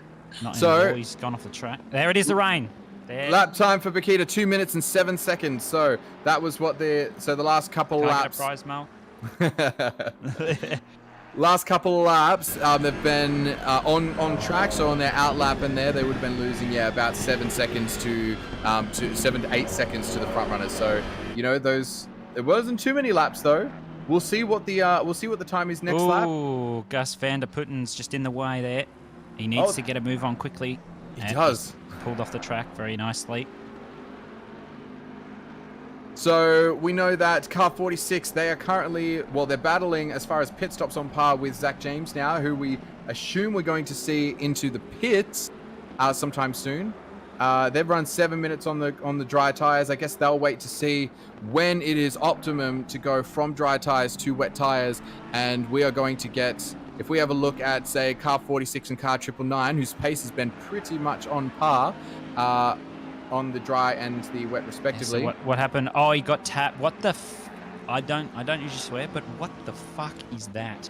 Let's have a quick look back at that. What happened here? So Stephen Ty was just doing his normal thing. He was just half throttle, having probably a few issues there, and then the Bentley just... What the Can we have a look at that Bentley on board, Mr. Race Director Man? That was Malloy. It was car 5. So what's happened there? It looks like he's got an amazing run or something?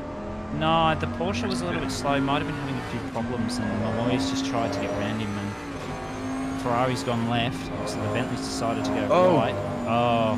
And there's no option and just there. Bang. Yeah. Oh, he's held it, but yeah, that's a tough one.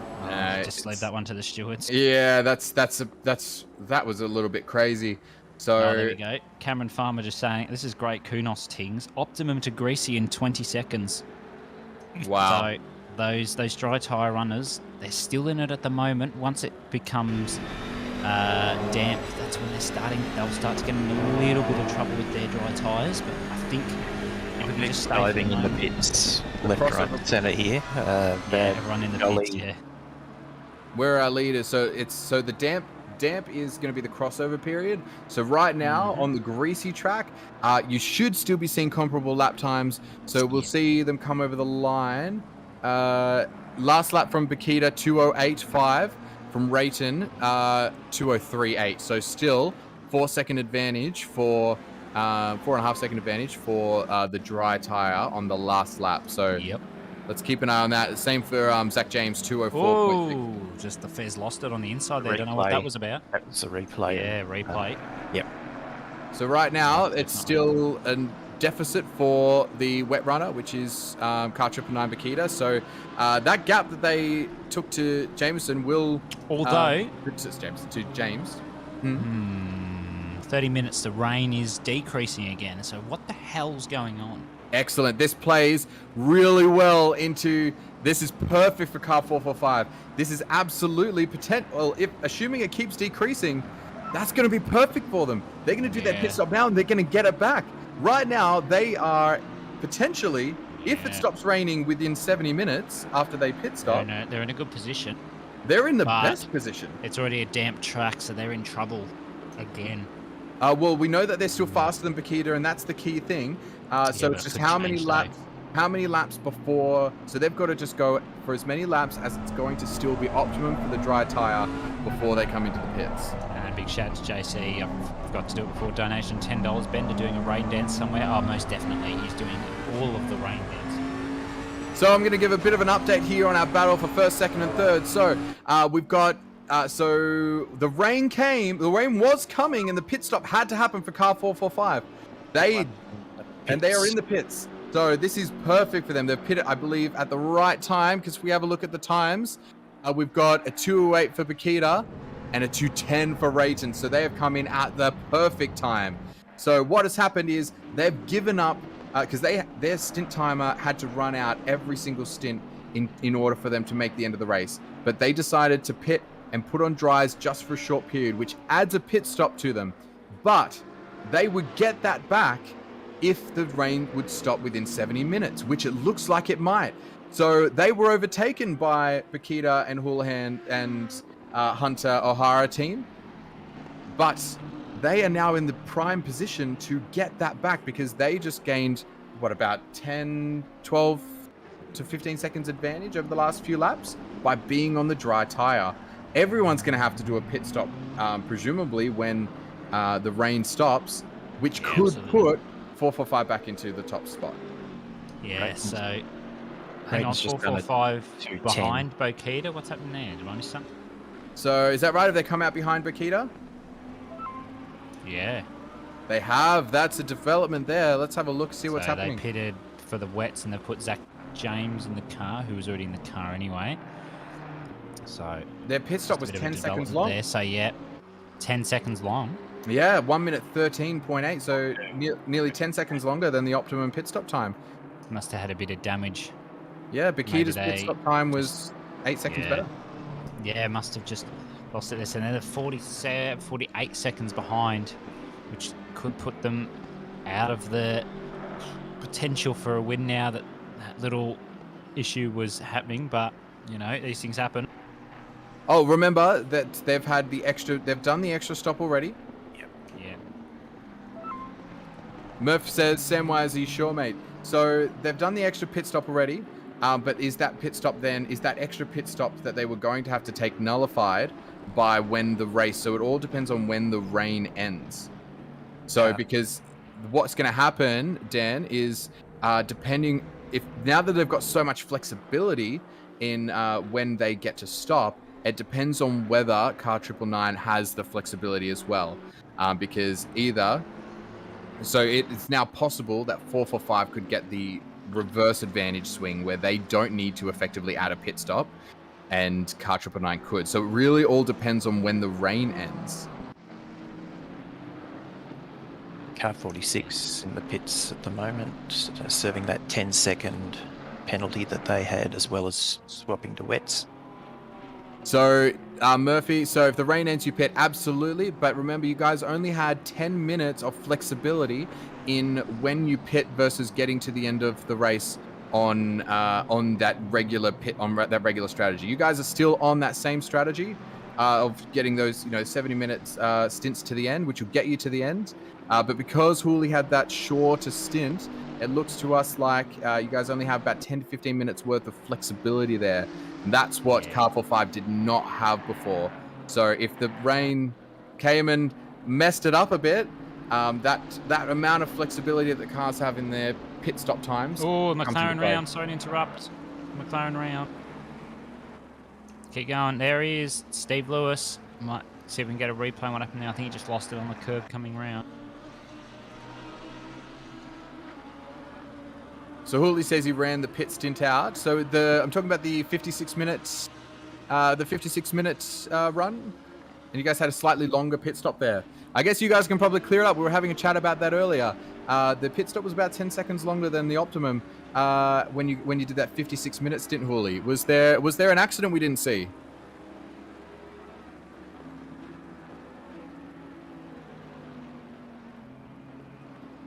Pingu says, doubling down on the rain dance. Thanks for the donation of $10. Hamster, $25. Amazing work by the commentators as usual. Merry Christmas again to all. Merry Christmas to you. Thank you very much. Merry Christmas, everyone. 1 week till Christmas. Yep. There's Steve Lewis, just lost it, did a bit of a drift, and snap. Yeah, so Hooley says, 10 seconds damage from that back marker. So that's why Car 999 had to do that shorter stint earlier on, which just took away some of that flexibility they had in the amount of time, what their stint times have to be to get to the end of the race. So at the moment, it's looking really good for Car 999 though. They've got the gap, so... And they're well ahead. Is that true? Is that 130-second gap? Is that true? Could be. No, that says to Terry Rayton, whereas no, it's... No, don't look at pit wall. It's very confused right now. So we'll have a look at these average lap times in the rain soon as well.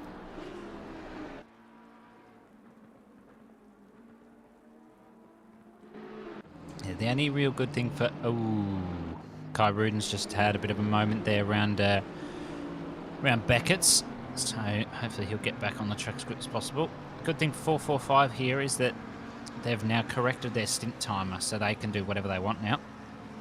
They absolutely have. They've got all that flexibility, which Hooley's talking about in the chat as well. He said they got 10 seconds damage from back marker. It was caught on stream, so it must have been caught on stream when you were in Hobbsy. Saw the replay. Yeah, Bender and I and Glenn were having a bit of a chat about what that one was. We clearly didn't see it. He said pace was too slow and we had the gap stop early, so clearly 10 seconds damage, not doing great for the BMW. And they absolutely did. You guys had a lot of flexibility to stop early and used a little bit of it. So we'll see if that comes into play as far as the strategy as the rest of this rain race unfolds. Oh, the curb just made him go for a drift and it snapped. Yeah, that's unlucky. So 48 seconds, that looks right. So Zach James in the car, 48 seconds behind Bakita. So if there was the possibility that they were going to gain, they were going to have to do one pit stop less than 999, which is still a big if. They would have to stay within, they would have to not lose 8 seconds to that car now. Yeah, that's right. I think definitely 445 here are deservedly on for a top 3 here. They have been faultless, except for those little minor incidents they've had. A couple of seconds of damage throughout the race. They've just been nothing but incredible. And same to 999, same to 46. 15 have been great as well. 191, 997 would be further up. Just had that little bit of a technical difficulty. They've all done so well.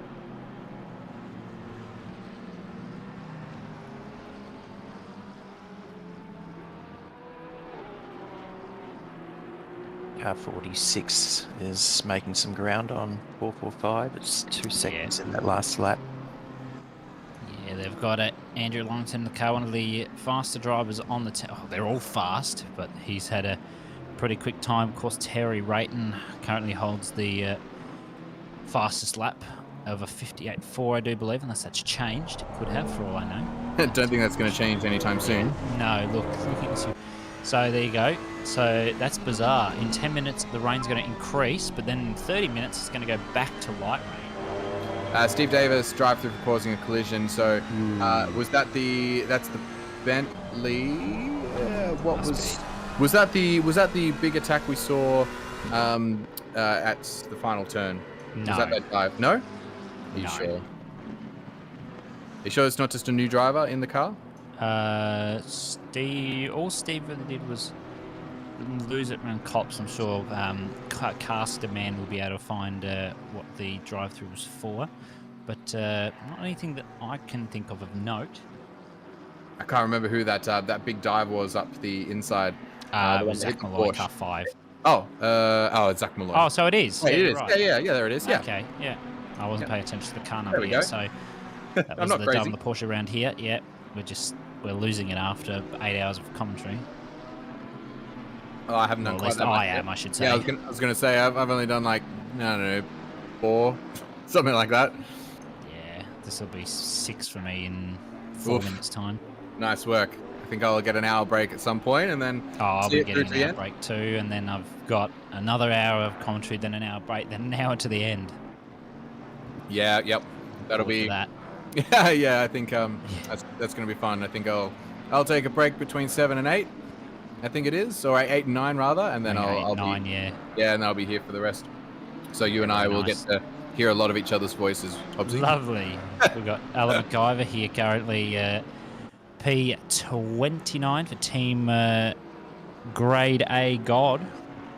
I'm assuming, Group A God, sorry. Grade A, Group A. Doing very well as we welcome the man, the myth, the legend, JC Jamie Conboy to the block. To the box or the box? Box. Whose microphone isn't working. Nah, here it is. I'm here. I'm here there to it is. today because you blokes are doing dead set shifts today and you need a hand. Thanks, Jamie. Thank you. And do we have Glenn back with us as well?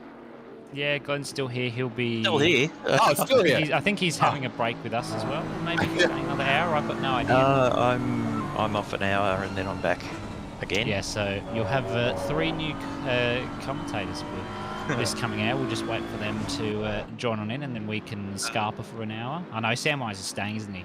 Yeah, I'll be around. Yep. So Confused. there he is. Here's Alex Bowen. Welcome him to the commentary box. I'm like again. a Hi. Wow, now it's getting busy. Wow. Yeah, I know. Well, I think that means that I'll go and leave, and I'll come back in an hour. Is that right? What's hang on? What's the schedule like? Hang on. Yeah, I'm coming back at 8. It's coming up to 7. Oh, There's a it's 7. BMW off in the background. Hello. Oh no. Everything's happening. We've got. It's all happening in the comms box. It's everywhere. It's all over the place. Jesus. Crazy stuff. Yeah. Well, I'll leave you to that, and I'll see you chaps in an hour. Enjoy the wet. Enjoy your break, lads. Great work from you, mate. Thank you. I don't know what happened to that last hour, but it's flown by. Absolutely. And, I'll step aside for a bit and leave you guys to it and see you in an hour. Yeah, see you at 8, man. And I think we've got Alex back. Hello. And then Jamie stepping in for Stefan, are you? Goodness me, it's all happening, isn't it? Oh, as absolutely. Cam said in chat, it went from nothing to lots in the space of 5 minutes. Goodness me, it's all happening. This is 100 real quick. This is back to the chat we were having about the not the safety car, the competition yellows. You know, it's we were saying what happens when it goes wet. It creates excitement. This is now, the race has become more interesting, more exciting. There's more strategy. It's the same sort of thing that a spontaneous competition yellow would do. Pretty much, because it's created a lot of unpredictability and everything's just gone crazy. So I didn't quite see what happened to the battle up front, and I heard someone missed a pit stop or something. There was a bit of... So can someone explain to me what's going on up the front with the top 3 cars? Yeah, it depends how long ago, because we had, unfortunately, there was a wheel malfunction for car 997. So they were running in P2 at the time. So this is yeah, you can see them there. Yep. Yeah. So Mariah, they were in the lead at one Konami, point, so yeah, they were in the lead at one point, and they were in a good position in P2, and that was fun because they were being chased by Bakita. That gap was going down, but the gap was also going down for both of them to O'Donnell at the front of the race. So that was looking really exciting. And then you also had the car of Lawrenson, who was coming from behind as well. It was the fastest one on track. So Lawrenson, they ran their stint timer went. Oh, dry in 30 minutes. Got to keep an eye on that. It says dry in 30 minutes. This is going to play into Car 45's hands potentially. I'll have to map that out. But Lawrenson has actually worked their way back in because the wet had played perfectly to them because they ran the stint timer out and they had to do a drive-through, and then they sped in the pit lane during that drive-through. So they got absolutely pummeled. Yeah, that's shafted. No, that's no good. Get this. It says that they did 69 minutes and 55 seconds. That's what it said on their stint timer, and that's what it says in pit wall. So they didn't run out the 70 minutes, but they still got the penalty for it. Oh no, Kunos things. That's right. So that unfortunately meant that both those cars, car 997 and 46, were out of the equation, and we had a little battle between 445 and car 999 for a bit there. And then so car 445's on a bit of a gamble at the moment. They basically added a pit stop to themselves in order to pit early for dries. To pit for dries and then only run those for 8 laps before the rain came. So they did that intentionally to capitalize a bit. Bakita went on to the wets early, so they did 10 minutes on the wet tires in the dry before it started raining. So the only way that we could see 445 battling 999 is depending on the outcome of the rain ending and weather and exactly what time that is and whether that plays good or bad for car 999. What's the stint timer left on Bakita? Alright, so they've done 23 minutes, which means that they can do another 44 minutes. So I think they can do another 44 minutes. I think that so they could run that out, but it's going to stop raining in 30 minutes. So that means they're going to have to do 15 or possibly closer to 20 minutes because they've only got a little bit of flexibility on their. So it all depends on how much flexibility they have to pit early, because they used a bunch of it earlier when they got hit by a back marker, and Hooley had to pit a bit earlier. So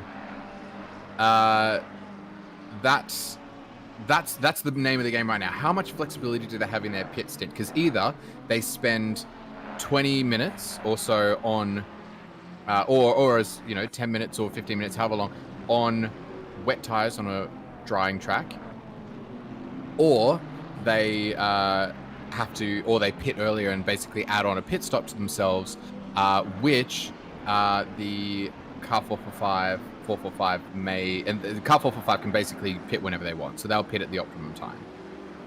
And so that could, depending on what they choose, might play things out. But if they pit at the same time, wouldn't that reduce any advantage that either of the teams have? Well, Bakita's team would either choose, yes, it would, but you've got to keep in mind you've also got car 46 in play. So if Bakita, so it looks like it won't be perfect for 445. It's not going to end right at the end of their stint timer. So they are basically still going to keep that additional pit stop, and Bakita will probably do the same. But Bakita could choose to nullify that extra pit stop by going an extra 20 minutes on the wet tire. So that's the gamble for them. Is there anywhere at risk for them behind where they don't want to... And that's a spin. Oh, there it is. Yep. Oh, not a spin though. That's not a full rotation, so I'm paying that. That's just an interesting line. That's all good. That's all good. He's managed to get onto that tarmac runoff, which Just is jumped lucky. into the pit lane for a little how you do. He's all good. Carry on. So it depends on if anyone behind has the ability to capitalize and not effectively do an extra stop. Is there anyone whose pit timer will run out at the time when the tires become optimum to go dry? Because that will effectively gain those people a pit stop. What an incredible update from you, Samwise. That's just bang on, mate. If anyone doesn't know what's going on now, then they weren't listening, because that's just picture perfect from you. I absolutely love the spanner that the rain throws in to races, because even more so than I love driving in the wet, but I love the different pit stops that have to happen, and people on, as you said, different strategies and different pit timers and whatnot. It's just incredible what sort of chaos it can cause for everyone. And as we've seen all the stints that cause chaos for the commentators. We're all in here going, oh crap, someone's got to commentate because someone's got to drive. It's all happening. So it's just all happened in the last 20 minutes. Loving it. Yeah, so basically what I'm hearing from that statement, Jamie, is that you want a 72 hours of Brands Hatch. I don't know how you managed to do, but you're right. Yeah, right. Well, I mean, if you like rain, surely any British track would suit. Yeah, look, don't tell Malik, but I actually do really like Brands Hatch. I don't know why that's such a maligned track, because for me it's so much fun. Isn't he listening to you right now? Yeah, he absolutely is. No, he knows I'm listening. He knows I like pineapple on pizza too, but he also knows that I love him. So we got a little bit of to and fro. That's all right. Hey Malik, what do you prefer, Zolder or Brands Hatch? If you had to choose one for the next next special event, it was Brands Hatch or Zolder. Which one's it going to be? Well, I've never heard him hate on Zolder, so I've heard it's that one. I've definitely heard him hate on Zolder. Do you remember what happened to Zolder this season? Zolder twice. Yeah, I was going to say he does not like Brands Hatch. Apparently, because I'm pretty sure he's not a big fan of Zolder at the moment either. Yeah, we did have some.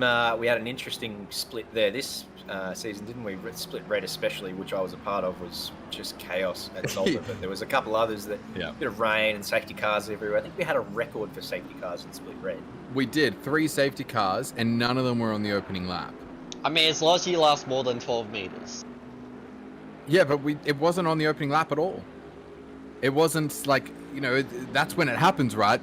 For safety cars to not happen on the first lap is, well, it almost never happens. I don't know if it even happened in any other split across the rest of the season, did it? Well, I mean, your statement's been completely thrown out the window, because Miles put in chat, he actually loves Zolder. I don't believe you. Or perhaps he likes the track but doesn't like the idea of doing sprint racing there. Correct me if I'm wrong. I heard that Zolder would be out for sprint series. That'd be disappointing, because I do really love Zolder too, especially for hot lapping and qualifying. That's such a fun track. Yeah, I know it's not conducive to really close racing, but there's not many tracks that are, really. We have so many tracks that it's just like, oh, this is impossible to pass on. You've got to undercut people and blah, blah, blah. And that's just, it's racing in general. Unless you're like Bakita or O'Hara or a couple other aliens, you just haven't got the pace unless you strategize or get a good move going. And yeah, I know Zolder's not a great track for passing, but you can get it done. Zolder is out next season, and in comes...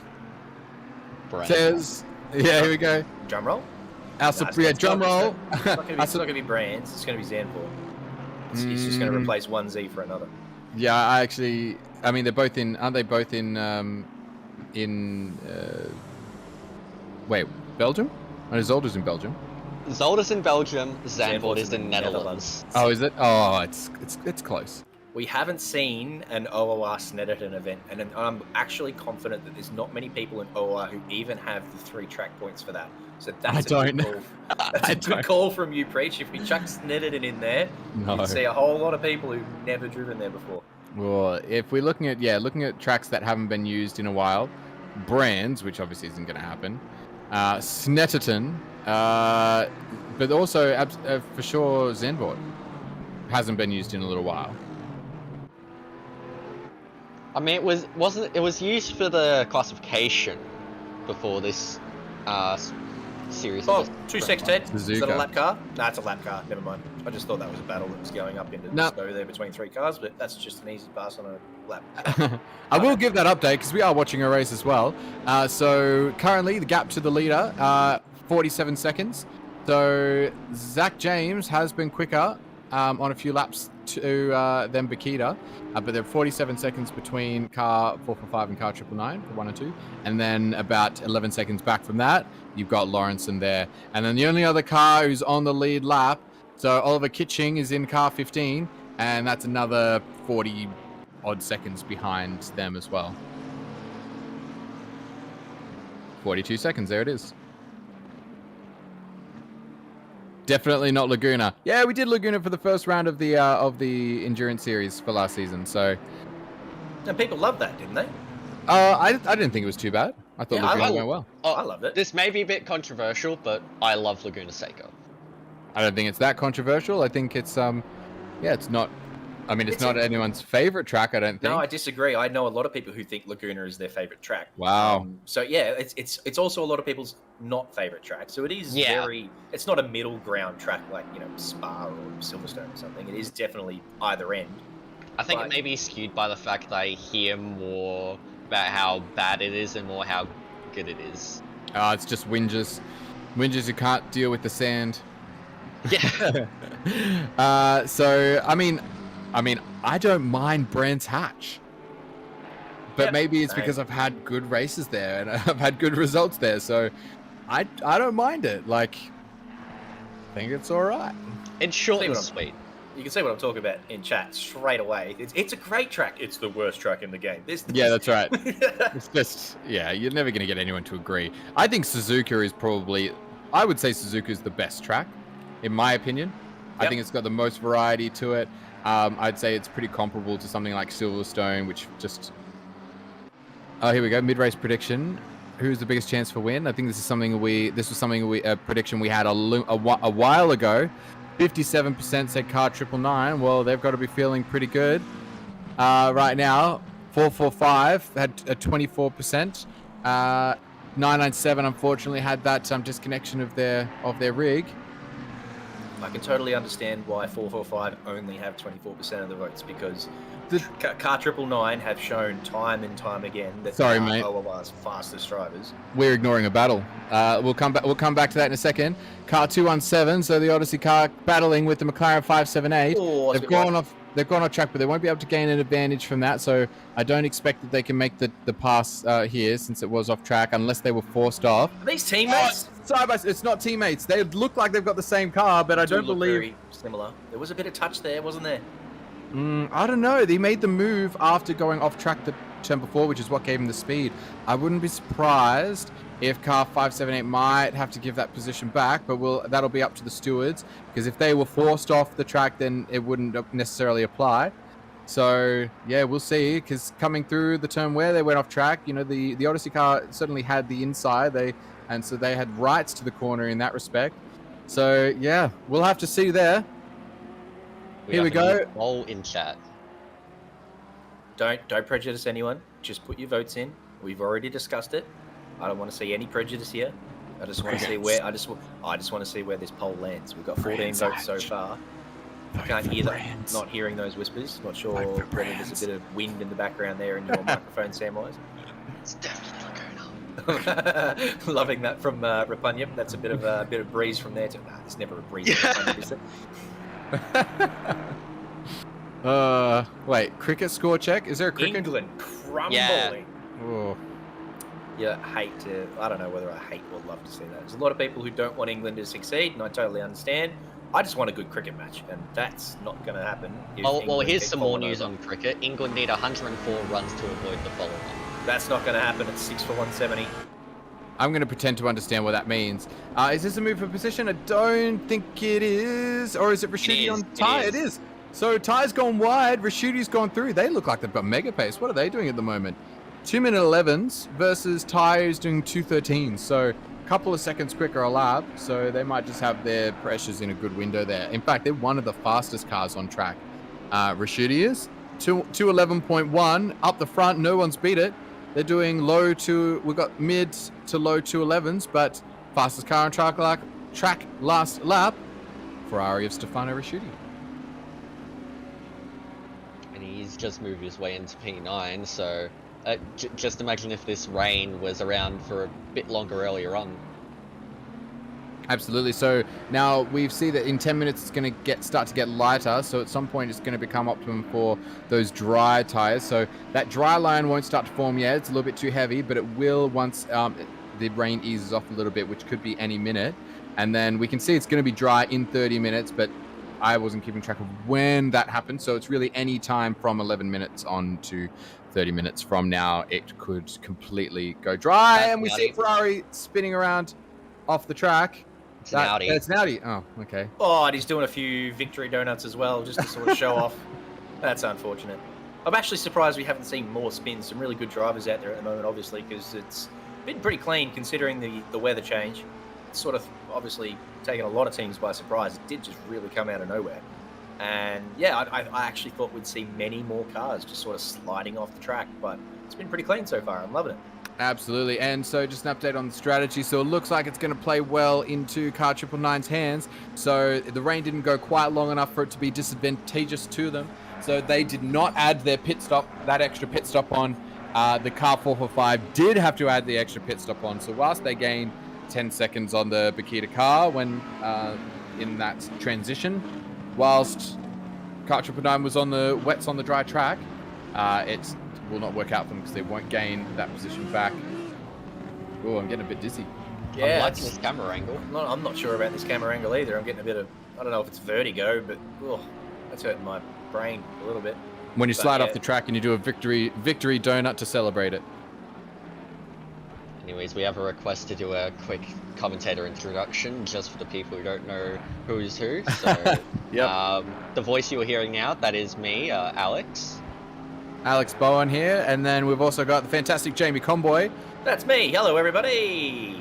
Yeah, I'm Samwise, so thank you so much for joining us. You will hear a couple of different commentators through the day, so keep an ear out. We'll try and introduce ourselves as we go so you guys know who we are. Everybody's just waiting for Hobbsy to come back in, really. The man's carrying the show today. He's put in a couple of double, triple, quadruple stints already, and he's coming back, so he's carrying this team today. Absolutely is. I mean, we can't ignore Samwise, who has been in the comms booth many a time as well. Oh, here's a couple of little dives and docks and dodges and... Docks, dives and dodges. Yeah, you know what I was going for. Duck, dip, dive, and oh, dodge. that's a send out. Is he going to make it? It looks like he is. That was a lapped car. Oh, okay. Yeah, but even then, just away. He's come from 4 cars back to do that, even on a blue car. That looked like and your Samwise, he pulled it up, so good on him. That's off. Yeah, he did. Oh, yeah, and just some like news, just some other news. Car 248 has retired. Oh, okay. No, that's a big shame. So there is the drivers. So Lachlan Nichols, that's unfortunate to see. And Matthew Miller. Listen to the current commentators bar at the bottom. Daniel Finney. So that's unfortunate for them. Super sad. Yeah. Yep.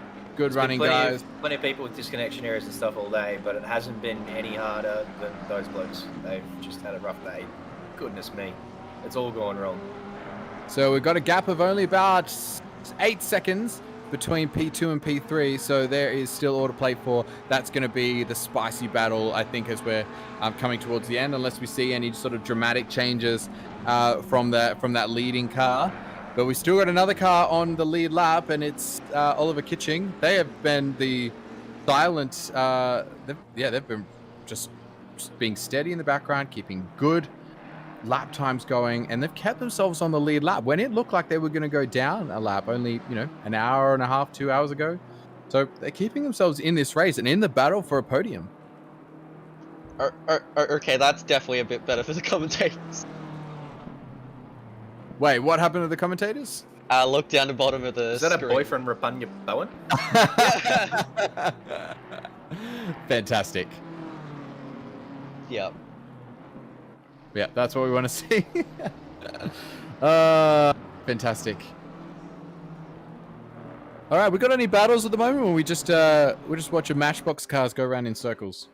I don't think there's really any battles within the top 25. No, we're really just maybe a sort bit of waiting further for down. Waiting for the rain to ease off now at this point. I think everyone's taking it really Well, safe. some news on that. 10 minutes. 10 minutes. Here we go. All right, so let's have a look at some gap evolutions in that case. So let's have a look at the top of the field first and see. So Lawrenson is gaining on both cars. So let's make that one clear. So when they started this rain stint, I'm just going to try and isolate this a bit. They started this rain stint. They were 62 seconds behind the leading car. They're now 53 seconds behind. So they gained 10 seconds so far this stint. And they've gained less time. They've only gained about 5 seconds on car 445. So car 445 really holding their own and are actually gaining steadily and slowly towards the leading car. So keeping it steady, car 999 is, but the gaps between 1, 2, and 3 are condensing. Slowly, but surely. Very slowly, but very surely. It might take longer than 3 hours and 45 minutes at that pace, but we will see. We can just extend the race out, or we can just call a last-minute safety car and bunch them all back up on the last lap.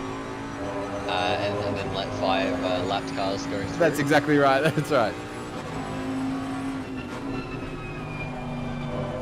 Smithy in the chat saying fire up 445. Fire up, Smithy! Smithy, I don't care what anyone says. Don't you Whatever drive happens. policy? That has been an incredible drive from those boys for the first, what is this? 12 hours. So that's 8 hours and 8 hours, 50 minutes. What an incredible drive it's been from those lads so far, and regardless of what happens for the rest of the race, I'm super impressed with them. But Keita in the lead, track position with O'Hara to come and Houlihan and bloody hell Hunter as well. That's a formidable team, so you can't ever say those blokes aren't favourites, but goodness me, they are really giving them a run, aren't they? They really are. And O'Hara, and without that added pit stops, which just felt the wrong time for them, they would be in timings ahead. Obviously, we don't know because whether they would have lost time with the on that strategy as well. But they're only 44 seconds behind, and because they've had to add that extra pit stop when it's only about 55 seconds lost or so. So they're definitely giving that car 999 a run for its money. Yeah, I agree, Smithy. There's no reason you can't drive for one car and then Barry for another. I mean, to be fair, to be fair, he did used to drive for maximum pace.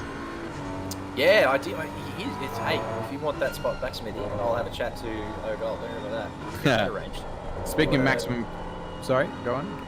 No, I was just inviting Smithy back in. Don't worry about that. He can have a spot. Speaking of maximum pace, Andy O'Hara has yet to do his stint, so we'll have to see when that's going to be. There's only 3 hours and 43 minutes to decide. So we'll see him in the car at some point. What do you reckon? Once we dry out, are we going to see a new fastest lap set by O'Hara? I reckon it's a chance, considering we are getting further and further down the track temp, and I don't think it's going to get much higher than what it is. Yeah, I absolutely agree. So we will have to wait and see. So that gap is still 8 seconds between Lawrenson and Zach James. So they're doing an absolutely mega job at the moment. The last laps for them, respectively, 2:10.0 for Zach James, 2:97 for Lawrenson. So there's not much in it.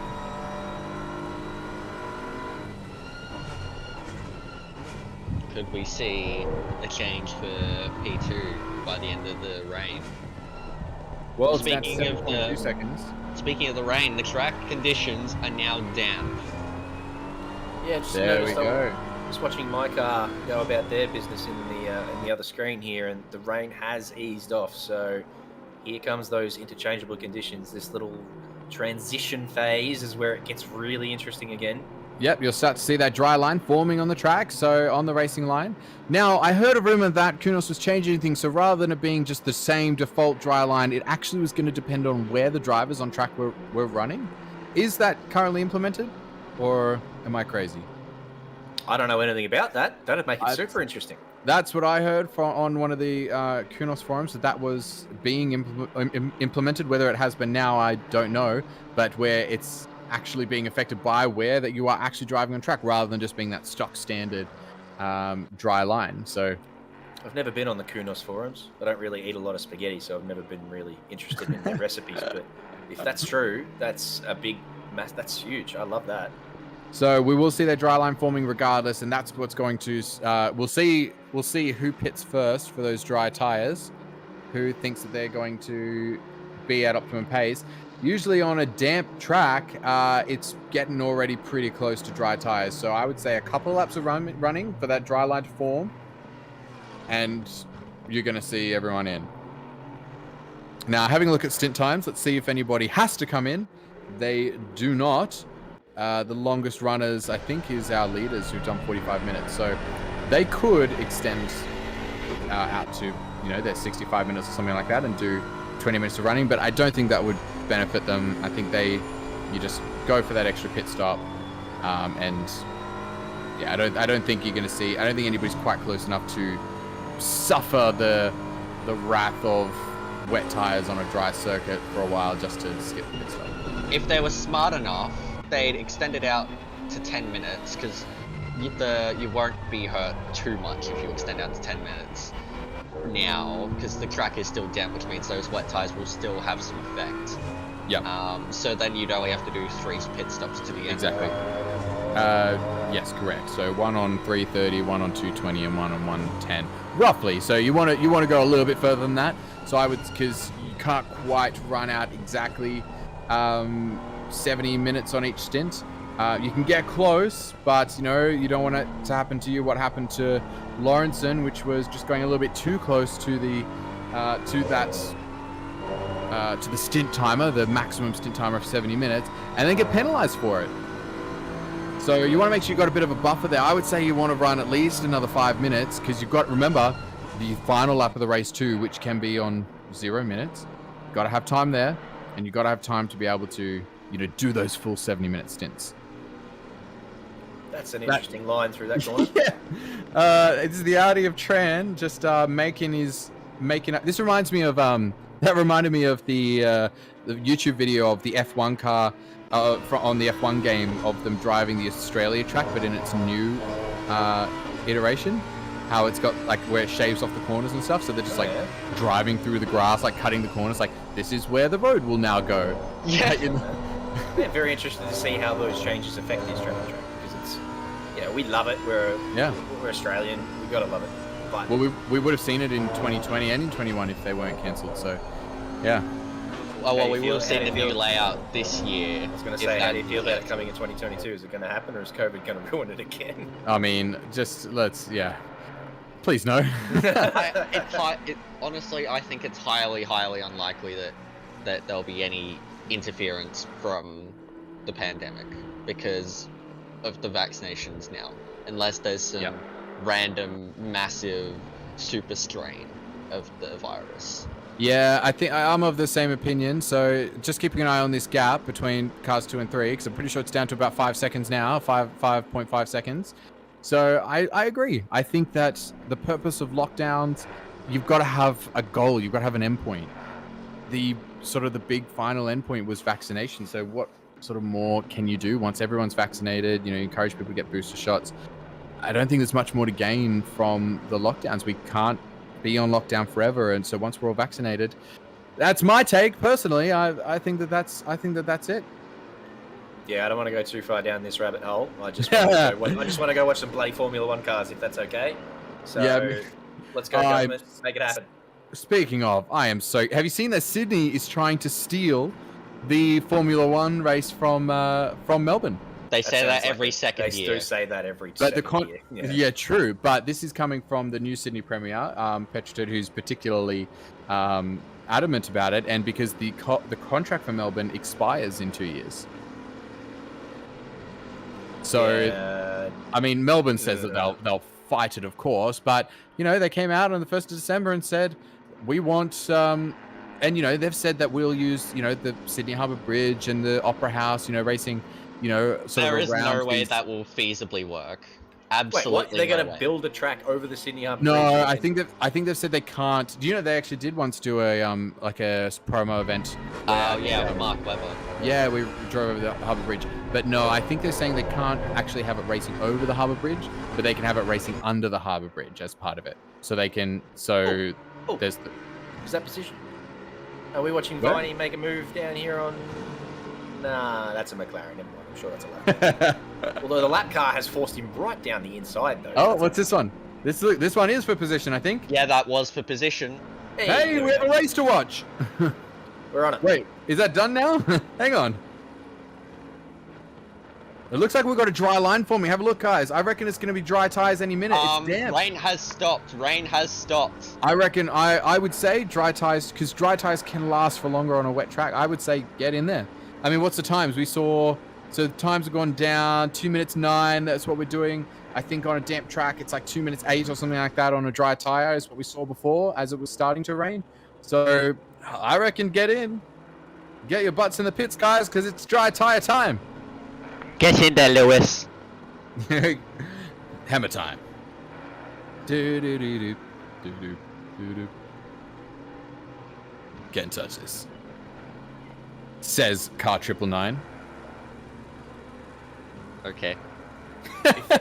If Lewis doesn't come back for another season this year, I don't know if that's just a rumor that Toto's created or whatever, but if he doesn't come back next year, that would be pretty disappointing. I think they're just trying to make a point.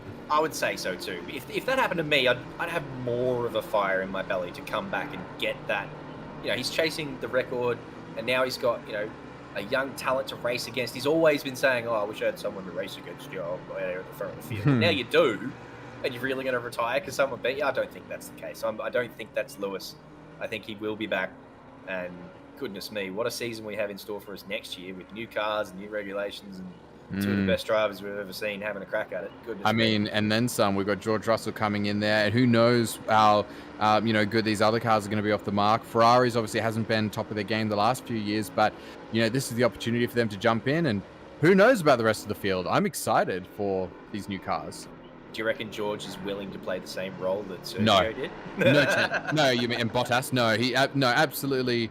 George is there. George is there to win. And even when it was with Bottas, and then again with Nico Rosberg, they know how to split it at Mercedes. They know how to split the garages and try and keep it fair and let them race. If it comes down to a championship battle, obviously, if Bottas was the one to be racing Max and beating Max, and and Hamilton was the one who was sort of too far back to make a dent in it, they probably would have been doing the reverse with Hamilton. It's just you let them run the first few races, see where they end up, and then if it becomes that you need to do team play strategy towards the back half of the year, then that's what it becomes, I think. Okay, just a note for you two, we are still watching a race. The Lawrenson car, 46, is now just 2.6 seconds behind Zach James in the 445 car.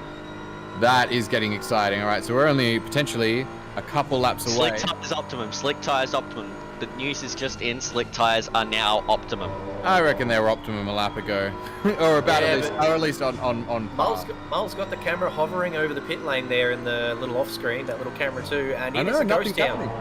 Dead set ghost town. No one coming in for those drives just yet. I'm not surprised. We are that close to that 3-hour 30 mark. Oh, of course. Yeah, absolutely. What am I saying? I think you absolutely, you absolutely don't want to come into the pits now. That's exactly why you're seeing the ghost town. And my silly brain didn't even think of it. Yeah, you're gonna be waiting at least another 5 minutes. My inexperienced ACC brain didn't get it. Tell me what's going on there. Why is no one pitting with 3 hours and 30 minutes to go? What's that? So if you count back from 3 hours 30 minutes to the end of the race, it's 70-minute stints for each driver. So you go from 3 hours 30, 70 minutes becomes 2 hours 20, 70 minutes becomes 1 hour and 10, and that leaves 70 minutes to the end of the race. If you go in now, you got to do an extra stint. I get Exactly. you. I'm picking up what you're putting down. I like it.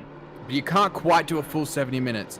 Most of the stints, so if I have a look at the top 5 cars, most of the stints are about an hour 7, hour 8. Those who've done an hour 9 have been cutting it fine, so these 69-minute stints. But it really just depends on how close are you to, because you don't want to run over that stint timer and get a penalty. So you want to do as long as you can, and then the pit time, the time you spend in the pits, that minute and 4 seconds or whatever, isn't counted as part of that. So you do sort of get that added, but that still means for a lot of cars you want to have a couple of minutes up your sleeve, because you have the final lap of the race too. You know, the person in P1 could cross the line with 1 second to go, and you really want to be you want to have at least 5 minutes up your sleeve. If anyone comes in before in the next 6 minutes, I think that they're going to be in trouble. Goodness me, I'm glad you're here. You want to come and do the maths on my team? Because I would have boxed by now. Yeah, sure, man. I would have been absolutely...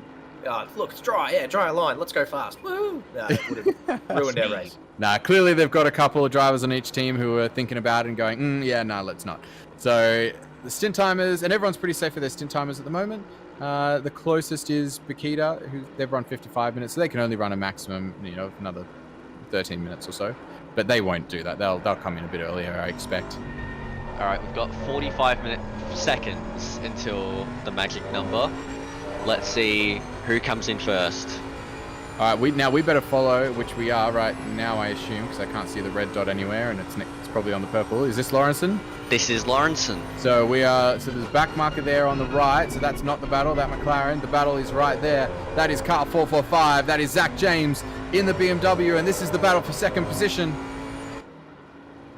This might even happen in the pits. We have a car in the pits. Who's in the pits? Because we want to see what those times are on the dry tires. Looks like a McLaren. Go, Mum. Chase him. Look at that camera go. Get him. They are going to have to run the longest stints possible. They're going to have to try and run right to the edge of those 69-minute stints. I don't even know if they even have the ability to make this. They would have to cut it so fine. And here we go. More cars are in the lane. It is now time. I don't think they're accounting for the fact that they're not doing full 70-minute stints, guys. I don't think they're accounting for the final lap. I think you are risking it hard going in now. One more lap, guys. One more lap at least gives you the possibility. But let's... I mean, you've also got to account for the fact that there is the pit transfer and the pit stops. Yes, but that's only if you can get to that 1 hour 9 minutes already, and a lot of cars aren't. A lot of cars are pitting at 1 hour 8 minutes and 15 seconds. That completely depends on the pace of the driver. True. So let's have a look. So let's keep an eye out. Who are the cars that went in that last lap?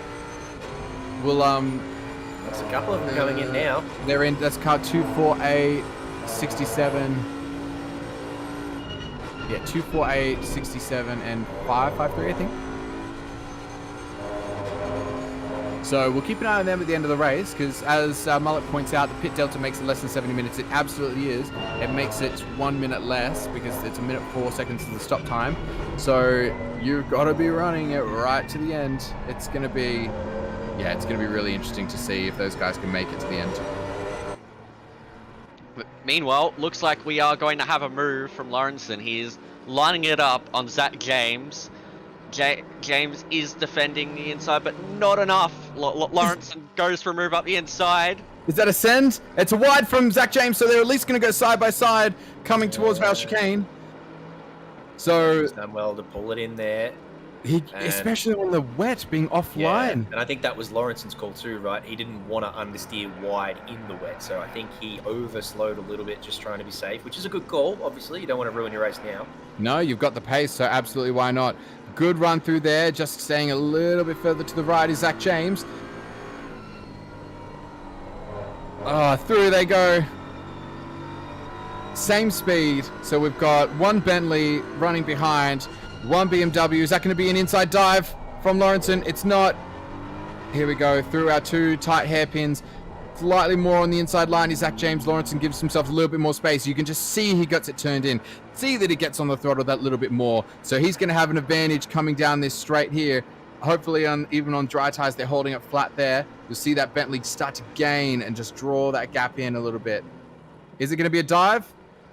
It might be. Is it going to be defended? It is. Are they going to go too deep?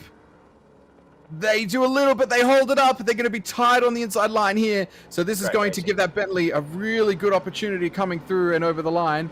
But that gap, it looks like Zach James has done it. He's kept it ahead, and he's got a couple of car lengths there. They're staying out. Great racing between these two. Yeah, I reckon they're coming in on the next lap. I think I was saying they should probably go to about 3:25 or so. So the lap times have raised a little bit. So 2 minutes 8 seconds. Oh no, they're still going down. So the dry runners, I think will be pretty comparable for times, if not better for times now. But it's still a damp track, so you don't want to be going offline in the dries. You need to be very, very precise in these conditions. Oh, look at the Bentley! The Bentley got a huge run. In fact, are they going to get alongside? Zach James is going to have to defend so hard. He wants to stick it on the right side, which he hasn't done. He's led the Bentley up the inside. And he's moved across. He's given them space to do it too. So is he going to try and hold it? He is. Trying to hold it around the outside. This is tight. Not trying. He has held it. Ogold's going to get the inside line down in this next complex, though. Yes, but an outside line is easier when you're a little bit ahead. So deep on the brakes for Ogold. He pulls it in. Look at that. But now there's an advantage from the Bentley, who got a slightly wider run through here, but he has to pull it up so he doesn't hit the back of that BMW. But he's got the better run now, but he gets squirrely on the exit. Ogold has held it so well. This driving is almost as good as the drone camera work in camera 2, which we've just lost, but goodness me. I was watching that camera that whole time. What a battle. We had 2 angles of it. The drone was doing work. This is a fantastic battle. This is the best battle. This is the big battle. This might be the final. This could very well be the final big battle of the race. So I hope everybody's in and watching. So Zach James is holding his own. All I don't want to see the pass happen in the pits. So here we go. The Bentley's having a look at the inside. See, Zach James has been holding his line. He hasn't wanted to defend too aggressively. So that's been giving these opportunities for the Bentley to dive up the inside like that. No, but Zach James still has the inside for the next turn, but he's gonna have to let it go, or does he? Maybe he's gonna dive into the pits now. If I was Zach James, I'd be going straight for that pit lane, which he's not gonna do. He's gonna still battle it out on track. As you see a couple of cars jumping into the pits there as well.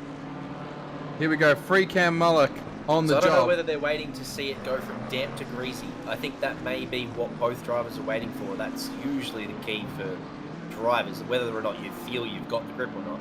It's sort of a bit like F1 where you're waiting for Jeff to tell you to go on inters, or the DRS is open. There's those little keys that let you know now's the time, and I think maybe they're just waiting for it to go from damp to greasy, and that's why we haven't seen a pit yet.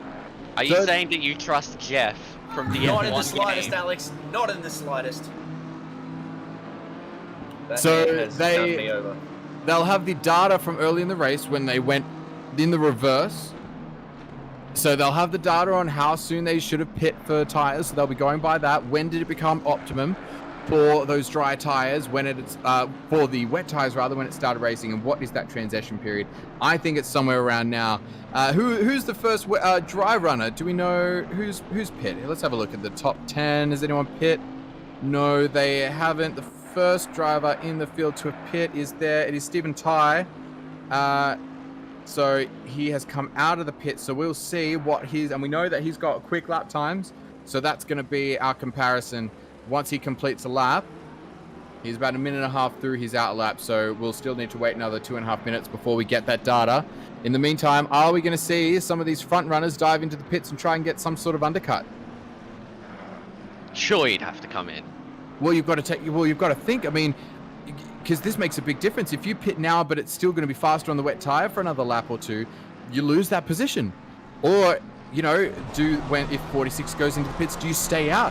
Just hope that the wet tires are going to be good for those extra laps to try and get back that position. So this is where it's going to be really interesting between those two cars. How long do they wait? Because if the 46 waits too long, 445 might jump in, get an advantage for one lap on those dry tires. But because it's greasy now, it means that the tire temps are going to be low. So your dry tires aren't going to be quite optimum. And because you're going to pressure those tires. Try to just go on the greasy. Yeah, that's right. So it's greasy now. So you're going to put pressures for the tyres as if it was completely dry, which means your tyre pressures are going to be low until we hit those that green track or fast drop from the track. I was expecting it to go to greasy soon. That's why I was praying that the front runners would come in, but none of them did. Yeah. So we're just waiting to see what those lap times are going to be. So everyone else is still out in the top 15. I haven't looked further back to see if we've got any. We've got Bender in the pits. Yeah. So we've got 2 cars to follow at the moment. Car 720, that's of Megan D. And we've got the Stephen Tyre car that I mentioned before, which is now Benjamin Caruth. So he's going to be the telling one for us as far as what those lap times are. So, and that is, we're currently watching their battles. This is Kai Rudin following Karud. So Karud is on the dry tires right now. Kai Rudin is not. So this is actually this is live telling you what's the difference between those tires, and it looks like the wet tires still have an advantage. That's interesting. So Kai Rudin is still on the wet tires in that McLaren, but the car ahead is on the dries. Are those dries still struggling to get up to temperature? For sure they are. We already know it's harder to get up to temperature with dry tires, but Stephen Tyre's in chat. Stephen Tyre, we're currently watching your car. You guys are going to be the benchmark for us to know whether the lap times are better or worse on the dry tires, and I bet some of these top runners are looking at it just the same. Plenty of teams not waiting around. We saw in the pit lane there a couple of cars. I know my boys are boxing. There's plenty of people pulling in now, so they've all seen it go to greasy, and Here it have is. said that is the key point. We're in. Yep, lap time is identical. 2 minutes and 8 seconds for Karud. Kai Rudin still did a 2:07.9 on his wet tires. Lawrenson and James are in. Lawrenson and James are in. Lawrenson and James at the same time? Yes. Let's have a look. Let's see what their pit stops are like. See if they were 2 seconds apart going into the pits, it looks like. Oh, and that's a spin for 221. I'm surprised that 445 didn't try to go for an alternate strategy, didn't try to go 1 lap later or something because that was the difference. I'm very surprised about that. Try and capitalize on the cold tire outlap of Lawrenson. So Oh, there's another one going around. Another spin. There's a couple falling over now. There are. So I think they'll be the wet tire runners. Now it's getting a little bit. It's not great for them now. So I'm still reeling a bit. I'm surprised that 445 chose to go in at the same time. You know, it's that whole F1 thing. It's like if they go in, you stay out. Oh, okay. Cross the grass. What's this re-entry going to be like? Keep it together. Yeah, but you've got a car coming around. This McLaren, is this going to be carnage? I really hope it's not. No. This is where he spun though, so. Yeah, he just lost it on his own. Just touch that curve there, and Tyres said, "All right, we're going this way now." Okay, I thought there was going to be a little pile up there. Okay, so Lawrenson and James are out of the pits. And it looks like Karud is gone wide, and that's still the Ali Kairudin car behind them as well. Oh, so Kitching stayed out, which means he's now in second. Yeah, but we know that he's a fair bit further behind. So Kitching, I don't think Kitching has. Well, Kitching's nearly the end of his stint timer. So no, but there'll still be the same amount of stops. So Yeah, it'll still be the same amount of make a difference. Yeah. Let's see what happened to Neighbour and Kovac's racing blue car. He just got loose on the exit, maybe just a bit of curb that got him a bit loose. Yep. Looks like he might have just kept it out of the wall or only just grazed it. So Relahi in the 46 Bentley now. I don't think we've seen a lot from Relahi so far today. We've got Pinata in the 445 maximum pace car. In fact, Relahi only did 21 laps earlier in the race. So this is the first we've seen for a significant stint from Relahi altogether. Yeah, he had a little wheel disconnect earlier. Was it? Yeah, I don't know if it was a wheel disconnect or what sort of disconnection it was, but it was coming out of that really slow mid-sector section, can't remember what it's called. But yeah, he had a bit of a disconnect, sort of just popped off the road there for a while and had to resort some things. So they were running up there in P3, P4 or something like that at the time, so they've actually done really well to still be there. Absolutely. Well, that was a short stop. I assume that's why they only did 21 laps and then came in. It wasn't a big long stop, so they didn't have to bounce back to the pits. They didn't have to teleport. We have a request to watch P2 and P3 leave the pits? Yeah, Rely and Pinata. Apparently there were some big bust ups. Was there really? Yes. Big bust ups. All right. Well, I guess we'll probably be getting a replay from the almighty race controller, race broadcaster, man, supreme overlord. Make up your mind, Samwise. Yeah. No, I like it. All in the same. Yeah, it's a long title. I don't mind that. Fantastic. So what's the gap now? So we've got Pignata in the car, 2.9 seconds.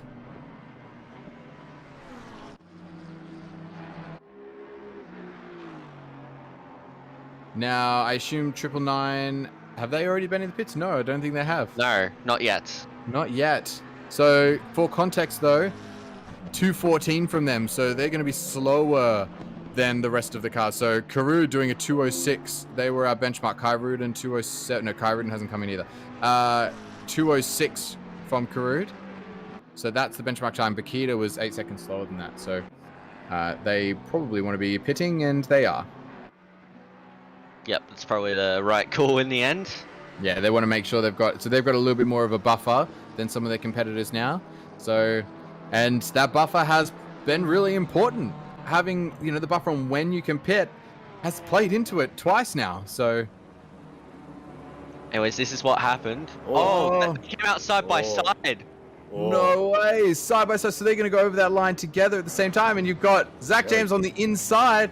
Oh no, but a bit of a spin around. Oh no, what happens there? Because they're ghosted while they're inside the pit lane, so not it's when always they awkward. exit. Yeah, not when they exit, of course. So it's always sort of super awkward. What are you supposed to do? Have a look there. So they come out at the same time. Well, I mean, if it's a normal pit lane, Zach James has to give the position. He's got to fall in behind. That's Pinata and Relahi, by the way. Pinata does, sorry. So right here, you can't really go out side by side. So, I mean, to be honest, probably would have been better for him to put himself inside so that they were ghosted inside him as they came out, which would allow that to happen until they separated.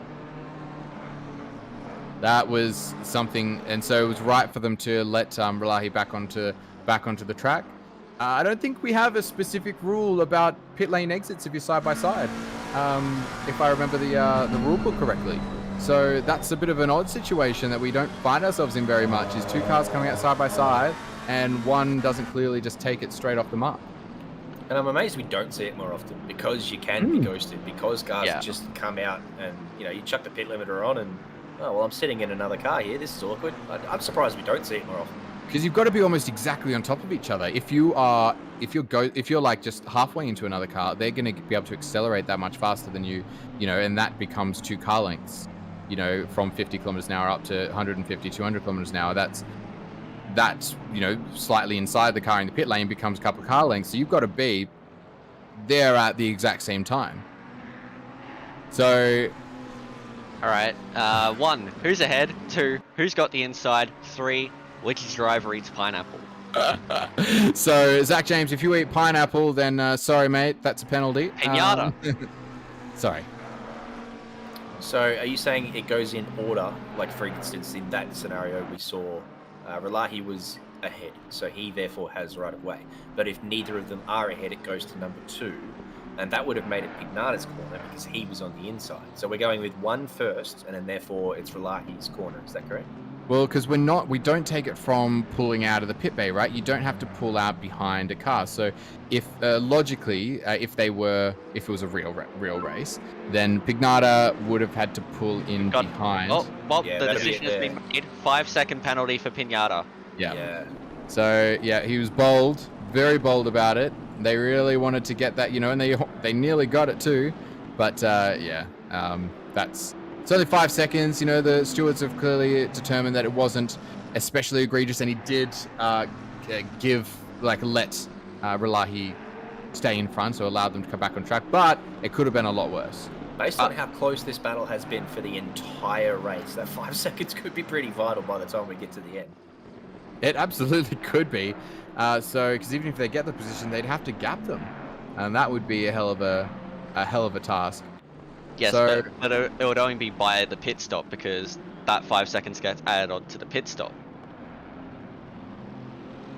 yes, that's right. So it won't be at all. That's right. So if they can serve that 5 seconds and then get in front, of course, then we're back to square one. So we'll have to keep an eye on this. Andy's on track. Is that right? We got an Andy O'Hara stint. Yes, we do. Andrew O'Hara on track for car 999 for the first time today. About time. Yep, stint number 9, and he's finally in. Meanwhile, we've got quite the battle here between Deckers and Carpenter.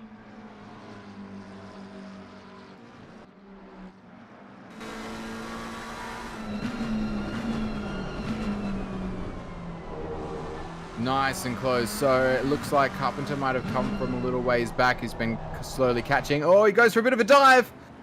That was a Max kind of move. Very late dive. Hollingshead was just a bit wide going into that corner. Just left the door open there for Carpenter. Luckily, he's managed to hold on to position. To be fair, you should be going wide before entering that corner, but of course, that just leaves this big sort of invitation for a car who thinks they can pull it up and turn around the hairpin at ridiculously slow speeds. And, power to them. Yeah, fair enough. And I mean, I don't even think he made the apex, which I mean, fair enough, because he had a car up his inside, but still. Oh, well, yeah, absolutely. You have to ease off there. He's managed to force a mistake out of Deckers, and Carpenter moves up into P24. Yep, those cold tyres. They'll catch you. They'll do it.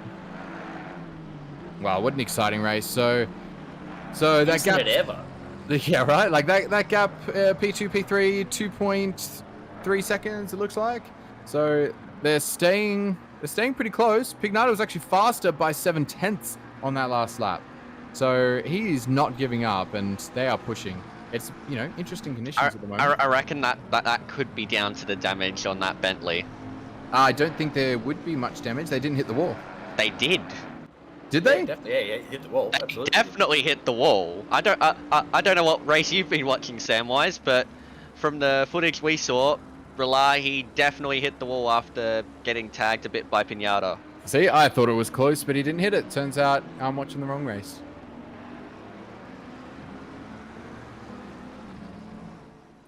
But yeah, going back to your point, Sam. Like, what a race we had. Well, here we go. Let's watch the replay. All right, don't have to rub it in. I can be wrong. So here they go, and they spin. There's no damage from that. I wouldn't think. Cosmetic, Hang if on. anything. Have a look from here again. Oh, they do brush the wall. Okay, my mistake then. Yeah, nothing serious though. Maybe half a second of damage. That's not going to stop a Bentley going fast, I don't think. Yeah, well, clearly they're not being impacted too much. So O'Hara doing 204s. So these guys are a bit slower. Actually, Pignato only 0.2 slower than O'Hara that last lap. Yeah, there's a bit of paint rubbed off there. That's aerodynamic paint too, so it's going to cost them. Meanwhile, I suggest that we ban Loud Howard from the chat after typing. He thought they just run Sam Wide. Yeah.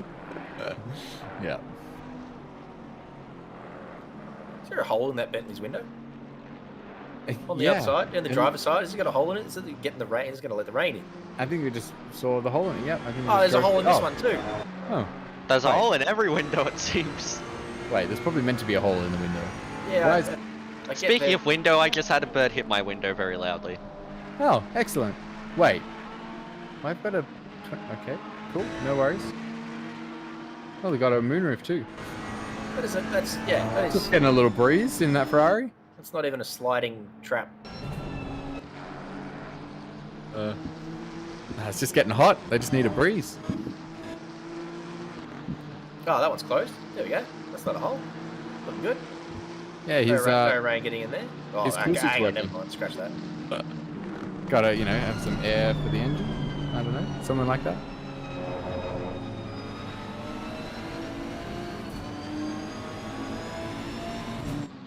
Mullock's clearly dive.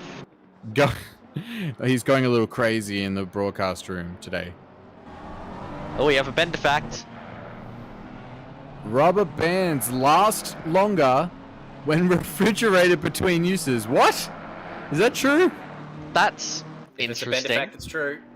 He doesn't come in here spitting oddities. He tells you what it is, and that is a fact.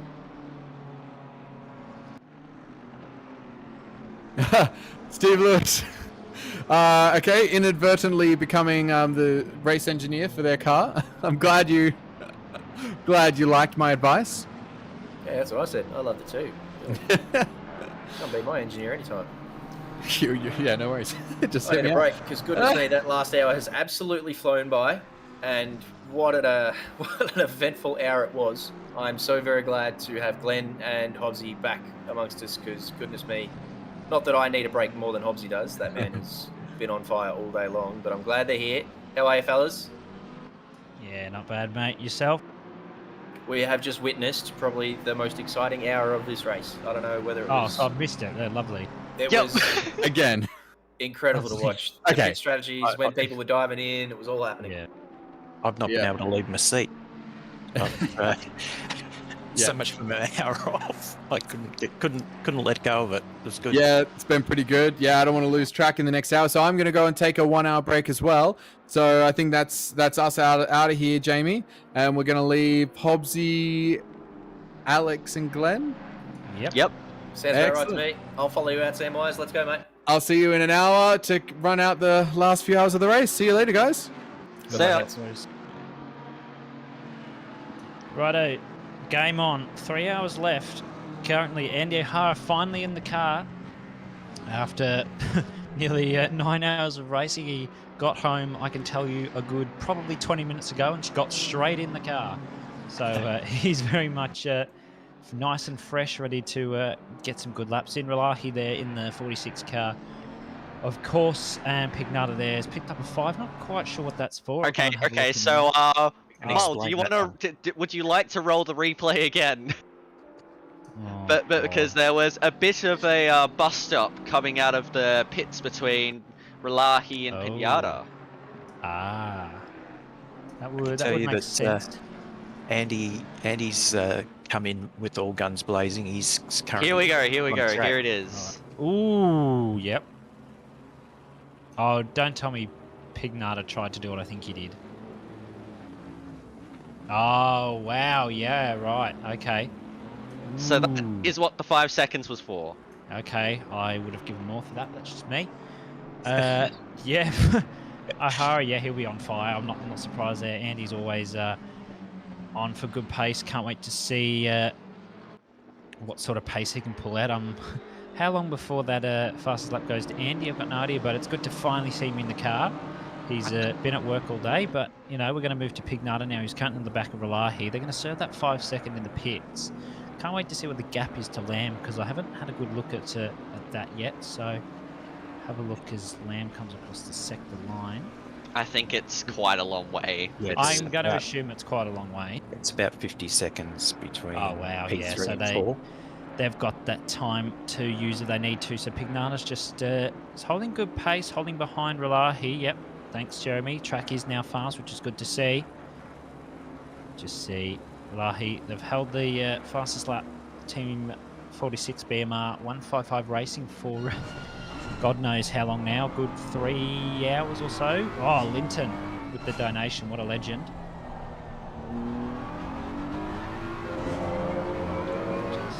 What a legend. Thanks very much for that, Lynn. That's great. Much appreciated. I'm sure there'll be a love heart from Malik in the chat in a minute. Relahi pulling out the second gap to Pignata now. Making the way around Brooklands to Luffield. It's one of the more deceiving corners, Luffield, because you've got to take it in a, I don't know, you've got to take it in like a V formation. You've got to make a point of apex and then nail the exit, or else it's game over. It's Luffield's one of the few corners where you have to take a double apex, but the both apices are quite fairly distant out. Buddy Dan. Dan, he matches everybody, Dan, don't you? What's that emoji used, by the way? It's the frog emoji. The what emoji? It's the frog emoji. The what emoji? Okay. I'm disappointed, Alex. I am. So you should be. Oh dear. Moving on. Is this the closest battle on track? No, Kijinami's 6/10 off Spidey as well. So, hotting up here in the top 10 at the moment. You've spoken too soon, Linton. It's game over now. You've screwed it. I'm waiting for the 1 cent donation. Yeah, that's what I was waiting. But it's okay. We've got an exciting battle to commentate here. Pignata still holding onto the back of Relahi. Haven't quite. I might actually pull it up. Well, here we go. We've got both battles now to look at. Lovely, perfect. So here's Kijinami on the back of Simon Scanlon, and Niri Relahi's in front of Matt Pignata at the moment. He's got that 5 second, of course, of that a bit of a tap in. No, Dan, don't even think about it. So the 997 had a wheel disconnect earlier on in the race and had to return the pits, which cost them a lap. I knew he would do it. I knew he would. Dan. Are we about to see a bidding war? Oh God, I hope not. We'll be focusing on the donation. Just quickly, we've got a side-by-side between Scanlon and Kijinami or whatever that the name is. I can't read. And Kijinami has gotten the move done on Scanlon. Yeah, got it done. The Nissan could have him down the straight if he's got the slipstream, which I think he's just in there. Slipstream is quite big at certain tracks around. Oh no. Well. Here we go. Yeah, nice. It's just a war now. Just back to the race. Pinata is right on the back here of Relahi. He's having a look. But he can't get it done. That BMW has rubbish straight line. Just really can't get it done. Might get it done through the corners though. That Bentley is a bit of a brick house when it comes to the corners. The BMW is very good through there, so let's just wait and see. They've got plenty of time in their stint left. I would dare say they've still got about an hour, maybe 50 minutes or so left to go on their stint, so it's clear running for them to get to the end of the race. Track condition is now optimum. Which means O'Hara will be pushing for fastest lap soon. I can guarantee it. Oh, he won't even have to push for it. What do you mean? Good point, good point. Yeah, both these guys obviously only came out of the pits recently. They've both got 50 minutes left on the clock. So so and then we're going to have the joy of seeing them possibly go into pits together again. Pits together. So that's just confirming. There we go. Race control confirming 3 hours remain. 75% of the race. No matter how many laps will be the final tally. 260 laps after 9 hours. Let's do some quick math. I'm going to guess 3:34. Then the calculator go. Yeah, just working it out. I'm going to say 340. Oh, here we go. Dan. $30. I'm just... I'm not even going to bother trying.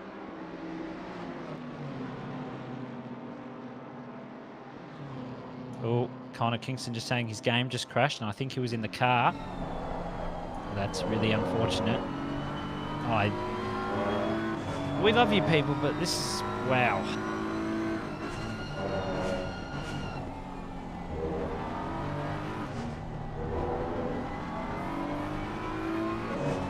Well, we'll get back to this battle because he's still holding on. Which battle?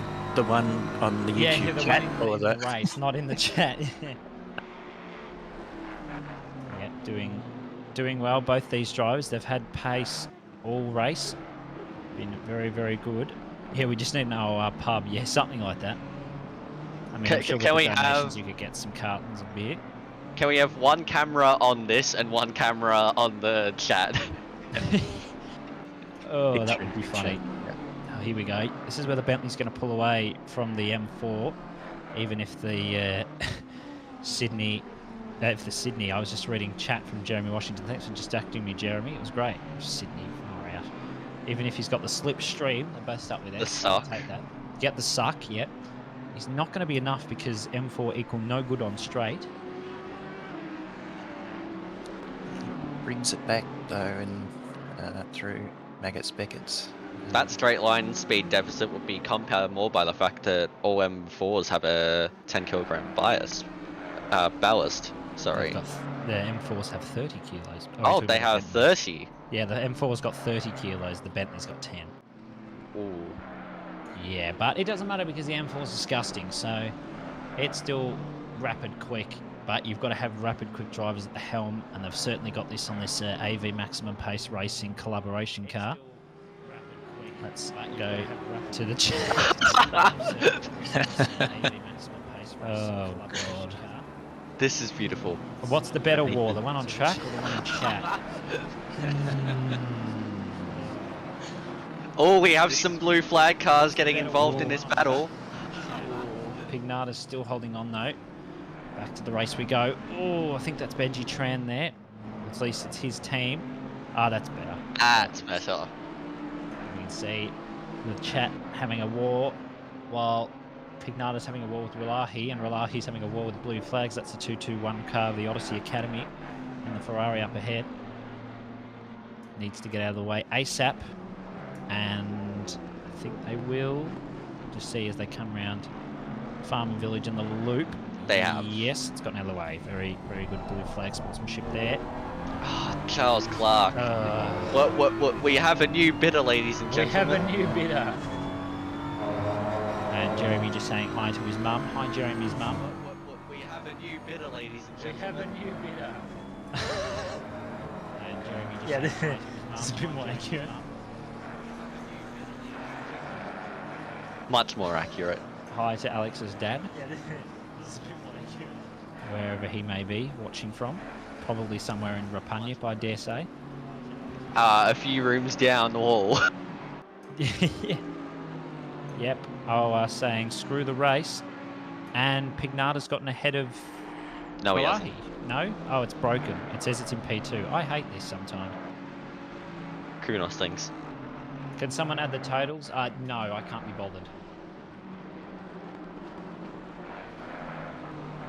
Actually, yes, I will be bothered. 210. Are you trying to bankrupt 240, Dan Murphy? 320, there you go. Oh, 375, there you go. Miles worked it out. Oh, let's not. Dan, don't. Don't even think about it. Jen in supporting her grandson, Gibbo. Who is currently in P16.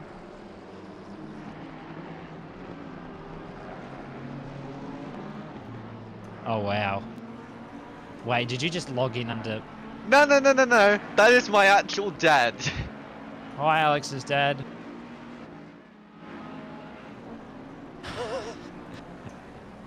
Okay, I was going to say. Okay. You had me scared there, Dan.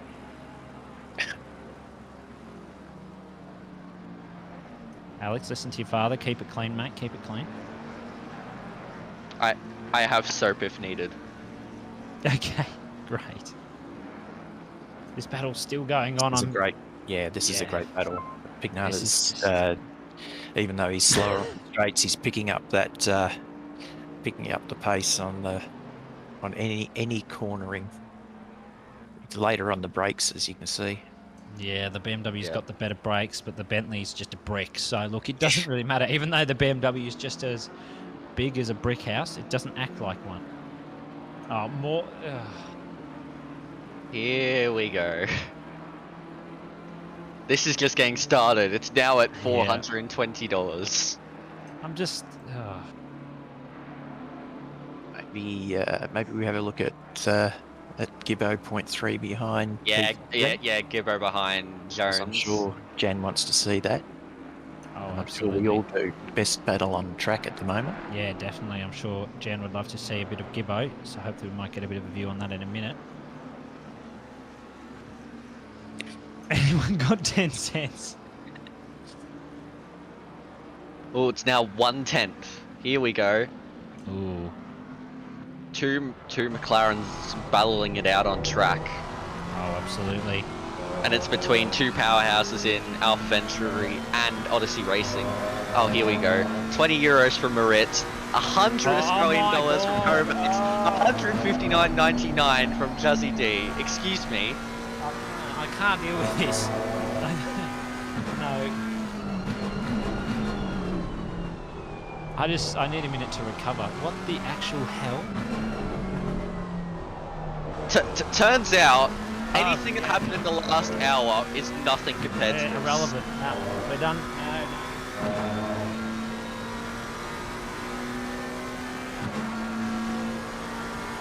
Just for good measure, Pignata's pulled right up behind Raleigh again.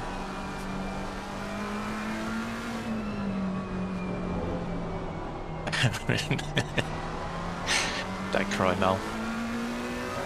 Now we just gotta get 8 more likes on the stream so we can feed Mulk's dog.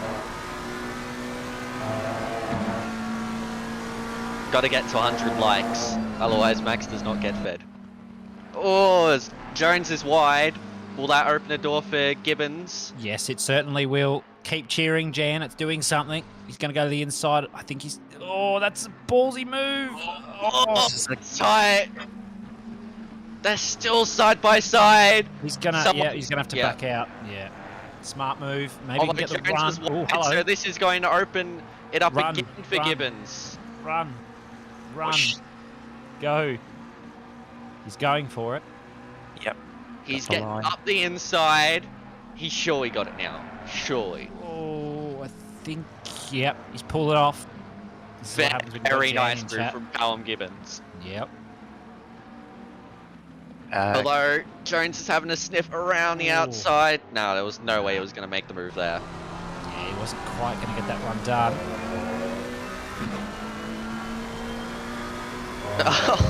Juzzy D in the chat. These aren't donations from me. It's a bribe. Just trying to see Pinata's 5 seconds quietly disappear. Nah, I don't think there's any bribe that can make that disappear. Unless it's a subscription to Cameron Farmer's OnlyFans, then maybe it will. Unless it's a subscription to Cameron Farmer's OnlyFans. 2 battles going on now. So there we go, $5 so Mal can get himself a Farmers Union. So 2 battles going on now. Oh, there we go, Cam just confirming that stewards only accept bribes of puppy photos. Mal can get himself a Farmers Union. I can expect all of Alpha Venturi now just sending puppy photos. Oh, definitely. I can expect all of Alpha Venturi now just sending Farmers Union iced coffee after sitting in a, probably I can only assume, hot office all day. Doing camera things and streaming things. Yeah, it takes a lot of effort and time to do this. Oh, Raleigh DC. DC, yeah, and he's back. He's back. Yeah, just for a second. There's a slight DC, nothing to worry about. Yep. DC, yeah, and he's back. I thought it was my eyes going on me there for a minute. And, yeah, Cam saying it's spoopy. It's very spoopy, Cam. Spooktober was 2 months ago. It was. For a minute. Oh, here we go. Oh, here we go. Quick, don't land strollers. Inside. But the BMW's going to... Oh, no, he's going to get blocked by the McLaren. And, yeah, I knew Ralahi's just going to keep him there. No, he's threaded the needle. That's actually not okay. Is he going to get it done, though? Ralahi... Oh, that was so close to touching. Smithy with his life savings of a whole $2. Thank you very much, mate. Oh, Pignata. He's held on to it. What a... This is just... Wow. Also, England are now 7 for 202. 7 for 202. That's not good. It's all happening. I know. England's losing in the Ashes. Ralahi's DC'd for a second. Eddie's given us all his money. Yeah. Blue flags. Just everything happening. Well, talk about an exciting race. Oh, Jan, $25. That's to celebrate Gibbo getting 1.5 seconds clear of Yes, James. correct. Yeah. Oh, Wokes was bold. Oh, of course, it's Miles Nan, of course. Thanks, Miles Nan. Oh, Wokes was bold. So let's have a look at Relahi's ever so interesting blocking tactic on car 445. That was it's a quite strategical move, but 445 was having absolutely none of that crap.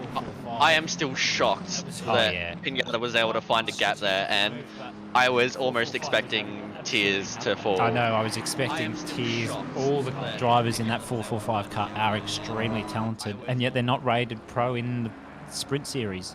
Actually, no, O'Donnell is, but Pignata and Zach James are not, which is just a riot because they are very, very quick guys. They're very good with their racecraft. Dropped back a little bit to Relahi now. I think they're just going to try and hold it on track. They know they've got the top 3 in their sights, which is what they were aiming for. I did go and have a chat to them and a chat to a couple of the other teams, so I know that they're all very happy with their positioning at the moment.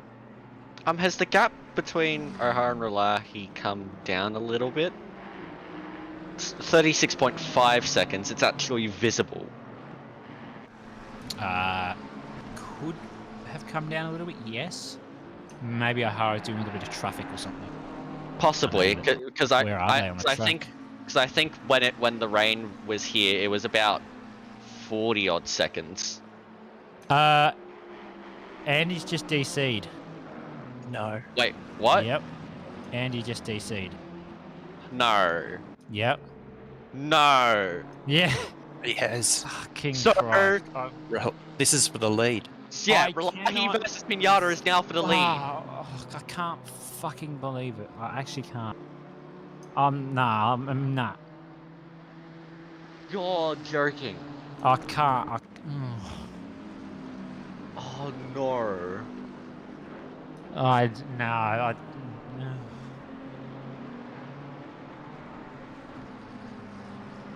Can we just moment of silence? Maybe we put that money towards Andy's new internet. Starlink. Yeah, he's got his Starlink now, but just if he's got bad cloud cover, which I know for a fact he does because there's currently a storm at his place. Oh no. Yeah. I did warn him. I said, "Are you sure you want to get in the car, Andy?" He said, "I'm on a generator, mate." I'm going to message him after saying that generator did well. Jeepers. Must have run out of diesel. That is just, So this is it. This is the fight for the lead now. Well, can we just have just a moment's silence? Yeah, moment's silence.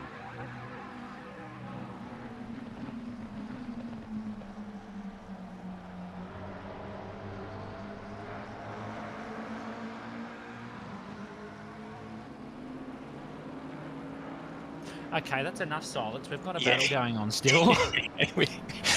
we do. And does this change your? You were talking a minute ago about Dan and Pignata, etc.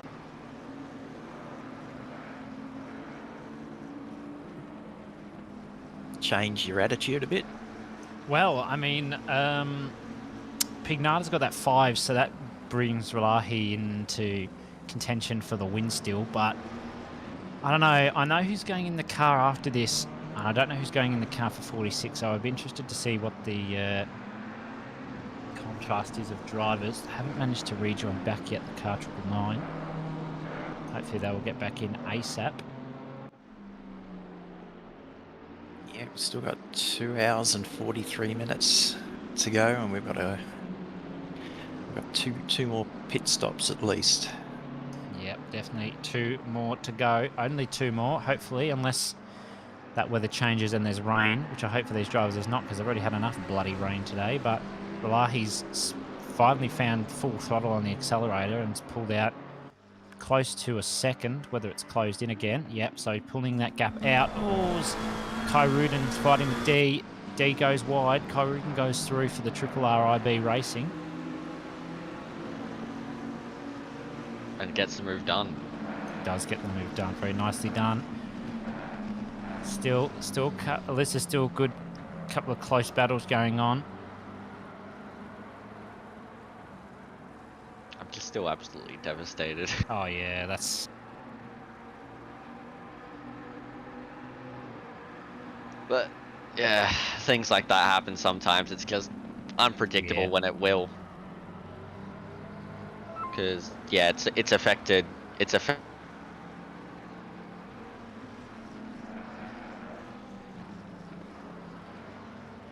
You can reconnect, Bender. They haven't quite reconnected back yet, though.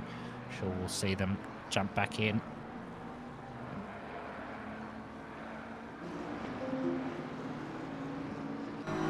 But what will this do for the leading battle now?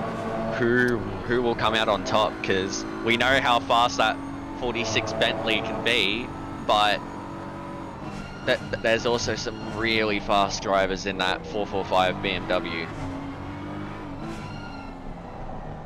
Oh, they can't reconnect. Hooley's not there at the moment, so they can't reconnect yet. Oh no! Someone get his phone number. Ring Hooley. Someone ask Google. Hey Google, can you ring Ryan Houlihan ASAP, please? Waiting for him, mate.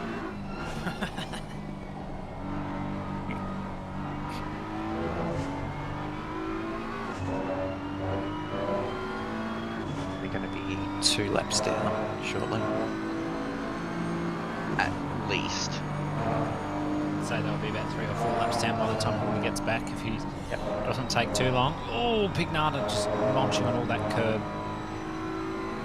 Hacker's PC. Yeah, Hacky's PC. Look, that's not a bad suggestion. Oh my lord! Holy moly! I'd like to check Pignata's underwear because I guarantee you they're not clean. That is, gee. Bit close for comfort, not gonna lie. As Karud's gotten past Phipps for P7. He has just gotten past Kane Phipps for P7's already put up 1.3 on him in the only Porsche on the grid, and they're in the top 10, which is great to see.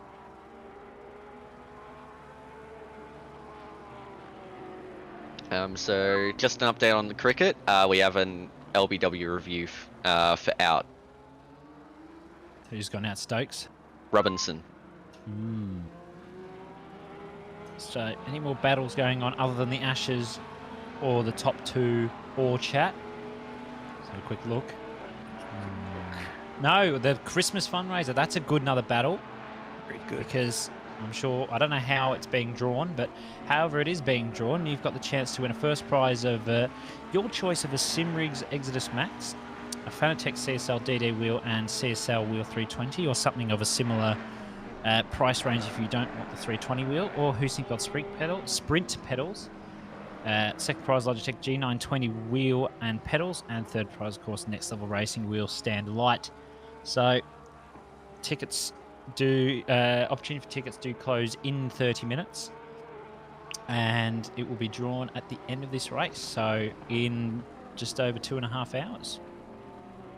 Not gonna lie, I haven't bought tickets yet. I better do that now. Yeah, I'm up to buy a couple more.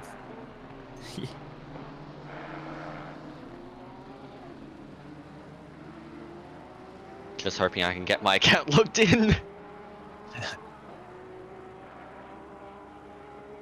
So still that battle going on for P1 and 2. The rest of the gaps around the track are pretty spread out, I must say.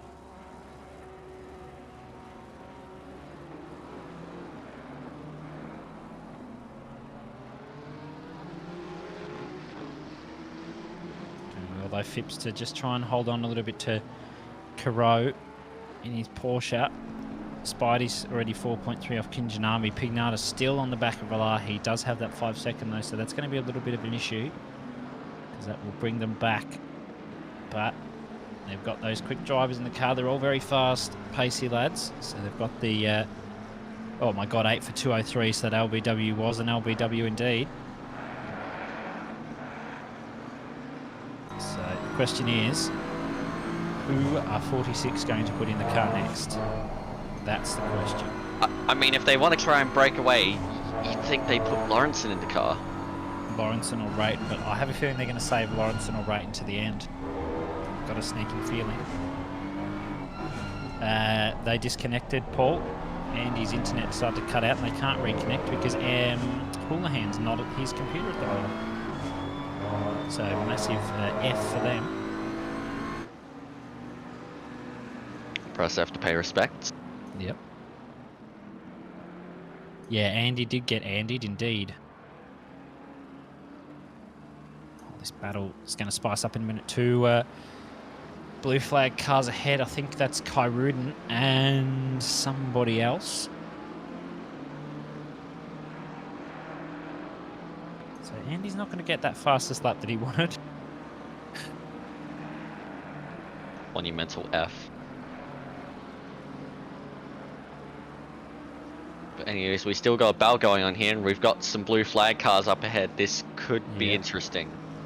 Yeah, well, McLaren let them past with Eid. We've got another McLaren just up ahead, and I think there's another car in front of that. Yeah, so McLaren's staying ahead at the moment. I think it will only get the blue flags around now. You get the blue flags around a second behind, so it's definitely getting those blue flags. They want to try and get out of the way as quickly as possible. That's mobile blue flags there. Yeah, so they want to get out of the way as quickly as possible. They might just have to wait here. They're going to go wide. It's very good sportsmanship there. They knew that battle was on. Pignata knew that was going to happen, so he's got right up behind Relahi now under those great BMW brake. I'm sure race control is making sure that drivers who are getting blue flags from these leaders get out of the way as soon as humanly possible. Oh yeah, they've got to get out of their way.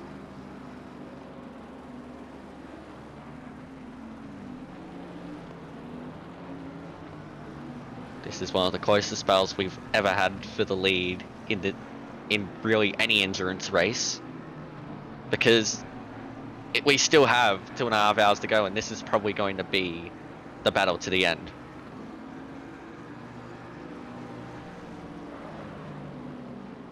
Yeah, they're definitely gonna have to keep battling as quickly as they can, do their best, because there's still, as you say, 2 and a bit hours to go.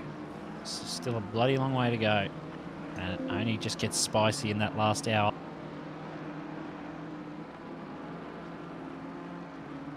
Well, let's hope everyone has some milk-based products to alleviate the spice a bit. Yeah, absolutely.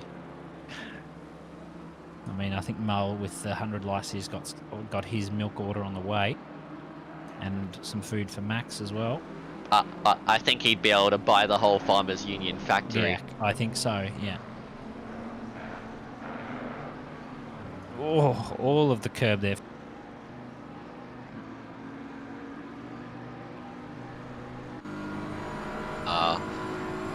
Brick, known as the BMW on the straight. Yeah, I think it's just an absolute brick.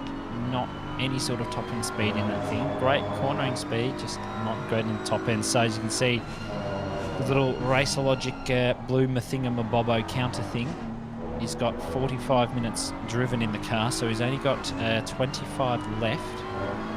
So he'll need to push it as long as he can. Don't know what Relahi will have. It's exactly the same. Exact same. Yep. I wonder if they're likely to shadow each other, but does one of them take a chance on staying out an extra lap? I was going to say, I think one of them is going to either go for an undercut. It's just a question of which one. I think I know who should take the undercut, but it's just me. I think based on penalties, you've got to say 445. 445, yep. I think not even based off penalties, just based off the fact that I think that they are faster on some laps in comparison to Relahi and the team, and then others they're not. So it's just basically who's more consistent. I think they're getting held up by Relahi on certain laps, so they need to, once they get, they've got 25 minutes left, so once they get to that, maybe 2 hour 10 slot left in the race, they need to think about maybe going for the undercut, getting the fastest driver in the team out there, if that's what they're planning on doing, and try and get past team 46. I reckon you'd even be looking a bit earlier for an undercut, maybe 2-hour 15 mark. Ooh, yeah, that's if you want to cut it fine. I think they want to try and just go as long as they can. Car 99 Zebi has unfortunately disconnected as Andy O'Hara's internet is in a hole in a grave. It's dead. There we go. 10-second penalty for Reynard Blitz for speeding in the pit lane on lap 262. Hopefully, car 999 can eventually get on and rejoin once Houlihan gets back to his PC. I wonder when Houlihan will get back to his PC. Oh, we don't know, you know. Maybe never. He should come back, but can't wait to see car 999 back out there when they do get back in. He's going to be damn disappointed when he does. Oh, yeah. You can see this is Tom Varnes at the moment, currently sitting in P12 in the Pro Class 578 Roo Racing McLaren, doing very nicely in the slipstream of Kane Phipps. I think Phipps is just going to let him go, or he's not. He's going to go for the wide line. Of course, Varnes is a lap behind Phipps, so Phipps has a choice to let him go past if he thinks it is necessary. I agree, Linton. Hooley's phone is definitely on fire right now. Here's Santa McClaws. Dale Lawson down there in the mobile blue flag car. P33's gotten a drive through. I'm going to assume that's for track limits. That was drive through. Yeah, drive through for track limit. Yep, that would be fair enough.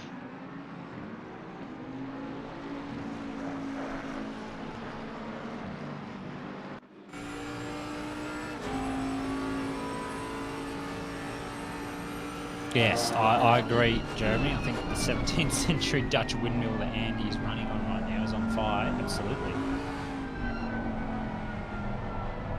Just we eagerly wait for them to eventually rejoin in on the race and just do their best to recover what has been lost as best that they can.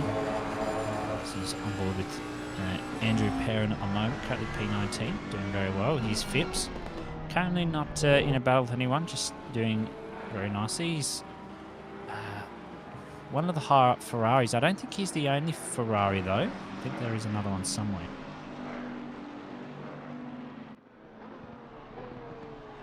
Yes, there is. There's two other Ferraris, as I suspected.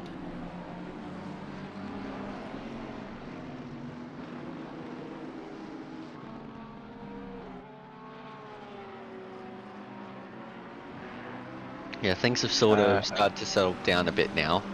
I think Kai Ruden's just disconnected. Oh, do you? Where we were? Just. Oh yeah, nice. He's out somewhere in the. He's gone. He's turned his car into a DeLorean. Yeah. So that's another disconnect in this race. What is it with people disconnecting? What the hell's going on? Many storms around. You mentioned one for Andy. Have a look. Is this just the sim racing equivalent of a car failure? It must be. Doesn't appear to be any storms where he is, so no, it must just be a weird internet failure. He's out enjoying the crowd. You can see where car 45 currently is sitting on the track mat. Currently acting right on the helicopter landing pad, actually, which is interesting in itself.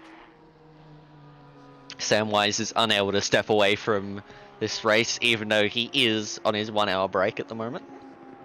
He's probably got it up on his phone or a laptop and just carrying around with him watching the race, I'm sure. As he should. As he should. I mean, when you have action like this, it's hard to put down. Absolutely. I'm on board with George Fowler at the moment. Not really in a battle with anyone. Currently 1, 2, 3, 4th in Pro-Am. Still a long way behind Fajardo. But doing a good job, nice and consistent in car 4. Seems like Rulahi's just been able to open up that gap a little bit to Pinata.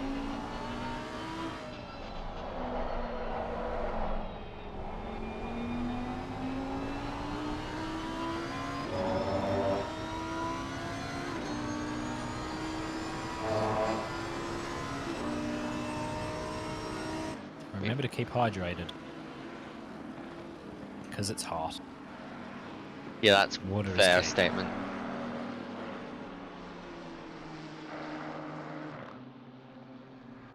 So, most of the gaps are fairly spread out at the moment, except to Fayardo up in P12, currently 7/10 off Tom Varnes at the moment. Bentley v McLaren battle for P11 there, looking maybe to make it up to the top 10 if they can. They wouldn't be too far off of it now that that Kyrune had the disconnect. Yep. It's actually a good question from Nick Rodder. Does Lawrenson have any track limits? I can go and spy on Twitch and see if any of them are streaming. Go and have a look. I don't know. Quite possible. I know a lot of people have got track limits at the moment, so...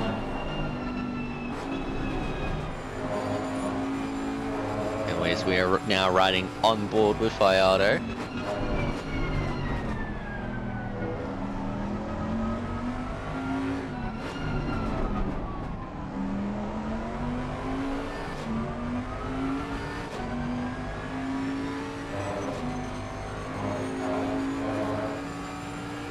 Oh, I can't spy on them. That's a shame. Aww, that's a damn shame. That's a damn shame. Yeah, it seems like Fayardo's been able to get onto the back of Varnes while Phipps has been in front.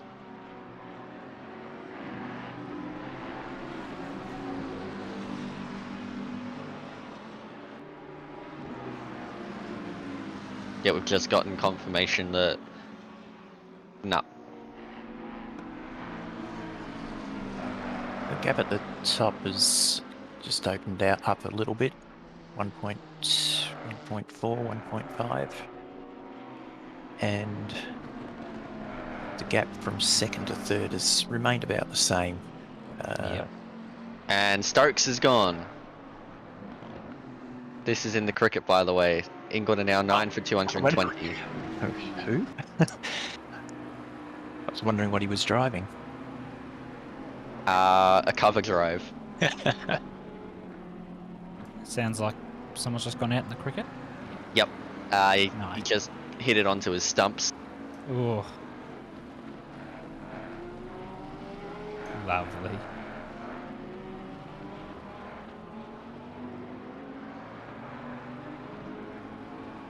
But look, but this is quite close here between It is. Varnes and Fayardo.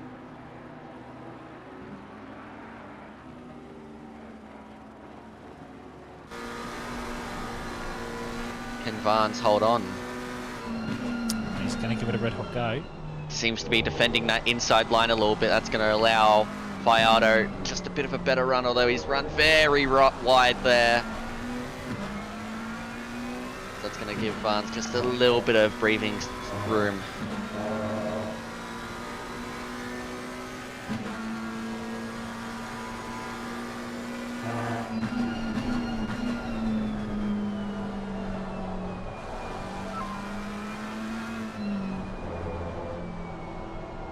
Oh, Good don't worry, message I've got from a race lot of control water next to me.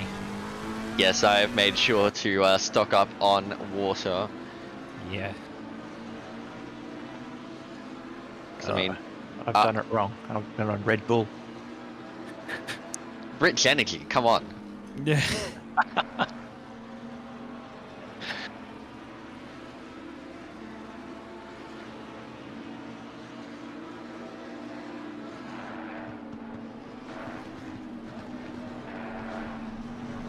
Yeah, Miles got a good point. Can't really taste the drip if you have a Farmers Union iced coffee drip inserting liquids into you.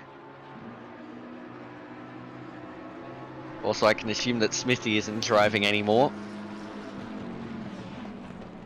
Yeah, I'm going to assume Smithy's not driving. When you're 3 beers in, it's not expected. Yeah. Although it won't be the first time that an OI driver has driven while drunk.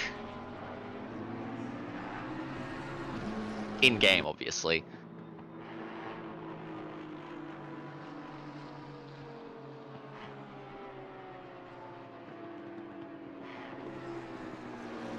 There we go. So Smithy's doing the last stint, so he's got time for some more beers. Oh my god.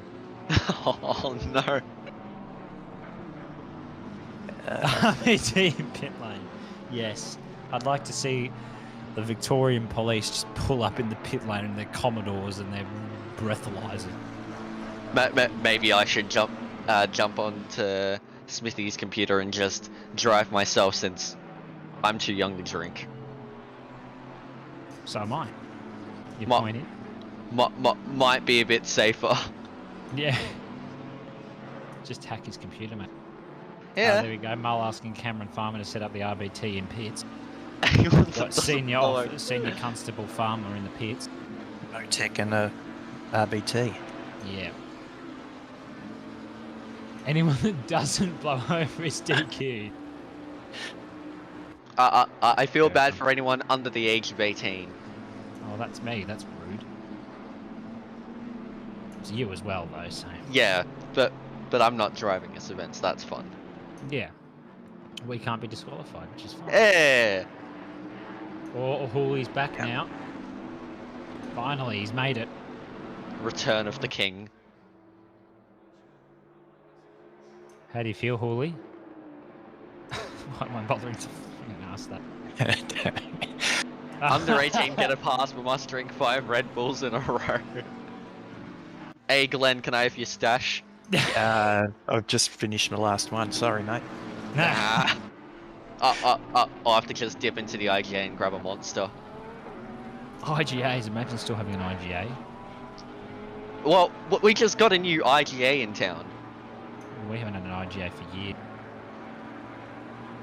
I mean, find Mel 27, Pete 27, 28, Lily, and I can't even pronounce that. Having to organise. You feel great, Hooley? Good. Oh, you're eating a burger. That's fair enough. Have you checked your car lately? Yeah. What's the burger, Hooley?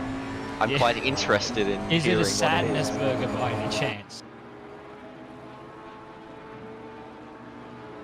Are you looking for P28? I'm there, Glenn? Is it? Yes, just I believe it's I'm. Okay. He's been close on Lily the last few laps. He has indeed. Just have a quick look at the splits there. Yep. Jeremy just saying England are drunk while playing the Ashes. That sounds like a fair assumption. I mean, they aren't even close to avoiding the follow-on. They need another 53 runs from their 11th wicket pair, or 10th wicket pair. Yeah. Oh, Hooley's saying it's a Lamau burger. Right, that makes sense. Fair enough. But meanwhile, Fajardo still right on the back of Vance. He really wants to give this McLaren a kiss, I think.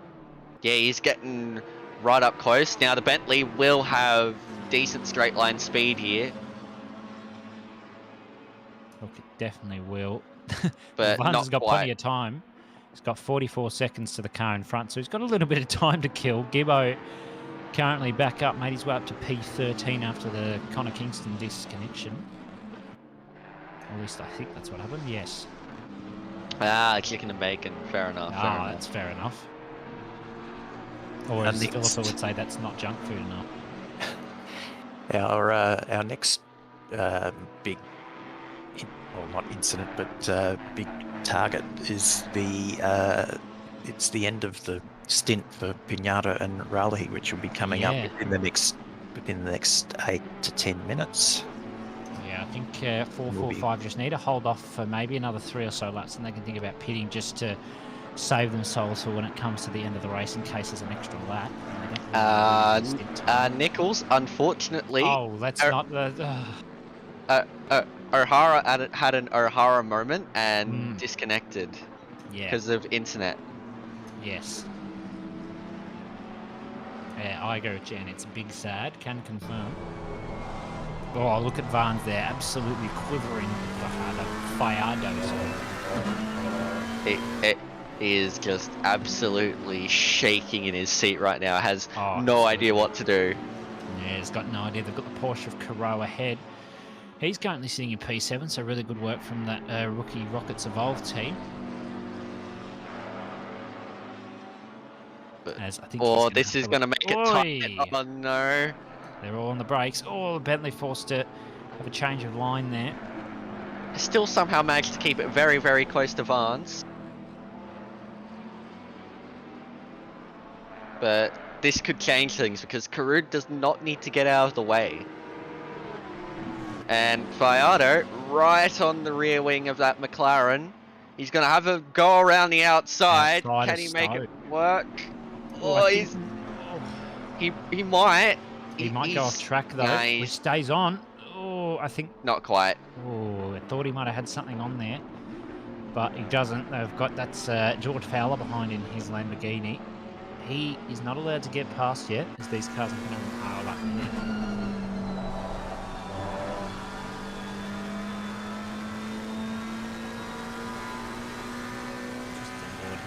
Daniel Cullen, he's sitting in P31 behind. Good gap at the moment, good gap to Blitz behind, which is good to see. Back to Vance. He's currently trying to get past Caro and not die to Fayardo at the same time.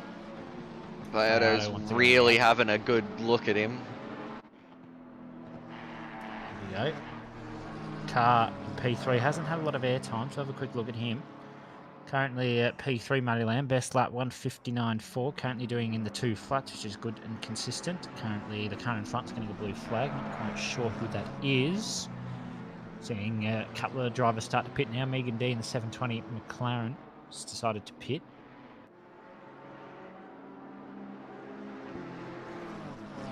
And no other pitters for the moment. Wondering whether we might see Pignata's gained back a little bit of time. 1.8, it was 2.1 before, so Relahi's finally starting to find his pace, maybe on that lower fuel tank. It's just a question. I think they'll go as long as they can, and maybe Pignata needs to think about pitting and getting a faster driver in to counteract that 5-second penalty they've got. Speaking of pit stops, Karud and D are in, which means Vance and Fiato have been set free. Very nice for them. Caro's decided to come into the pits, of course. Be interesting to see who's put in the car. If it's Sam Misson, or if it's Aaron Lee, or if it's Stephen Ty. I'd say it would probably be either Misson or Lee, since Ty did the wet stint and decided to give him a bit of a break. Back to Barnes again. Fayardo. Ooh, they were side by side, but Fayardo. Oh, he's going to look to the outside. Can't quite get round though. So Barnes still holding on, doing some great defending here. He is for Roo Racing Squad. Oh, Fiato's having a look up the inside. Oh, no. I thought we were just about to have a moment there.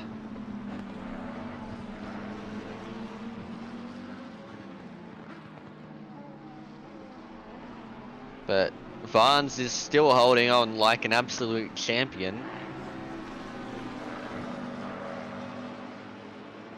He's doing really well in car 578. Here's Jared Ellis now. Currently sitting P22, best lap 2 flat 1.4, doing in the mid 2s, 2:02s I should say. Here's our leader. I haven't seen him for a little bit. Niri Relahi, currently sitting P1, fast lap 1:58.5. He's currently been caught by Pignata. 9/10 now between them, so he's caught 9/10 or so in the past lap. It's going to get interesting. Maybe while Pignata's on the catch, he might actually jump into the pits. Speaking of jumping into the pits, Vance is into the pits, so we'll see whether this allows Fiato to just stretch out a little bit and maybe get an overcut. Now Fiato needs to take this into consideration. He needs to really think about what's going to be the best way to get past, whether how long he can go on those tyres, whether he's on pace or whether he needs to come in and get someone else in the car. This McLaren just here is currently getting blue flagged. I dare say that might be Kefford, I guess. Yes. So he's going to get out of the way. He sees these two battling for the first position at the moment. Doing a stellar job in Pignata to come back from 2 seconds gap to 5/10. So really starting to find his groove now before he hands over to the next driver. Really close as well. Yeah, really doing quite well here, these two cars. They've got two teams of just brilliant drivers. There's no other word for it. They've done really well all day. A couple of incidents for both cars, but, you know, we're here. They're currently fighting for P1, doing God's work here. Unfortunate for Car 999, of course, because Andy O'Hara's internet said no. Dale Lawson picks up 10 seconds for speeding in the pit lane. Oh dear, he's not going to like that very much since he only had a drive. I think that was when he was serving his drive through 4 track limits. I reckon you could see Pinata pit this lap. Yeah, I think they know that they need to go for the undercut. I think they both will. Ooh, I don't know. I have a feeling Neri will want to stay out. Gonna run out. Stint time's going to run out. They won't get another lap. Yeah. Let's see. Yeah, both in.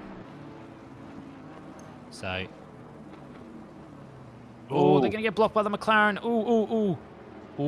Oh. Wow. No, Neri was speeding. That's going to be a pen. Oh, no. Oh, no. Yep. That was, I mean, I'm sure the stewards will confirm that because I may be dumb in the brain. The limiter was off, didn't it? Just another twist in this race. Another one. That's not what they wanted. That McLaren really screwed with Relahi there.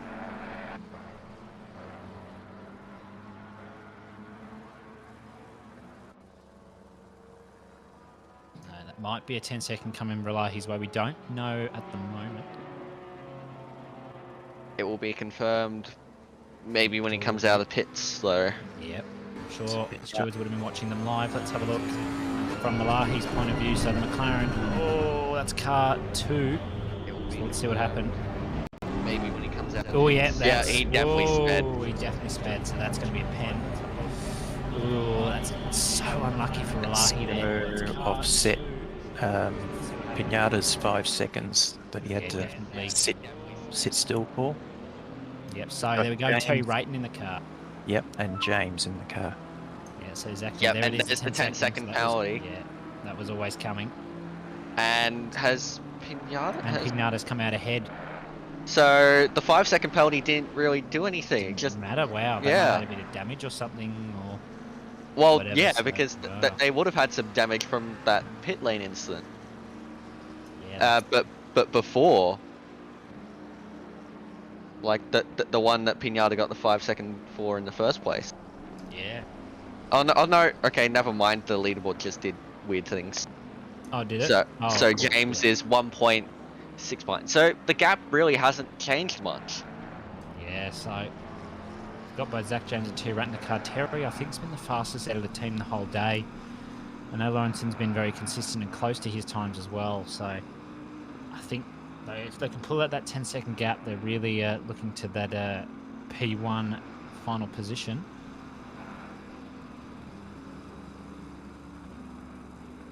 So Lamb currently in the lead, but only 9.1 in front because he's still got a pit stop to make. Carl Johnson's making his pit stop for currently P4. Lamb should be in this lap. Yeah.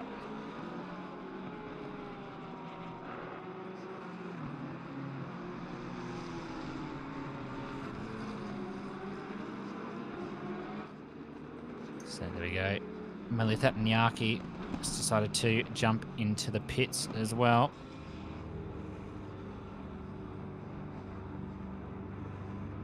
Yeah, Hooley's saying that Terry will clear 10 seconds easily. Have to wait and see. Zach James has been pretty quick all weekend, but if Terry's doing... he has fastest lap, yeah, look, that's true. But you never know sometimes. These things may happen. But I think we're going to welcome back the big man, JC, and Ryan Green, and Samwise are all coming back. Could you be any luckier to be welcoming us all back at the same time? Goodness me. No, I couldn't have timed that any better. Alright, well that just about calls my time in the commentary booth tonight. Yep. Thank you for having me. That's all right, mate. Dead set pleasure, Alex. Love working with you, mate. Have fun for the rest of the race, and I'll catch you around. Righto, Alex. Thank you, mate. Catch you, Alex. And I think I'm going to do the same. I'm going to vacate. I'm going to have a break, and then I'm going to come back again. Yeah, I thought that's right. Yeah, I'll catch you for the last stint. Yeah, righto. Enjoy the second last hour, boys. I'll see you in an hour. Yeah, Love no you, worries, man. Good stuff, mate. Same here. Good to speak. I'm out. Oh, Glenn, don't leave me. Oh, goodness. Everyone's departing. I need you. I'm back in an hour as well. So. All right, mate. Great work. Look forward to that. Yeah, excellent. So, Samwise. Yes. Samwise, for God's sake, run me over this timetable because I went away. I've stepped away for an hour. I put up some bloody Christmas lights with the family. I come back. Car 999's not here. What's happening there? Okay, There's a penalty P1. Zach James P2. What's happening? Okay, so I wasn't commentating, but I do know what's happened. Unfortunately, Car 999's had a disconnect, so I guess this is our highlights reel. Andy O'Hara, unfortunately, was in the car at the time. His first stint, and yeah, they've had a disconnection. It can happen to anyone. We have seen so many disconnects and wheel problems and internet issues. All sorts of crap happen to so many drivers. Yeah, it can happen to anyone. We know he's particularly unfortunate when it comes to those kind of incidents. It happens quite a lot out where he is. So yeah, it's really unfortunate to see. Now I know that they've done their second last pit stop. So Zach James has served that 5 seconds. I don't know what this 10 second is for. So I just tuned out for 10 minutes before coming back in. So I did see that the 10 seconds was for speeding in the pit lane. So as they made their last pit stop, speeding in the pit lane, you never like to see that. It's a bit of a kerfuffle there as 3 cars entered the pit lane at the same time, I think. And he just, I don't know, didn't see what happened. I just knew what it was for. I can chime in here. I was both spectating their car and in the 445 TeamSpeak when this happened. They went 3 wide on the entry of pits, and Relahi almost ran up the back of an AM who was just being, nice and safe entering the pits, sped into the pit lane, and then the rest is history. And we saw some great side-by-side battling by... is something happening? Raffle ticket.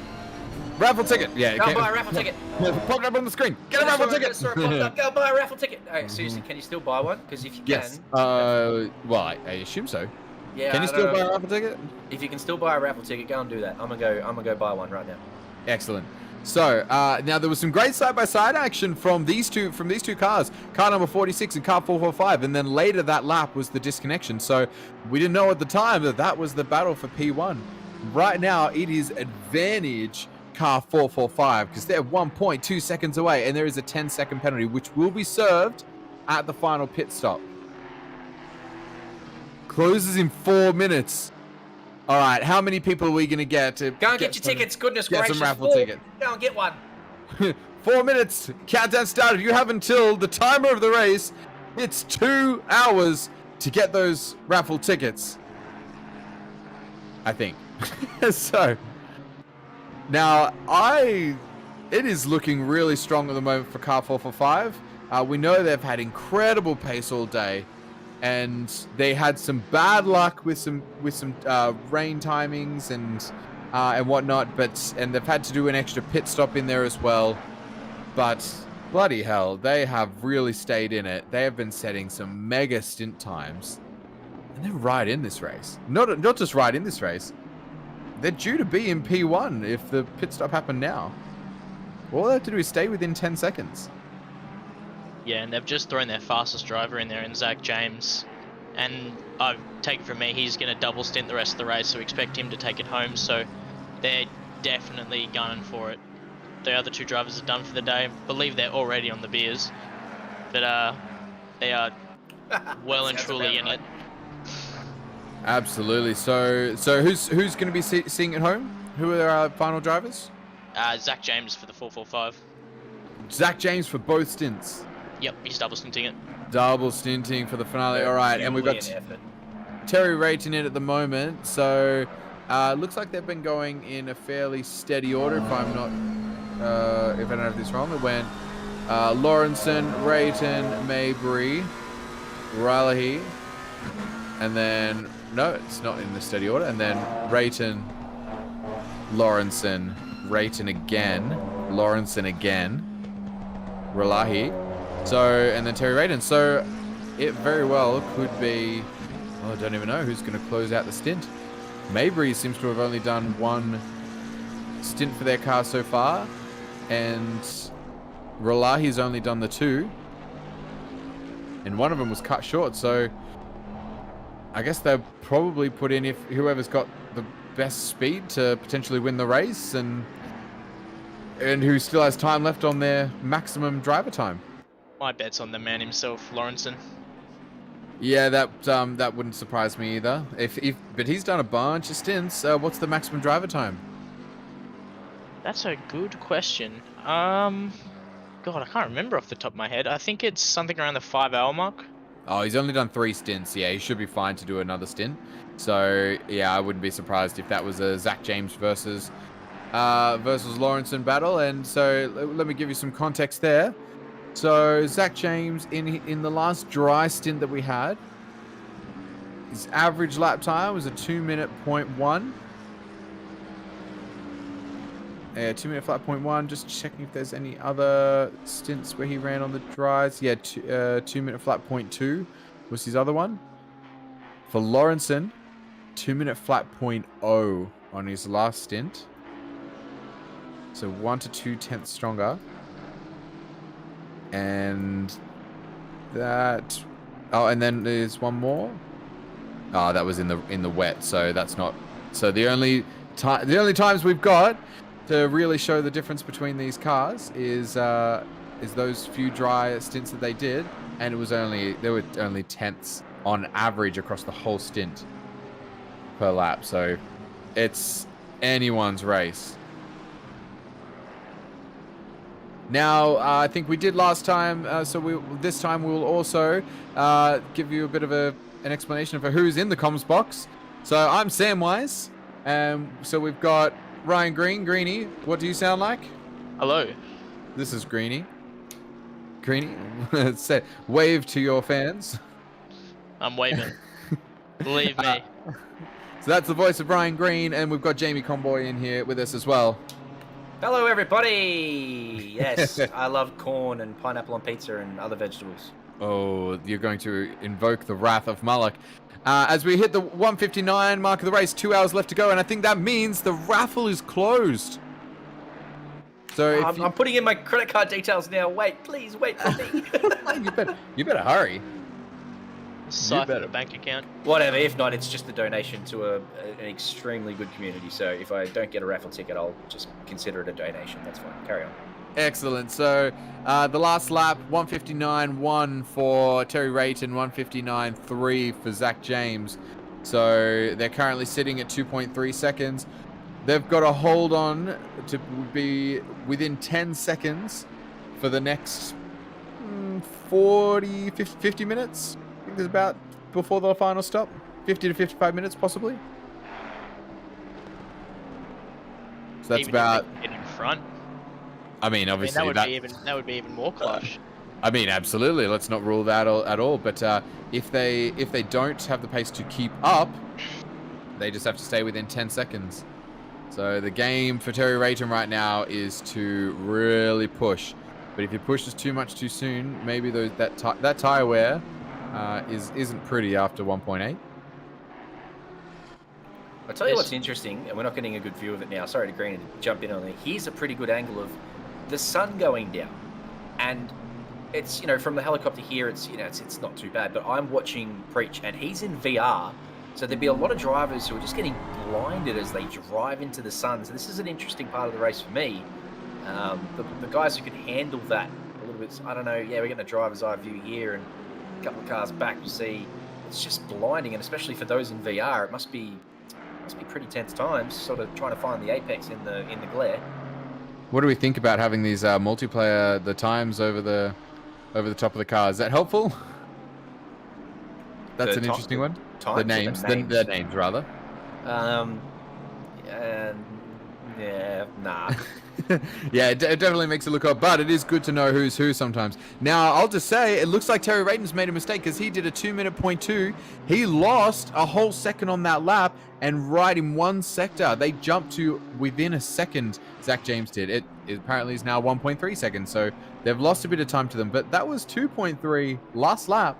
So you can see Rayton just there in the green. That's Zach James right behind him.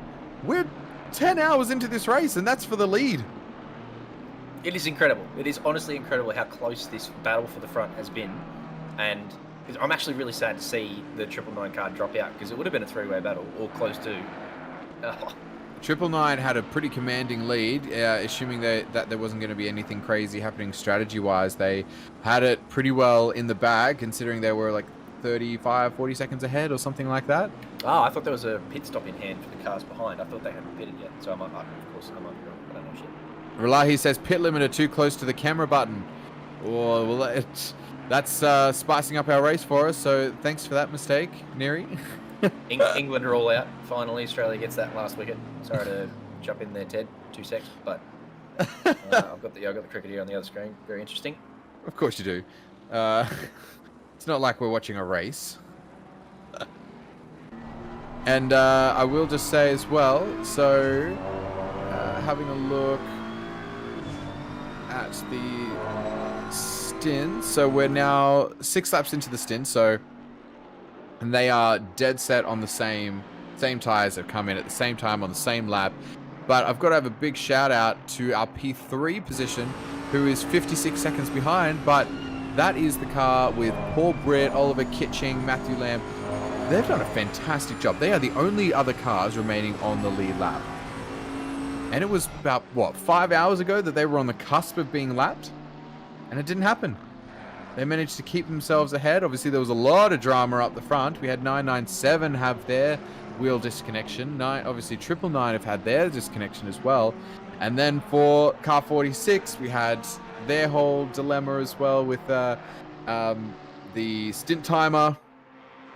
Going over the stint timer with Lawrenson, and then getting a drive-through then getting extra time for speeding in the pit lane, and then we had the penalty for Zach James as well, or whoever it was coming out of the pit side by side with 46, and getting that 5-second penalty. So that was you, Pigger. Pigger's in chat right now. You tell him what we thought of that exit of the pit lane. It was very interesting. We didn't think anything actually too animosity. It was just that it was a very interesting scenario that we haven't seen that much. Yeah, we were surprised that we haven't seen much of that sort of thing. You know, we don't have a protocol that says you have to sit in behind or anything like that. So it was, we were kind of interested to see how it played out. And of course, it ended up with a 5-second pen for you guys. A little bit of damage for the other car, I imagine, and yeah, I guess it's all said and done now, and now the tides change. This stint has a 10-second penalty upcoming for the car number 46. And yeah, I've got to say though, to Pigga in chat, you guys have done spectacular. That has been 100%. The fact that you've been keeping up with the likes of Lawrenson and Bakita and Hooley and Rayton, and like these are some top class drivers. You guys have come in, finished off the sprint series in Pro-Am class for you and Zach James. And that's clearly not going to last for long, considering this. Accidentally shifted to second gear, so didn't get the launch. See, that makes sense. And then there wasn't much room. There wasn't much room to go, so yeah. Luckily, that didn't end anybody's race, and we still get to enjoy what's going on now. We've got a thrilling final 2 hours rather than having if we had big gaps between all the cars. That's not going to create a very interesting finale, is it? Could not agree more with you, Samwise. What an incredible performance it's been from the 445 boys. But not over yet. 2 hours to go. We have seen things can change in an instant in this race. We've had weather and spins and disconnects and all sorts of. So if you think this is over, oh goodness me, we've got a long way to go. Anything can happen. Absolutely. So Matthew Pinata saying, surprised he exited the box right next to them. Yeah, you guys obviously got into your box really cleanly, had a really clean stop, came out, and yeah, completely alongside. So, yeah, very, very interesting racing. And then that side-by-side battle, I'm not sure who that was a little bit later into that, was it the last stint, I think? So that would have been you, was it, Pinata? That side-by-side through, what's the corner? Fast right-hander at the end of the first straight. Stowe. Is that Stowe? I believe it's Stowe, after the hanger straight. Yeah, that's the one. Yep, yeah. Stowe. That was some great side-by-side action. The fact that he didn't get that position was testament to how well and how clean you guys have been racing side-by-side. So, yeah, it's... I was talking to Smithy about this before, Pigger, just on stream, just quietly. I thought maybe Smithy wanted to have a bit of a reunion for Bathurst. And as the man created the MP team with you lot, I reckon that's a good shout. So we'll get into Smithy's DMs and we'll have a conversation about maybe making a reunion with Bathurst. There it is. All happening on stream. Bathurst planning already. We're so excited about Bathurst. I think everyone within AV loves Bathurst. And, just such a great track, great iconic track for Australians to drive on. So we are very much we're looking forward to the Silverstone 12 hour, but yeah, the plans are in place for Bathurst already, which goes to show how excited we are for that one.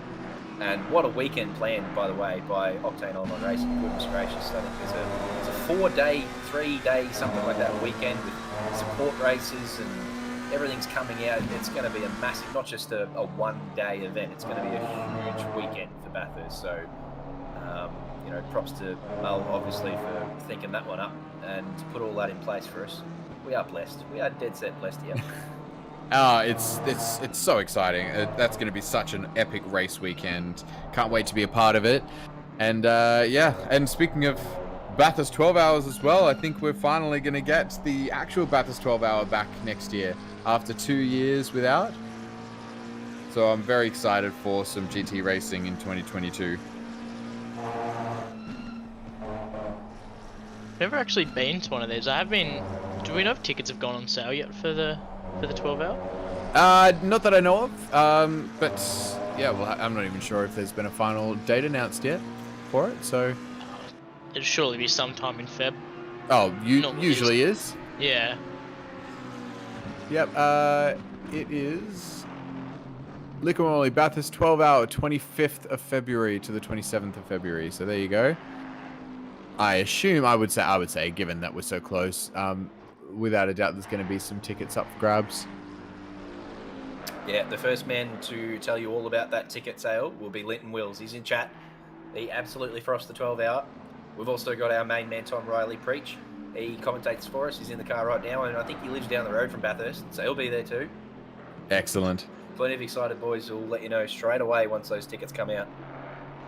I've never been to. I've followed Bathurst. I've followed supercars religiously since 2004, and always sat and watched the whole Bathurst. And we live pretty close.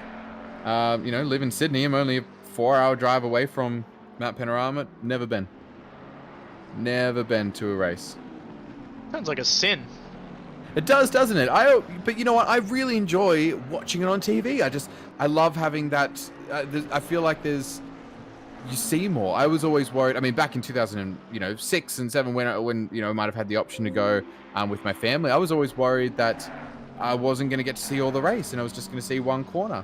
I don't know what their sort of jumbo screens were like at the time. I'm sure they existed, but I was just worried I wasn't going to get to enjoy the whole race. That's fair enough. Yeah, back in 2004, I have no idea what the quality of the screens are. I don't think they were that great. No, I don't think so either.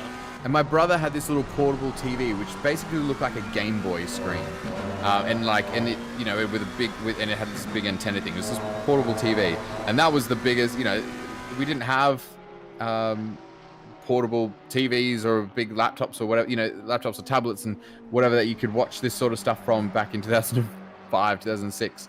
So I was always just worried that if I go to the track, I'm going to miss out on the experience that I love every year, sitting in front of the TV and watching it. Speaking of our man Preach, There he is. Cruising around. That's a nice Baby Spice livery. I like that. Just a very subtle, professional-looking car with a bit of Some nice bias. Yeah, we love the bias. We love a bit of bias. Yeah, a little bit of bias. I didn't make the livery. I wanted to go with a full pink number, but we got shut down. So I love that. Yeah, Preacher be cruising along with the VR staring into the sun. So good effort from him. No, I don't know how he does it for so long. I don't know how a lot of guys do it. These endurance races VR, that must suck on the eyeballs. Yeah, I haven't tried it myself. This is Jared Ellis, just quietly up behind Bender McNulty, and this is for position. So Jared did pretty well to get past a blue flag car there nice and cleanly, and now he's right underneath the rear bumper of our special fact man. He would have had a run up this straight if he just got a little squirrely at the end of the straight. I don't think he's going to make this. Yeah, Bender just placing himself nicely in the middle of the road and saying, no, there's not much for you here. This is for position, so we'll stay here just for a little while. Jared in the pro class and Bender in the AM class. There's clearly, according to classification, a pace discrepancy, but Bender is no slouch. He did very well in this sprint series to stake his claim and provide himself to the pro-am finals, even from the AM class. And goodness me, nearly won at Masano in the finals, if you don't mind. So, certainly won't be letting Jared through with a Diabol's type door open scenario. Diabol's, if you're in chat, let me know. Close the bloody door.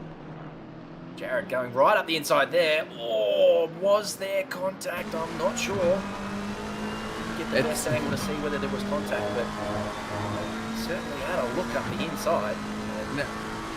Now this car's got the pace. This car number 422, they were on lap 282. They were nearly 10 seconds behind. We're on lap 288 now, and they are mighty close.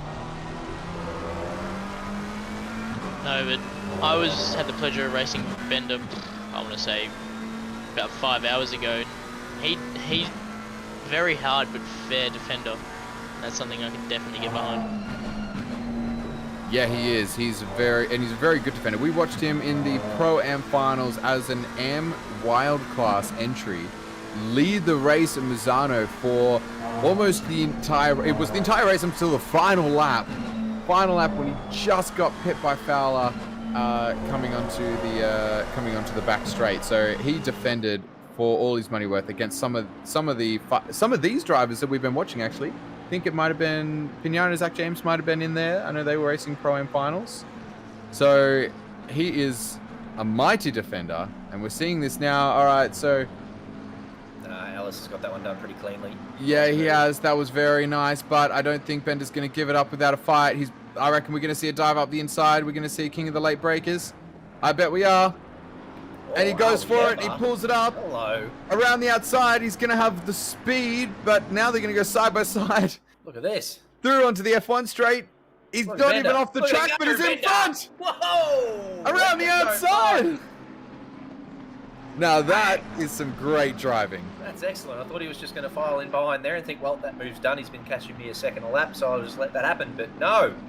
Bender says no. Love it. This reminds me of Martin Brundle saying, "Yep, and that's about all Sergio Perez can do."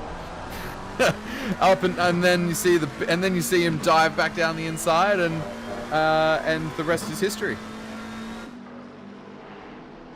Connor's in chat saying car 919 has crashed. I don't know whether that means the internet's crashed or the game's crashed or what, but I can see Brandon Frisbee, car 919, is in the pits.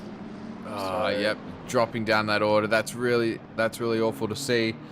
It happens to anyone. It's just picking people off without mercy today, unfortunately. Doesn't matter what sort of disconnection it is, it's going to cost you a bunch of time, and that's unfortunate for those lads, considering they had such an epic first stint. I think, did Madison's wheel disconnect on the start-finish line before the race start? Is that what happened? Don't know. No, wasn't him. I think he told me it did. I want to say they started from the back of the grid as he couldn't get his wheel working, and then he picked up 27 positions in 30 minutes. So, that's pretty incredible. Yeah, fought back from that wheel disconnect, and then, they find themselves I want close to to say the they top 10 started and from the back of the grid as you then, can get yeah, into I'm not sure what sort of they crash it picked up was, and we might get a 27 replay of it positions in here. 30 We minutes. are watching on board with Frisbee. I can tell that it is a replay because it does say replay up there, and he has turned into a submarine at some point there. That is a game crash, and off he goes into Narnia for still him going? to return via the cupboard at some point. We are watching a chronicle. This looks The like man the ending. has. That is a game crash. We watched a Senecas turn into a submarine at Kailami, and that was pretty funny. But that's yeah, you don't see that every day.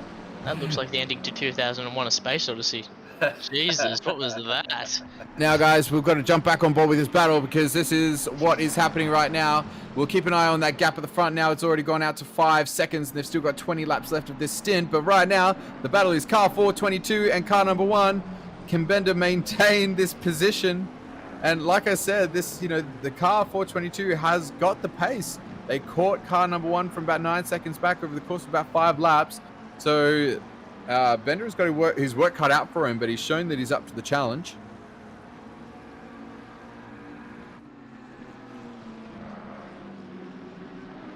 Down the Wellington Straight. Bender's pulling it up really nicely. He knows how to brake early and stick it on the inside line. And that's what you need to do when you're defending against someone faster. You need to not make a mistake. You need to not brake too deep into the corner. Leave that gap on the inside. You need to know where to brake early so that they're forced to go the long way around.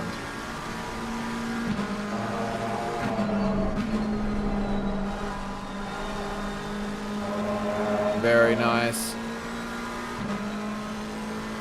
Through Cops, into Maggots and Beckett's. Let's have a look at these line differences through Maggots and Beckett. So, a little bit wide, and on the grass goes car 422. It's going to go wide here onto the grass again. He's going to have to cut the grass. That rejoin. Careful on the rejoin. He does it safe, and he has lost a lot of time to car number 1, who's feeling the pressure just ease off him now. Could have been worse. Nice save. Didn't go around. Didn't hit another car. Could have been much worse. So, not bad there from Jared. Live to fight another day. I look forward to seeing that battle in another, well, however many laps time. Not assuming he's going to catch up, but I expect we'll see more from that battle sometime soon. So an update up the front. I said 5 seconds about a lap and a half ago. It's now 5.8 seconds. There is a risk for Zach James in that car that car number 46 is going to get far enough ahead to get to that 10-second gap before the pits. So the last lap, 1:59.5 from Rayton, and a 2-minute flat 0.2 from Zach James.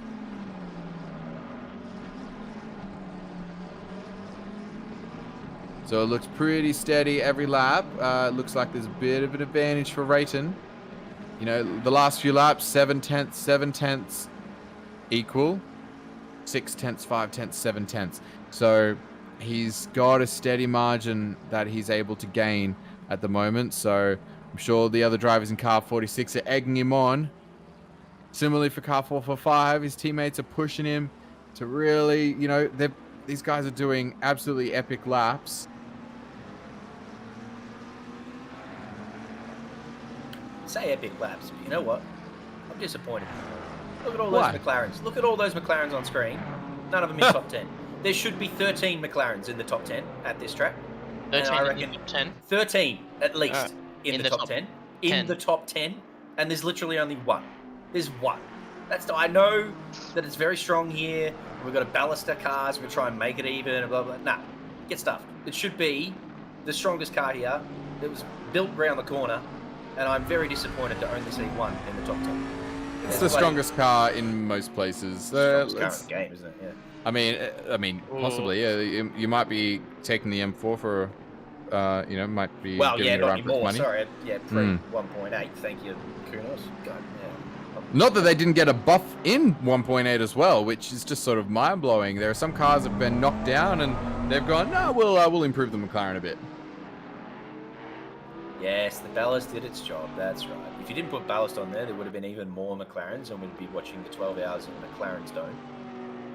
So I'm not too disappointed with that. And we brought in some, you know, some free choice. I don't mind that, but yeah, it just hurts seeing such a strong car at this track not really featuring any sort of strong position. Anyway. In the words of Philippa Bakita, just drive faster. Well, can't believe they didn't go on a McLaren.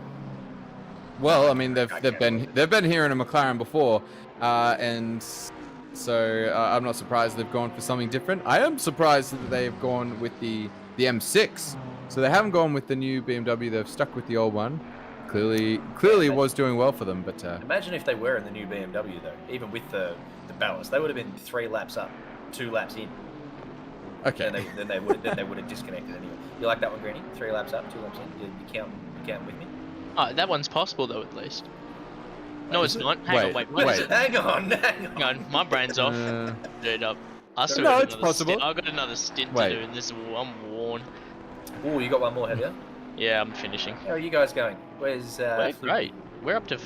We started in P18, and then we were P40, and then we're back up to P16. So Excellent. we're moving. The wet was interesting. Yeah, well, it made it exciting for us. This has been great in the comms box. It's less interesting if it all stays dry and there's no interesting strategy things. So we love when there's a bit of rain.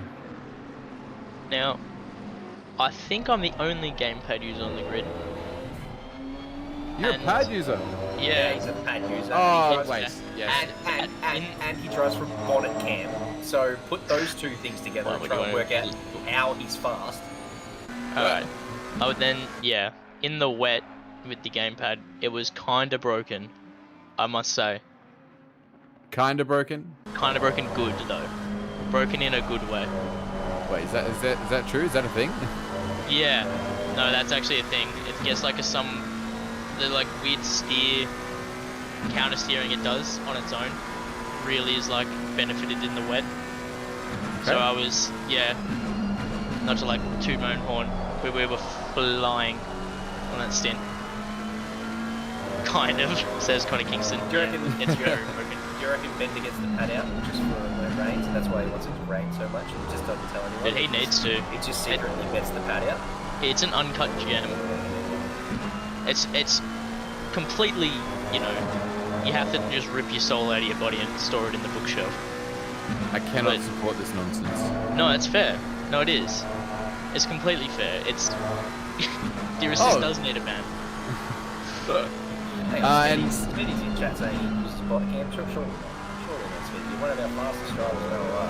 Are you trying to tell me that bonnet cam is where it's at? JP uses bonnet cam as well. Wow. Yeah. So does Bender. Yeah, there are a lot of bonnet cam users. It's very disappointing. Now, I don't. What do you use, Sam? What? Oh, I use in-car cam, but I actually push it forward so I don't see the wheel. I push it forward so it's seeing like the top of the dash, because I've got a dash on my wheel and then in front of it. So I basically see like the top of the dash. It's just sitting further forward. And because my screen, I've got the G29 Odyssey. Oh, that's a big boy. That's great. Yeah. It's a big boy. But it's thin, like it doesn't have a lot of height to it. So if I go from standard in-car view, only like 20% of the screen is out the window. So I push it way forward so that most of the screen is taken up with, out the window. You're on the ultra wide, aren't you? What's that? You're on the ultra wide, correct? It's a very, yeah. So 49 inch, but it's sort of that extra curved thing. So it feels good to be, to have it sort of push forward a bit and be nice and close, and with Optimus Prime sitting over you for good luck. Exactly. Yeah, all right, so now you go. Sorry, mate. We've got to just have a look at it's gone out to 7 seconds, the first to second. So, and there is still a fair way to go in this stint. Still good 15 laps. So if they keep going at this pace, Terry Rayton, if they can hold that pace, then they're going to clear that 10 seconds before the pit stop. You said Terry's the faster driver. Do we think Ogold has the pace over whoever comes in next? Seeing as Ogold obviously doing his double stint, so he's going to be in the zone, he's going to be raring, he might have a bit of fatigue, I don't know how that's going to go, trying to bring the car home on a double stint. But if Terry jumps out, and I'm not sure whether it's going to be Lawrenson Did they have the pace to keep that advantage that Terry's built? So I'm having a look at the difference between Lawrenson and Rayton's average times for the stints. So Lawrenson had the 2-minute flat 2-minute times, and then when Rayton got in the car straight afterwards, it was 2-minute flat 0.2. So it looks like Lawrenson might be 2/10 quicker than that again. So I think honestly, I think the name of the game for car 445 is to stay within 10 seconds and defend for all your money's worth. Look, they do have a mammoth mountain decline. Mount Lawrenson, if you will. Yeah, But and they're in the absolute box seat for it, though. This will really show, what they're made of. So, but they've got to get there first. They do. The stint could be a little bit shorter, so it'll be interesting to see what the strategies are, because they can come in maybe at about when it's 1 hour 6 minutes, maybe I would say is like safe bet to not run out your 70-minute stint timer. So you've got about 25 minutes now before that happens, and so they'll have a bit of flexibility as to when they can pit for this one. So it may not be at the same time. So are we going to see them go long? Are we going to see them try and get in early? We'll have to just wait. If they're still within the 10-second gap, do you just follow them in, and you're guaranteed to come out in front? If you're within the 10-second gap, yes. If you're not, and right now it's gone to 8 seconds. So if you're not, you have to do it. You have to do the opposite. I think that if they've got to either come in early or wait and go in later. You've got to do something different. Otherwise, there's no advantage or disadvantage either way. And I would say come in a bit earlier. Maybe. Oh, it's tricky. One half of me says come in earlier, get on those fresher tires. The other half of me goes, but then they're going to be on low fuel, your competitors, and you've got some slow out laps before those tires get up to 10. What do you do? That's a tricky one. Yeah, I don't know. You're my strat man. I was waiting for you to tell me. Well, I would probably say go longer. I was trending the same way. But I would rather be on fresh tires with low fuel. Lower fuel, should I say. So old tires with lower fuel, is that what you're saying? No. If you go longer and then box, then you have the fresh tires with, the least amount of fuel you can. It's an absolute dash to the line. Well, when you pit, you're going to have the same amount of fuel, right? It's as your competitor. So even though you've put in less fuel because your stint is less, you've got the same amount of time to the end. Theoretically, you all have the same amount of fuel, right? So you do have the fresher tires. But you do have fresher tires. But how much do tires really play into this? We just did a 1:59.5 from Terry Rayton, and which is sort of matching his average. Is the tire wear enough to make a difference? If you come out late, you've got at least some advantage there as well. But I would go late, and I would go late because those few laps out of the pits are slow. So I would wait until Rayton comes in, and I would try and go a couple laps after him. But you're sort of betting against Lawrenson's out laps. So it depends if you think Lawrenson's 1 or 2 out laps are going to be faster than your 1 or 2 in laps at the end of your stint. Just watching out the back road, just something up the inside there. Oh, here's another send from Mr. Aaron Lee. We've got a hit. We've got a hit. Unfortunately, resulted in some death. Now, was that a back marker? Car 111, and was that car like 998 or something? What was that car number? Yeah, I believe that was a back marker. I don't know who they hit. Yeah, I missed it. But 928 maybe? It was an ambitious look. I think we're going to get a replay of that one because I don't think that one was for position. I think car 111 was overtaking a back marker. So presumably we're going to get a replay for that one, but yeah, it's not doing good for Lee. Because I don't think that one was for position. Here we go. So does the dive, but and then they just hit the curb there. Presumably we're going to get a replay for that one. And that other car is car number. Let's have a look. here we go. So It was the Aston. I'm not sure. I think it looked like an Aston. is it 789? No, it wouldn't be. It's not a Nissan. 128, is it? 928. 928. Oh, it was 928. So Marco. Polo. Sorry. No, that was fine. I'll pay that. Yeah, unfortunately, they've just tagged the curb and then knocked themselves in. You can assume that considering that was a back marker who has caused that incident, there's going to be something being dished out coming their way. So we'll leave that to the stewards and have a look at Zach James, 8.9 seconds to the leader. In fact, I think real time is actually 10 seconds now. 10.1 seconds says pit wall. So I believe, and we'll see it as they come across the next marker. Jared's in chat. There he is. He's saying what a enjoyable battle he had with Bender. Mate, we were watching that. Don't you worry about that. It was on stream, and we were commentating it because it was great. So I'm glad you enjoyed it as much as we did, because it was really good to watch you go about it.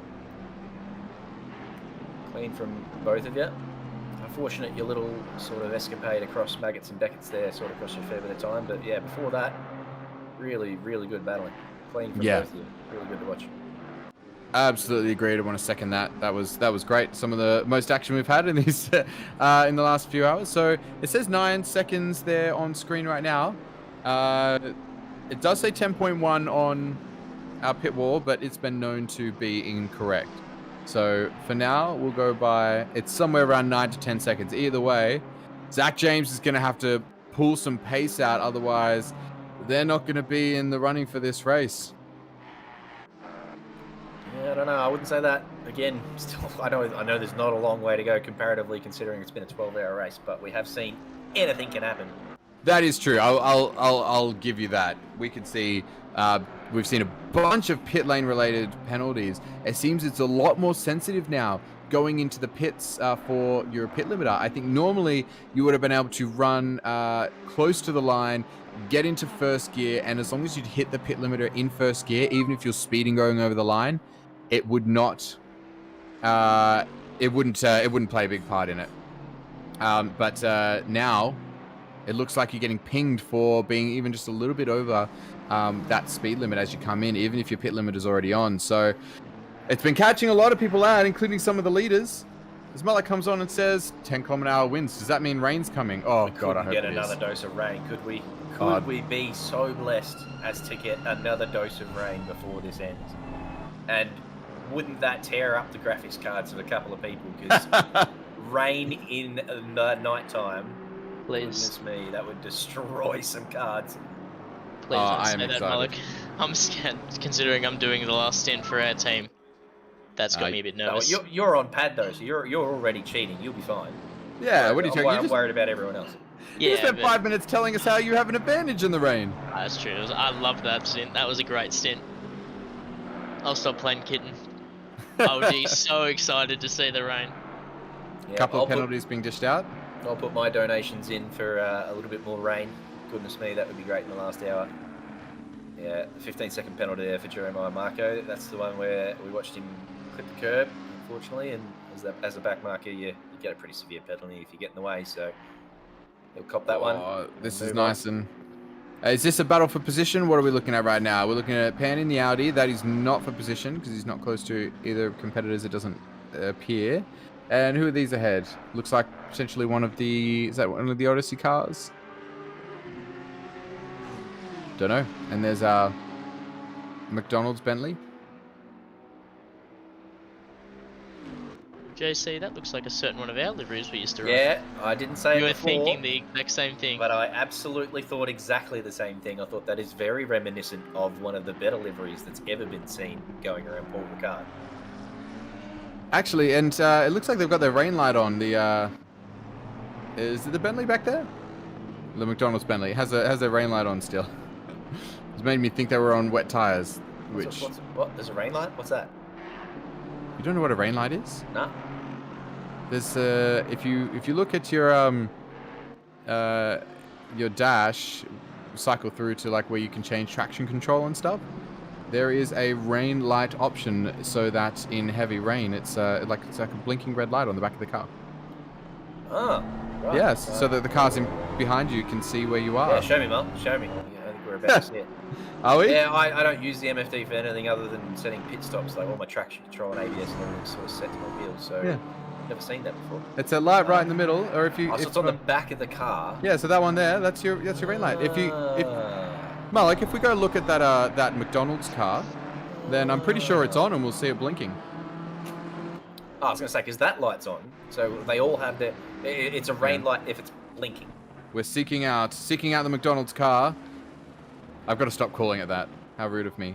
Where is he? This is a little cycle through all the cars on track for your viewing pleasure. Nice there it is. Yeah.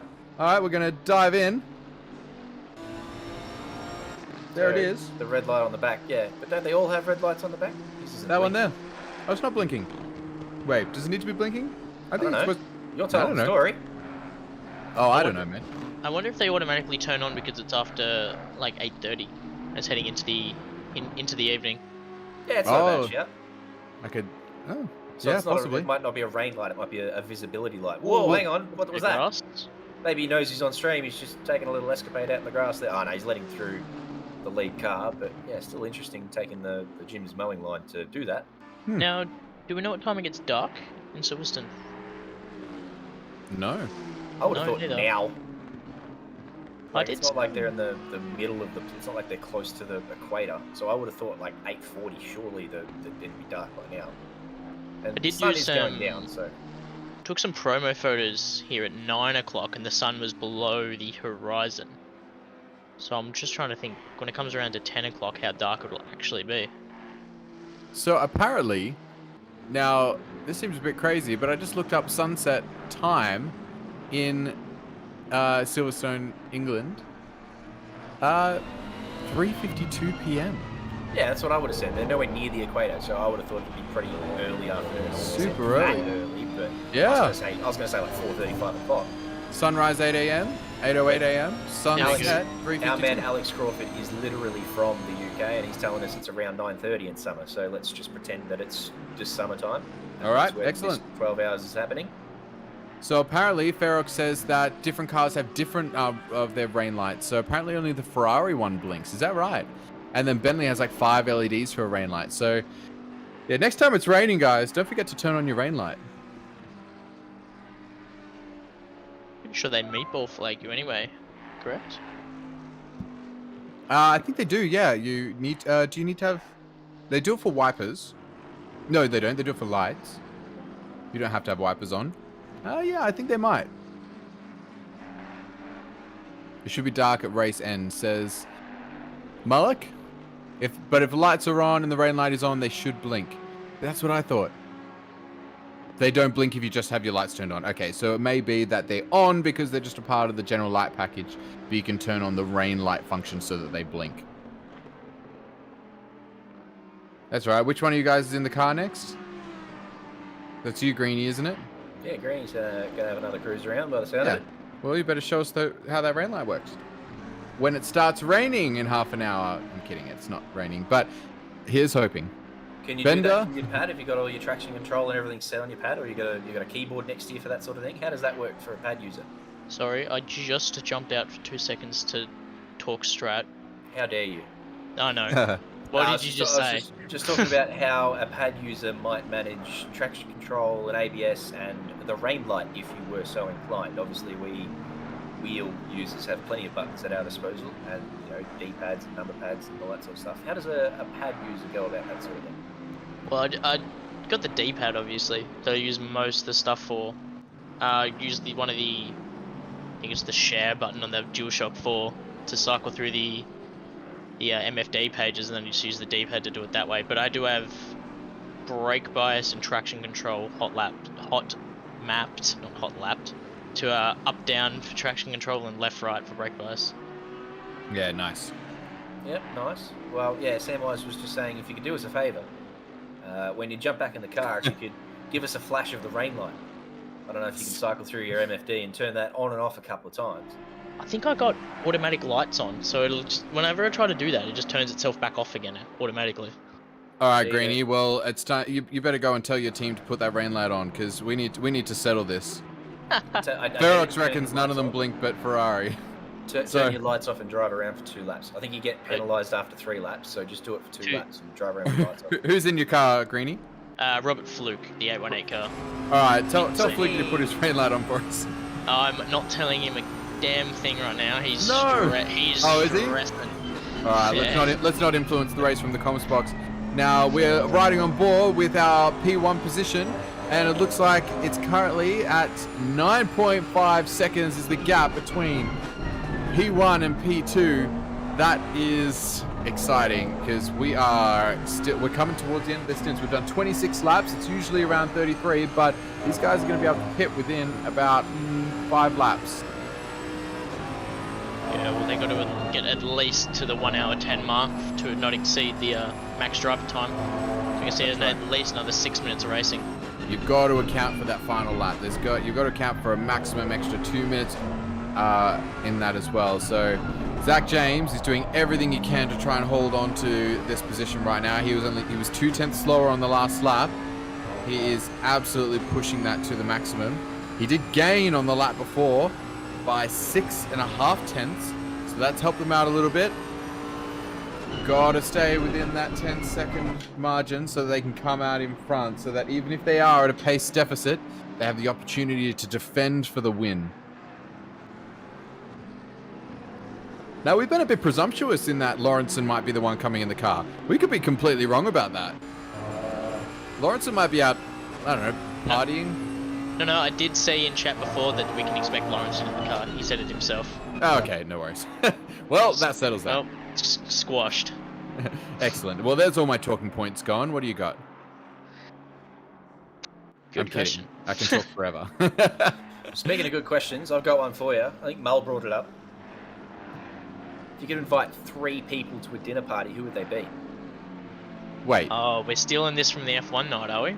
Yeah, we are. It's a great question. 3 drivers to a dinner party? No, 3 people. Nah. 3 people. They can be dead people. You can bring them back. You can, let's say you're in the afterlife. And right. You can either kill someone to bring them to your dinner party, or you can bring them back from the whatever. Just 3 people. Bilko's bringing Max Verstappen. Yeah, I don't know if he'd be a great party guest. Well, it's not necessarily a party either. Like, you just want to bring them and question them, or you want to, I don't know, maybe you want to bang one in the corner while the other 2 watch. I don't know. You do you. It's just 3. Hey? Hey? Hey? Hey? This seems like... All right, okay. it's got very raunchy. So we're pulling out the dates gone bad kind of conversation starters. Preach had some very good answers that I actually agreed with. So Winston Churchill would be certainly one of mine. And he said Napoleon as well. And if you've got those 2 in a room, leaders of incredible parts of our history, that's a great call from him. So, yeah, sorry, Jan. No, that was rude of me. No, apologies, Jan. I shouldn't have gone there. To talk politics? I've been a naughty boy. No, not necessarily politics, but just their times and how they... Because Winston obviously got himself into a fair bit of controversy about the way he led his battles, whereas Napoleon just dominated his battles. Napoleon was unreal to behold. If you read what he did, just incredible. So yeah, they're a couple of interesting guys I wouldn't mind speaking to for sure. Chasley, Lewis won't show, and then he'll get a financial penalty for it. Ooh, car 50 is stopped on track. Just isn't moving. Somebody resuscitate that car. Not sure what's happened there. He's near the entry to club. Just has the disconnect button got another one? You don't. We hate to see it. I mean, that's a car on track. Is that a safety car? It's only an hour to go to... Oh, is it the Latifi streak? Oh, he's turning the wheel. He's there. Oh, he can't move it. Is he out of petrol? What's happening? Pedals disconnected maybe, yeah. He's maybe frantically trying to map a throttle button to his wheel as we speak. Is this... I mean...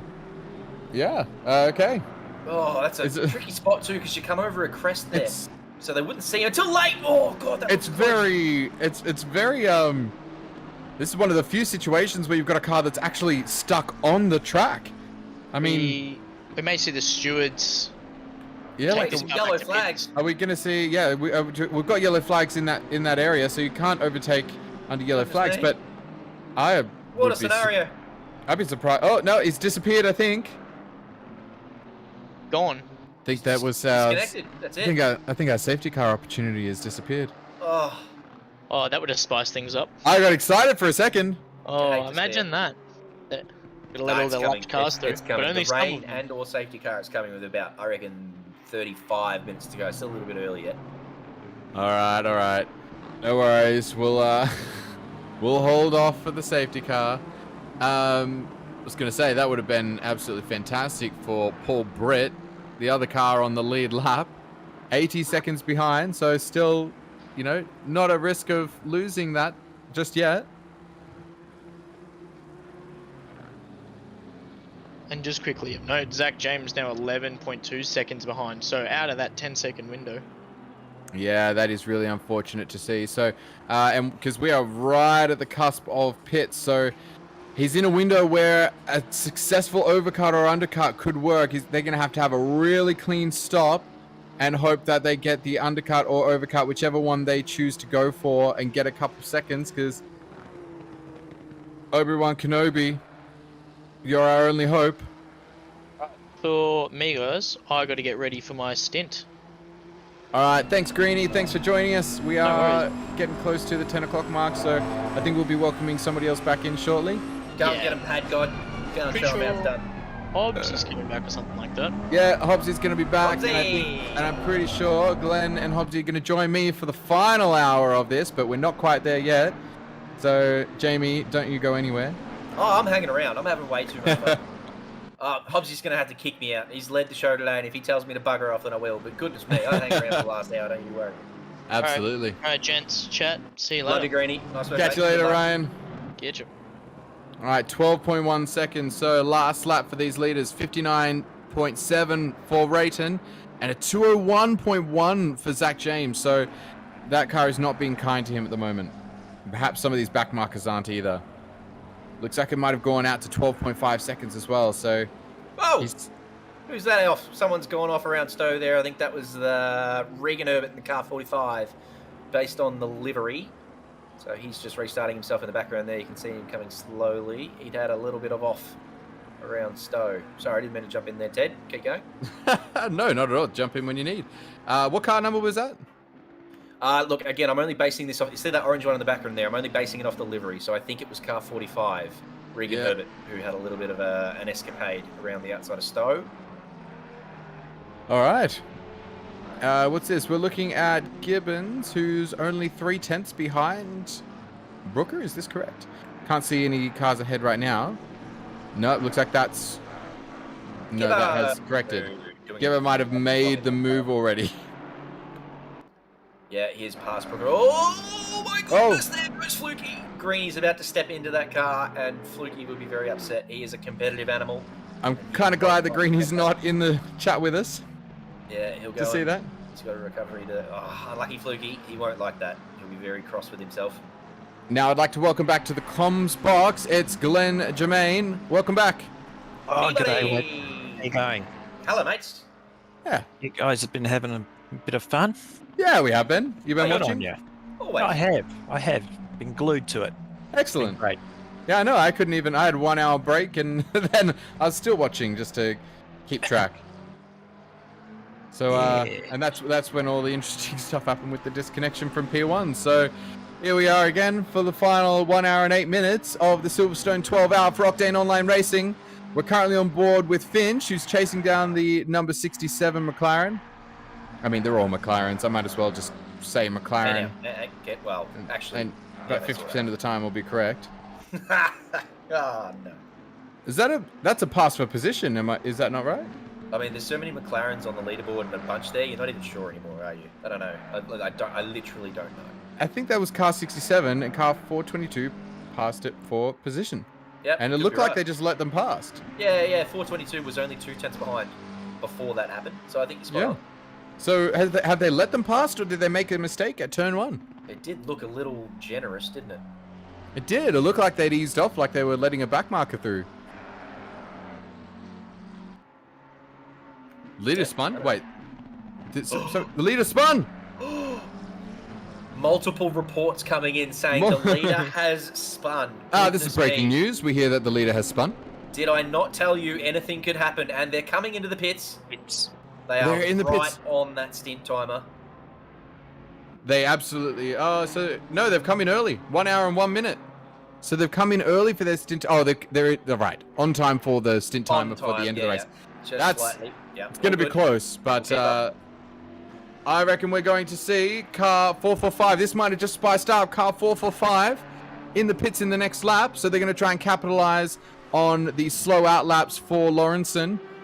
Try and put in a good lap now, get in the pits, try and get out ahead.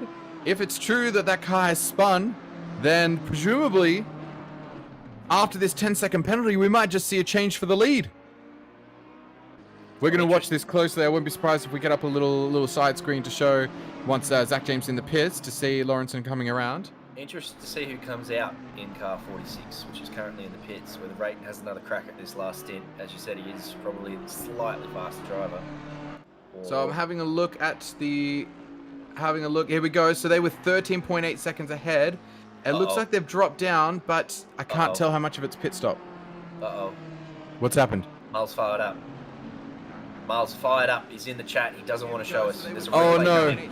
What is it? What's happening? Please don't be a back marker. Oh, no. Oh, no. Oh, no. What are This we is going to be a rejoin. Oh, no. It's going to be a rejoin into the leader. Oh, no. No, that is absolutely devastating. That's a Ferrari into the side of the leader as they come back on track. So they get back on. They had 13 seconds, but there would have only been a couple seconds between the two. This is devastating for car 46. It's going to create a very exciting race for us. You hate to see it. Tell me about it, Diabols. You'd never like to see that. Goodness me. They're in the naughty books. Santa's not coming. Sorry about that. Oofed. Hobbsy, what are your thoughts on that one? Goodness gracious, welcome back. Thank you. That Audi just went, just rejoin. That is just, wow. Oh, that's ridiculous. Somewhere Bender's having a head spin. Yeah, I know. Oh, it was an Audi. And somewhere, there it is. Stop, go 30. Wow. 30, that's as strong as it gets. Yep. Yeah, that's... We're all in shock in here, I think. Yeah. Yeah, unfortunately. That's a big FU. Yeah, taking out the leader in 1 hour and 5 minutes before the end of the race. That's going to be a big penalty. So, yeah, that's pretty huge. That's going to change the game of the race, the name of the race, change the outcome of the race. Not necessarily. Look, I'm just rambling now. Hobbsy, what's going on? I'm shocked. Aren't we all? We are all in shock here, I think. I mean, I don't know what I've missed, but I don't think I've missed much. That is just wow. Yeah, you've come in at the right time, Hobbsy. Like the last hour has, but there's been a few things happening. We had a really good battle between Jared Ellis and Bender, and a couple other bits and pieces. But Sam Y was saying, the commanding position that car 46 is in. We're watching sort of Ogold doing a double stint here. He was sort of falling off the back a little bit. He had to sort of stay within that 10-second window because they had that penalty. And he was just drifting away, and we thought, well, is this starting to become, a bit of a race that 46 has to lose for themselves? And lo and behold, that happens. Goodness me. Oh, they were 13.7 seconds ahead. They were going to retain the lead. Now, not only did they drop from 13 seconds down to 2.3 seconds. So Mullet clearly is saying it's similar to this, and you know what it is? If that was the race leader, and there was an hour before the end of a 12-hour race. So we'll probably end up seeing that replay again for the unfortunate situation for car 46 as well. So 445. If you take out the timer and the cars involved, etc., they both look pretty bad, those rejoins. But considering the context of this rejoin and the weight of it, and just the ramifications for the race lead. Goodness me. Yeah, that's a big deal. So they're in the pits now. I will say it's 72 seconds was the gap when they've come into the pits. We know it's somewhere between about 50 to 60 seconds in the pits, so they are for sure going to come out ahead. They, in the car 46, not only did they have that 10-second penalty, but they also would have had damage from the accident. So I wonder if they've repaired that and, just given themselves that extra deficit just so they're on the front foot for this stint, because they've got time to make up and they have a car to pass if they want to win this race. Yeah, Diabol's just pointing out it was a really slow pit for Zach James. And Lawrenson's coming around the final now. So Zach James is going to come out ahead. Yep, and he's going to come out probably a good 10 seconds ahead. So depending on how slow that pit stop was, he'll be something like 10 seconds ahead. Yeah, so it's been devastating for car 49. But remember, it takes a couple laps to get those tyres up to speed. So let's see what Lawrenson can do over the next few laps to try and pull that back. Ominous out there, actually. Oh, no, it's not just getting dark. No, and also the wind was 10 kilometers an hour, so you're not wrong. Yeah, still looking a bit dangerous out there. Lawrenson is definitely a quick driver, though. He's already up on his time now, so this is going to be close. I think it's going to come down to Zach James needing to get his tyres hooked up as quickly as possible. Diabol's saying, sorry, Hobbsy, missed his spot. I think it was 5 to 6 seconds. Yeah. That's a big deal.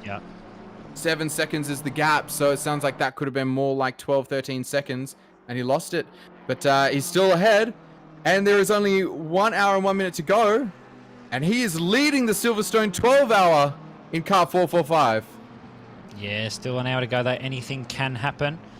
It's just, it's going to be a close one. 7 seconds ahead at the moment. Is it going to be enough, or will he have needed that extra 5 to 6 seconds he lost from the missed pit box? I cannot wait to see what this delta is coming across the line. Just going to wait for Lawrenson to cross it as they come down the Wellington Straight. This is shaping up to be a really exciting finale for us.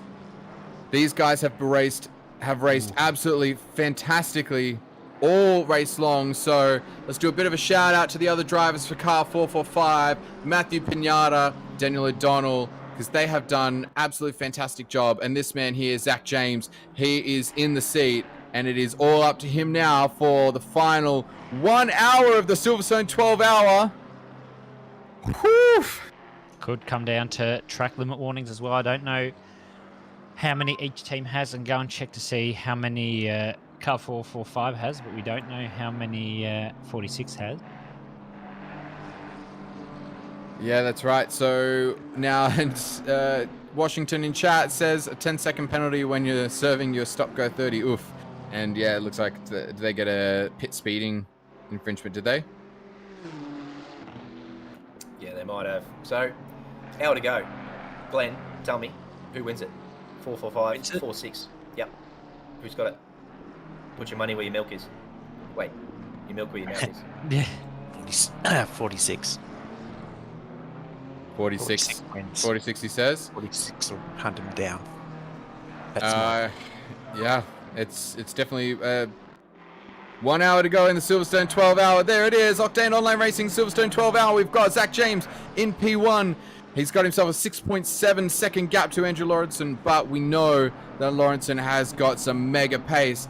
Currently on these stints, your average lap time for Lawrenson is a 59.2, which is an epically fast average lap time. But we're only a couple laps in. We don't even know what Zach James is doing yet because he hasn't done one full lap yet. He's only done one out lap, and this is his first flying lap. So in a couple laps time, we'll be able to tell you what that average difference is. I wonder because Zach James was a little bit slower on that last stint to how he was earlier in the race. So I wonder if the tire pressures weren't great and he was able to fix them up for this stint. Yeah, might have fixed them up, but we can't forget, of course, there are actually other drivers racing as well. We've got the top three in the Pro-Am at the moment. Ashton Reynolds currently in the car, 789 Nissan leading in P5. That's a great race that they've had. Fahad Ghafour currently in the 720 McLaren as well, sitting in P2 in the Pro-Am. We've got Bryce Meddings. What a race they've had in the Lambo Car 4 for Black Lab Sim Sports. They've had a wonderful, nice and clean race. Couple of incidents involved there, but of course, still had a good one. Rob Wenzel at the moment in Car 1, leading the AM class, doing a very nice job down in P22. That's Raj Sandhu there in Car 2, currently in P2 AM class, and that's Pavel Bogdan in P32 for P3 in AM class, but it does have a 10 second, so that might make all the difference to helping Linton Wills in the 842 Mobile Blue Flags car coming up into the AM class podium. That's great. And so big shout out as well to our P3 runner. So Oliver Kitching is currently in the car. They've done a great job. That's Kitching and who is with there? That's Matthew Lamb and Paul Britt in that car with them as well. Those top 3 cars, so from Kitching back, there is 2 minutes and 15 seconds back to P4. A whole lap behind, yeah. So that's a huge difference. So the top 3 runners are, well, the top 2 runners are miles ahead, and then you've got, and then P3 back, and then a massive way back to P4, which is that car 997, who unfortunately had that disconnect and ended up doing a 5-minute lap time earlier in the race. That has cost them a lot, but they are still in P4, which is pretty incredible given they had a full wheel disconnection. Yeah, very good effort from them. Kitching in that M4 and all the other guys, Britt as well, and the other drivers I can't exactly remember. They've done Matt Lamb, of course. They've all done a very good job to put that car up into P3, of course. Bit of an unfortunate race there for 997. They could have been up in the top 3. Reynolds has had a great race. The Kovacs Racing Purple's had a good race. This team here with Stefano Rasciuti's had a really good race as well. Ty there in P8. They've managed to hold their position from where they started. So it's been great overall in the top 10, but you know, the big focus is on P1 and 2. The gap is pretty consistent. They're matching lap times at the moment. Yeah, they are. Tim Brook. 59.6. That's bizarre. It says he's American in game and British on the entry list. Can we confirm what nationality he is? Tim Brook is NA, as far as I'm He aware. is. I thought he was NA, but it says British on the sheet, so I don't know what's going on. It might be a team. Is that a team flag or an individual driver flag? No, it's individual driver flag. Oh, okay. Good to know. So just having a look there as well. So we've got lap times. 4 tenths faster was Lawrenson on that last lap. And Oliver Kitching is right in there. He's one of the fastest cars on track right now. He may not be battling for P2 right now, but Gafoor is Bangladesh. The game does not have a Bangladesh flag. That's just rude. That's just plain rude. That's so rude. Oh, wow. So, yeah, Oliver Kitching doing a great job. Underappreciated because he hasn't been in any battles, but they have been just doing absolutely epic times. They have in car number 15. So setting really good average lap times, really good top lap times. You know, average lap time 1:59.7 for this Stinson 5. Like, it's a really good average lap time. But they're just having their own battle now.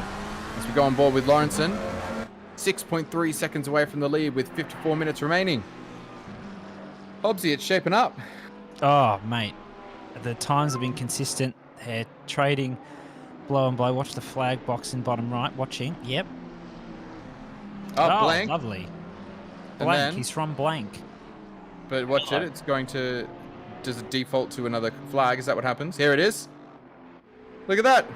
Oh, no. Oh, okay. Right. It uses whatever the last flag Whatever was. the last one was. Yeah, okay, sure. So it's blank if there was nothing before it. He wants to be. He can be British if he wants. He can be Filipino like he was just then. He can be whatever he wants. Excellent. Glad you know your flags. It's a feature, of course. All right, so we got Glenn's prediction for the winner. What about you, Jamie? You're still in here. Who are you predicting for the winner? I'm right behind car 445. 100%. All right. They have track position. They have a fired up O-Gold. They have what it takes. I would be astounded if they give up their lead easily, for sure. It's what an incredible race it's been, let's be honest. And if Lawrenson, after their mishap, come back, it'd be heroic for them too to come back and get P1. So regardless of who wins, I'll be happy for them, because goodness me, what a race we've had. But if you're asking me who I'm supporting, it is car 445. Yeah, great to hear. So car 445 doing an absolutely magnificent job. Car 46 have had their share of troubles. I mean, do you remember that early in the race, they had a whole lot of troubles, and they've clawed their way back up to be in contention for the win, and which is just astounding given some of their troubles in the first, I think it was about 4 hours into the race. What was it? They ended up getting penalty in for speeding in the pit lane, and they had to do a drive through because Lawrenson apparently went over the stint timer, even though that stint timer still said he was at 69 minutes. Still said he had 5 seconds left to go. So Kunos things really got them down, but they clawed their way back to being in contention for the win. So whichever car gets it, they bloody deserve it today.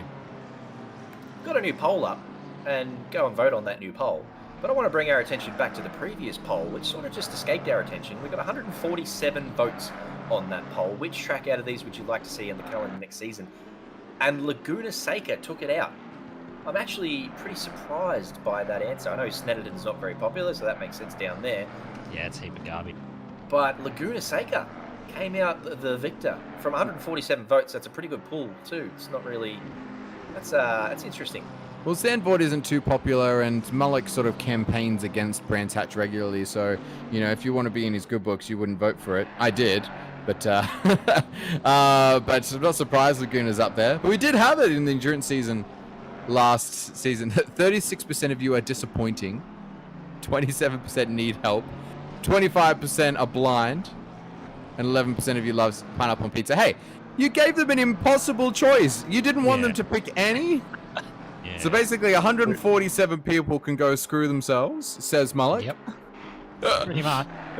That man's chosen violence. He has chosen violence. And it looks like Lawrenson's chosen pace, because it's now down to 5.4, that gap. It's getting close. There's only 50 minutes left. If Lawrenson's closing by, you know, that 5/10 a lap, he's going to make it up to Zach James pretty quickly. Yeah, we've watched O'Gold over the last couple of laps have to fight through some blue flag traffic, but he seems to be at the other end of that. He does have a bit of a gap in front of him now, so hopefully he can put in a couple of nice laps and re-extend that lead. But you're not wrong, the gap is closing. There's still 50 minutes to go too. It's a long way. We're in for a doozy of a finish. Yeah, but you are right. There's a couple of those back markers there that car 46 still has to make their way through. So the lap times aren't going to be representative this time around. For Zach James, it's a 2-minute flat .1. For Lawrenson, it is I think, is he over the line yet? 159.2? No, there we go. 159.4 for Zach James, 159.1. So even with the back markers, that's a mega time. So yeah, there's 3/10 difference, but God. Yeah, Lawrenson's shaping up to be the faster driver here, but there are, of course, still those blue flag drivers he's got to get past, which Zach James has already gotten past, so now he can really open up that M4 and find some more pace. Well, his pace is currently 4.5 tenths better than last stint. So his average currently 159.5, and he was a 159.9 on his last stint. So, well, pretty much a 2-minute flat. 159.995 was the average lap time from Zach James on that last stint. I guess the real question is, have the cars gotten any more warnings since? We know that both cars are on 2 warnings at the moment. Yeah, that's right. We don't know if any of them are conservative about those track limits or if they're pushing. So it's currently 3.5 tenths is the average difference between their lap times per lap. How long between them? So there's only 3.8 between them. So if we divide 3.8 by the 0.35, then in 11 laps time, we're going to see, well, in 10 laps time, we'll see them 0.3 of a second behind if that all stays the same. So yeah, watch this space. 10 laps is our time for battle. Just have to wait and see. I know Lawrenson's quick, but James can definitely pull something out here if he really needs to. I'm sure he's just trying to be consistent, keep it on track. Lawrenson, I don't exactly know where he is on track, so he might have to be battling with a couple of... no, never mind. He's not battling with any blue flags. He's in clean air. Zach James, though, is coming up to 2 more blue flag cars, so he'll want to get past them as quickly as he can. The triangle definitely helps now. Yeah. To find our race leader. So if you're looking on the track map, the triangle, you can see at the very top of the track map going through Beckett's now, that car 445, that is our race leader. And then at the head of that little pack, that little gaggle of back markers is car number 46. So you can see there's half a straight between them. It is so close. It's saying 3.9 seconds is what it's telling me on the pit wall, and it's saying 5.1 seconds on the stream. So who do you believe? No idea. Neither. Neither. Split the difference. Yeah, so it's something like 4 seconds. 4 seconds, yeah. roughly. So, and yeah, look, there was only, in fact, Zachary James was faster that lap, 59.3, plays 59.4, so he is not giving this up yet. Yeah, he's definitely going to send it, is Zach James. He's got the pace, he's got the consistency, he's got those blue flag cars in front though, which is a bit of a problem.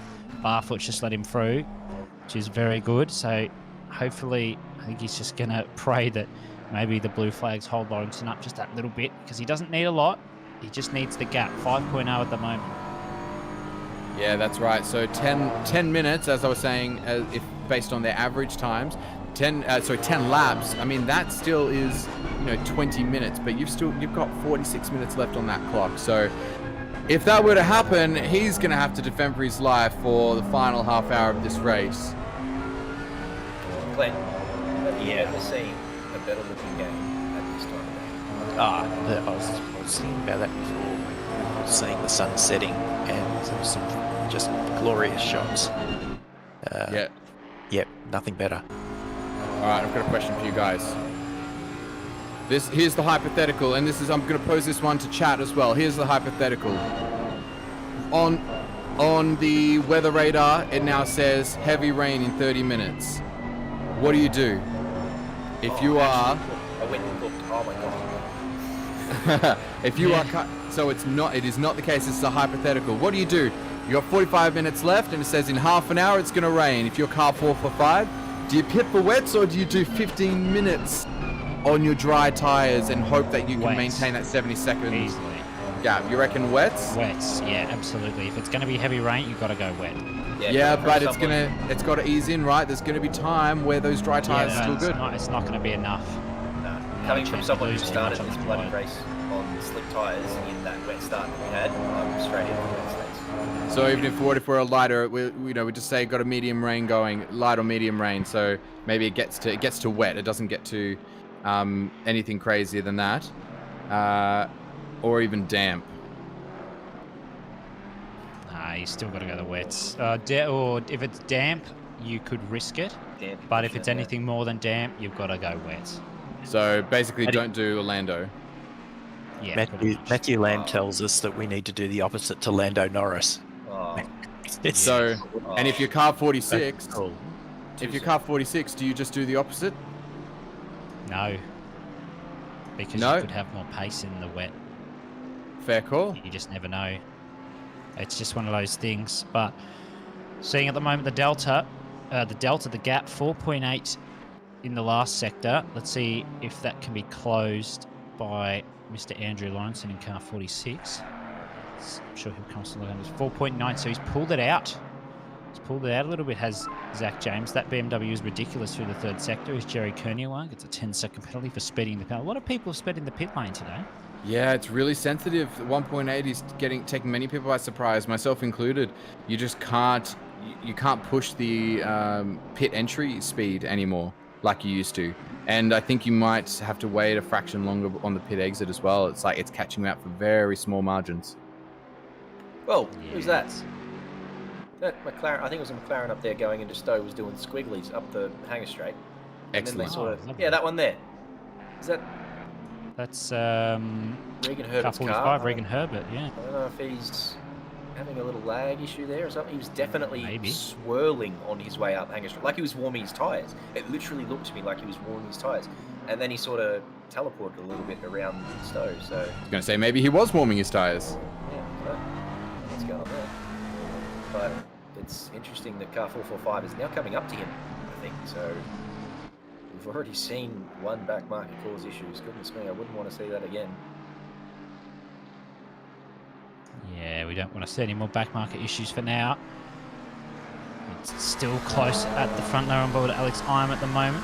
It's just toppling around P28. I think this is just behind our lead car. Or it's behind... I know it's behind a green car, so that's unlikely. Just lets car 2 through there. That's Raj Sandhu currently P2 in the AM class.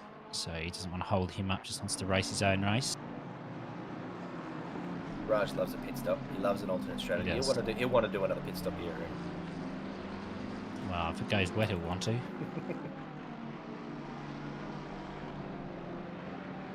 It's gonna definitely come down. Oh, just watching in that second screen down there, I just watched Regan Herbert spin again, so he's having all sorts of trouble holding onto that McLaren, and he did so right in front of car 445. So yeah, that would have been scary. He had trouble in the shootout as well. Lost it around turn 1, held it, but just the rear end came and did a 59.1. So that car might just still be causing them issues with that setup, but they're still racing. They're a little bit further than they like to be P19, but they've pulled it back. It's a long day in a car that's trying to kill you. It is a very long day with the car that's trying to kill you. Only 41 minutes left now. And Zach James is still ahead as we speak. Still doing similar-ish lap times. There was only 28 thousandths between the two leaders in that last lap. Oh, you're right. It's very close. And it was to the benefit of Zach James. So he's holding his own, and those averages are getting close together. 59.49 plays 59.27 as your average lap time. So that 3.5 has gone down quickly to 2/10. And, you know, there was 3.8 seconds between them at the time. There is still 3.8 seconds between them. So right now, Zach James is really putting the pedal down. But see, it says. I know it's weird. I think Pitwall might be wrong. Yeah, Pitwall's saying 3.7 because Kunos is actually accurate in terms of the gap times. You wouldn't believe it, but it is accurate. So 5.2 the gap. So Zachary James just holding to his own 40 minutes. Can he hold it for that long? 327 laps completed. He has been doing a great job. I'm having a look at the time differences between the two. So there is nothing between them on each lap. They are trading lap times at the moment. Lap 324, it swings for 46, and then by 1/10, so it's back 1/10 for 4.53 on lap 325. Lap 326, again, 0.1 of a second for 46, and then it's the same lap time by that 0.028 we mentioned before. And on this lap, looks like it was car 445, that was 0.16, so 1.5 tenths faster on that last lap. So they did a 59.6, plays 59.77. So it is still all to play for, and Zach James has just realized he needs to pick up his game, and he bloody has. Yeah, he's going for it now. He wants that win. I think either car that wins definitely deserves it. They've done well. They've both got quick drivers behind the wheels. Zach James has done a double stint here to get them to this point. Can he hold on for just 39 more minutes? He's got half a second on his average, and it's not like he wasn't pushing the last one to stay within 10 seconds. Like, how do you find half a second? I mean, I know it's getting cooler, so that might have a little bit to do with it, but it's not half a second's worth. He's finding extra pace in that car. It's just incredible to see what sort of pace these guys are doing. Temperatures don't matter as much on this patch, thankfully, so it just shows it's not temperatures, it's just raw pace that these drivers are finding as they get lower on fuel and the tyres start to wear a little bit, so they've just got that little bit of extra grip that they can eventually find. I think he's found it.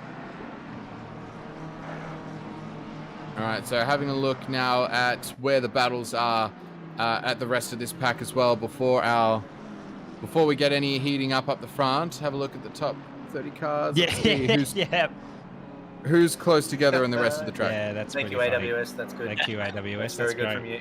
Striking distance. Perfect. Don't know about that overtake difficulty though. That looked a little bit low for me. Yeah, that's that's right. Me. As we know for a fact, 445 will do everything they can to hold on to P1. So 5.1 still the gap. We'll just wait to see if it's actually closed in when Lawrenson comes across the line. They are just trading at the moment. I think he's actually just come across the line, has he? Yeah, it's gone up. It's 59.7 for Zach James, plays a 59.8 for Lawrenson. So they are doing the same lap times. Lawrenson is going to have to pick it up a bit. 4.6 there. Oh, so he's found half a second there on Zach James. Might have been a bit of a mistake, or maybe blue flags there for Zach James. There he is in Andrew Lawrenson's front view or just gun sight view. I don't know, but he's there, and he wants that BMW for breakfast, lunch, tea, wherever you are. You can have it. So I think we've got a battle between car 191 and 997. Is this correct? No. 191. Having a look. This might be another pit. This might be another pit wall thing. Yeah, I think it's a pit wall thing. I did notice earlier it was having a bit of a spasm attack. It was saying that drivers that were in certain positions weren't on the service. I think pit walls had a spasm today. No, it looks. Well, it's saying that car positions 4 and 5 have just changed. Is there a battle for positions 4 and 5, or is that crazy? I'm sure when we'll see them cross the delta, we will know. Distinct difference in laps. Yeah, that may be what's triggering it. It's saying that they've been running, within a second of each other for the last few laps, but this might be a pit wall issue. They're a second and a lap difference. Yeah, I was going to say it's a second and a lap difference. That would make more sense. So, yeah, there it is. So, yeah, on the crossover, it says 1 lap and 87 plays 1 lap and 86, but yeah, right now it's gone 2 laps. That's all right. Yep. Welcome to pit wall doing pit wall things. There it is. Still got P3 here. Car 15, no idea. They must have some idea because they're in P3. Kitching and Paul Britt and Matthew Lamb have done an excellent job to put this car up as high as they did. They got involved in an early incident, I think on lap 1 in the wet. Well, they had to pit early, ended up going onto the wets. That's clearly the strategy that's paid off for them because they've pulled the car into P3, had a bit of luck. 997 just had that wheel failure, which has put them down. They were leading the race at one point, still in P4 though, which is great recovery. Ashton Reynolds for Red October there in P5, the 789. Nissan currently in at first for the Pro-Am class in P5, which is a great effort from that team. Yeah, that's right. We saw them in P2, the car 997, when they had that disconnect earlier on. The fact that they're in P4 is absolutely fantastic. We were robbed of a bit of a battle. We had 4 cars converging on each other, positions 1 to 4, about 8 hours ago now, with the disconnect, and then the pit lane